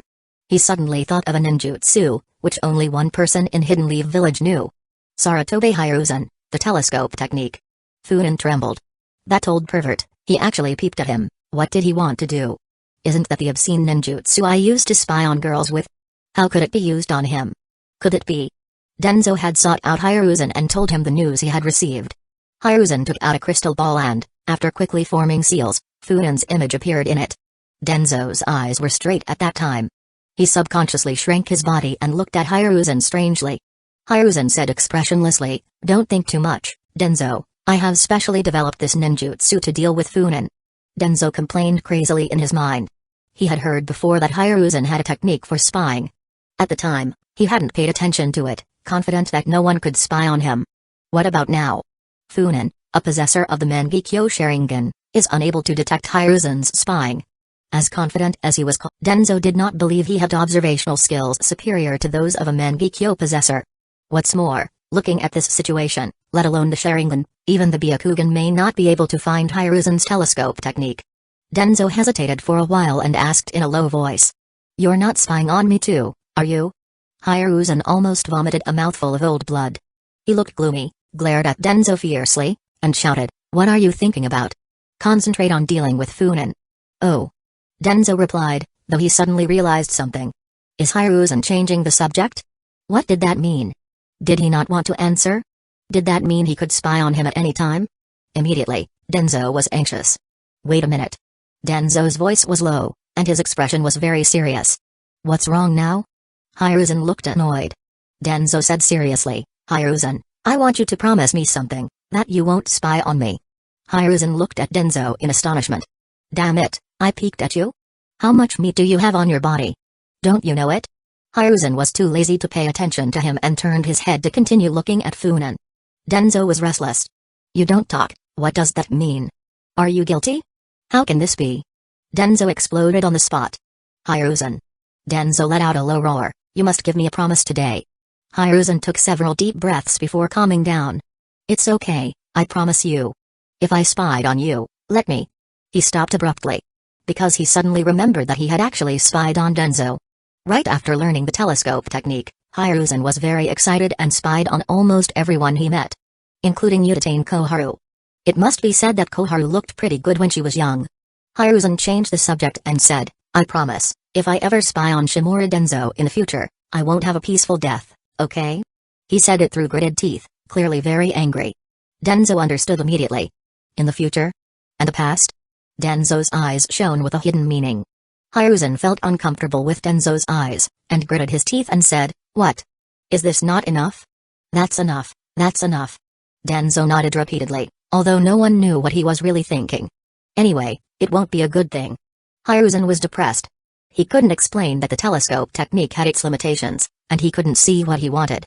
He turned his attention to Funan again but was left puzzled. Where was he? He immediately turned the telescope around but was surprised to find that he could not find Funan. Immediately, Hiruzen looked at Denzo angrily. What are you looking at me for? Denzo said dissatisfiedly. What does this have to do with me? When saying this, Denzo felt a little guilty for some reason. Humphrey. Hiruzen put the crystal ball aside in anger. The action was very careful. For fear of breaking the crystal ball. This is his treasure. After his wife died, he only had this little spiritual sustenance left. Denzo frowned and said in a low voice, Hiruzen, what do you think? What do you mean by what I think? Funan's Mangekyo is likely to be blind. We must take action. Denzo was anxious. That's just what you say. Hiruzen said with a serious face, Denzo, are you forgetting that this isn't the first time you've said that Funan Uchiha is going blind? This time is different. Denzo said hurriedly. This time is different from the past. Funan has just experienced a war. Hiruzen remained silent. Ah. Hiruzen shook his head firmly and said, Denzo, maybe Funan's eyes are about to go blind, but as long as he is not blind, he still has power, and we can't take risks. He interrupted Denzo, who was trying to speak, and said firmly, I don't think Funan will consume his pupil power excessively for the village. Denzo was silent. Judging others by his own experience, Denzo did not think Funan would make so many sacrifices for Hidden Leaf Village. Do you think this is another trap? Denzo suddenly asked. That may not be the case. Hiruzen thought for a long time and said, maybe, there is indeed something wrong with Funan's eyes. After another long silence, Hiruzen made a decision. Since there may be problems with Funan's eyes, no, whether there is a problem or not, we can't let him sit idle. What do you mean? Hiruzen's expression became cold, and he said, we'll make him keep fighting and wearing himself out. I can't believe his Mangekyo Sharingan can withstand such a strain indefinitely. Do you really think he will obey us? Denzo thought Hiruzen's words were ridiculous. No. Hiruzen sneered. But for everything he does, we'll give him credit. What do you think? Denzo almost jumped up. Are you crazy? Do you still want to make him the Hokage? I'm very calm. Hiruzen took out his pipe, lit it slowly, and said, the Uchiha have lost 12 Jonin, while we have lost 1,500 shinobi. Overall, we are at a disadvantage. Furthermore, Funan's exploits are too great, and the people's perception towards the Uchiha is changing. What do you mean by that? Denzo insisted. I want to destroy Funan. Hiruzen's words were no longer peaceful, and he said coldly, since Funan's progress cannot be stopped, we might as well give him a push and let him take bigger steps. Let him keep fighting, and one day, he will destroy his eyes. The same is true for Torafu. I don't think he can remain indifferent to the Uchiha's constant successes. Denzo was silent and sighed. It's risky. If we fail, we'll be handing the Hokage position over to the Uchiha. Hiruzen said lightly, we have no choice. Denzo was still hesitant, but Hiruzen's firm gaze convinced him. Finally, he accepted Hiruzen's proposal, as he didn't have a better solution either. Funan released his perception to the extreme. He didn't think Hiruzen could keep an eye on him constantly. And sure enough, after a while, Hiruzen looked away. After making sure that the feeling of being watched disappeared, Funan began to move like lightning. Funan stopped when he was almost at his secret base. The feeling of being stared at never appeared. Hiruzen, that surveillance technique is really disgusting. Funan frowned and thought deeply. He had to find a way to counter that technique, since no one could stand being constantly spied on. Entering the base, he was immediately greeted by two members of the Uchiha clan. Long time no see, Tetsui, Komi. Funan greeted with a smile. How are you? Did you miss me? Komi said expressionlessly, no. Tetsui's mouth twitched, and he said helplessly, Minister, I want to fight. I heard that you just had a big fight. Funan chuckled and said, the battle with Hidden Cloud's village was so cool. The fourth Raikage lost his temper after being beaten by me. The two brothers' eyes immediately flashed with fire. Komi immediately asked, Minister, when will we fight Sarutobi Hiruzen and the others? No hurry. Funan chuckled and said, when you go into action, it will be the final battle. Chapter 116, Immortality for Dummies. After hearing Funan's answer, Tetsui was full of complaints. If I had known we would have to wait until the end to act, I wouldn't have faked my death. Funan casually said, there aren't many Jonin. If I grab a few to sacrifice themselves, do you think they'll believe it? Hee hee. Tetsui suddenly put on a fawning expression and said, Minister, we trust that you have a plan. Everyone in Hidden Leaf Village knows of your great abilities. Oh. Funan's eyes lit up and said, does the whole Hidden Leaf Village know it? Sure. Minister, you can't be so unconfident. The two brothers had been almost suffocated from having to hide for so long. Seeing an opportunity to come out, they did not hesitate to fawn frantically. Funan touched his chin and said, okay, after a while, I will think of a way to let you go out for some fresh air. Thank you, Minister. The two brothers almost knocked to the bottom. After the interaction with the two brothers, Funan thought of the main purpose of coming here. How are the pigs? It's fattened up. Tetsui immediately said, we still don't understand the principle behind the cultists' immortality. The only thing we have confirmed is that when you absorb their life energy, they weaken for a while, but then recover. Funan nodded. Uchiha is not good at research, and it is not easy to achieve this level. At this moment, three people appeared in Funan's mind. If he gets one of these three people, his dilemma will be solved immediately. Orochimaru. Sasori. Hiruko. These three were some of the craziest scientists in the shinobi world, and each one more ruthless than the last. A few hours later, Funan came out of the room with a satisfied look on his face. He left the secret base with big strides. Behind him, a group of burly men lay on the ground weakly. They all had dull eyes and sluggish expressions. Their life energy had been absorbed by Funan by 90%, leaving just enough to keep them alive. Funan was also worried. Although they had an immortal body, he didn't want to really kill them by absorbing all their life energy. After all, the god tree within him was not easy to control. He had to admit that the cultist's life energy was truly abundant. At that moment, the vital energy he had absorbed helped raise the level of the god tree within Funan. This time, Funan decided not to improve the eye technique's fruit. Instead, he chose to upgrade the Sage Mode fruit. The level of his Sharingan was already considerably high. To improve it further, he would need an amount of life energy that a few cultists could not provide. Therefore, in the short term, Funan decided not to improve his Sharingan. Plus, he'd been putting a lot of pressure on Hiruzen lately and he was a little worried. Worried that Hiruzen will do something desperate. Sage Mode was different, the cultist's life energy could help them level up immediately. When the fruit ripened, Funan immediately absorbed it, and the level of the Sage Mode successfully rose. Level 4, Sage Mode, ha ha, ha ha ha. Ha ha ha. Funan's wild laughter appeared again. Now, even if Madara appeared in front of him, he would dare to face him. Although he can't win, it shouldn't be a problem to leave safely. Hiruzen, if you dare to appear in front of me, I will beat you up. As soon as Funan finished speaking, the weird feeling of being spied on appeared again. He was speechless for a while. Did you do it on purpose? Beside the crystal ball, Hiruzen was in a state of dismay. Hiruzen looked gloomy and said, through the crystal ball, I can't tell if this guy has a problem with his vision. Denzo couldn't help asking, what was he doing? I don't know. Hiruzen shook his head and said, the Death Forest is so big, there are many secrets in it, maybe there is a secret base of the Uchiha clan. Let's start the plan. Okay. Funan walked happily on the road, not caring about being peeped by Hiruzen.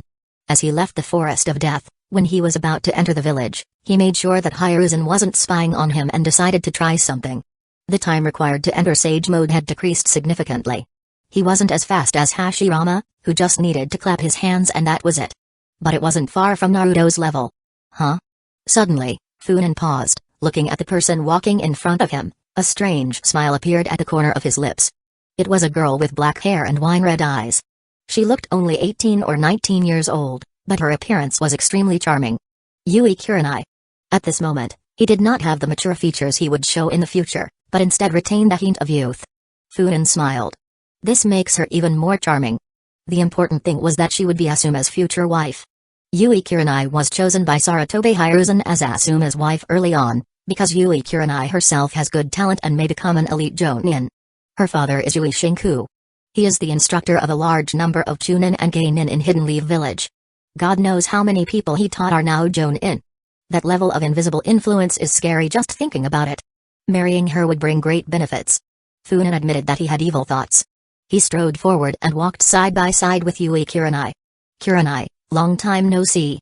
Kurenai, noticing someone approaching, was about to react, but upon hearing the voice, she was stunned. With a strange expression, she looked at the man who had silently appeared beside her. Uchiha. Funan. Oh, so formal? Funan laughed softly and said, before you just called me Funan. At that time, I was just ignorant.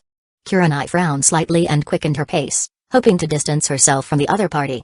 Funan followed her like a shadow. Do we drink something? Just then, they passed by a small bar and Funan pointed it out. No. Kurenai flatly refused. I know something about your father. Funan uttered this sentence and walked into the bar without looking back. Kurenai was stunned for a moment. She hesitated for a moment, but finally decided to enter the bar. Funan smiled slightly as he noticed her entrance. Kurenai also wanted to chat with him, all she needed was a reason. Funan chose a small room, ordered a pot of wine and 2 side dishes. Kurenai looked at the scene and frowned. Are you old enough to drink? I remember you're only 16? Funan stood still for a moment and then grumbled, I am the head of the Hidden Leaf Village police force, who dares to control me? Want to go in and have a drink? A brat who abuses his power for personal gain. Kurenai muttered and sat down opposite Funan. Speak. Funan was startled. What? You? Kurenai looked at Funan angrily. Oh, you're talking about that. Funan nodded in realization and said, it's about your father, right? Kurenai stared at Funan. Funan sighed and said, don't be disappointed, but your father may not be the person you imagine. Kurenai was stunned. Funan put on a mask of pain and said, your father, Yui Shinku, he. The atmosphere became a little tense and Funan's Mangekyo technique began to work, silently influencing Kurenai. Kurenai asked subconsciously. What's wrong with my father? He likes women. Kurenai was completely stunned. A glass of sake was thrown forcefully towards Funan. Funan deftly caught it and poured some sake, placing it in front of Kurenai. Don't be angry, don't be angry. Funan laughed. Humphrey. Kurenai gritted her teeth and stared at Funan fiercely. Funan curled his lips and said, who asked your father to interfere in our affairs? Otherwise, you would have been my woman long ago. How dare you say that? Kurenai stared at Funan angrily and said, I really have to thank my father, otherwise, I would have suffered from your poisonous hands back then. Funan said disdainfully, you say one thing and want another, eh, woman? Kurenai almost threw another glass at him. They were old acquaintances. They were on the verge of becoming something more, very close, in fact. Since their days at the Ninja Academy, Kurenai was 3 years older than Funan. However, Funan at that time was too dazzling.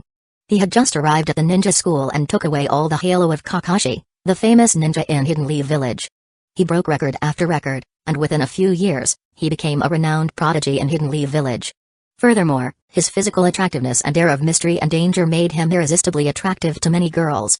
Kurenai was also extremely talented, being pursued by many boys her age. But to Kurenai, all those boys seemed too common and boring, nothing compared to Funan. When the two met for the first time, Funan left a deep impression on Kurenai. Over time, Kurenai was gradually captured by Funan. It was then that Yui Shinku stepped in and ruthlessly took Kurenai away from Funan. Otherwise, Kurenai would really become Funan's woman. Chapter 117, Unveiling Hidden Agendas. Don't put everything on my father. Kurenai looked coldly at Funan and said in an icy voice, isn't that your fault? Do you think I don't know that you fought with my father several times in secret? Were you afraid of him? Funan was a little surprised.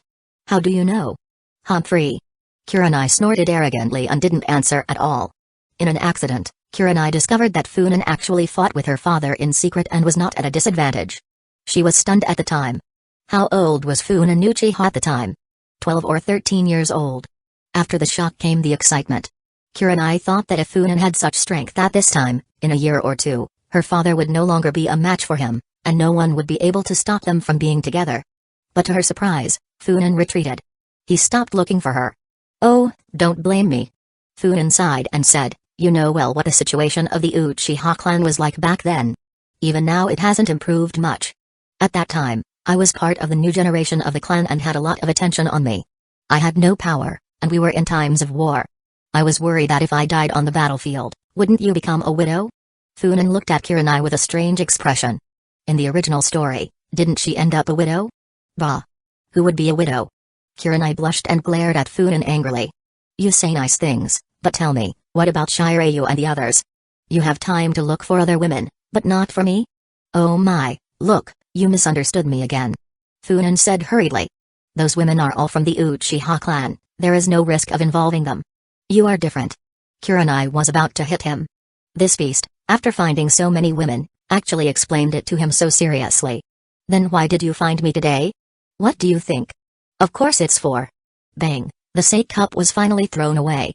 Her face flushed with anger. Kurenai said, "Do you think I don't know what you're implying?" Funan smiled as he took out another glass and refilled it. "I know you like wine. Do you recognize this one? It's a special wine from the daimyo's residence of the Land of Lightning." "Did he come from the daimyo's residence? Really? If you like wine so much, can't you recognize it?" "Humphrey." Kurenai snorted and drank it in small sips. She recognized it. This wine was very special. As a lover of good wine, Kurenai was instantly enchanted. Funan smiled and said, "I have prepared 10 jars for you. Drink first. I will get more for you after you finish." "Get more?" Kurenai raised her eyebrows. The wine from the daimyo's residence had special supply channels. It was difficult for outsiders to obtain it, and for Funan to be able to obtain 10 jars was already surprising to Kurenai. Needless to say, he must have used special methods. "No need, a little wine, not worth the risk." "Worth it." Funan smiled slightly and said calmly, "My woman likes to drink, and she will have the wine she likes. If you like the wine of the daimyo of the Land of Lightning, it is an honor for him. If he does not give it to us, I will destroy it." Kurenai took a deep breath. "There he goes again." He began. "I said, no need." Kurenai's voice, compared to before, already showed a clear softness. She did not refuse Funan's claim to be her man. "Don't worry about that. Whenever you want to drink, come here. I assure you that you will never lack good wine." Funan waved his hand and said, "By the way, I have bought this bar, and it will serve you exclusively in the future." "Are you crazy?" Kurenai glared at Funan. If this got out, what would people think? With the attention Funan was receiving now, if she really did that, the whole of Hidden Lee village would be talking about them by tomorrow. At that point, who knows what they would say about the two of them? "What does it matter?" Funan replied discontentedly. "You are a jonin now, you have the ability to protect yourself. I think we can make our relationship public now, don't you agree?" "Don't give me that." Kurenai snorted. "What is the relationship between you and me? You are my woman, it's that simple and clear." "Bah, who is your woman?" Kurenai glared at Funan, sighed slightly, and said, "Give me some time." Funan was too dominant. He didn't give Kurenai time to think and decided everything in an instant. However, for Kurenai, this attitude was comforting and gave her a sense of security. She is a talented kunoichi, and her father had provided her with a safe haven. She had always lived a carefree life. One day, her father died in battle, and Kurenai felt her world crumble. She had a good impression of Funan before, and Funan at this moment gave her the sense of security that her father gave her, so she naturally wanted to be with him. But her father had warned her not to have any ties with the Uchiha. She was hesitating. "By the way..." Funan suddenly looked serious and said, "There is one thing I want to apologize to you for." Kurenai raised her head, surprised. "It's really about your father," Funan said with a serious expression. "I think I should take some responsibility for your father's death."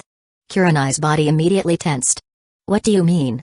Funan sighed and said, "On the night of the nine-tailed fox, I deliberately didn't take action. My idea at the time was very simple. Since Sarutobe Hiruzen and the others did not trust the Uchiha clan, I decided not to do anything to help. As for the village, there were 2 Kage-level shinobi, Sarutobe Hiruzen and Akimeki Torafu, plus Minato no Mikeji with his Flying Thunder God technique. I thought the losses wouldn't be great and the Nine Tails would be sealed. Who would have known? Funan stared at Kurenai and said, who would have known that your father would die? If I had known, I would have intervened. Kurenai's tense body suddenly relaxed. A bitter smile appeared on her face. That's all? Don't worry, I won't blame you. To be precise, it has nothing to do with you. Besides, your strength at that time shouldn't have reached the Kage level, right? Reached. Funan said calmly. At that time, I should have been able to fight with Sarutobi Hiruzen with all my strength. What I didn't expect was that Sarutobi Hiruzen only made one move that night, allowing the Nine Tails to destroy the village. Okimaki Torafu intervened, but his strength was weaker than expected. Minato no Mikeji was also held back by a mysterious man, and both he and Uzumaki Kushina were killed in combat. It's absurd. Funan smiled bitterly. The strongest shinobi village was actually tossed around like this by a one-eyed Obito. If it wasn't intentional, Funan wouldn't believe it. He even felt that the Nine Tails was cooperating. Is there anything else you want to tell me? Kurenai suddenly asked. Yes. Funan looked at Kurenai seriously and said, even if you think I am trying to sow discord, I still want to tell you. Go ahead. Kurenai looked very calm and said, I am almost 20 years old. I have my own judgment. That's right. Funan smiled and said, many kunoichi at your age are already mothers. Kurenai's expression didn't change. Funan nodded slightly and said, the Nine Tails night was, without a doubt, a conspiracy. I don't know exactly what role Sarutobi Hiruzen and Shimura Denzo played, but I'm sure they wanted Hidden Leaf Village to suffer great losses. The Nine Tails disaster was something they deliberately allowed. Kurenai clenched her fists. Why? Because of power. Funan said seriously. After taking office, Minato no Mikeji has gradually taken over power. Sarutobi Hiruzen is naturally unwilling. If Hidden Leaf Village suffers huge losses at that time, who do you think is responsible? Kurenai said without hesitation, the fourth Hokage, Minato no Mikeji. Yes. Funan continued, I had people spread rumors that Minato's death was related to Sarutobi Hiruzen and others. It's not a lie, I did some careful research and actually found some clues. They may have secretly promoted it, or at least just sat back and watched. Kurenai took a deep breath and then exhaled. My father died in a power struggle? Yes. Funan sighed and said, also, Sarutobi Hiruzen and the others probably wanted to sacrifice some people from Hidden Leaf Village because more and more people were supporting Minato no Mikeji. Their existence might have been an obstacle for Sarutobi Hiruzen to become Hokage again. Kurenai's expression became calmer and calmer. My father is probably among them. Yes. Kurenai slowly closed her eyes. I need a moment to calm down. Funan stood up and said, I'm very good with sweet words, but you were almost my woman. I have feelings for you, and I wouldn't use your father's death to lie to you. Kurenai didn't say anything. Her mind filled with memories of the Night of the Nine Tails. Chapter 118, Torafu goes full drama. After hearing Funan's explanation, Kurenai couldn't be sure, but she was beginning to suspect. For a moment, she even hoped that Funan was lying. Because Kurenai understood how much her father respected the will of fire. But there is one point that cannot be ignored, and that is Sarutobi Hiruzen. That night, his performance was pitiful. He hit the Nine Tails out of the village with a stick, which looked very impressive. Apart from that, did he fight? After dealing with the mysterious man, the fourth Hokage rushed to the battlefield and used a forbidden technique without hesitation, sealing the Nine Tails with his life. What about the third Hokage? What about the elders? What about the will of fire? Kurenai grabbed the wine irritably and drank it crazily. A new rumor began to circulate. About a ninjutsu. Telescope technique. And Sarutobi Hiruzen possessed said technique. It was said that even from his office, Sarutobi Hiruzen could see anything he wanted to see with his technique. Anything. After hearing this, many shinobi fell into a strange silence. Especially the kunoichi. What did it mean to see anything? What did that old pervert want to see? Immediately, many shinobi began to protest. With this technique, they would no longer have any privacy. Who doesn't have a secret? Especially the kunoichi, their safety was in danger. Ah! With a heavy sigh, a huge figure collapsed onto the desk. The Hokage's desk creaked under his weight, and the young woman next to him watched with concern, fearing that the furniture would collapse at any moment. Acting Hokage. Stop. Torafu, still lying on the desk, raised a hand and said in a dull voice, Don't ask me, first tell me, where is Tsunade? They found her? No. Kazu said cautiously, she seems to have discovered that we are looking for her and deliberately avoided us. Torafu sighed weakly. Tsunade, they offered you to be Hokage and you didn't accept. Are you human? Look at Hidden Leaf Village now, everyone is fighting to be Hokage, and you, who have the opportunity, despise it. You don't know how lucky you are. Kazu looked at Torafu, not knowing what to say. Thinking about what her uncle Shikaku was doing in secret, Kazu felt great sympathy for Torafu. Wanting to find Tsunade to give up being Hokage? That could only happen in dreams. Tell me, what did you mean before? Is it about the telescope technique? Yes. Kazu said cautiously. Some jonin have openly expressed their dislike of the telescope technique. Torafu said expressionlessly, find Sarutobi Hiruzen. Yes. Hiruzen, who received the news, frowned. He was puzzled. The telescope technique, even Denzo, had only heard about it before. Who knew about it and spread the news? He stared at Denzo with a suspicious look. Don't look at me, it has nothing to do with me. Denzo shook his head quickly and said, I just found out a few hours ago, and I haven't separated from you until now. Hiruzen asked puzzledly, then why did the information about this ninjutsu spread? How should I know? Denzo spread his hands and said, you should think about your reputation. The rumor that Hiruzen was a pervert had circulated in Hidden Leaf Village for a long time, but no one had taken it seriously until now. Now, it was like a volcano erupting. Humphrey. Hiruzen's face darkened, snorted coldly, and said, could it be Funan Uchiha again? Denzo was stunned and said, he even knows this? Humphrey, don't underestimate that Uchiha kid. Knock. Knock. Knock. A series of knocks sounded on the door. Two people who had disappeared for a long time appeared in Sarutobi Hiruzen's office. Unitane Koharu and Mitakato Hamura. However, upon seeing Hiruzen, Koharu instinctively adjusted her clothes. The veins on Hiruzen's forehead were throbbing. What's the matter? Telescope technique. I know.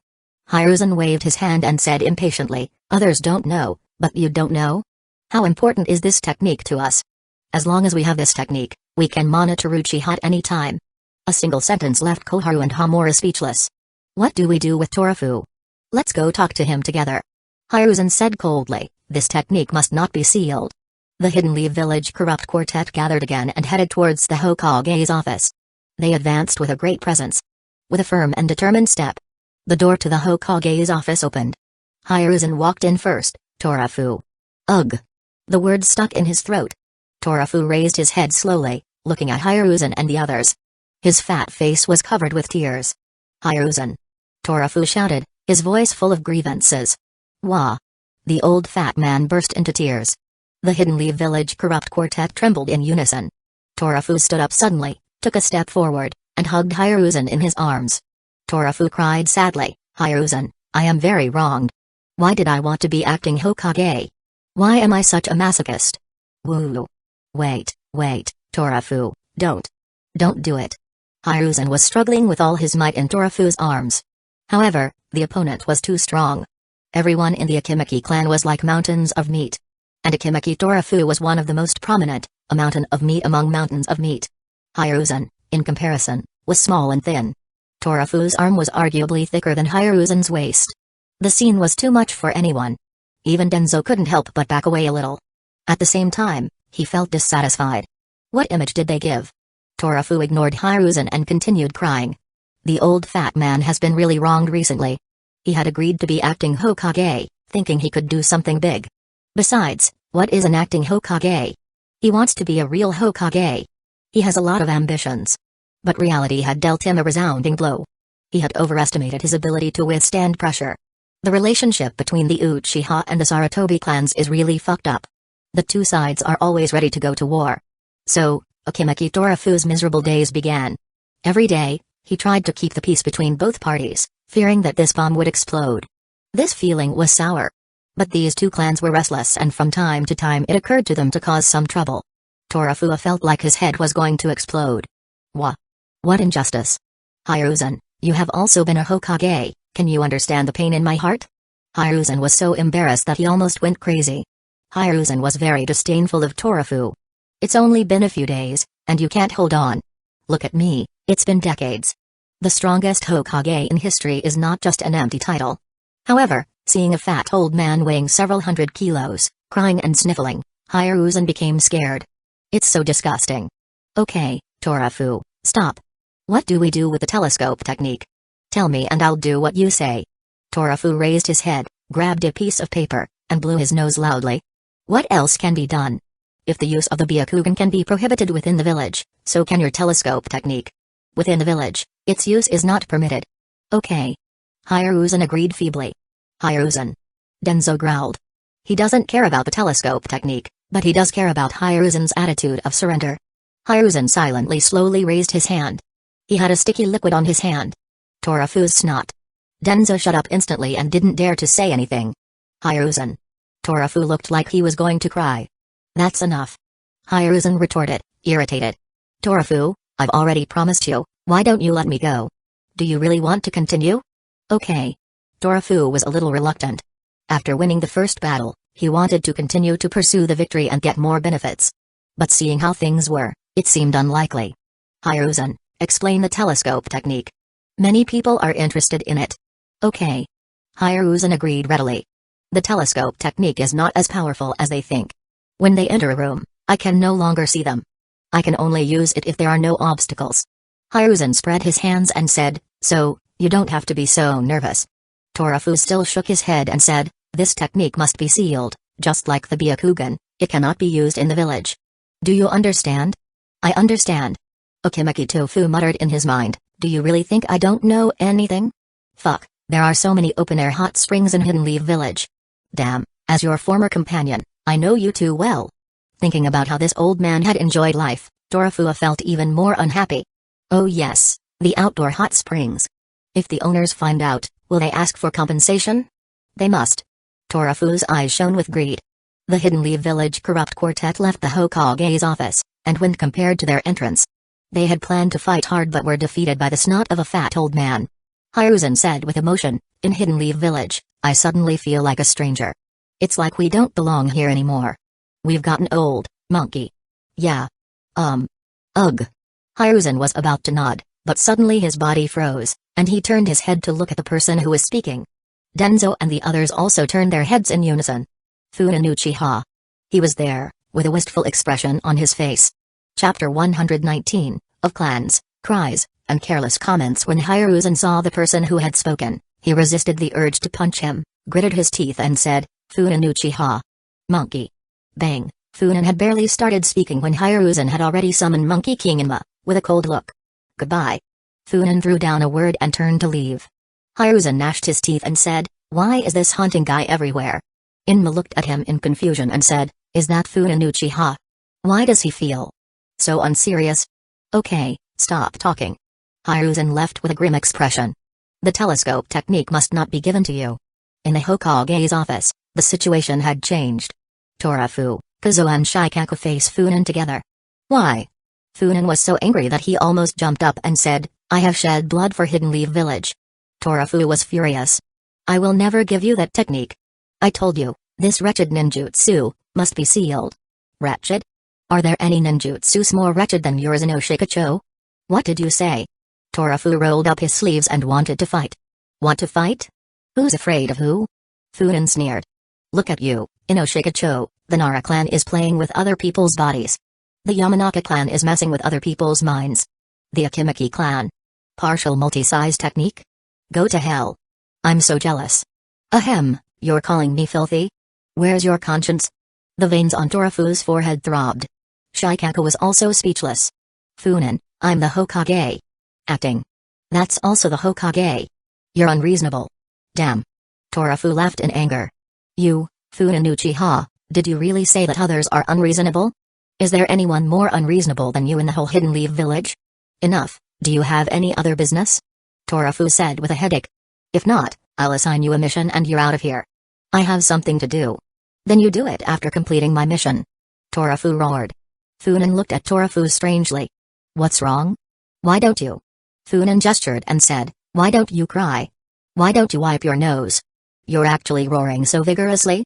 Kazuo and Shikaku turned their heads simultaneously. They just came to the Hokage's office with Funin, and they really didn't know what happened before. Torafu had kicked them out of the office earlier. Torafu was shocked and angry. I don't understand what you are saying. Torafu said suspiciously, crying? Wiping your nose? Who would do something so inappropriate in the Hokage's office? He narrowed his eyes and stared at Funin. Funin curled his lips and said, okay, I'm dazzled, okay? Psycho. Torafu muttered. The mission I'm going to assign you is related to Hidden Leaf Village. What's wrong? Funin asked with a mocking smile. After defeating Hidden Cloud's village, now you want me to take care of Hidden Leaf Village? No problem, Hidden Leaf Village is easier. In 10 days I can make them surrender. There is no need to fight Hidden Leaf Village. Torafu complained.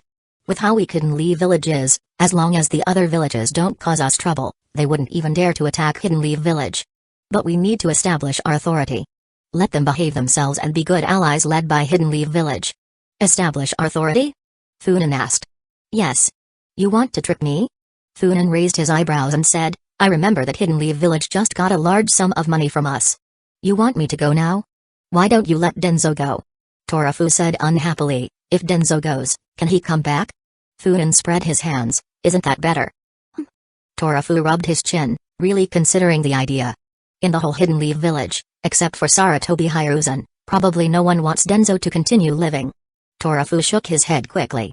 If Denzo is really killed, Saratobi Hiruzan will fight him to the death. Damn, I was almost led into a ditch by Funan. Don't talk nonsense. Torafu glared at Funan fiercely and said, this time, you will lead the diplomatic mission to Hidden Leaf Village. You know what it means to establish authority, right? I know. Funan did not refuse. Bakura also had to return to Hidden Leaf Village. Besides, Raza is now Funan's toy, and he also wants to see if there is anything else worth using in Hidden Leaf Village. After agreeing on the details with Torafu, Funan winked at Kazu before leaving the Hokage's office, leaving the girl blushing. Kazu? Kazu? Torafu had to call her several times before she answered. What? What's wrong, acting Hokage? Ah. Torafu and Shikaku looked at each other and felt a headache. Torafu said seriously, stay away from Uchiha, understand? Yes. The little girl answered very straightforwardly. Torafu and Shikaku would say this to her several times a day, and her answer has become a routine. Torafu was even more helpless. Shikaku sighed. I'll pay more attention. Being assigned to Torafu's side is enough to show the little girl's talent. They couldn't let Funan Uchiha, that bastard, take her away. With a loud moan, the room fell silent. After a long time, Funan's lazy voice sounded, I'll take you back to Hidden Leaf Village. Take me back? Bakura was surprised. Are you going to Hidden Leaf Village?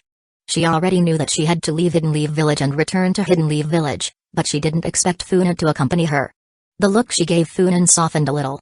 I'm worried about you going alone, and I want to spend a few more days with you. Funan said with a smile. Besides, I'm worried that something might happen to you in Hidden Leaf Village. You know Raza isn't dead. Humphrey.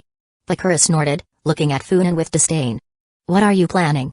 After the battle against Hidden Cloud's village, Bakura had received the news that Raza was not dead, something that had surprised her. How could he have survived in that situation? It could only mean that Funan wanted Raza to stay alive. Funan still smiled and said, guess? He wasn't worried that Bakura would turn against him. They had been together for a long time and knew each other well. Plus, he was confident in his Mengekyo Sharingan technique, which had increased Bakura's loyalty towards him. Raza is your man now. Bakura's words were filled with certainty. Nonsense. You are my man. He is a stinky man. What use do I have for him? Although he is useful to many people, I am absolutely. I'm serious, so you be serious too. Bakura glared at Funan angrily and said, I warn you, even though Hidden Leaf Village is under your command, you cannot do anything that would harm them. Otherwise, don't blame me for not being kind. Funan laughed and said, oh, that threat sounds like you could actually do something. Come on, dear, tell me, what could you do? Die alongside Raza? Attack me directly? Or look for those two elderly who live in hiding? Bakura was silent for a while, sighed, and said, it's not easy to get Gio and Debazo back together. Raza almost protested openly, hoping that they would retire. That's all. Funan spread his hands and said, then what are you still struggling for? Bakura's eyebrows were raised, and he said, from what you say, are you really planning to do something against Hidden Leaf Village? Funan said slyly. That depends on your performance. Bakura rolled his eyes in anger and said, stop playing around. Tell me, what exactly are you planning to do? I'll give you a guarantee. Funan smiled and said, yes, I plan to do some things in Hidden Leaf Village, but they won't be bad. In fact, Hidden Leaf Village might experience unprecedented development. Bakura thought for a moment and decided not to argue any further. Raza was Funan's subordinate. Funan was practically the shadow ruler of Hidden Leaf Village. If he handled it well, all of Hidden Leaf Village would be his. As long as he wasn't crazy, he wouldn't do anything that would harm his own interests. Given the situation within Hidden Leaf Village, Funan might really need to vigorously develop Hidden Leaf Village to contain Hidden Leaf Village's high-level forces. In the territory of the Uchiha clan. After making a series of arrangements, Funan sat quietly under a cherry tree drinking tea. Shiryu was standing behind him, pouring him tea. Suddenly, insects appeared one by one, forming words in front of Funan. It was a message from the Aburame clan. After Funan saw it, he waved his hand gently, and the insects scattered instantly. Very good, very good. Are you connected with the Aburame clan? Shiryu looked at Funan in surprise. Aburame Shibi is my subordinate. Funan said calmly, leaving Shiryu stunned. Uchiha Setsuna, who had just arrived here, was also stunned. Funan stood up, looked at Setsuna, and said, Old man, after I leave, if the Aburame clan has any problems, remember to help. Don't be too obvious back then. This setback is best kept in the shadows. No problem. Setsuna replied quickly, then asked, full of expectation, are there any other shinobi clans? I wouldn't mind having more. Funan was speechless and said, don't forget how long I've been in the clan. Getting an Aburame to join was hard enough. That's right. Setsuna sat opposite Funan and said, are you going to Hidden Leaf Village? Yes, there is a matter that requires my presence. Be careful. Setsuna said with a serious expression. You are the present and future of Uchiha. If something happens to you, do you know what will happen to Uchiha? Don't worry, whoever can hurt me hasn't been born yet. Shizui will go with you. Setsuna's tone left no room for discussion. It is a decision of all the elders, including the clan head. Your safety is the most important thing for the Uchiha. Okay. Funan agreed without objection, adding, but I don't want Shizui, give me Itachi. His strength is enough to ensure my safety. Currently, the Uchiha clan has 5 pairs of Mangekyo Sharingan, Funan, Fugaku, Setsuna, Shizui and Itachi. Only 3 pairs are known to the outside world, those of Funan, Fugaku and Shizui. For 2 of these 3 pairs to be absent simultaneously is something Funan cannot afford. He cannot risk Hiruzen doing something stupid. It is safer to leave 2 pairs of Mangekyo Sharingan in the clan. Setsuna was a little hesitant, but when he thought of the power that Itachi had burst out during the training, he nodded. Okay. Chapter 120, The Akatsuki's New Mission, Bang, a bottle of liquid smashed violently on the ground. The snake's pupils were cold and ruthless. An atmosphere of murderous intent filled the room. The other people in the room were trembling, collapsing to the floor as if they had lost all strength. Failed? Failed again. Damn it, why is this happening? Why? A hoarse roar sounded. Orochimaru's expression was fierce, completely different from his usual calm and confidence. His greatest reliance, the ninjutsu he valued most, actually had such a big weakness. This was something he had never thought of before. The living corpse reincarnation feared Genjutsu. If it weren't for Funan Uchiha's warning, he might have suffered a great loss in the future. Dividing the soul causes its incompleteness, which creates a weakness to Genjutsu. How to solve this? Unite the soul? Orochimaru's face was gloomy. Binding the soul could certainly strengthen his resistance to Genjutsu, but it would put his life at risk. Furthermore, the more times he split his soul, the worse his resistance to Genjutsu would be. Funan Uchiha. A name came to Orochimaru's mind. If he knew the weakness of this technique, did he also know how to solve it? Whether he knows it or not, he has to find him, right? Orochimaru stuck out his tongue and licked his lips. His cold eyes showed a hint of desire. He was also determined to get Funan Uchiha's body. He had been constantly experimenting lately, but he had not lost contact with the outside world. He had heard that Funan had single-handedly suppressed the Hidden Clouds village duo, A and B, and still had plenty of strength to deal with others. That Asa power was enviable. If only I could control that body. Suddenly, Orochimaru frowned slightly, looking down at his left hand. On his pinky finger, a ring marked with the symbol void transmitted a series of messages. Akatsuki was summoning him. At this time, Orochimaru thought for a moment and channeled his will through the ring, heading towards the Akatsuki leader's location. Are all the people here? Pain's voice echoed through the large hall. The 4 members looked at each other. We are all. The battle between Hidden Clouds Village and Hidden Leaf Village is over. Pain said calmly. Orochimaru, you have had contact with Funan Uchiha. What do you think of him? Orochimaru looked at Pain in surprise and said, does the leader want to recruit him? Yes. Hee. Orochimaru chuckled a few times and said, Leader, do you think this is possible? He is the future leader of the Uchiha clan. Pain's voice was slightly cold, and he said, it is his honor to join the glorious Akatsuki. Orochimaru did not comment. He didn't know where the honor was. If it weren't for the interest in Pain's eyes, he wouldn't have joined this strange organization either. Orochimaru, you know him, try it. Okay. Orochimaru chuckled and said, I really should have a good chat with him. Pain looked at him and sighed to himself. Although the organization did not have many members, its combat power was nothing to sneeze at. But that was all. In other respects, Pain couldn't do much. Just like this time, if he wanted to recruit someone, could Orochimaru do it? Definitely not. But, who else could he send besides him? Pain looked at them one by one, and finally said, Hoshigaki Kisame, Juzobiwa, there is a mission for you. The two raised their heads at the same time. There is a kid named Deodara, you go meet him and bring him back to the organization. Okay. Pain spoke of some other matters, informing the others of the things they needed to know. That's all, you may leave. Swish, they all disappeared at the same time. Only Pain remained. Conan walked out slowly. Immediately after, someone appeared from the void. Conan's eyes immediately showed vigilance. Obito didn't even look at her, and said, Nagato, are you interested in Funin Uchiha? Pain didn't even turn his head and said calmly, he is someone with a good level of power. Also, you can see the suffering in his eyes. He has experienced the pain of this world. Obito was stunned. Madara. Pain slowly raised his head and said in a cold voice, the night of the Nine-Tails attack, you failed. The times you tried to cause unrest in Hidden Leaf Village, you also failed. Madara Uchiha, is this all you have? I was also successful. Obito didn't care and said, on the night of the Nine-Tailed Fox, the fourth Hokage died in battle. His death caused Hidden Leaf Village to never develop again and remain the same. I was also half successful in the few previous conflicts in Hidden Leaf Village. Hidden Leaf Village is now divided into 3 factions and a conflict is likely to break out. When that happens, Hidden Leaf Village will be destroyed. After speaking, Obito looked at Pain. Nagato, we can start our plan ahead of time. Move forward with plans? Pain's expression changed, and he said, insufficient manpower and insufficient wealth. As for manpower, Conan and I can step up. Also, there's someone named Hiruka we could recruit. And, like you said, Funin Uchiha is also an option.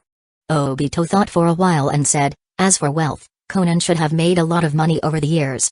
In addition, I still have a lot here. A lot? Yes. Obito gently spit out a number.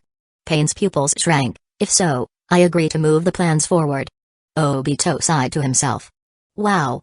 Is this Hidden Leaf Village? Look, those are people, those are people. Also, look, there are so many idiots. Wow, where do they live? In dirt huts? Bakura, furious, looked at Funin and, gritting her teeth, said, be quiet. Seeing that Funin had no intention of listening, Bakura could only sigh in resignation. She turned to the people accompanying Funin and said, can't you tell him something? Aren't you worried that he might end up dead on the street one day? He's not invincible. Kakashi's mouth twitched, and he said, he won't listen to anything I say. And as for Guy. Youth. With Funin's shrill howl, Might Guy rushed forward as if he had received an injection of adrenaline. Funin pointed at the desert with a grand gesture. Guy, this is a desert. Yes, Funin-sama. Funin and Guy clasped their hands tightly, their eyes burning. Even in the desert, our fiery youth will not stop. Funin-sama. Guy's eyes were filled with tears. Guy, don't cry. Our hot youth is waiting for us. Woo. Baki and others who came to greet them stared blankly, their expressions were hard to describe. Ahem. Itachi coughed dryly and gestured to Kakashi. Oh. Kakashi came back to his senses, strode to Baki, and said, Baki Jonin, we meet again. Hello, Kakashi Jonin. Baki said with embarrassment, Funin-sama. Don't worry about him, let's get on with what we have to do. Kakashi had a smile on his face. Baki was obviously relieved and said, understood. Come this way. Please. The group left, leaving only Funin and Guy posing at the spot. Funin-sama, there are only the two of us left. After posing for a while, they only received stares and murmurs. Guy blinked and looked at Funin sadly. They don't value our fiery youth. This reminded Guy of the days when, despite all his efforts, he was always the object of ridicule and lived in the shadow of the talented Kakashi. Guy, don't care about other people. Funin smiled kindly, like a loving father.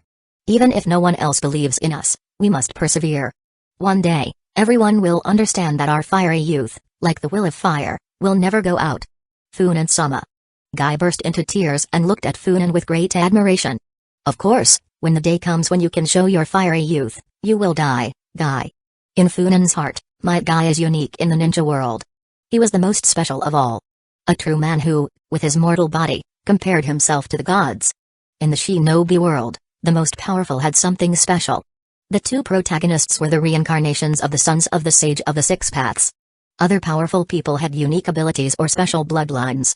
Might Guy, who almost kicked out a big ending, is different. He is the only one who has nothing special. Neither his origin, nor his lineage, nor his resources were remarkable. Might Guy was insignificant. But, he is the only one at the level of the Six Paths other than the children of the Sage of the Six Paths.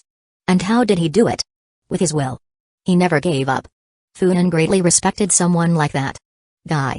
Funan called softly. Might Guy raised his head in surprise. Funan's tone of voice was strange. Funan slowly stretched out his fist and said, "You are the special one. Your willpower and courage are amazing. I respect you very much. You are a real shinobi. As a shinobi of Hidden Leaf Village, I am proud to be able to walk shoulder to shoulder with you." Guy was stunned, looking at Funan who had a serious expression. Suddenly, he grinned. "Funan-sama, you are a hero of Hidden Leaf Village, and I respect you too." Bang, the two fists collided with each other. Funan smiled and said, "Guy, I hope you will not forget your original intention, come on." He turned and left. "Yes, I will. One day, I will let everyone know what a hardworking genius is. Funan-sama, just watch." From behind, Funan heard Guy scream, his tone seeming to contain a sob. "Guy, come on, you will become the most shining man." Funan had a faint smile on his lips. Chapter 121, Sand, Spies, and Suzuno. The matter of the Hidden Leaf Village delegation was handed over to Kakashi. Funan is now free. But it's really boring. Looking at the vast desert, wandering aimlessly, Funan couldn't help but feel frustrated. Hidden Leaf Village is truly the most desolate of the 5 great shinobi villages. Apart from having plenty of sand, there is nothing interesting here, very different from what I had imagined. Bakura is too much. After returning to Hidden Leaf Village, she actually threw her man aside and ran away. I'll definitely punish her next time. Forget it, I better get to work. I remember that fat old man asked me to come to Hidden Leaf Village too. Funan sighed, then instantly appeared in front of a shinobi, stared at him and said, "Boy, why are you following me?" I. The shinobi was stunned. "I know." Funan narrowed his eyes and said coldly, "You must be a spy from Hidden Leaf Village." "I." The Hidden Leaf Village shinobi was dumbfounded. Funan grabbed the shinobi, lifted him up in his hand, and said, "Let's go, Mr. Spy, let's go to the Kusagakure residence and explain it properly." "Fuck you." The shinobi was caught and taken away with a dazed look on his face. Funan's speed was incredible. In a few flashes, he had already arrived at the Kusagakure residence. Boom. A loud bang resounded. The entire Kusagakure residence trembled. At this moment, an extremely arrogant voice sounded. "Is there anyone here? Let someone with authority come out." Hearing that voice, Kakashi almost knelt down. "Oh my god. Funan." Raza stood up suddenly, his face cold. "How dare you make trouble in my Kusagakure residence?" The gold dust appeared, enveloping. The next moment, he disappeared from the office. What do we do?" Kakashi asked Itachi in a trembling voice. "What should we do?" Itachi pouted and said, "Just chill." Looking at Kakashi's grief-stricken expression, Itachi sighed and said, "Senpai, don't worry. Minister Funan knows what he's doing." "Hey, don't look at me like that. At least, he's never lost out, right?" Kakashi sighed in relief, then said resignedly, "Then what should we do?" "How would I know?" Itachi sighed and said, "After returning, I will definitely not go on missions with Minister Funan. To be with him, you need to have a strong heart, and my heart is obviously not up to standard." "Funan Uchiha. What are you up to? Does Hidden Leaf Village want to declare war on Hidden Leaf Village? This is an intolerable offense." A great roar of anger resounded, followed by an immense surge of chakra. Itachi and Kakashi looked at each other. Raza glared at Funan, but in his mind he kept wondering what was going on. Has the master came to cause trouble in Hidden Leaf Village? Isn't his territory? Although he had many questions, Raza, the strongest puppet, fulfilled his mission in an exemplary manner. Be a good Kusagakure. An endless amount of gold dust began to gather, forming a huge whirlwind that rushed towards Funan. Swish, Funan dodged the attack, his eyes shining with excitement. Not bad, not bad. Although it is gold dust, but if it is refined, pure gold can be obtained. The Uchiha clan will become rich from now on. Using Kotoa Mitsukami's power on Raza was a wise choice. After controlling him, he would only have to wait patiently for Shishui's Mangekyo technique to recover to use Kotoa Mitsukami again. Funan decided to give her own eye technique fruit to Shizui to see if it would speed up Koto Mitsukami's recovery. As Funan rambled on, several Hidden Leaf Village shinobi appeared around him, staring at him coldly. What? Funan smiled playfully. One person can't handle me and now they want to attack me in a group? Do they think I'm scared of group combat? Crack. Click. Crack. The skeleton of Susanoo began to form. In the blink of an eye, a massive Tengu Susanoo over 50 meters tall appeared in front of the Hidden Leaf Village shinobi. Come all together. The Hidden Leaf Village shinobi continuously retreated, fear in their eyes. The presence of Susanoo was overwhelming. Raza's eyes turned cold, and he shouted, "Magnet style, gold dust imperial funeral." An astonishing amount of gold dust erupted from the ground, enveloping the Susanoo completely. With a strong squeeze from Raza, it had no effect. Raza's expression changed slightly. Facing his master, he naturally had to hold back. This move also had a taste of testing, but he didn't expect that it would be a failure. Boom, Susanoo just shook slightly, and the gold sand fell from its body. At that moment, a gigantic golden shuriken flew out and crashed hard into the Susanoo. Boom, the Susanoo took several steps back, and a huge crack appeared on its body. Huh? Funan was a little surprised. The gold dust in Raza's hand condensed again, forming two huge shuriken that spun above his palms. Under the control of magnet style, the giant shuriken flew towards Funan. Was the gold dust imperial funeral just bait? Not bad. The Susanoo raised a large hand and deflected gold dust's shuriken. However, Raza's speed in gathering the gold dust was astonishing. In the blink of an eye, he had already formed two more. At the same time, a large sword appeared in Susanoo's hand. A wild smile appeared on Funan's face, and under the terrified gaze of Raza and the others, he swung his sword down forcefully. Boom, the entire Hidden Leaf Village seemed to tremble. A gigantic crack appeared on the ground, dividing Hidden Leaf Village into two parts. Funan Uchiha. Raza was furious and roared. And a large amount of gold dust began to flood the area. I want you to die. A huge wave of gold dust rose up, covering the sky and the earth. Raza had pushed his chakra to the limit, and even the Hidden Leaf Village shinobi felt fear. Funan let out a low laugh. He had really underestimated Raza. This guy, in a favorable location, his combat power would undoubtedly increase greatly. A blood-colored magatama appeared in Susanoo's hand.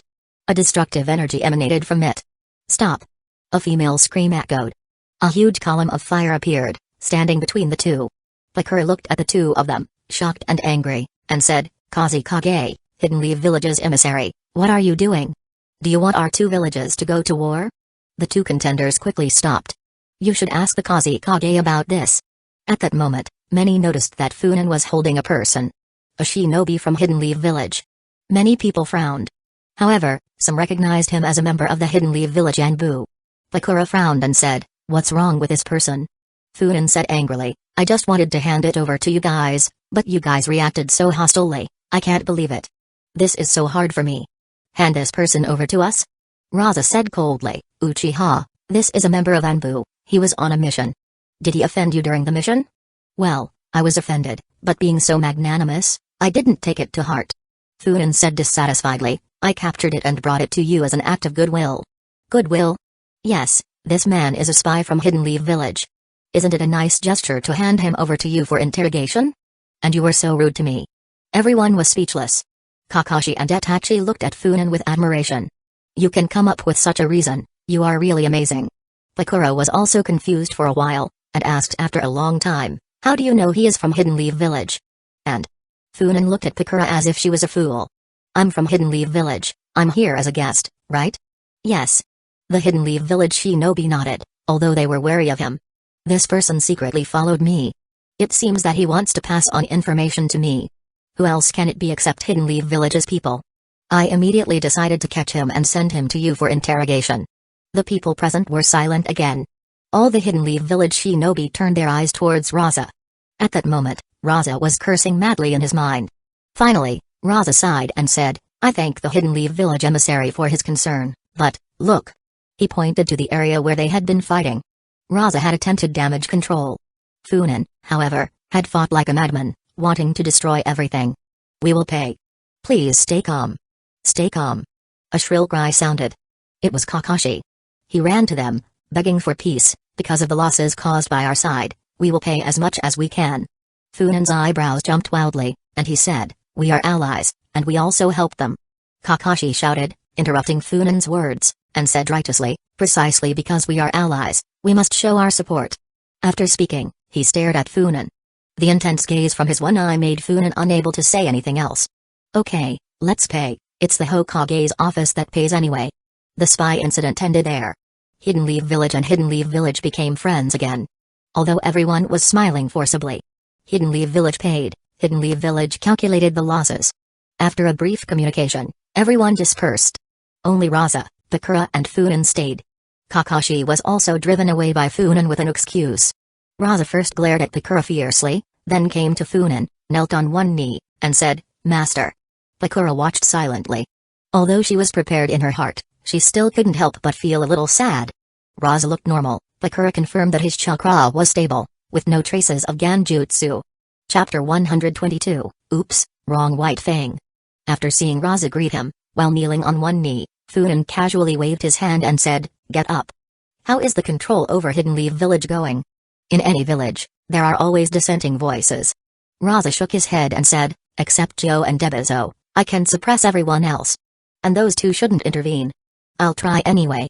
Funan said with a smile. It's not going to be that in the end, you end up being defeated. Raza immediately replied, They are on the back mountain. What are you going to do? Bakura asked nervously as she looked at Funan. Are you going to attack those two? Why do you worry so much? Funan said with a smile. I just want to know how those two are feeling. Swish, Funan disappeared from there. Damn it. Don't act without thinking. Bakura growled and hurried to catch up. However, Funan's speed was too fast. Bakura used all her strength to chase after him, but she still only managed to see a silhouette in the distance. To her surprise, it seemed like Funan was carrying someone in his arms. Rear mountain. A shrill scream sounded. Hidden Leaf Village White Fang is here. He is attacking Hidden Leaf Village. With this shout, the quiet back mountain was transformed into chaos. An old and angry voice echoed, White Fang?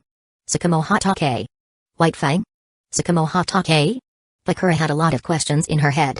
Hasn't that person been dead for a long time? No, wait.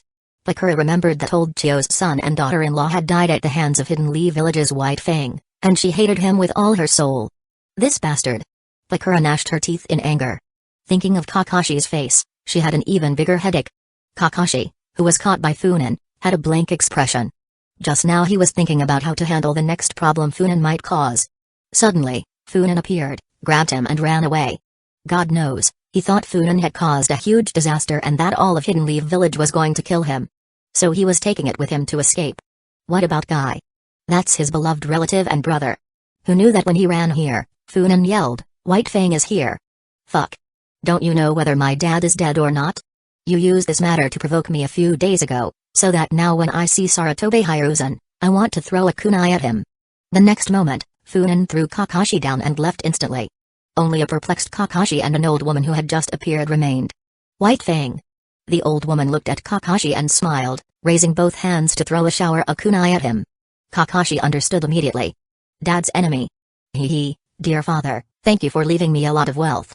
Swish, Kakashi quickly moved to dodge and was about to explain when the old woman was already in front of him. Both of them started fighting in an instant.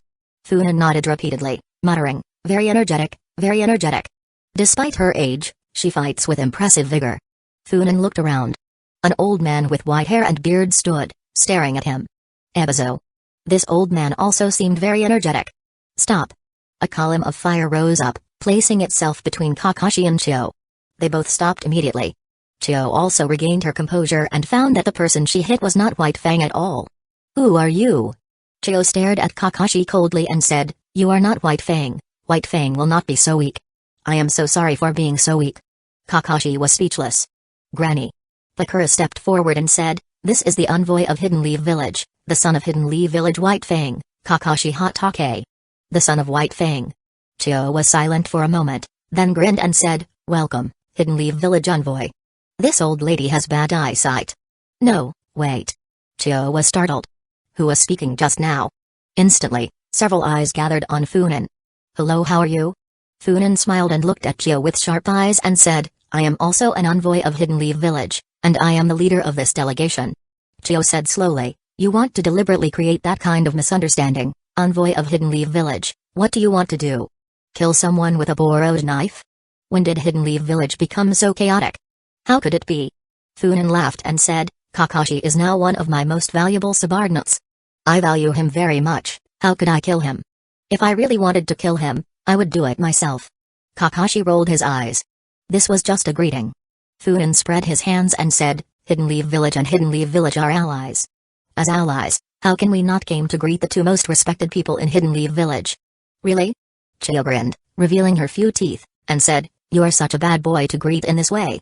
Funan also smiled, and the Sharingan appeared in his eyes. Grandma, good children don't usually live long. Chio's heart sank, then she exchanged a glance with Ebizo. Uchiha. Turns out it's someone from that clan. Hidden Leaf Village envoy, can we go now? Roz's voice rang out. At some point, he had arrived at the place and bowed slightly to Chio and Ebizo in respect. Of course. Funan grinned and left with Roza. Chio opened her mouth slightly, as if she was about to speak. Sister. Ebizo suddenly said. Do you want to go fishing? Chio was silent and after a long time, she smiled again and said, Of course, let's go, brother. Bakura looked at the two old people, wanting to say a few words, but didn't know what to say.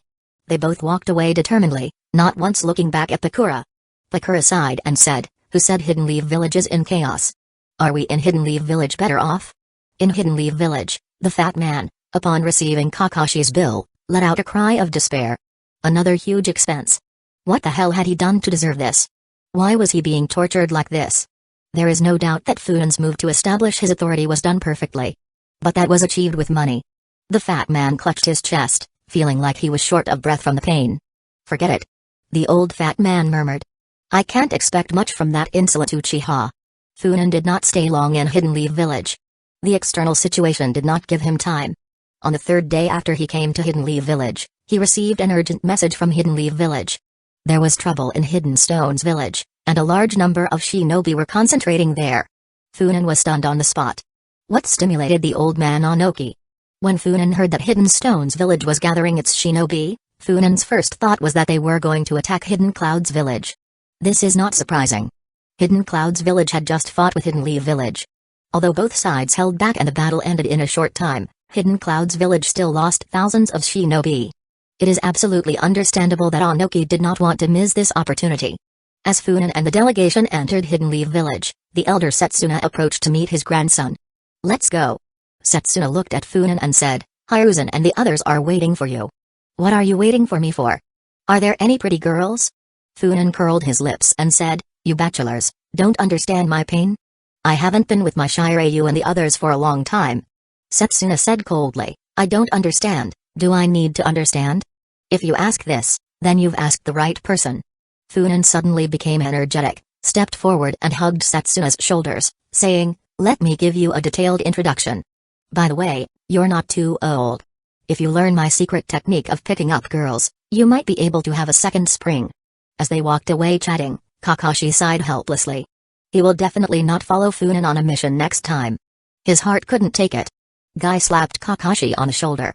Kakashi, my best friend, what's wrong with you? You look sad, where is your youth? Kakashi staggered, then said expressionlessly, My youth was devoured by you and Funan Uchiha. Ahahaha. Guy laughed, raised his thumb, and said, You are worthy of being my eternal rival, Kakashi. His teeth shone in the sun. Kakashi felt powerless. Suddenly, he thought of something and asked, Guy, what kind of person do you think Funan Uchiha is? Guy said without hesitation, He is a hero of Hidden Leaf Village, and he recognizes my youth. I said I am a hardworking genius and one day I will be recognized by everyone. He also said that he respects me. Looking at the smile on Guy's face from the bottom of his heart, Kakashi was a little stunned. After a long time, he also laughed. Really? Congratulations, someone finally recognizes your youth, Guy. Haha.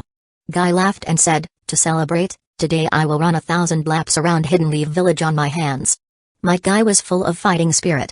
Kakashi laughed and said, It's been a while since we competed, how about a round?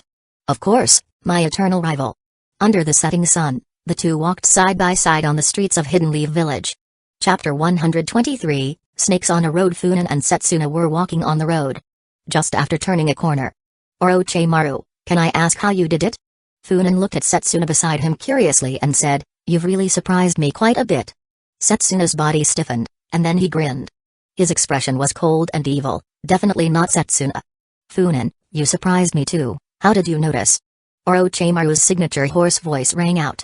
Funan immediately said, "For someone who admires you so much, even if you are hundreds of miles away, I can smell your smell." Orochimaru's smile widened. "Really? If you admire me so much, why are you adopting such a threatening posture? Do you want to kill me?" At that moment, the Mangekyo was reflected in Funan's eyes, and his hands were ready to form seals. Of course, Orochimaru had been on guard, and the person who appeared in front of Funan was probably not his real body. Funan said with a smile, "Tell me directly, Orochimaru, what do you want from me? If it is within my capabilities, I will consider it." "Ha ha ha ha." Orochimaru laughed out loud. "Funan, you are very interesting. How is it possible that someone as interesting as you was born in Hidden Leaf Village? Hidden Leaf Village has always given rise to people of all kinds, didn't you know that?" Funan smiled, and his smile was full of malice, and said, "After all, you almost became Hokage." The smile on Orochimaru's face froze. At this moment, after hearing Funan's words, Orochimaru felt that his long-lost anger was ignited. Orochimaru trembled with rage. After a few breaths, Orochimaru calmed down his anger. "Funan-kun, how about a deal?" Okay. Funan nodded repeatedly and said, "Collaborating with my idol is a dream come true, I can die of happiness." Orochimaru seemed not to hear Funan's words, and said directly, "Last time, you told me that my living corpse reincarnation jutsu has weak resistance to Genjutsu. I've noticed the same thing. Can you tell me how to fix this problem?" Funan thought for a while and said, "What can you use in exchange?" In front of him was a poisonous snake. He would never try to control it. Orochimaru is a rebellious person. He wanted to investigate the shinobi world, explore the unknown, master all ninjutsu. Therefore, Funan could collaborate with him, but they never try to control him. Facing this dangerous person, Funan thought that even the Koto Umatsukami might end up being deciphered. What does Funan-kun want? Funan thought for a moment and said, "You have plans against Hidden Leaf Village, right? When will they start?" Orochimaru's smile faded a little. "Do you think I have plans against Hidden Leaf Village?" "Definitely." Funan nodded and said, "I know you have a deep respect for the third Hokage.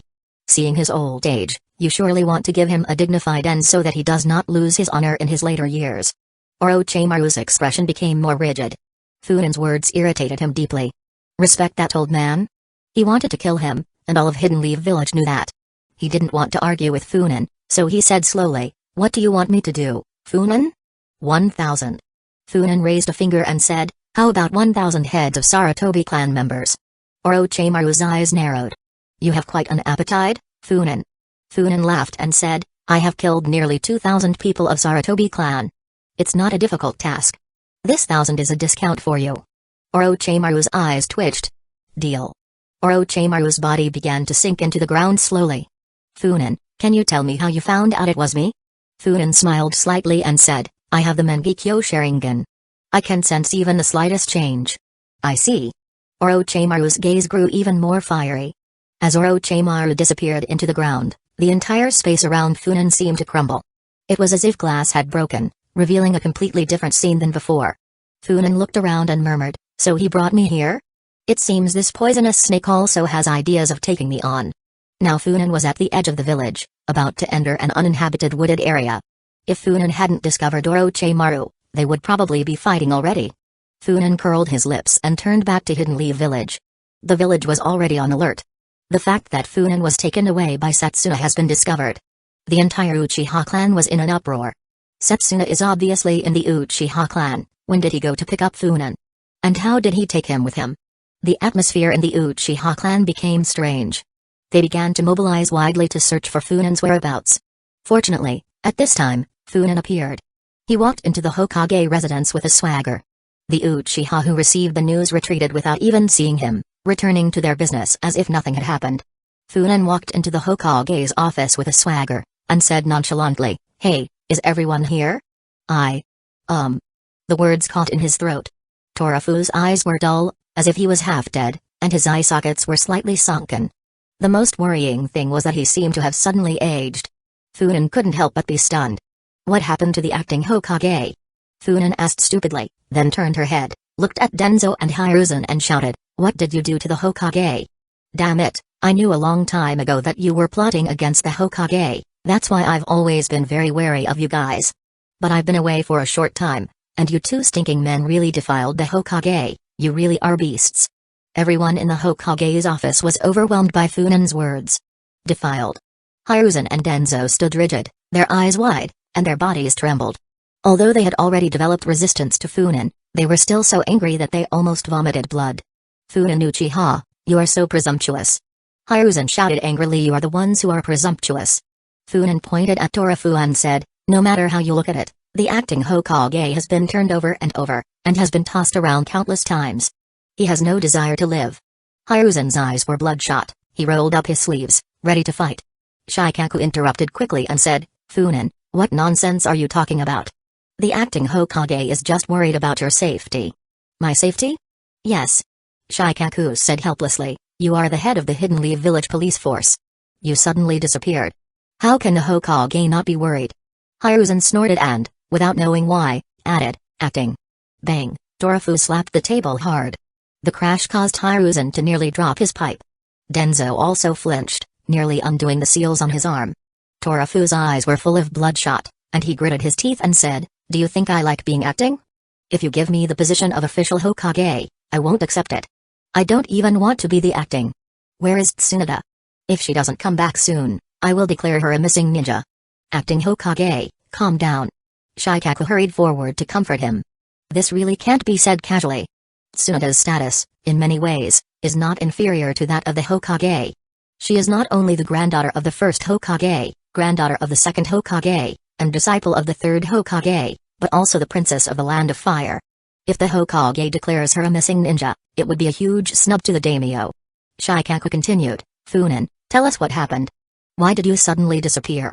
Funen glanced at Hiruzen and said, ask him. What does this have to do with me? Hiruzen shouted angrily. Funen Uchiha, don't think I'm afraid of you. If you want war. Orochimaru. A word interrupted Hiruzen's speech. What do you mean? Orochimaru plotted against me. Funen sneered. Sarutobi Hiruzen, can you explain? Why would Orochimaru attack me? It's not the first time. Before I left Hidden Leaf Village, I barely had any contact with him. There's no relationship between us. Why does he constantly attack me?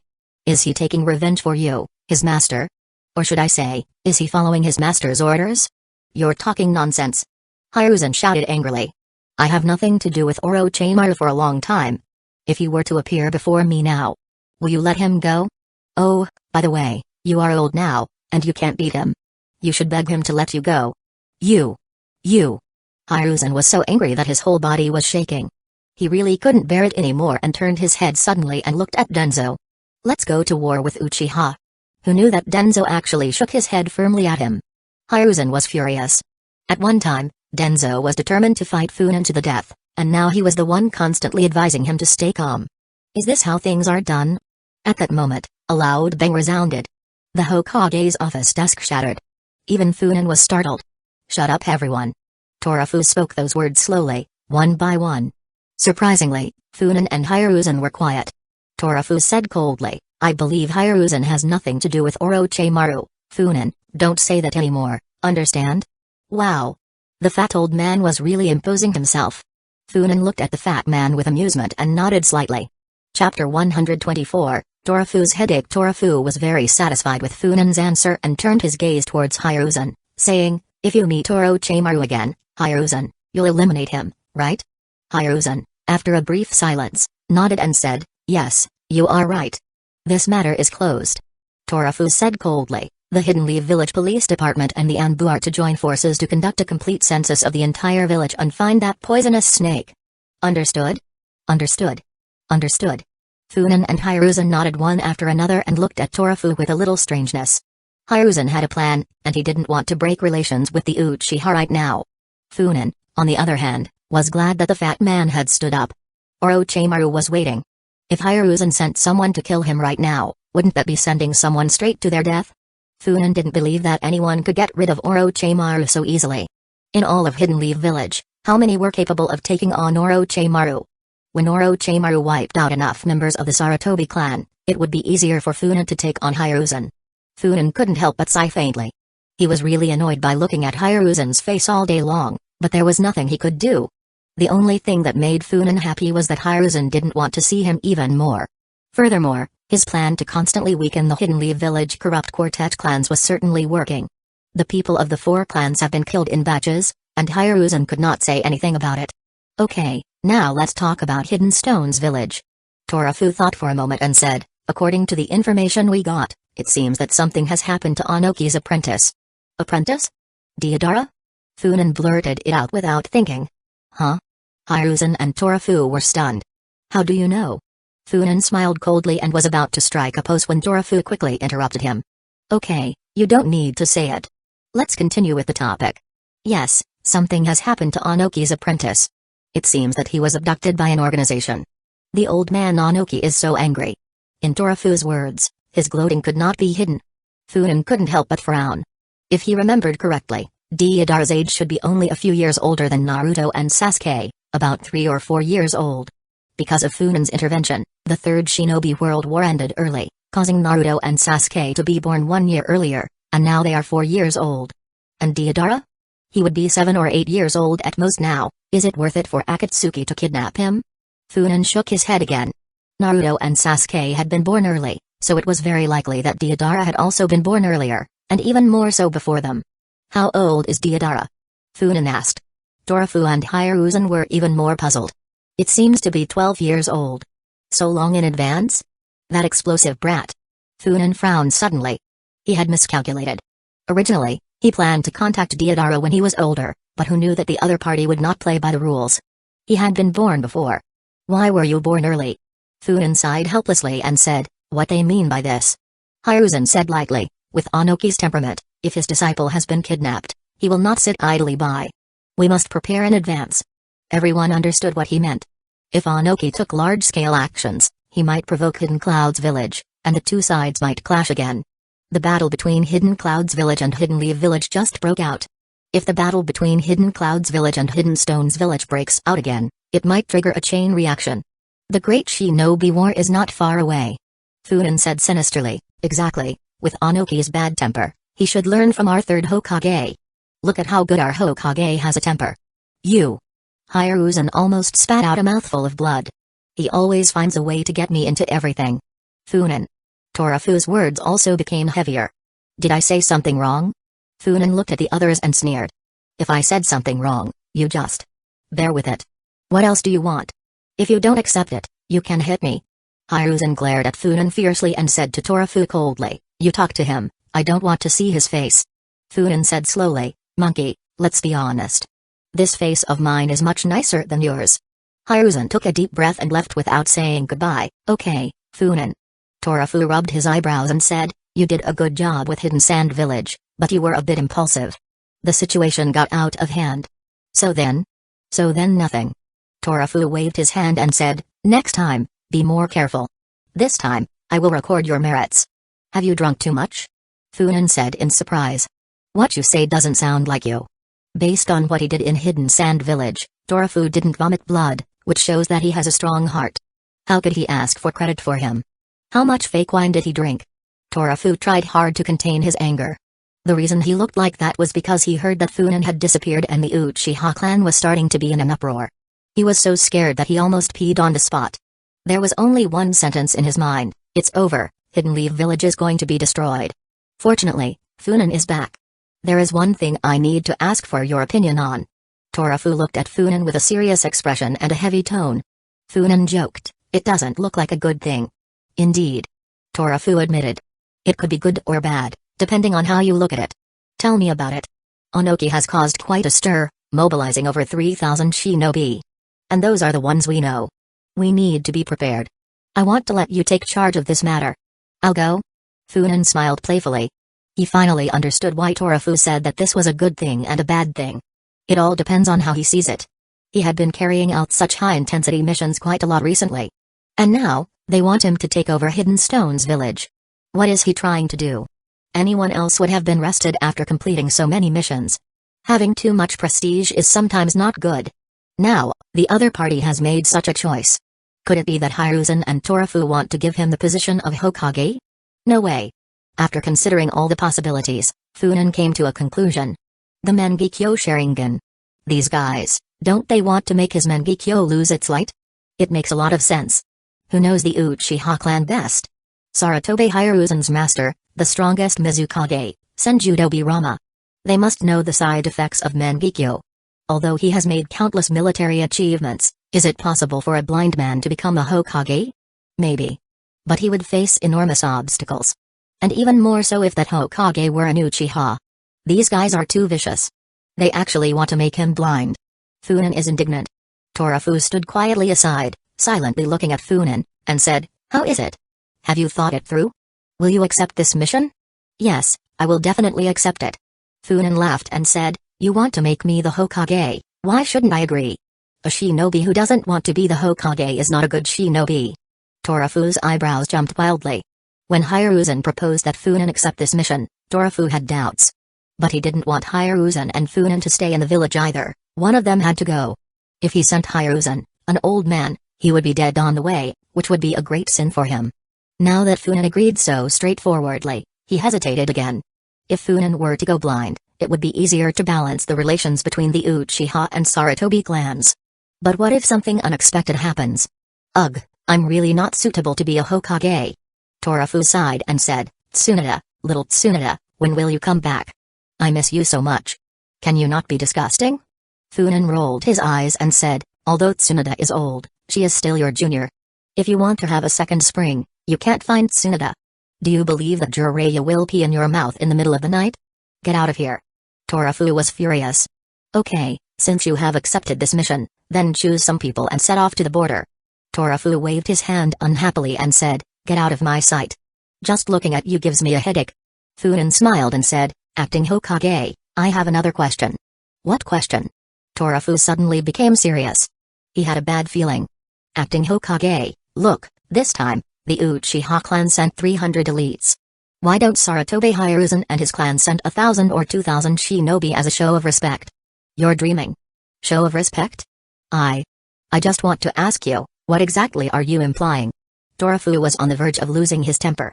"Ask Hiruzen to send out 1 or 2,000 shinobi? Of those he sent last time, how many returned?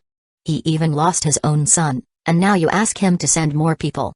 Torafu suppressed his anger. "Why are you angry?" Funen curled his lips and said, "How can you be like this?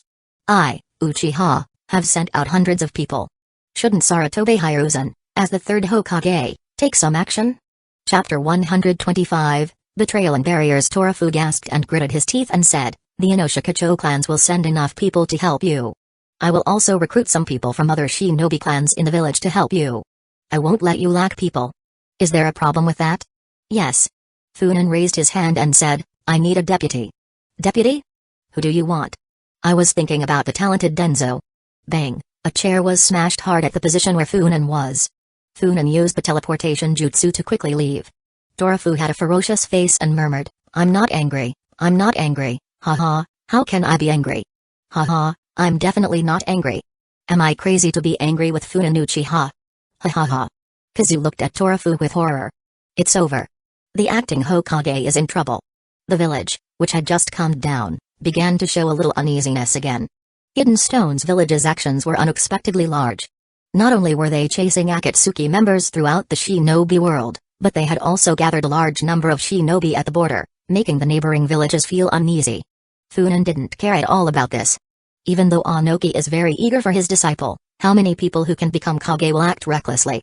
Also, if they really start the war, they will first face off against Hidden Cloud's village. Funen then ordered Kakashi to lead 2,000 shinobi to the border of Hidden Stone's village, and he secretly stayed in the village. Although Funen was said to have secretly stayed in the village, the higher-ups knew about it. However, they preferred to turn a blind eye. Funen had just returned and was immediately sent to the front. Do you really think Funen is so easy to deal with? Funen deactivated the Mangekyo and looked at the dozens of people in front of him with a smile on his lips. It's done. From today on, these dozens of shinobi belong to him completely. Funen-sama. Dozens of shinobi knelt on one knee in front of Funen. Good. Funen said with a smile. I want you to research and develop a new type of barrier. It must be placed within the Uchiha clan's territory and have multiple layers of protection. Can you do it? Yes.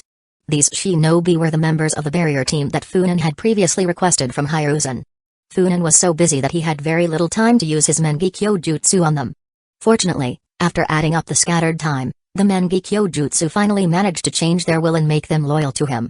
Although it is just a barrier team, the people here are really diverse. There are people from Hiruzen and people from Denzo. There are also people from Koharu. Continue to dig deeper, and there is actually one person from the Nara clan. Shikaku, that bastard, said nice things, but in fact he is also a master who is unwilling to be ordinary. Go. Yes. Shiryu led the people of the barrier class away. A graceful figure came to Funan and snuggled into his arms. The barrier teams are really useful. Although they are not high-ranking, these shinobi are more valuable than 5 jonin. The woman said, playing with her purple hair. Funan laughed and hugged her. You are also valuable. Get out. The woman said with dissatisfaction. By the way, Yujao, have Hiruzen and Denzo contacted you recently? No. Yuzuki Yujao sighed and said, it seems that I was abandoned by them just like the barrier team. Denzo and Hiruzen are both suspicious by nature. It is not easy for people who have disappeared to be re-employed after returning. Funan narrowed his eyes slightly. Cursed tongue eradication seal? Yes. Forget it. Funan shook his head. He was originally considering whether to let Yuzuki Yujao become a spy like Itachi Uchiha. He has a lot of information to send to them. Now it is naturally impossible. How could Funan be willing to sacrifice such a beautiful person? After the two tangled for a while, Funan calculated the time and got up to go to the Forest of Death again. Onoki's nonsense disrupted many people's plans, including Funan. He thought that with Itachi as a traitor, the other party would definitely take action on his way back from Hidden Sand Village. He could also deal with some of Hiruzen's lackeys, who knew that the other party did nothing. In that case, he will give the other party more opportunities. He does not believe that Hiruzen will not take action. What did you say? Itachi. Hiruzen and Denzo both opened their eyes wide and stared at Itachi, who was kneeling on one knee. The Death Forest may contain the secret of Funan's strength. This news carried considerable weight. Hiruzen and Denzo almost jumped up from their chairs. Funan Uchiha's strength is deeply rooted in the hearts of the people. Even if Hiruzen and Denzo disliked him and wanted to kill him quickly, they still had to admit this. They have always been curious about why Funan is so powerful. Hiruzen, we have to act. Calm down, Denzo. Hiruzen said in a low voice. Do you know how big the Death Forest is? Even if we know there is a problem there, how can we find Funan's secret? Doesn't Funan Uchiha have any defense? Denzo instantly looked at Itachi. Itachi Uchiha, can you find Funan's secret base? It will not be easy. Itachi lowered his head and said, Funan has always been suspicious of me and Shishui. This time, it was not easy for me to find out Funan's secret. If I continue to dig deeper, I am worried that Funan will find out. Looking at the expressions of the two, Itachi added, Funan is just suspicious of me now, and he is not sure? After some thought, Hiruzen said in a serious tone, so, Itachi, you have to protect yourself, and at the same time, collect as much information about Funan as possible. Yes. Itachi said in a deep voice. Everything is for Hidden Leaf Village. Damn. Every time they heard Itachi say this, they always felt very uncomfortable. But the two of them still nodded, because it was not for Hidden Leaf Village? If it was not for Hidden Leaf Village, could it be for the Sarutobi clan? Hiruzen took a deep breath and said in a deep voice, Itachi, you are a person with a will of fire, and you have the thinking of a Hokage. I believe that if we join hands, we will definitely bring happiness to everyone, peace to the village, and the shinobi world. Itachi's eyes were fiery, and his body was shaking with excitement. Hiruzen was very satisfied. He didn't know that Itachi, who had just walked out of the room, spat hard on the ground. Damn, I almost vomited. Recently, Itachi often sent information to Hiruzen. Some were useful, some not so much. Some were important, some were unimportant. As long as it's information, then send it. These information led Hiruzen and others to pay more and more attention to Itachi. Originally, they still had some doubts about Itachi, but now, they have a deep trust in him. A lot of information is really precious. After getting that information, they will have a way to target Funan Uchiha. Too much information dazzled them, and they did not realize that even if they got this information, it would still be useless when they faced Funan. In the face of absolute power, the role of information is infinitely weakened. Itachi also expressed his concerns about the leakage of this information. However, Funan only said one sentence, I don't worry about my personal information being leaked at all. If they know everything, so what? What can they do? If I wasn't worried that they would fight to the death and attack our ordinary people, I would have killed them long ago. Under this premise, all kinds of information about Funan were sent to Hiruzen and others by Itachi. Moreover, not all of this information is true, some of it is false. 80% is true, 20% is false. Hiruzen and his men were so satisfied with the information. Perhaps only Denzo still has some suspicion about Tatachi. The reason is that Denzo does not trust anyone. Hidden Stones Village. Onoki has a gloomy face. The person sitting in front of him was trembling with fear. In Hidden Stones Village, although there are voices of opposition, most of the time, Onoki represents absolute authority. Have you found him? Onoki's voice seemed to be squeezed out from between his teeth. No, not yet. Bang, a loud slap resounded as it hit the table. It wasn't very loud, but it made those present tremble. When do you plan to find him? Ah! Onoki roared in anger. Sushi Kage-sama. A burly shinobi walked in, saying with resignation, those individuals even managed to capture Roshi, and you allow them to. Onoki did not speak. The reason why he was so angry was not entirely because Deidara was abducted, there was another reason. Roshi, the Four-Tails Jinchuriki, had been captured. That was the Jinchuriki of Hidden Stones Village. Although he was in an anti-Onoki position. Why? Onoki said in a low voice. Why would they want to kidnap Roshi? Is it because of the tailed beast? Could it be related to other villages? No one could answer him. Even the tall fat man, Kitsuchi. Chapter 126, a new member increase the reward for recovering Deidara. Onoki said coldly. Don't relax on the border. The loss of the Four Tails cannot be concealed. It is difficult to guarantee whether other villages will take this opportunity to do something. Yes. The shinobi breathed a sigh of relief and retreated one after another. After everyone retreated, Onoki gritted his teeth and said in a fierce voice, Akatsuki, how dare you betray me? He.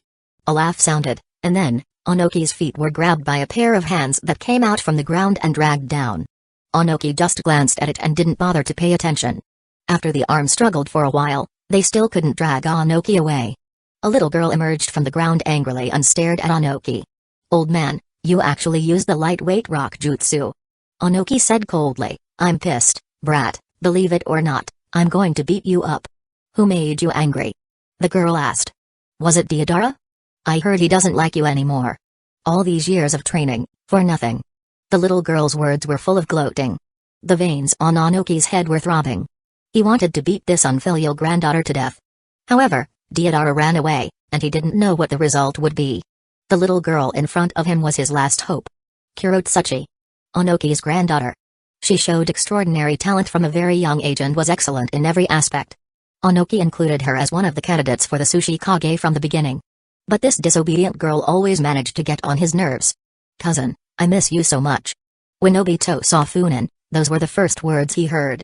He even rushed over and wanted to hug him but was dodged by Obito's kami. Obito said directly, Funin Uchiha, the organization behind me invites you to join, you might as well consider it. What to consider? Funin raised his hand and said, my cousin's organization. I don't need to think twice. I'll join without hesitation. I trust you. Obito began to doubt more and more his decision to lure this rebellious Uchiha into Akatsuki. Funin's words made him want to beat him to death. Obito stared at Funin. It's a pity, if he could use such a powerful force, many plans could be carried out smoothly, but this is the enemy. Since you agree, then come with me. Obito threw a ring to Funin. Funin looked at it. It was Itachi Uchiha's ring, in the Naruto series. When Funin put on the ring, Obito had already disappeared using kami. Funin was not surprised. Then he submerged his consciousness into the ring. As for the outside world, it is naturally impossible to be defenseless. If Obito attacks him by surprise, he will definitely give him a big surprise. Soon, several figures appeared on the huge and majestic statue. Funin stepped on a finger and glanced at the statue. Then he looked at the others. Pain, Kisame, Biwajazo, Seisaori, Orochimaru and a little devil. Deidara. Sure enough, he is here. Funin curled his lips. Also Konan appeared and Obito too. In a short time, Akatsuki actually gathered 9 people. These 9 people were enough to destroy any village. Including Hidden Leaf Village. Hey, a newcomer is here. Kisame grinned, his shark-like teeth flashing coldly. Yo, hello, seniors, just call me Tobio. Funin greeted everyone happily and bowed deeply. Several instinctively looked at Obito. Obito was wearing a mask, otherwise, everyone would be able to see that his face was very dark now. This. Biwajazo said in surprise. What is your relationship with Tobi? That tone. That way of greeting. All he's missing is a mask. Tobi? Funin looked at Obito, his expression somewhat confused. Obito, his face grim, replied, they call me Tobi here. While being angry, Obito was also feeling cold in his heart. He doesn't think that all this is a coincidence. What did Funan Uchiha know about him? Did he really know him that well? It's just terrible. If he hadn't been unable to beat the other party, he would have killed him early. Oh. Funan nodded quickly and said, he is my cousin, we are relatives. Damn relatives. By the way. Funan looked at Pain. Pain's expression was grim. Pain maintained his cold expression. Anyone who saw him for the first time would be amazed. Because he was a god. He had the eyes of a sage. Are you dizzy? There was a moment of silence in the space. Funan sighed, looked at Pain sympathetically, and said, look, your eyes are all in circles, how dizzy are you? You are a person with great perseverance, I Uchiha-ma. Cough, cough, I Funan Uchiha would like to call you a person with great perseverance. Damn, you meant to say Madara Uchiha, right? Damn you. Bastard. Obito cursed in his mind. The space became even quieter. The corners of Conan's lips curled unconsciously. Ahahaha. Obi's laughter came, and his words were full of gloating. Leader, are you dizzy? Ahahaha, of course he's dizzy. A similar laugh came, and Obito's smile froze. Everyone looked at the silent Pain, then looked at Dobi and Dobio who seemed to be clones and kept quiet tacitly. Enough. Pain said in a deep voice. He looked at Obito and Funan coldly and said, this time there is a newcomer, Funan Uchiha, you should have heard of his name, Hidden Leaf Village's Bloodflame Funan. Everyone's expression became serious. No matter how weird the other party is, he is a strong man who can surpass the 4th Raikage and the 8 Tails Jinchuriki. Moreover, as long as they are shinobi, how many are normal? All those present are famous S-rank missing ninja in the shinobi world. Who dares to say that they are normal? Pain's low voice sounded, in a short while, we will have another member. Then we will be complete, and we can begin our plan.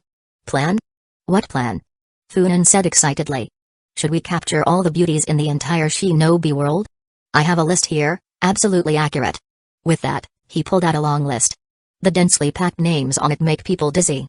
Hee, Mr. Funan, as a shinobi, being too close to women is not a good thing. Kisame grinned. No way, I just like this. Funan sighed and said, every ninja has his own preferences, right? For example, the leader likes to be dizzy. Pain glanced at Funan and said in a deep voice, when we find the last member, we will meet once. At that time, we may have to compete. Next, we will be divided into groups. I'm in a group with her. Hearing the grouping, Funan got excited and pointed at Conan and screamed. That look was full of eagerness. Conan, with a cold expression, showed no reaction. No. Pain said without hesitation. Conan and I are in the same group, Funan Uchiha, you and Orochimaru are in the same group. Funan narrowed his eyes and said, Leader, are you competing with me for a woman? The answer was so absurd that Pain did not know how to reply. Pain glared at Obito fiercely. The people you brought. Obito glared back angrily. What are you looking at? Were you the one who asked me to conquer him and now you blame me? Pain said coldly, that's it. Seeing that Funan still wanted to speak, Pain said coldly, what do you think? Let's discuss it after the last person arrives. Okay. Funan grinned. Funan and Pain challenged each other, and everyone else was silent. Neither of them was easy to mess with. Orochimaru on the other hand had a headache at the thought of being paired with Funan. Since his resistance to Genjutsu was surprisingly poor, and Funan was a famous master of illusions, what should he do? Funan seemed to have discovered something and grinned at Orochimaru. Sasori said in a hoarse voice, Orochimaru and Funan Uchiha are in a group, what about me? Pain said, you and Deidara are in the same group. Sasori's voice was full of disdain. A brat? Humphrey. Deidara snorted coldly, looking at Sasori with hostility. He was defeated by Sasori and forced to join Akatsuki. Pain said, the other people's team remains unchanged, let's disperse. One after another, the figures disappeared here. Pain didn't ask any more questions. He knew that if he asked everyone if they had any opinions, Funan would definitely yell again. It must be said that although it was the first time they met, Pain had a good grasp of Funan. After everyone dispersed, Pain looked at Obito. What's the matter with Funan? Obito said coldly, aren't you the one who asked me to recruit him? Pain said with a gloomy face, you'd better warn him. If he dares to do something reckless, I won't let him go. Conan suddenly interrupted. Actually, he's pretty good, he just doesn't know how to talk. Pain and Obito. Conan, don't do anything stupid. Pain said in a deep voice. That Funan Uchiha is not a good guy. Just ask around in Hidden Leaf Village and you'll know. Apart from anything else, he's a mess when it comes to men and women. You heard it before too, He wants to capture all the beautiful women in the shinobi world. I know. Conan smiled. Mr. Orochimaru, long time no see, I miss you so much. Funan looked at Orochimaru with a smile. That expression, no matter how you look at it, is malicious. Funan, we just met not long ago. Really? Why does it feel like so much time has passed? Funan said with a smile. Mr. Orochimaru, why do you need a clone? Where is your real body? We are now forming a team. If your real body doesn't come, do you want me to form a team with the clone? Orochimaru smiled and said, my real body is conducting very important research, besides, aren't you also a projection now? Then when will our real bodies meet? Orochimaru pondered for a moment and said, it's better to wait a little, there's no hurry, we haven't been assigned any important tasks, right? But I miss you. Orochimaru's face twitched. Can you speak properly? That voice is so fake and unbearably disgusting. Orochimaru grinned and said, don't worry, Funan-kun, we will meet soon. The next time we meet, I will definitely give you a surprise, I promise. Surprise? Funan was surprised and said, could it be? Swish, Orochimaru has disappeared. He can't continue. Who knows what outrageous words will come out of Funan's mouth. Even Orochimaru was a little overwhelmed. At this moment, Orochimaru felt a little sympathetic to Sarutobi Hiruzen. Leaving now? Funan was surprised, then he touched his chin and murmured, I'm now a member of the glorious Akatsuki organization, what should I do now? Oh, by the way, isn't the Akatsuki organization the one that cares the most about capturing tailed beasts? I understand, let's catch the tailed beasts. Chapter 127, How Not to Impress Your New Boss. What did you say? Pain could hardly believe what he had just heard. You're going to catch the tailed beasts? Yes. Funan said firmly, I just joined Akatsuki, and I'm proud and honored, but I don't know how to express it, so I decided to catch some tailed beasts and give them to the leader as a gift.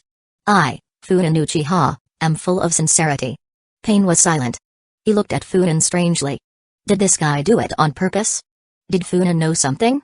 Or, did he just want to show off his strength? Pain had no answers, he only knew that he should never have let Funan join Akatsuki.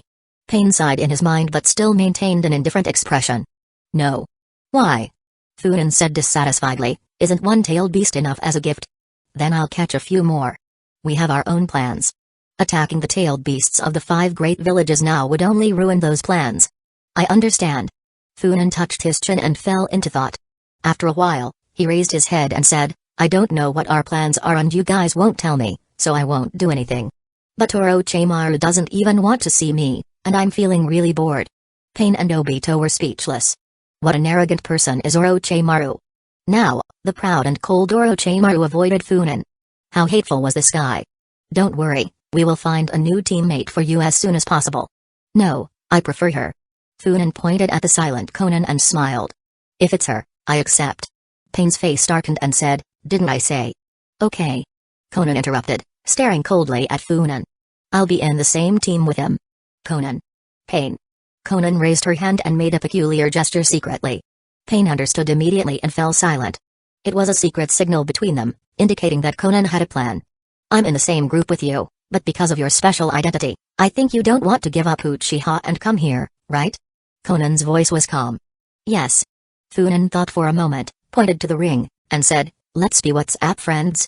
Funan knew that Akatsuki's rings had the function of mutual communication. No one paid attention to Funan's words. Talking to this guy was always like this. Nothing he said was normal. Okay, we will contact each other through the ring in the future. Conan said with a faint smile on her lips. Orochimaru will also be on our team. He likes to investigate and doesn't show himself much. With him, it won't be much of a difference. Pain added, another new member will be joining soon. He is an old acquaintance of Orochimaru, and they share the same interests. In the meantime, you 3 will form a team. Okay. Funan grinned and said, everyone is very happy with this arrangement. Everyone.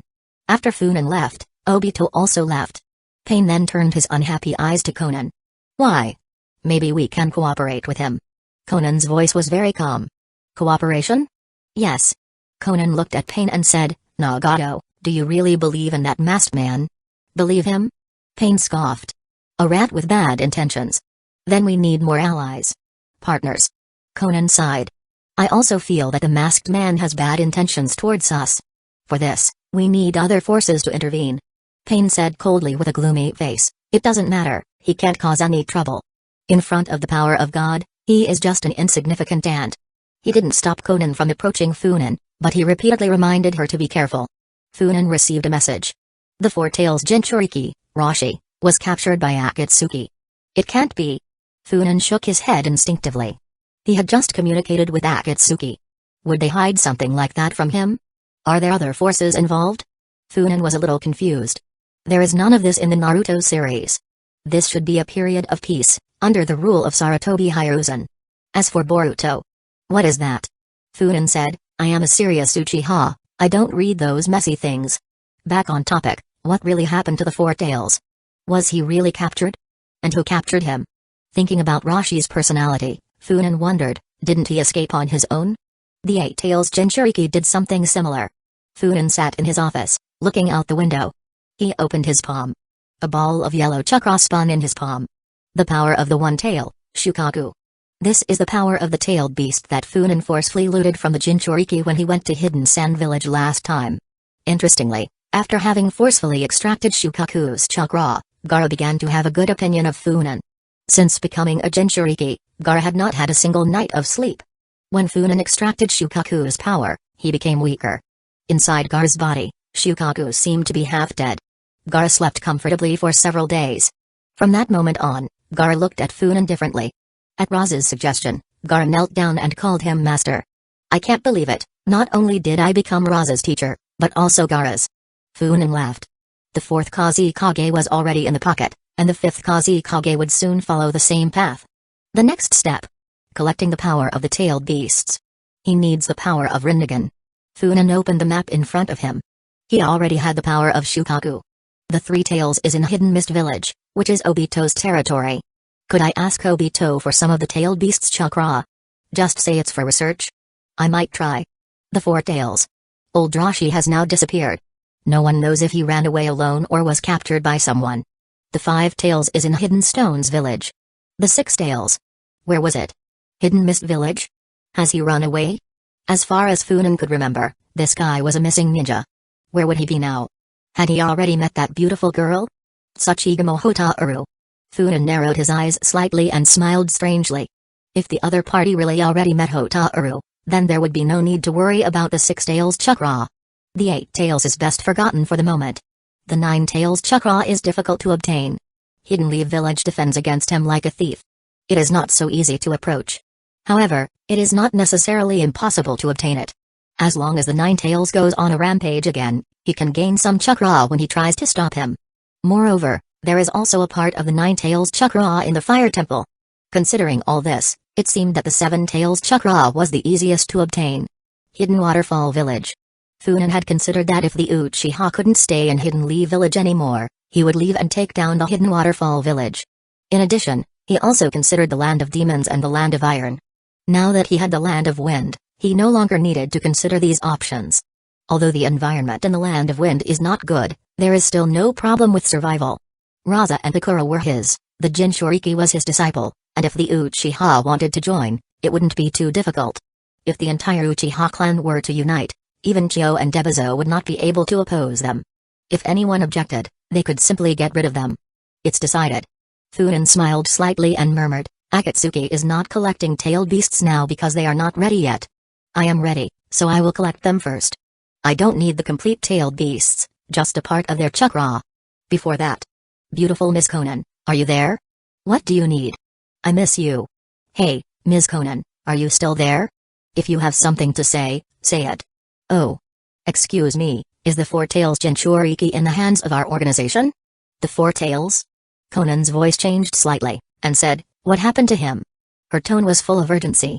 Funan pouted. The Four Tails incident was not done by Akatsuki. Funan immediately sent this information to Akatsuki. Funan's information was provided by Hidden Leaf Village. In this aspect, Obito and Pain could not compare.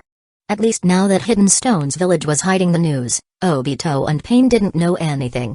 After receiving the information, Conan hurried to find Pain.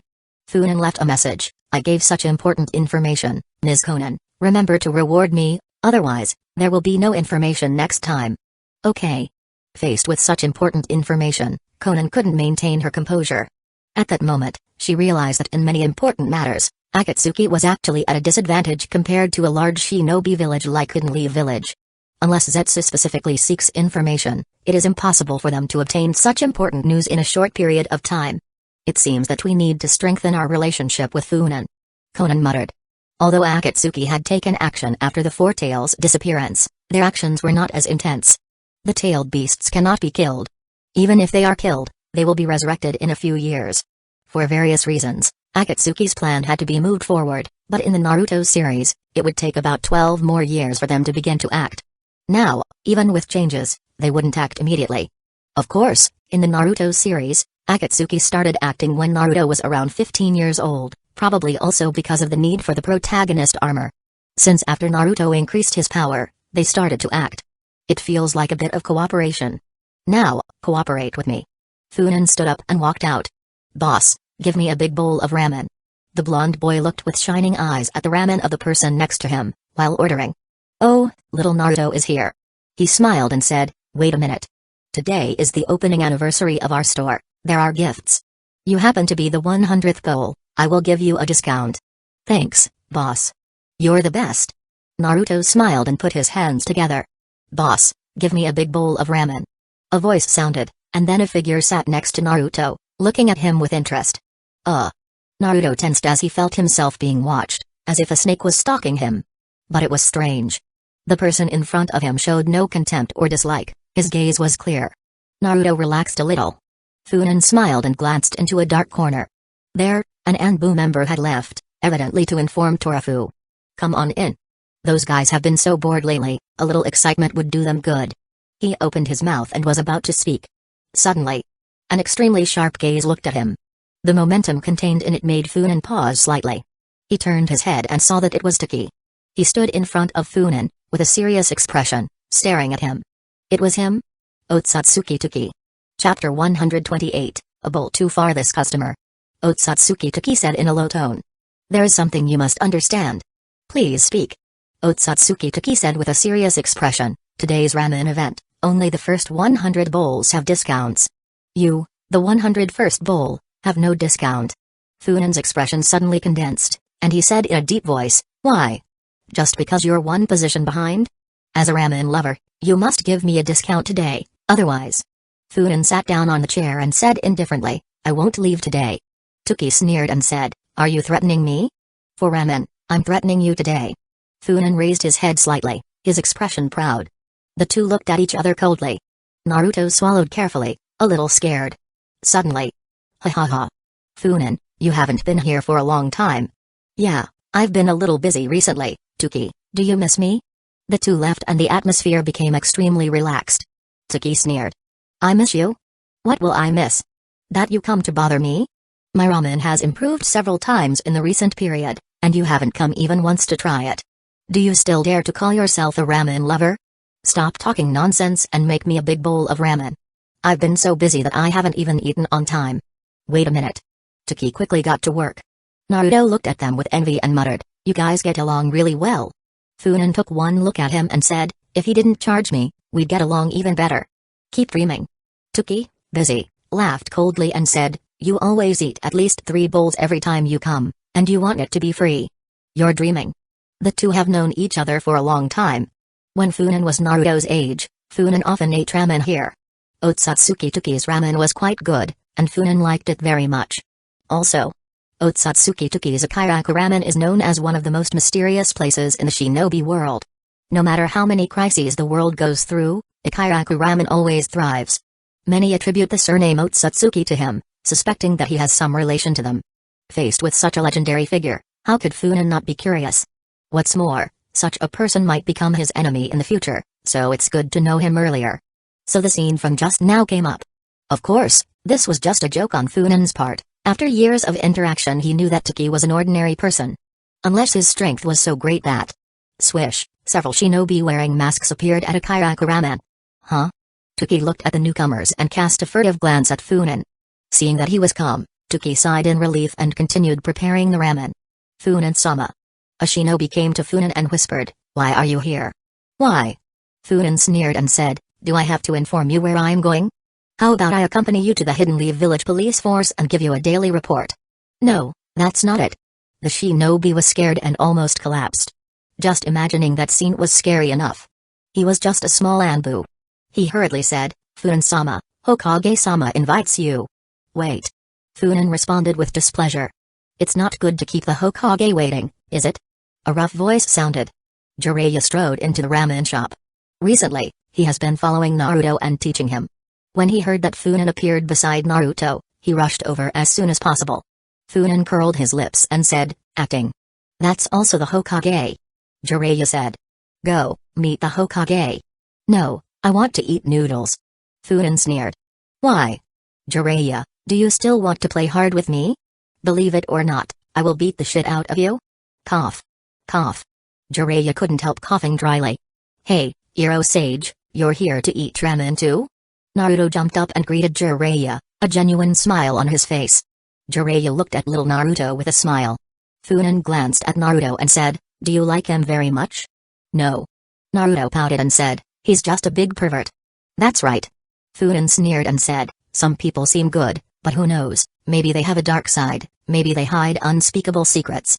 It is said that this is passed down from generation to generation." Naruto was stunned.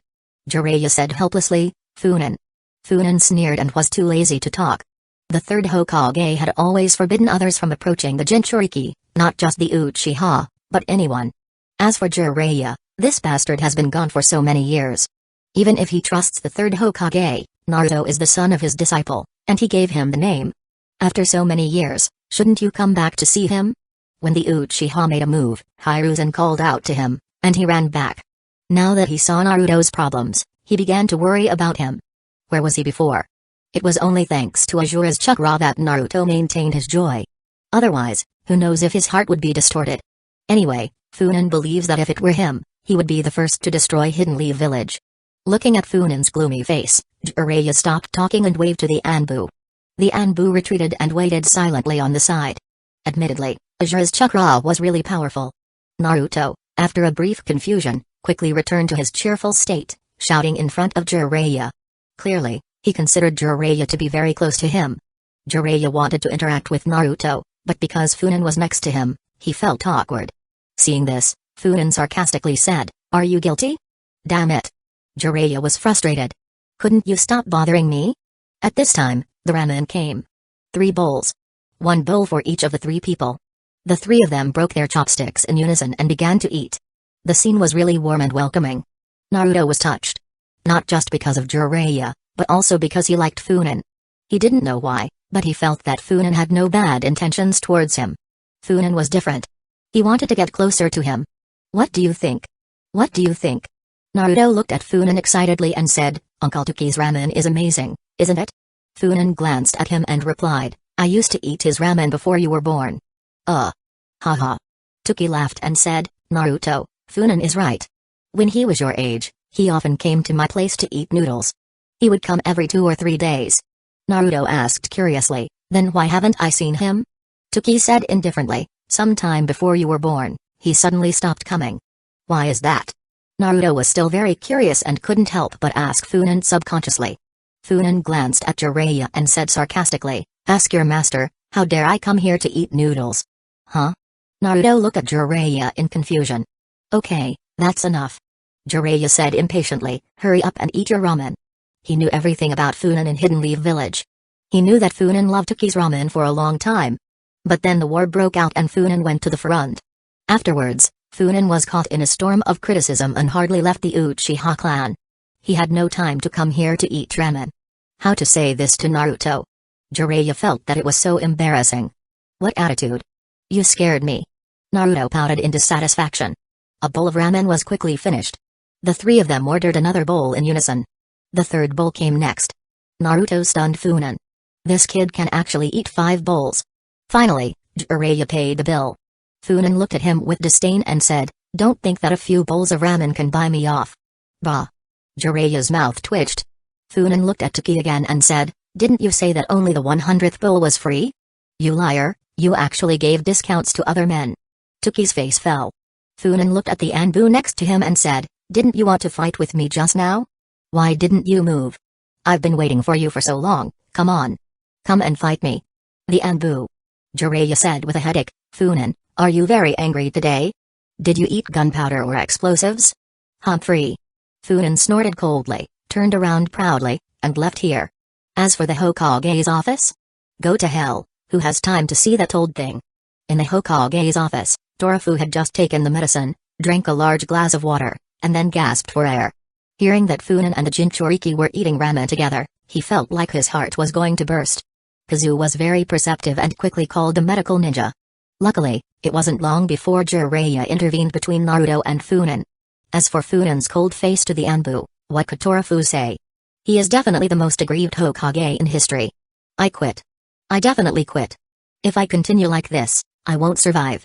Now, immediately, right now, bring Tsunade back to me. Tell Jiraiya that if Tsunade can't come back, he will take over for me. Torafu shouted fiercely. Yes. The people in the office looked at each other.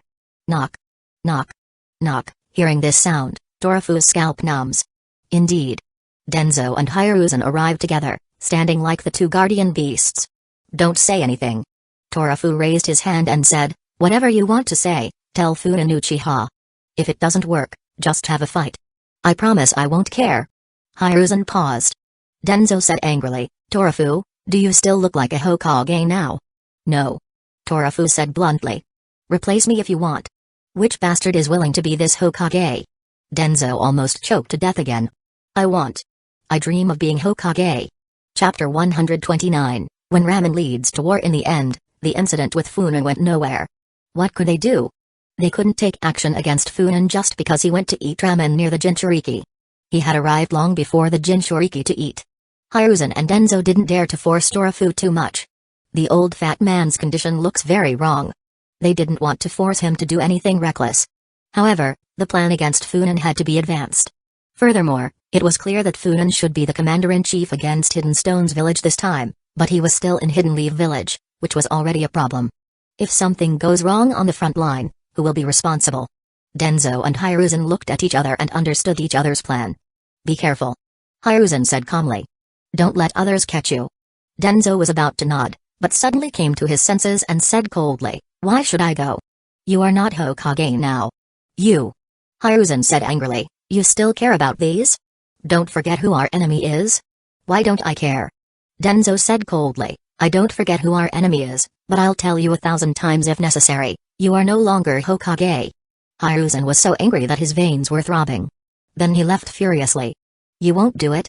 Fine, I'll do it myself. Damn you, Denzo, always throwing in my face that I'm no longer Hokage. Denzo, you kid, wait for me too. One day, I will tell you again that I am the Hokage. Frontline command. Several reports were handed in. Kakashi felt like his head was going to explode. He didn't understand why all this was falling on his shoulders.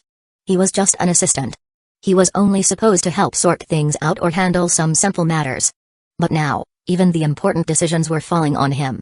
That bastard Funan even told him very seriously that this was to train his skills, as he would have to take on great responsibilities in the future.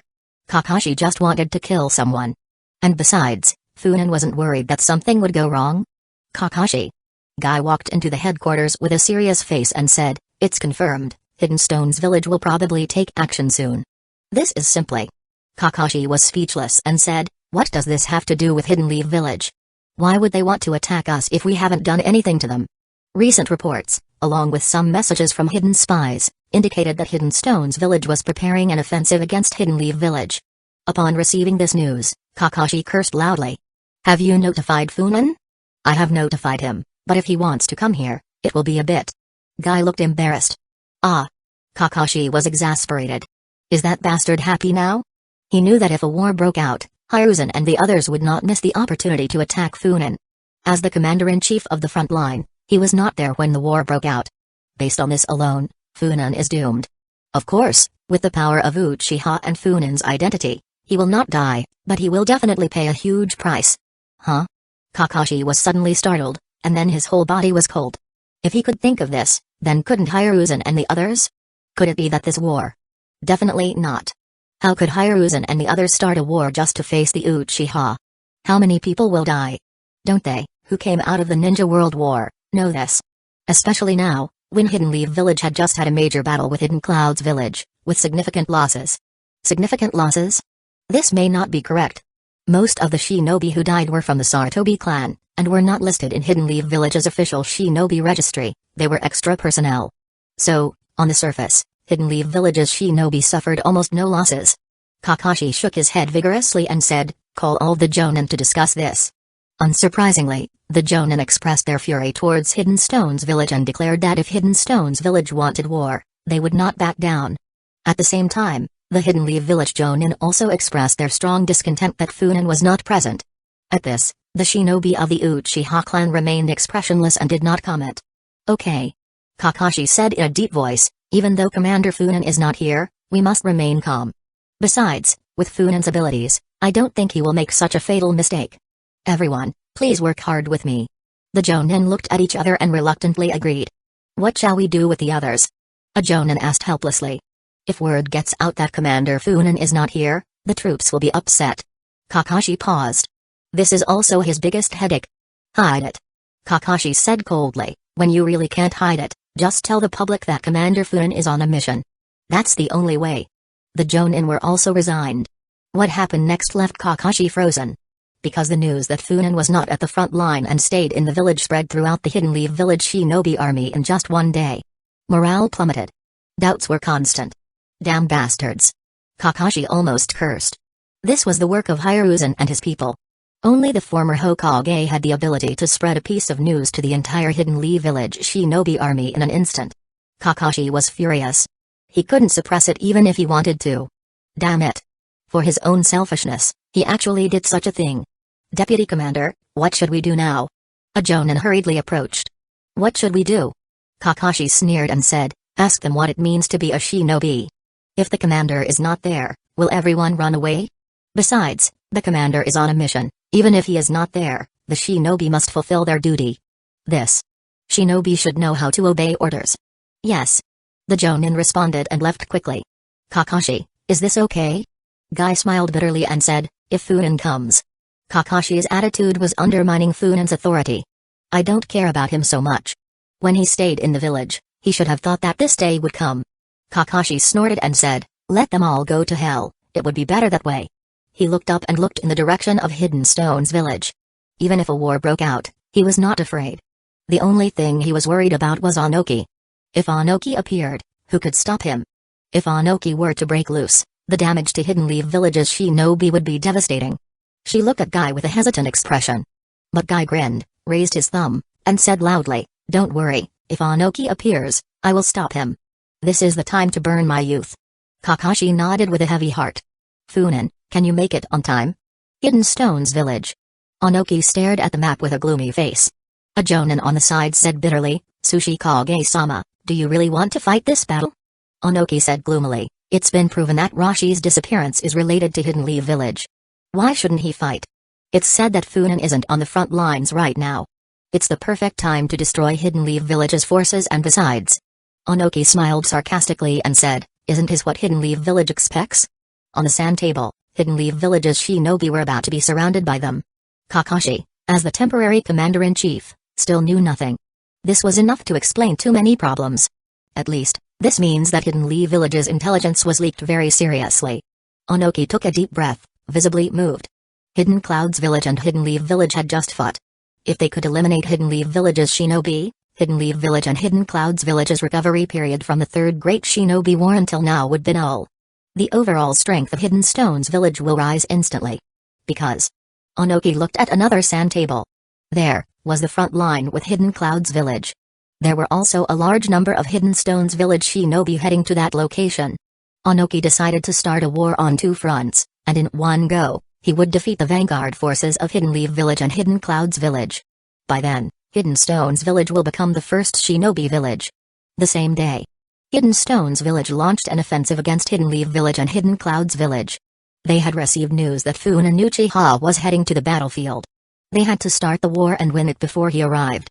Hidden Stones Village did not have as many high-level fighters as other villages, but in terms of the number of shinobi, they even surpassed Hidden Leaf Village.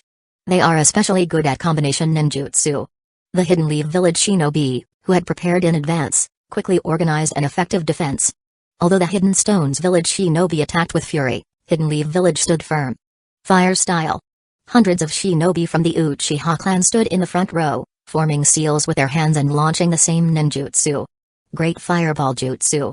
Boom, the fireballs combined into an even larger and more powerful one, impacting the Hidden Stones Village shinobi. With just one move, hundreds of Hidden Stones Village shinobi were knocked out. The morale of the Hidden Leaf Village shinobi immediately rose. Damn Uchihas, I want you dead. On the Hidden Stones Village side, Onoki cursed fiercely, formed seals with his hands, and quickly rose into the air. A shinobi is flying! Someone exclaimed. Suddenly, countless eyes focused on Onoki. These guys. Onoki's heart sank. Clearly, the enemies were prepared to face a flying shinobi like him. Attack! Kakashi immediately gave the order. Swoosh! Swoosh! Swoosh! Kunai and shuriken with explosive tags, along with several long-range ninjutsu, flew towards Onoki. Do you think this will help? Onoki sneered, dodged slightly, and continued to fly upwards. Chapter 130, Allies or Frenemies? When Onoki flies high enough, his dust style will be enough to cause the Hidden Leaf Village shinobi to suffer a great loss. Victory was in sight. Seeing this, Kakashi's heart sank. Guy. Kakashi didn't dare to look at his friend at all. Should he sacrifice him? Guy smiled and strode forward. This was the time to burn his youth. He wasn't going to back down. Roar! Just then, a huge thunder dragon roared and rushed to attack Onoki. Onoki was surprised, stopping his ascent and being forced to dodge to the side. Boom, a robust figure forced Onoki down, landing not far from the ground. After seeing that person, everyone present was stunned. The fourth Raikage. He was staring at Onoki with hatred, and the murderous aura on his body was boiling. How could it be you, a stinky kid? Onoki was also stunned.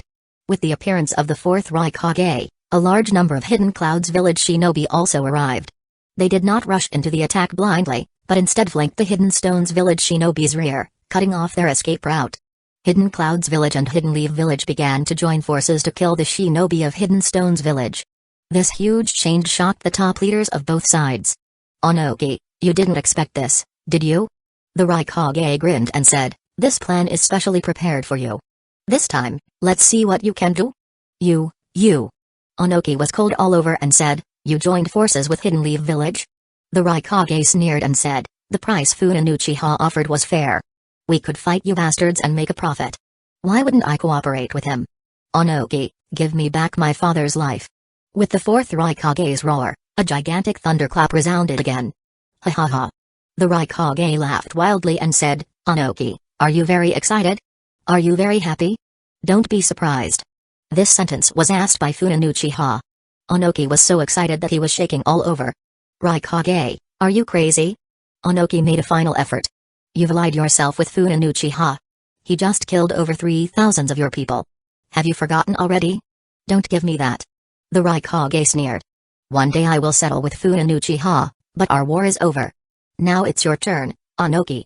You tried to sneak attack my Hidden Clouds Village. Do you think I don't know? I will make you regret it today. Onoki said no more and clasped his hands together. Dust style, detachment of the primitive whirl technique. Lightning style, chakra mode. Boom. Boom. Boom. Two Kage-level shinobi, the leaders of their villages, began a fierce battle. Kakashi's eyes widened in disbelief. Kakashi, it seems that I don't need to take action. Guy laughed and said, Funin-sama really didn't disappoint us. His staying in the village was originally a plan. Kakashi nodded blankly and said loudly, counterattack. Hidden Leaf Village shinobi, eliminate Hidden Stones Village shinobi.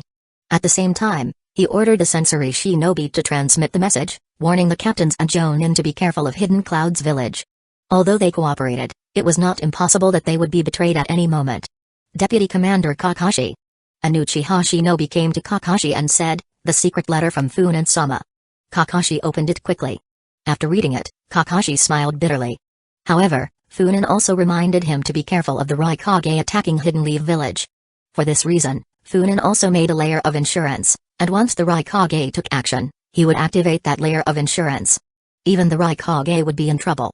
Even Funin considered that the Raikage would watch the Hidden Stones Village and Hidden Leaf Village fight without taking action, so he also kept a backhand for this. Great. Kakashi sighed. This time, Onoki was going to cry. And in Hidden Leaf Village, some would cry too. Kakashi sneered. The war ended quickly. Onoki led the Hidden Stones Village shinobi in a desperate retreat. Facing the joint efforts of Hidden Cloud's village and Hidden Leaf village, Hidden Stone's village had no chance of winning in terms of quantity or quality. Hidden Leaf village and Hidden Cloud's village chased from both sides. During the chase, a blood flame attracted everyone's attention. "You've arrived so soon?" The fourth Raikage and the third Tsuchikage thought of this sentence at the same time. The morale of Hidden Leaf village was high. When Hidden Stone's village escaped from the encirclement, Onoki counted his own shinobi with his fingers. Well, there were still a few hundred people left. Onoki spurted out a mouthful of blood on the spot. More than 4,000 shinobi lost. Onoki, filled with rage, charged straight towards Hidden Cloud's village with his few hundred shinobi. Must take revenge. As for why he rushed into Hidden Cloud's village, God knows if Funen Uchiha has any backup. Onoki didn't quite understand that boy, but he knew the fourth Raikage. That muscle-bound bastard wouldn't have any backup plan. It seemed like a great victory for Hidden Cloud's village, but in reality it was the best time to attack them. Hidden Leaf village and Hidden Cloud's village did not know this. Both sides were in a tense confrontation. Facing Hidden Stone's village, both sides had suffered losses, but still retained their main strength. Funen smiled as she looked at the fourth Raikage. "You are quite fast." The fourth Raikage had a gloomy face. "Don't worry, this is just a clone." Funen waved his hand and said, "The real body will take at least a day to arrive." "Do you think Onoki would attack if he knew I could arrive so soon?" "He knows I would crush him." The fourth Raikage was stunned. "Yes, a clone, sealed in a scroll." Funen clarified. "Kakashi and others have a headache." "Did you really say it like that?" Such a thought also appeared in the mind of the fourth Raikage. "Do you really think I dare not attack Hidden Leaf village?" The fourth Raikage sneered. "Why would you attack Hidden Leaf village?" Funen was surprised and said, "Aren't we allies? We are good friends and often play together." The fourth Raikage looked at Funen with contempt. But Funen had clarified everything, which made him doubt. Is there a trap? Anyway, there will be more opportunities in the future. The fourth Raikage led the Hidden Cloud's village shinobi and slowly retreated, gradually disappearing from everyone's sight. Kakashi breathed a long sigh of relief and said with a wry smile, "Funen, you are not worried about a conflict when you expose your weakness? What are you afraid of?" Funen said carelessly. "My real body is not here, and if we really fight, they can't hurt me at all. Haha, I will always be safe, long live." "Then what should we do?" Kakashi rationally didn't ask this question. "Commander-in-Chief Funen, what should we do now?" Hearing this, Funen looked at Kakashi as if he were an idiot and said, "What do you think we should do now?" Kakashi's old face turned red, and he quickly issued a series of orders. "It's nothing more than collecting the bodies of his companions and treating the injured companions. Then, return to the fortifications and build a new line of defense. Finally, wait for Funen's real body to arrive." In response, Funen rolled his eyes again. He looked at Kakashi with a look of regret and said, "Kakashi, Hidden Stone's village hit us and made us lose so many companions, do you know?" "So?" Kakashi looked at Funen and understood his thoughts a little. "So, we have to fight back." Funen looked at Kakashi speechlessly and said, "They hit you, and you beat them back, are you satisfied?" "We want revenge." Kakashi said expressionlessly, "Funen, let's discuss this matter after your real body comes. I'm the boss now." Funen's eyes widened slightly, and he looked Kakashi up and down, and said with a pout, "Okay, Kakashi, you are a brave boy." Kakashi was very upset. "I'm in my 20s, how old are you?" Kakashi walked away with a frustrated face. Guy looked at Funen, grinned, and gave a thumbs up. At the same time, Funen made the same action as Guy as if it was a secret signal. The Jonin surrounding them were speechless. News of the battle spread quickly throughout the shinobi world. Hidden Leaf village. After receiving the report from his subordinates, Dorofu let out a cold laugh and cast a furtive glance at Hiruzen and Denzo, who were visibly upset. Without saying anything, Dorofu continued working on his documents. Hiruzen and Denzo left the Hokage's office. The backs of the departing figures were a little embarrassed. Dorofu sighed faintly, looking at Shikaku beside him. Both of them were helpless. Funen went to the front line, and when he came back, Hidden Leaf village would inevitably have another conflict. "Whoever wants to be the Hokage can do it," Dorofu said expressionlessly. "Damn it, if I continue to do it, I will die." Shikaku also said expressionlessly, "Would you like me to inform you of the exact amount of debts owed by the Inoshika clans?" Dorofu's mouth twitched, and he said, "During the days when I was the Hokage, outsiders have been watching me closely. Can't you see it?" "I see it. This is just the beginning. Don't worry." Shikaku said slowly, as long as you are in this position, we have plenty of opportunities." I guarantee that we can withdraw 100 million ryo within a year. Besides, are you sure you can find Tsunade? If you find her, will Hiruzen and the others agree to let her become Hokage? You win. Report. A shinobi appeared and said hurriedly, acting Hokage, there is a secret letter, urgent. Bring it here. After reading it, Torafu was shocked. Shikaku was also stunned and said, that old man Onoki is ruthless. How dare he invade Hidden Cloud's village territory with only a few hundred shinobi? Did he forget how the third Raikage died? It's different. Shikaku thought for a while and immediately said, Onoki has dust style, he doesn't care about the number of enemies. Without the Raikage, no one can stop him. Chapter 131, The Great Mask Mishap. Shikaku and Torafu looked at each other, seeing the worry in each other's eyes. Although several battles had already occurred, the main shinobi forces had not yet been mobilized. But now, Onoki had struck at the heart of Hidden Cloud's village, killing shinobi and civilians alike, which would no doubt infuriate the Raikage. Will another world war break out? Torafu muttered to himself. Whether the fourth shinobi world war will break out or not, we must be prepared. Shikaku said seriously, acting Hokage, let's call a Jonin meeting. We need to support the front line where Funin is and prepare for any movement from Hidden Cloud's village. Okay. Torafu sighed and nodded in agreement. The Jonin meeting went off without a hitch. All the shinobi clans expressed their willingness to send people to support Funin and other borders. Even Jiraiya had begun to busy himself with preparations. Not only Hidden Leaf Village, other villages also began to prepare. Except for Hidden Mist Village, whose situation was unknown, the other villages were gathering forces at the borders. But something unexpected happened. Hidden Cloud's village and Hidden Stone's village actually swallowed the spitter fruit. Everyone thought that the Raikage would not be able to swallow this breath and would choose to go to war with Hidden Stone's village, but the Raikage returned to the village and there was no movement. The strange behavior of Hidden Cloud's village and Hidden Stone's village is undoubtedly puzzling and worrying. Even Funin was at a loss. After deep thought, Funin wrote a letter to the Raikage. Dude, what's wrong?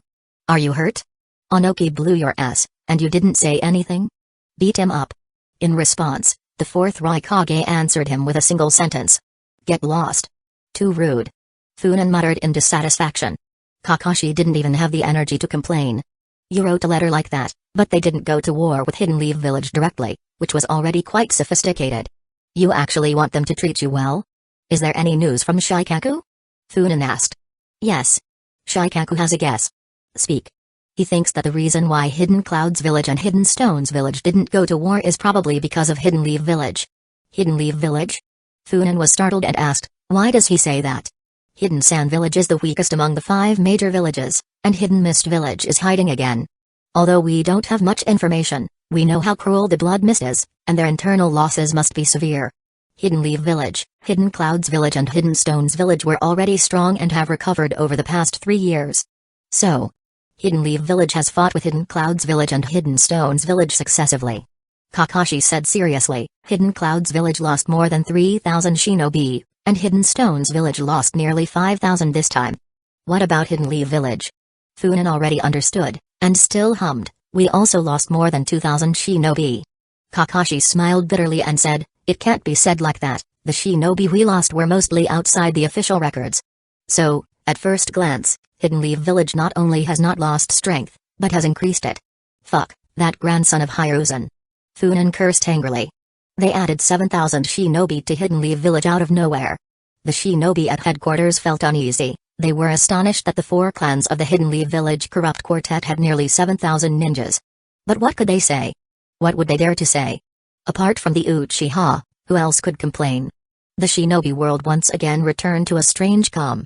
This time, Hidden Leaf Village didn't dare to mess around, and they didn't even dare to transfer Funin away.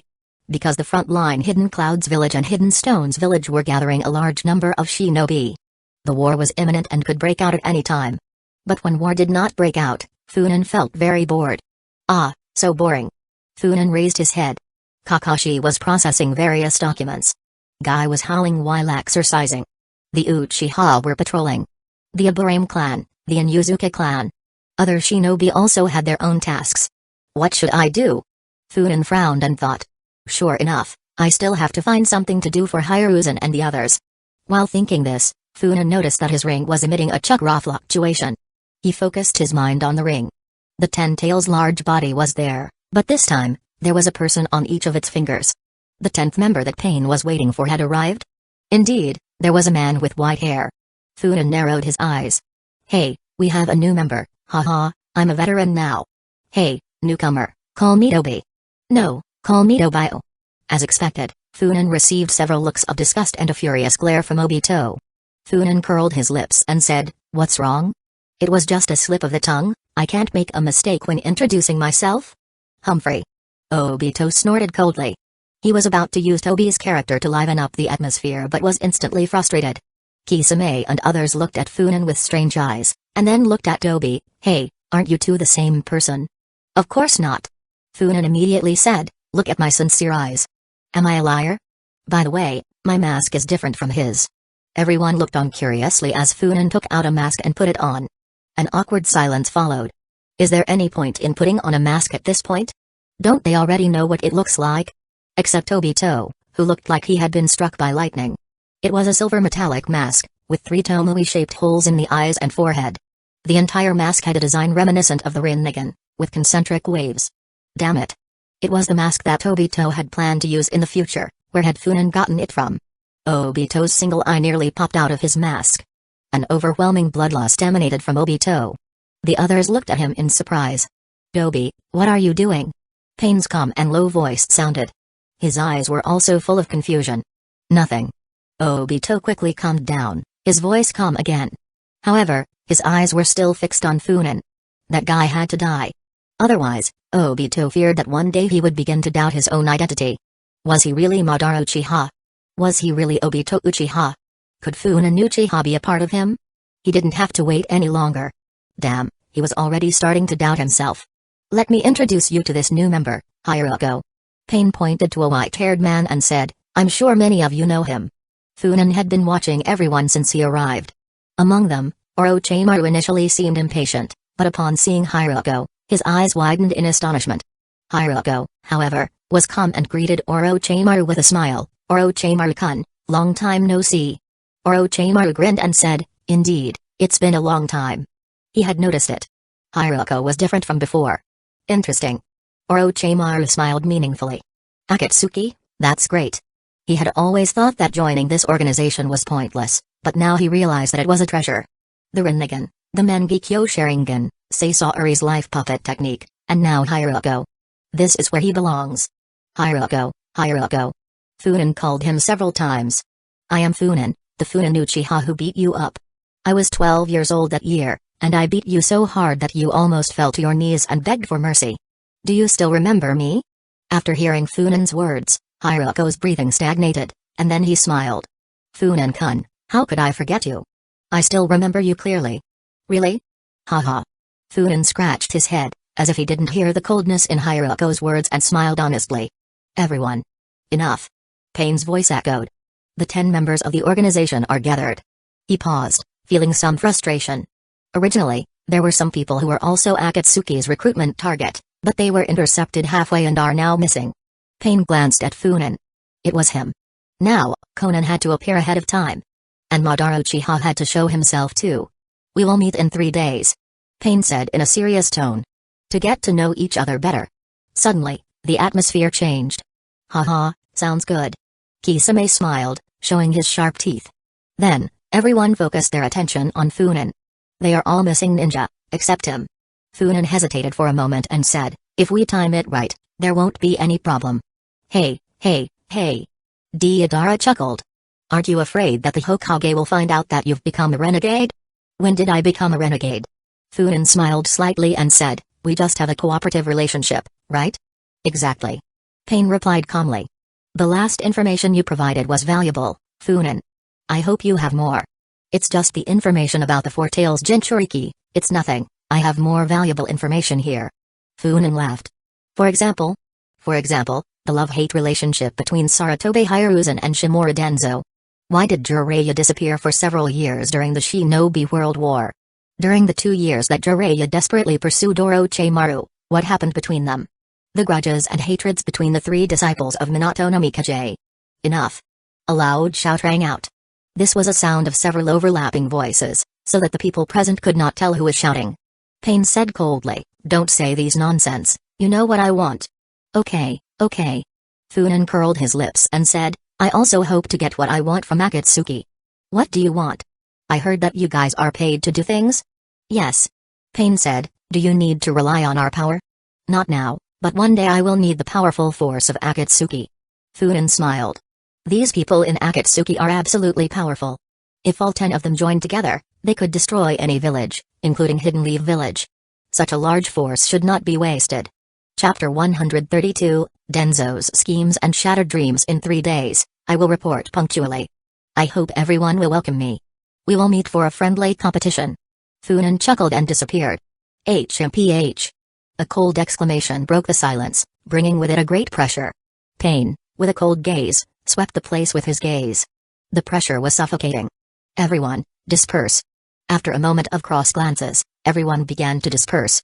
In the blink of an eye, the Ten-Tail's massive shell was emptied. Obito also left. Under the mask, his expression was grim. Conan appeared in front of Nagato. Nagato, sitting in his mechanical wheelchair, looked out the window at the full moon, lost in thought. Nagato. Conan. Nagato turned his head, looking at her with a complicated expression. I almost forgot everything that happened when Jiraiya teacher taught us. Funan's unreliable words brought back Nagato's memories. Those years were their happiest time. Conan's face showed a rare firmness. Forgetting it is the best. If we are destined to be enemies, why remember those things? Nagato was startled and murmured, yes. Destined to be enemies. Conan hesitated slightly and said, Nagato, I want to go to Funan Uchiha. What? At Nagato's astonished expression, Conan frowned. You should have discovered that Funan Uchiha knows a lot of things we don't know. You didn't notice it just now, but I saw that the masked man also had very big mood swings. Nagato pondered. Did he show intense emotions? Among the people Funan Uchiha just mentioned, Sarutobi Hiruzen, Shimura Denzo, Jiraiya-sensei, Orochimaru, and Minato Namikaze, which one of these people would be related to him? Conan shook his head and said, there is too little information to judge. My personal guess is that Shimura Denzo and Minato Namikaze are the most likely. Oh. Why? A guy whose soul is dark, has too many enemies. Perhaps, the masked man's family and friends or he himself have suffered because of guilt because of Denzo.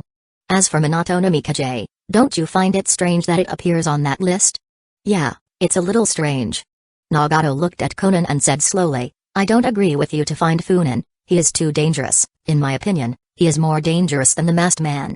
Let's talk about it after he comes. Conan didn't insist and gave a vague answer. Hidden Leaf Village. Shimura Denzo sat in the dark, his face hidden, and the whole person exuded a cold breath. He couldn't wait any longer. In just half a year, Hidden Leaf Village, which was originally under their control, has undergone earth-shaking changes. Torafu actually became the acting Hokage. Although he is not the real Hokage, he is not much different from the real Hokage. For Denzo, who had always wanted to be Hokage, this was a huge blow. On the surface, he can remain calm, but in fact, Denzo is almost crazy.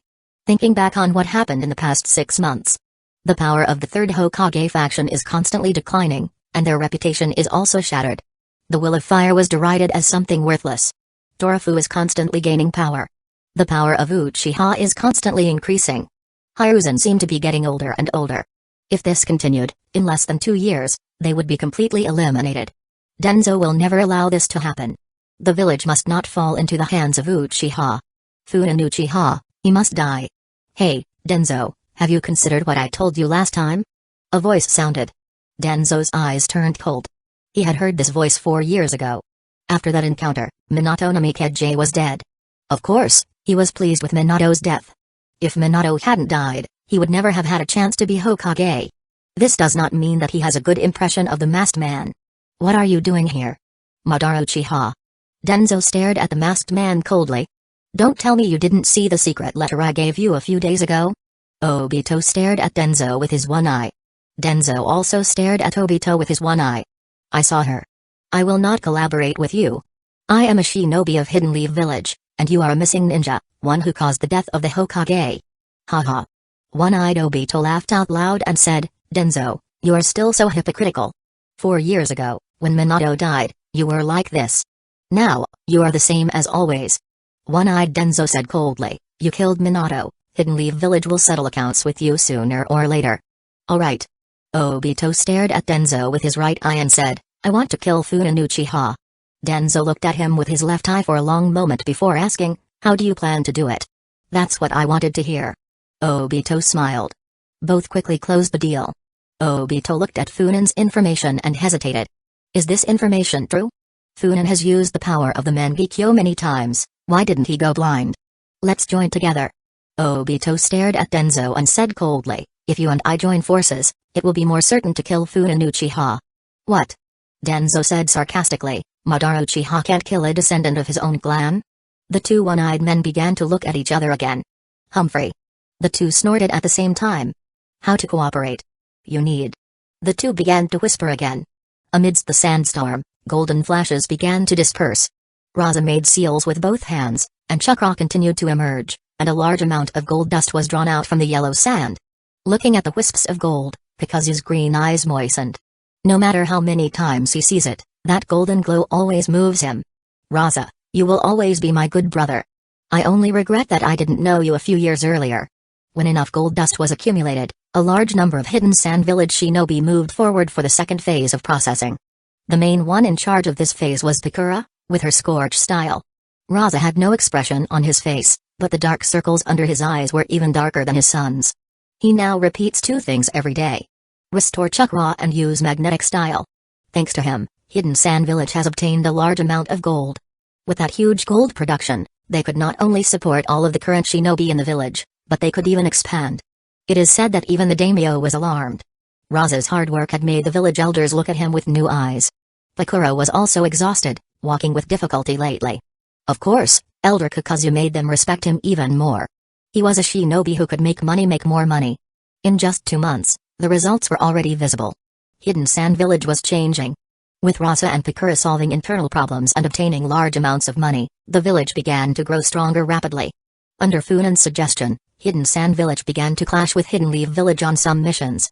In addition, Pikazu had hired several missing ninja to patrol the border, which raised alarm in Hidden Leaf Village. Under constant provocations from Hidden Sand Village, Hidden Leaf Village was in a bind. Funan had been assigned to the border with Hidden Stones Village. Jiraiya was ready to go to the border with Hidden Clouds Village at any moment. Hidden Leaf Village was spreading too many troops thin, there weren't enough personnel. Torafu is starting to have a headache again. And this is exactly what Funan wants. He knew very well that if Hidden Sand Village was ready to make a move, who would be in charge? Saratobi Hiruzen. Or Nara Shikaku.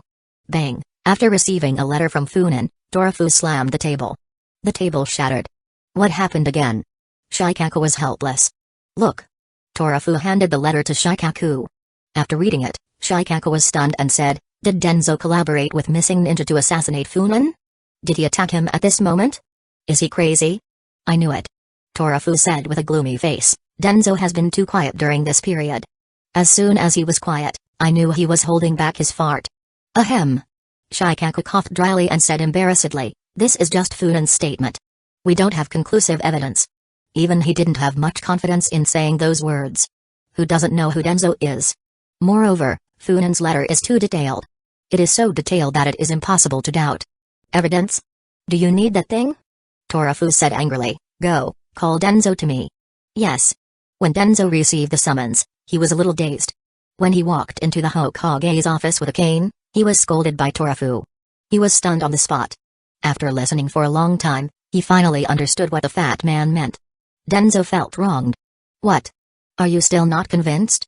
Torafu sneered, threw out a letter, and said, look at Funan's letter for yourself. It is clearly written that you, Shimura Denzo, colluded with a man wearing a tiger-striped mask, and that masked man is suspected of being the Uchiha missing ninja who caused the Night of the Nine-Tailed Fox 4 years ago. Part of that guy's abilities are written in the letter, and you still want to quibble? Denzo was at a loss on the spot. It must be that the man in the tiger-striped mask acted on his own. Denzo couldn't suppress the anger in his heart. Denzo, I know what you're thinking. Torafu said coldly, are you trying to say that now is wartime and we need stability, so I can't touch you? Keep dreaming. I'll tell you what. Torafu roared, no matter when, as long as you dare to cause trouble, I will dare to kill you. Okimaki Torafu, put my words here, I will never compromise with anyone, do you hear me? Denzo's face turned purple with anger. Shimura Denzo. Torafu said in a deep voice, in view of what you have done, I, Okimaki Torafu, as the acting Hokage, have decided. Torafu. Wait. An old voice was heard. Torafu looked at the person with disgust. Saratobi Hiruzen. This old guy still managed to make it. Chapter 133, Denzo's Bad Day. Torafu. Hiruzen said seriously. Just relying on a letter from Funan Uchiha, it is impossible to prove that this was done by Denzo. Torafu looked gloomy and said, Hiruzen, I am the Hokage. Hiruzen's face twitched, and the words on his lips were suddenly returned. Just hearing that sentence made him want to hit someone. Torafu stared at the two people in front of him coldly. Denzo will come with me to the Western Front. Hiruzen's voice was very calm. I guarantee that he won't cause any trouble during this time. The increasing activity in Hidden Sand Village worried Hiruzen, who sensed that he would be put in charge of the Western Front, so he proposed it himself. Torafu still stared at Hiruzen coldly without saying a word. Hiruzen sighed softly and whispered a few words. Torafu reluctantly agreed. Hiruzen's conditions were 100 million ryo and that the four clans mobilize 2,000 shinobi to the front, facing Hidden Sand Village.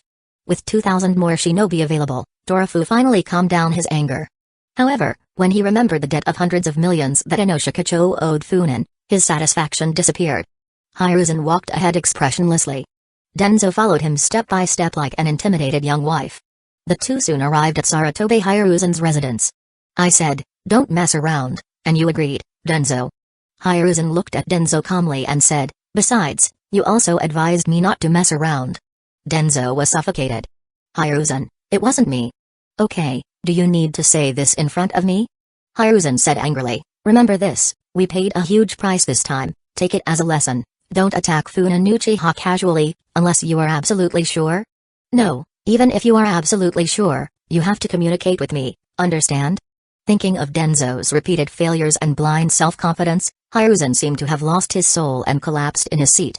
Looking at Hiruzen's appearance and listening to his words, Denzo wanted to cry. Finally, Denzo gave up. There was no point in arguing any longer. That they didn't trust him didn't matter to him. Denzo left with a gloomy face. On the way, he unexpectedly met Koharu and Hamura. Huh? Are they still here? Denzo felt something strange. These two had been his companions, but he hadn't seen them for a while. What were they doing? Denzo. Hamura said, smiling. Are you coming from talking to Hiruzen? Yeah. Denzo snorted coldly, turned around and left without saying much. Hamura and Koharu frowned. These days, they felt like their treatment was getting worse. All the shinobi ignored them. This cannot continue. Koharu said coldly. We must find a way to return Hiruzen to power. Hamura sighed, also frustrated. The two looked at each other, sighed heavily, and turned to walk towards Hiruzen's mansion. Although they didn't know what Hiruzen suddenly called them for, they instinctively had a bad premonition. This sudden call is definitely not a good thing. Ha ha ha. Funan was laughing so hard on his deck chair that he almost choked with laughter. A simple letter had been enough to condemn Denzo. Funan did not expect it. Torafu had done an incredible job. Even Hiruzen had given up. The most crucial thing was to describe part of Obito's ability. During the night of the Nine-Tails attack, Minato had fought Obito. Although the information was vague, Hidden Leaf Village had managed to gather some secret data on him. That data was top secret. With Funan's identity as an Uchiha, it would be a dream to get it. But Funan's letter contained too many coincidences with those data. Torafu and Hiruzen believed that Denzo and Obito cooperated to attack Funan. So, Torafu caught Denzo and scolded him. Hiruzen did not resist too much and accepted it. Denzo finally understood some of the pain of the shinobi who were wronged by him in the past. Almost time to go. Funan looked around. Everyone looked at him strangely. Funan didn't care. What he cared about was Akatsuki. Pain had said that they would meet in 3 days for an internal competition. He called Kakashi, and after a long talk, Kakashi left the barracks with a pale face. He only had one sentence in his mind, this is the same trick again. Funan disappeared. This news was not concealed, and it was soon known to many people. However, because Funan had a criminal record, Hidden Stones Village and Hidden Clouds Village were also worried about being plotted against, so they remained silent. On the other hand, Obito and the others knew that Funan must have left the camp and was heading to Akatsuki's place. But Obito was puzzled. He met with Denzo once, wanting to discuss how to deal with Funan. This was the best opportunity to attack him on the way. Result. As soon as the two met, Denzo was very angry at him, and he was almost going to take action directly. Obito was at a loss. When Denzo explained his recent situation, especially how Funan's letter had exposed all of his plans, Obito almost felt like he was going to faint. His eyes became moist. If Denzo wasn't there, Obito was sure he would have cried already. He tried to calm down. Obito looked at Denzo and said in a deep voice, "This was definitely not my doing, Denzo. You should consider whether someone around you was the one who leaked the information." Denzo's eyes flashed with ferocity.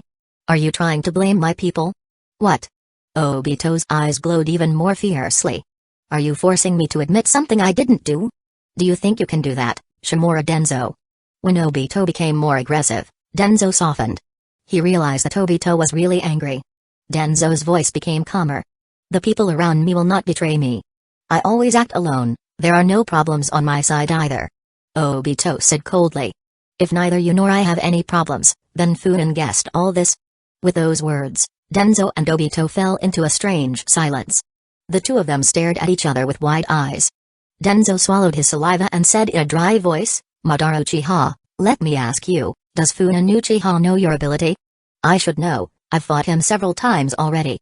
They both fell silent again. "No." Obito gritted his teeth and said, "He tricked us. Funen had no idea we were going to assassinate him. He just made a random guess and caught you. Damn that bastard." "Denzo. When you say that, I feel useless." Denzo's eyes went dark and he almost fainted. "Funen Uchiha, damn you." Denzo jumped up and cursed. Obito looked at Denzo with pity. "Then, should we carry out our plan?" "It must be carried out," Denzo said with a ferocious look. "Madara Uchiha, I don't care whether you are Madara Uchiha or not, this plan must be carried out. If there are not enough people, I will do it myself." "Okay." Obito nodded, and he was equally determined to kill Funen. The two discussed again. At that time, Funen was already in Hidden Rain Village. He reached out his hand, letting the rain fall into his palm. He closed his eyes, feeling the rain. When he focused all his perception, he could vaguely notice the weak chakra in the rain. This rain covered all of Hidden Rain Village. When Funen entered the rain, Pain had already felt it. Swoosh, several shuriken flew towards him. Swish, Funen dodged the shuriken and looked up at the sky. An angel spread his white wings and floated into the sky. Funen smiled slightly and said, "How sacred, how beautiful, Ms. Conan." At Funen's invasive gaze, Conan frowned slightly. "Funen Uchiha, welcome to Hidden Rain Village." With Conan's words, countless sheets of paper rose, forming shuriken in the sky. They covered the sky. Even the rain was blocked. "Oh my god." The corners of Funen's mouth twitched. The Sharingan appeared in his eyes, clearly seeing that many of those paper shuriken contained explosive tags. Boom. Boom. Boom, the explosions echoed loudly. TSK. TSK. TSK. Somewhere in Hidden Rain Village, several people watched with amusement. One of them showed his shark-like sharp teeth and said, "Miss Conan is very violent.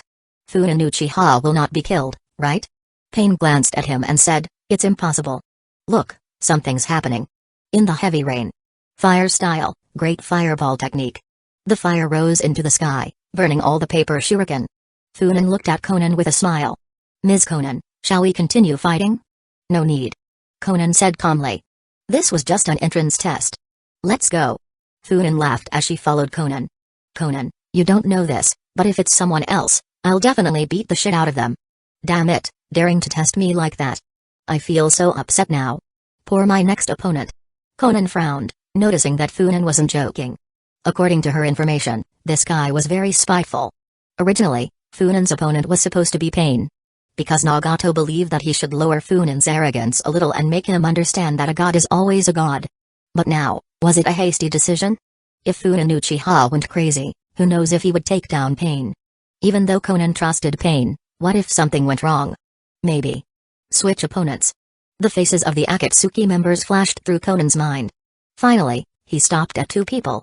Madara Uchiha and Hoshigaki Kisame. The two arrived at the place where the Ten-Tails shell was located. Funen took a look. The enormous Ten-Tails looked even more imposing. "Funen Uchiha, you are late." A teasing voice sounded. Funen raised his head. Indeed, he was the last to arrive. The other 9 were there.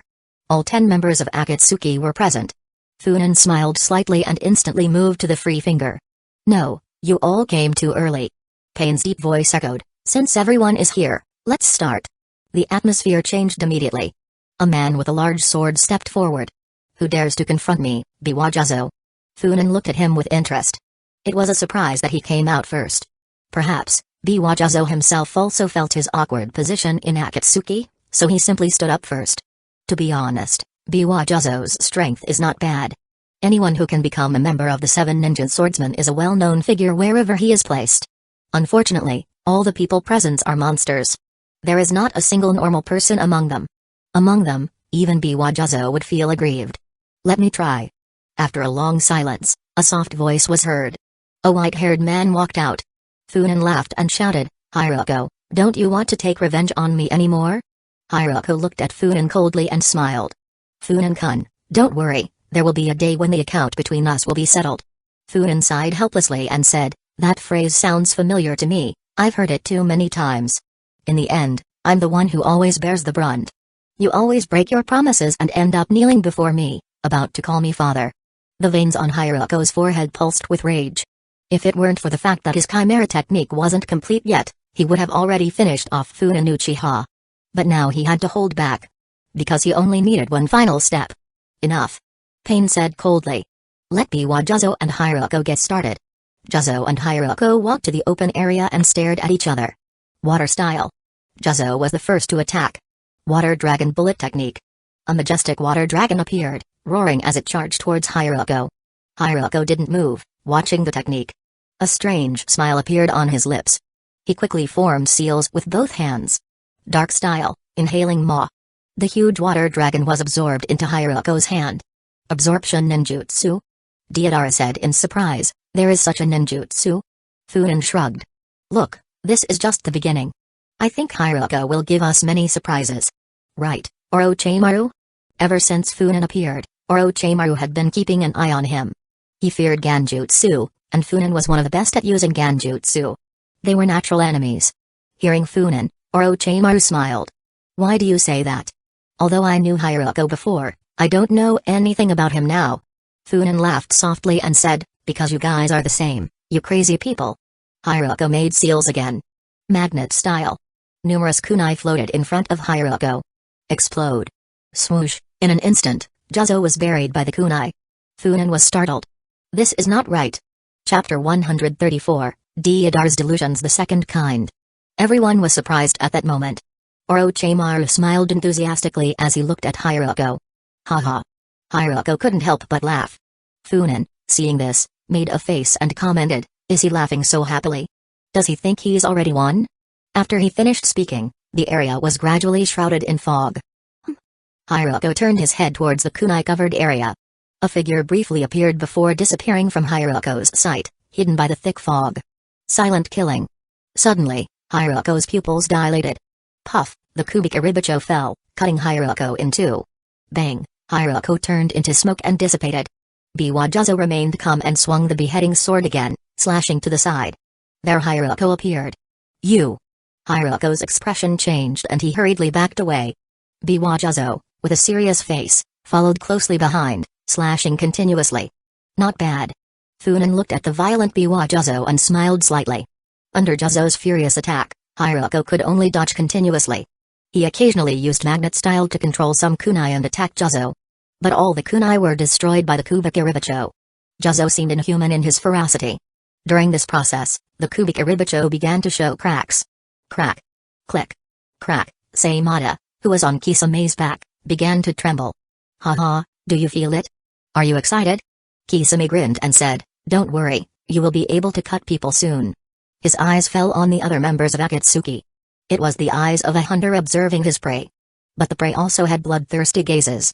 At that moment, the situation changed again. The moment Juzo missed a strike, Hiroko placed his palm on the Kubikaribicho. Explosion style. Boom, with a loud crash, the Kubikaribicho split in two. Haha. Hiroko couldn't help laughing. Finally. He was powerful now. He had caught up with Orochimaru and the others. Before he could finish those thoughts, he had already been kicked violently. Juzo looked at the half-broken sword and kicked it away. Swoosh, the broken sword flew towards Hiroko. Swish, Hiroko dodged the attack with difficulty, but was still grazed, leaving a long wound on his arm. Hiroko glared at Juzo angrily. You lost. What do you mean? Juzo replied emotionlessly. He made a shocking move. With the other half of the broken sword in hand, Juzo cut off his own arm. The broken sword began to absorb blood and regenerate, regaining its original form. Not only did it regain its length, but the cracks also disappeared. Hiroko's face darkened. That's enough. Pain's voice sounded. We are just competing internally, not fighting a life and death battle. You two have proven your strength, and you are welcome to join Akatsuki. They both looked at each other intensely once more before returning to their positions. They were not satisfied with the result of this battle, but they did not intend to continue to entangle. Everyone's attention turned to Hiroko, especially that of Orochimaru and Sasori. Both of them, being researchers, were very interested in Hiroko. Faced with so many inquisitive glances, Hiroko smiled confidently. Swish, suddenly, a figure appeared in the center of the field. Kisame, with a defiant smile, said, "Anyone is fine, come, let me cut him." Ha. A wanton laugh came. Orochimaru appeared in front of Kisame. "Hoshigaki Kisame, let me fight you." Orochimaru, one of the three Sannin? Very well. Kisame's eyes filled with an uncontrollable bloodlust. Pain intervened, it's just a confrontation, not a fight to the death. As soon as Pain finished speaking, Kisame had already rushed towards Orochimaru, slashing at him fiercely. Clang, the sound of clashing metal echoed. A snake emerged from Orochimaru's mouth, which launched a sword from its mouth, blocking Kisame's attack. This must be one of the variants of the Kusanagi sword, right? Funan said. Pain said coldly, "You know a lot." Funan turned his head and winked at Conan. "I know a lot of things, Conan.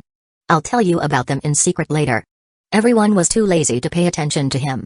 Dissatisfied, Funan instantly appeared at Conan's side. "What are you doing?"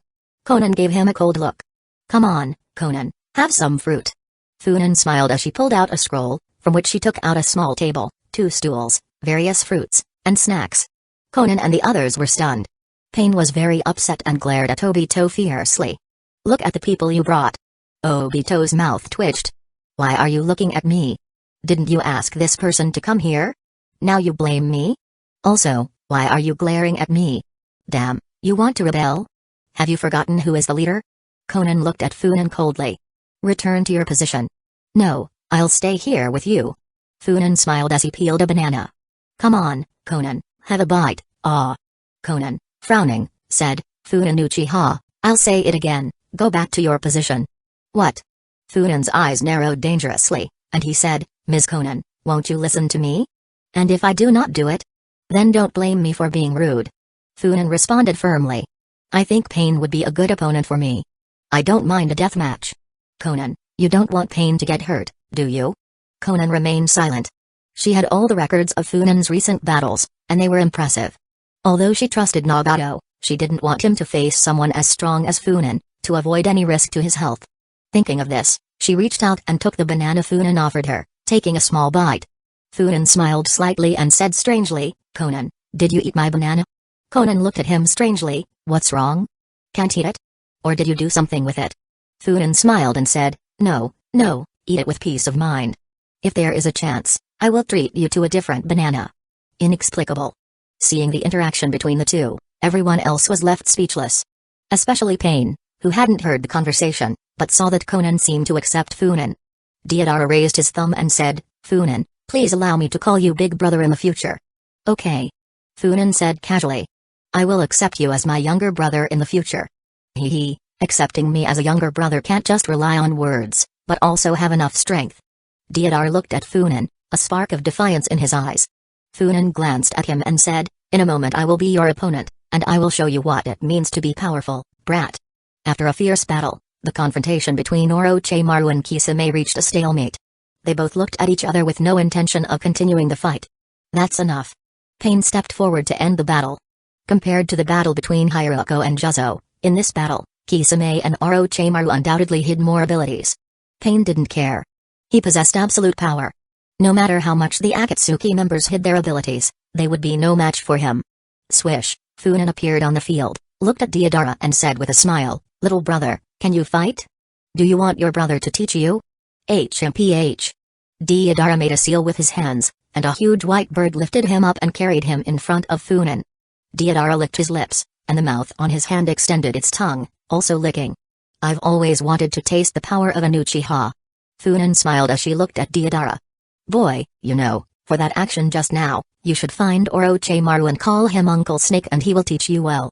Hiroko suddenly laughed. "I can't argue with that." Orochimaru glanced at him. "No need." Deidara screamed, and the mouth on his palm spat out a large amount of white clay. With a movement from Deodara, the clay transformed into spiders that fell like rain. Inverted exclamation mark C1, Aranas de Arsila. Explode. Boom. Boom. Boom. At Deodara's command, a series of explosions engulfed Funan. The smoke and dust dissipated. Deodara opened his eyes wide. Not only was Funan not injured, his clothes were not even in disarray. I don't think so.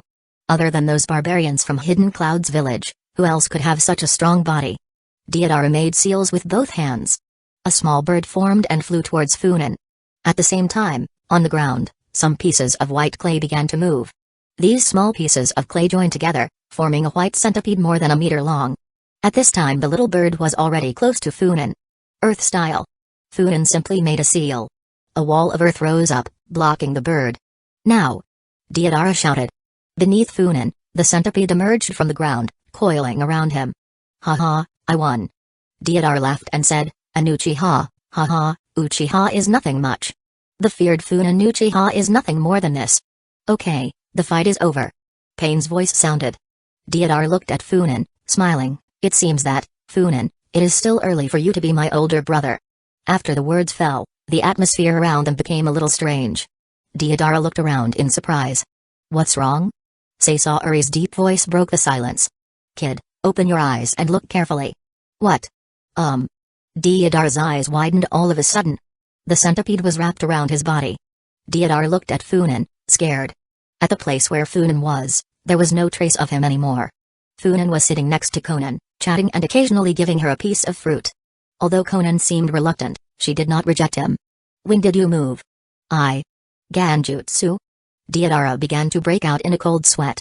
If the centipede had detonated, he would have been torn to pieces. Funan stroked his chin thoughtfully.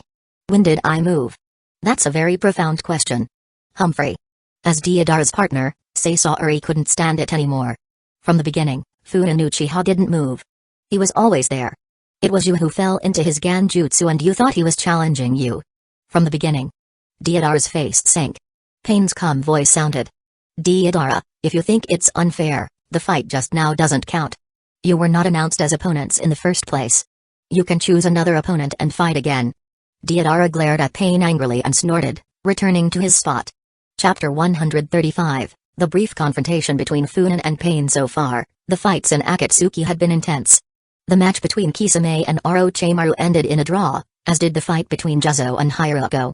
However, Funan had completely played Deodara, leaving a lasting impression on everyone. Orochimaru was particularly disturbed. The idea of having someone skilled in Ganjutsu in the group did not please him, especially someone as skilled as Funan. At that moment, Saisari stepped forward, visibly impatient. Come on, someone fight me. I don't have all day. With a flash, Conan appeared. Her paper wings spread majestically as she positioned herself in front of Saisari. Conan, my dear Conan. Don't go, don't go. Funan shouted, pretending to cry as he extended a hand towards her. Everyone looked at Funan in silence. Enough. Pain interrupted him, his voice filled with coldness. His eyes locked on Funan, clearly annoyed. Why are you so fierce? Can't you see that I'm sad? Are you looking for trouble? Believe it or not, I'll kill you. Funan stared back defiantly, his eyes displaying the Mangekyo. Silence fell over the room. Everyone watched the tension between Funan and Pain. Do we need to leave the battlefield to you? Conan asked coldly, her eyes flashing with irritation. There's no need. Pain suppressed his anger. Funan became more and more unpleasant to him. Funan stared at Pain and said coldly. I find you irritating too. Pain gritted his teeth, fighting the urge to lunge at Funan. At that moment, Saisari attacked, launching a shower of poisonous needles. Conan dodged and counterattacked with precision. The battle between Saisari and Conan was intense, with both showing their true abilities. Saisari used his third Kazekage puppet, while Conan used her paper ninjutsu with impressive skill. In the end, both stopped, having shown enough of their skills. The fights within Akatsuki were not to determine a clear winner, but to measure each other's abilities and establish mutual respect. In addition, to achieve a certain degree of cooperation between them. Of course, an accident happened. Only two people were left without fighting. Pain and Obito. Pain, who was filled with anger, gritted his teeth and looked at Obito. Obito's scalp was numb. Shinra Tensei. Pain shouted in fury, then summoned 4 of his 6 paths, before surrounding Obito and hitting him hard. Fortunately, Kamyu was effective enough to save Obito. It can be said that the level of this battle between Nobito and Pain was at the highest level, leaving everyone with grave expressions. Everyone, we have a certain understanding of each other, which facilitates our future cooperation. Pain said calmly. Next, let's act according to the plan. He assigned specific tasks to everyone. Of course, they were still far from Akatsuki's main mission. When Funen's turn came. Ms. Conan, let's go on a date. Funen smiled and took out a bunch of flowers and handed them to Conan. Conan frowned. However, as a woman, this was her first time receiving flowers, and her expression showed a hint of surprise. The flowers were quite pretty. Conan felt a little lost. Fortunately, a penetrating gaze brought her back to her senses. Pain stared at Conan with a serious look. From his expression, one could tell what he wanted to say. Conan, you can't mess around. Conan coughed dryly, looked at Funen, and said, Funen Uchiha, everyone has their own missions. If you need anything, use the ring to communicate. After that, Conan left first. Funen looked at Pain unhappily and said, what are you looking at? I'm warning you, treat my wife well or I'll beat you up. What do you mean your wife? Pain said coldly. Funen Uchiha, I'm warning you, stay away from Conan or... Enough. Funen spread his hands and said, it seems you won't realize your place until we fight. Ha. The self-proclaimed god was furious. Follow me. The other Akatsuki members, watching the two leave, clicked their tongues. They really wanted to follow them. However, they knew that the two people were very unhappy at the moment. If they went there rashly, they would definitely be beaten up. Pain and Funen were very fast. In a short time, the two came to a forest. A gentle breeze lifted a leaf, blocking Pain's view for an instant. It was only a brief moment, and then... Funen was already close to Pain. Bang. Bang. Bang, 3 figures fell from the sky. Funen recognized the figures, they were the same figures who fought against Obito. Azure Path, Animal Path, Deva Path y Petra Path. Summoning Rinnegan. Animal Path slammed his hands on the ground. Bang. Bang, a giant multi-headed dog and a giant snake-tailed chameleon appeared. Roar. The giant dog roared and charged towards Funen. Swoosh, Funen dodged the attack, before instantly appearing above the giant dog. Fire style, Phoenix Sage fire technique. Like a meteor, it fell, not only covering the giant dog, but also the giant chameleon. The blood-colored flames quickly burned them, causing both animals to scream in pain.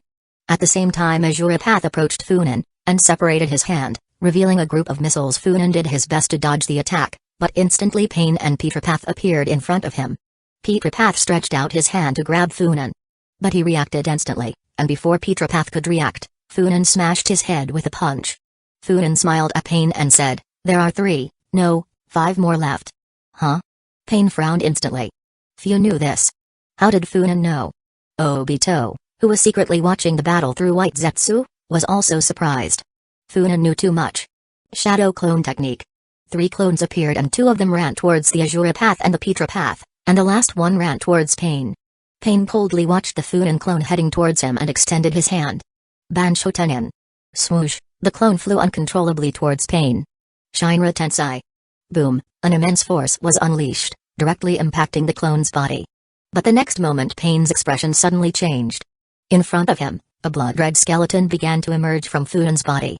Even the powerful force of Shinra Tensei could not destroy it. It had withstood the attack. Susanoo. You're not a clone? You're the original? To confront you, how could I use a clone? Funen laughed out loud. And the Susanoo's huge arm suddenly struck him hard. Boom, the whole ground sank. A large pit with a diameter of dozens of meters appeared, and the ground within 100 meters around was densely packed with cracks. Swoosh, a figure shot out of the crater, landing several meters away, staring at Funen coldly. It was Pain. He was now in a sorry state, his clothes torn. Funen looked at Pain in surprise. I didn't beat you to death? Pain's expression remained cold, not saying a word. The next moment several figures landed beside him. 6 in total. Haha, interesting. Funen grinned, and the Mengekyo in his eyes turned. A powerful pupil energy emanated from his body. The giant skeleton began to change. Its size grew, flesh covered the bones, and armor appeared. Finally, it took on the appearance of a Tengu. The Susanoo reached a height of over 70 meters. Like a deity, it looked down coldly at Pain from above. Damn. Obito in the dark was dumbfounded. Pain's expression was icy. He extended his hand and a small black sphere appeared in his palm. Become a satellite. Funen sneered. Satellite. You will be torn to pieces before that happens. The blood-colored Magatama appeared in the palm of Susanoo. They both looked at each other, filled with coldness and bloodlust. Stop. Just as the two were about to clash, a female scream rang out, and then countless paper cranes flew towards them. Boom, the paper cranes were filled with explosive tags. Of course, they weren't enough to break the Suzanu's armor. On the other side, the 6 paths of pain joined forces and easily destroyed all the paper cranes. The paper ninjutsu didn't have much of an effect, but it did manage to break the tense atmosphere between the two. Conan appeared between the two, looking cautiously at Funan. Nagato surely wouldn't attack her. She said coldly, enough already. Do you really need to kill each other to be satisfied? Beautiful Miss Conan, this has nothing to do with me. Funan said aggrievedly. This is all that guy's fault, always looking for trouble with me. Pain gritted his teeth. Okay, Funan. Stop. Conan looked at Funan seriously and said, we're not your enemies, are we? Of course. Funan said with a smile. Miss Conan will never be my enemy. Although, if she ever was, it would be on a different kind of battlefield. Seeing Funan's mischievous look, Conan understood the meaning behind his words. Her face flushed red, and she glared at him. Only Pain looked puzzled. Another battlefield? The first battle between the two ended just like that. No one was victorious. Both sides just made tentative attacks.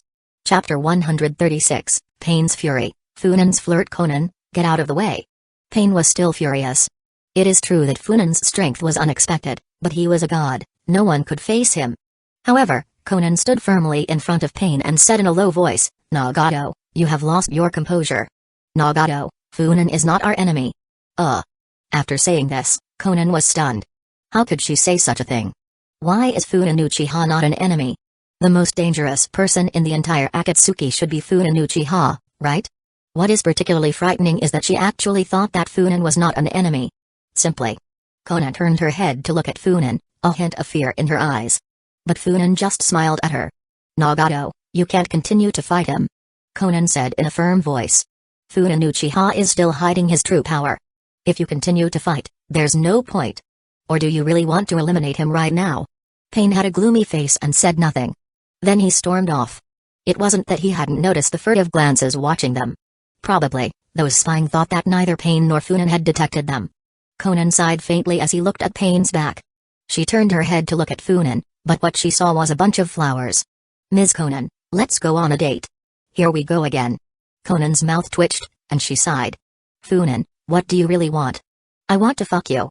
Of course, it is impossible for Funan to say that. Funan smiled and said, Ms. Conan, I don't understand what you said. Conan shook her head slightly, knowing she wouldn't get any clear answers. Funan, it's time to carry out the mission. If you have anything, use the ring to contact me. No. Funan refused very bluntly and said, Ms. Conan, at least accompany me for a meal, otherwise, I will be very unhappy. Conan paused for a moment. What? You can't? Funan narrowed his eyes dangerously. Conan showed an angry expression. Funan, don't think about threatening me, understand? HMPH. Funan snorted lightly and said, I just wanted to remind you how vulnerable someone can be when they don't have the ability to move on their own. Funan looked at Conan meaningfully and whispered, Conan, you don't want anything to happen to Nagato, do you? Finally a shadow of fear appeared on Conan's face. But how did Funan know about this? Apart from Conan and Nagato, probably only the masked man knew. Looking at Conan's changing expression, Funan smiled. Ms. Conan, I just want to treat you to a meal. Conan finally bowed her head. In the end it's just a meal, if this can protect Nagato, it's not unacceptable to Conan. Funan was also very satisfied. Even though it was just a meal, it was a good start. Because Conan had started to give in. And give in, once you do it once, there will be a second, a third. After that the brief one-day meeting of Akatsuki ended. Funan walked back to the camp with a swagger. He didn't worry about the news that he was not in the camp being discovered. He had even announced it openly. On the Akatsuki side, after Conan sent Funan away, she came to where Nagato was. Sitting in his wheelchair, Nagato looked at Conan with displeasure. Don't get too close to Funan. Conan, speechless, looked at Nagato and, after hesitating for a moment, said, Funan can know about your physical condition, including your legs. How is that possible? Nagato opened her eyes in surprise. Conan smiled bitterly and told Nagato her entire conversation with Funan. Do you think I should suspect the masked man?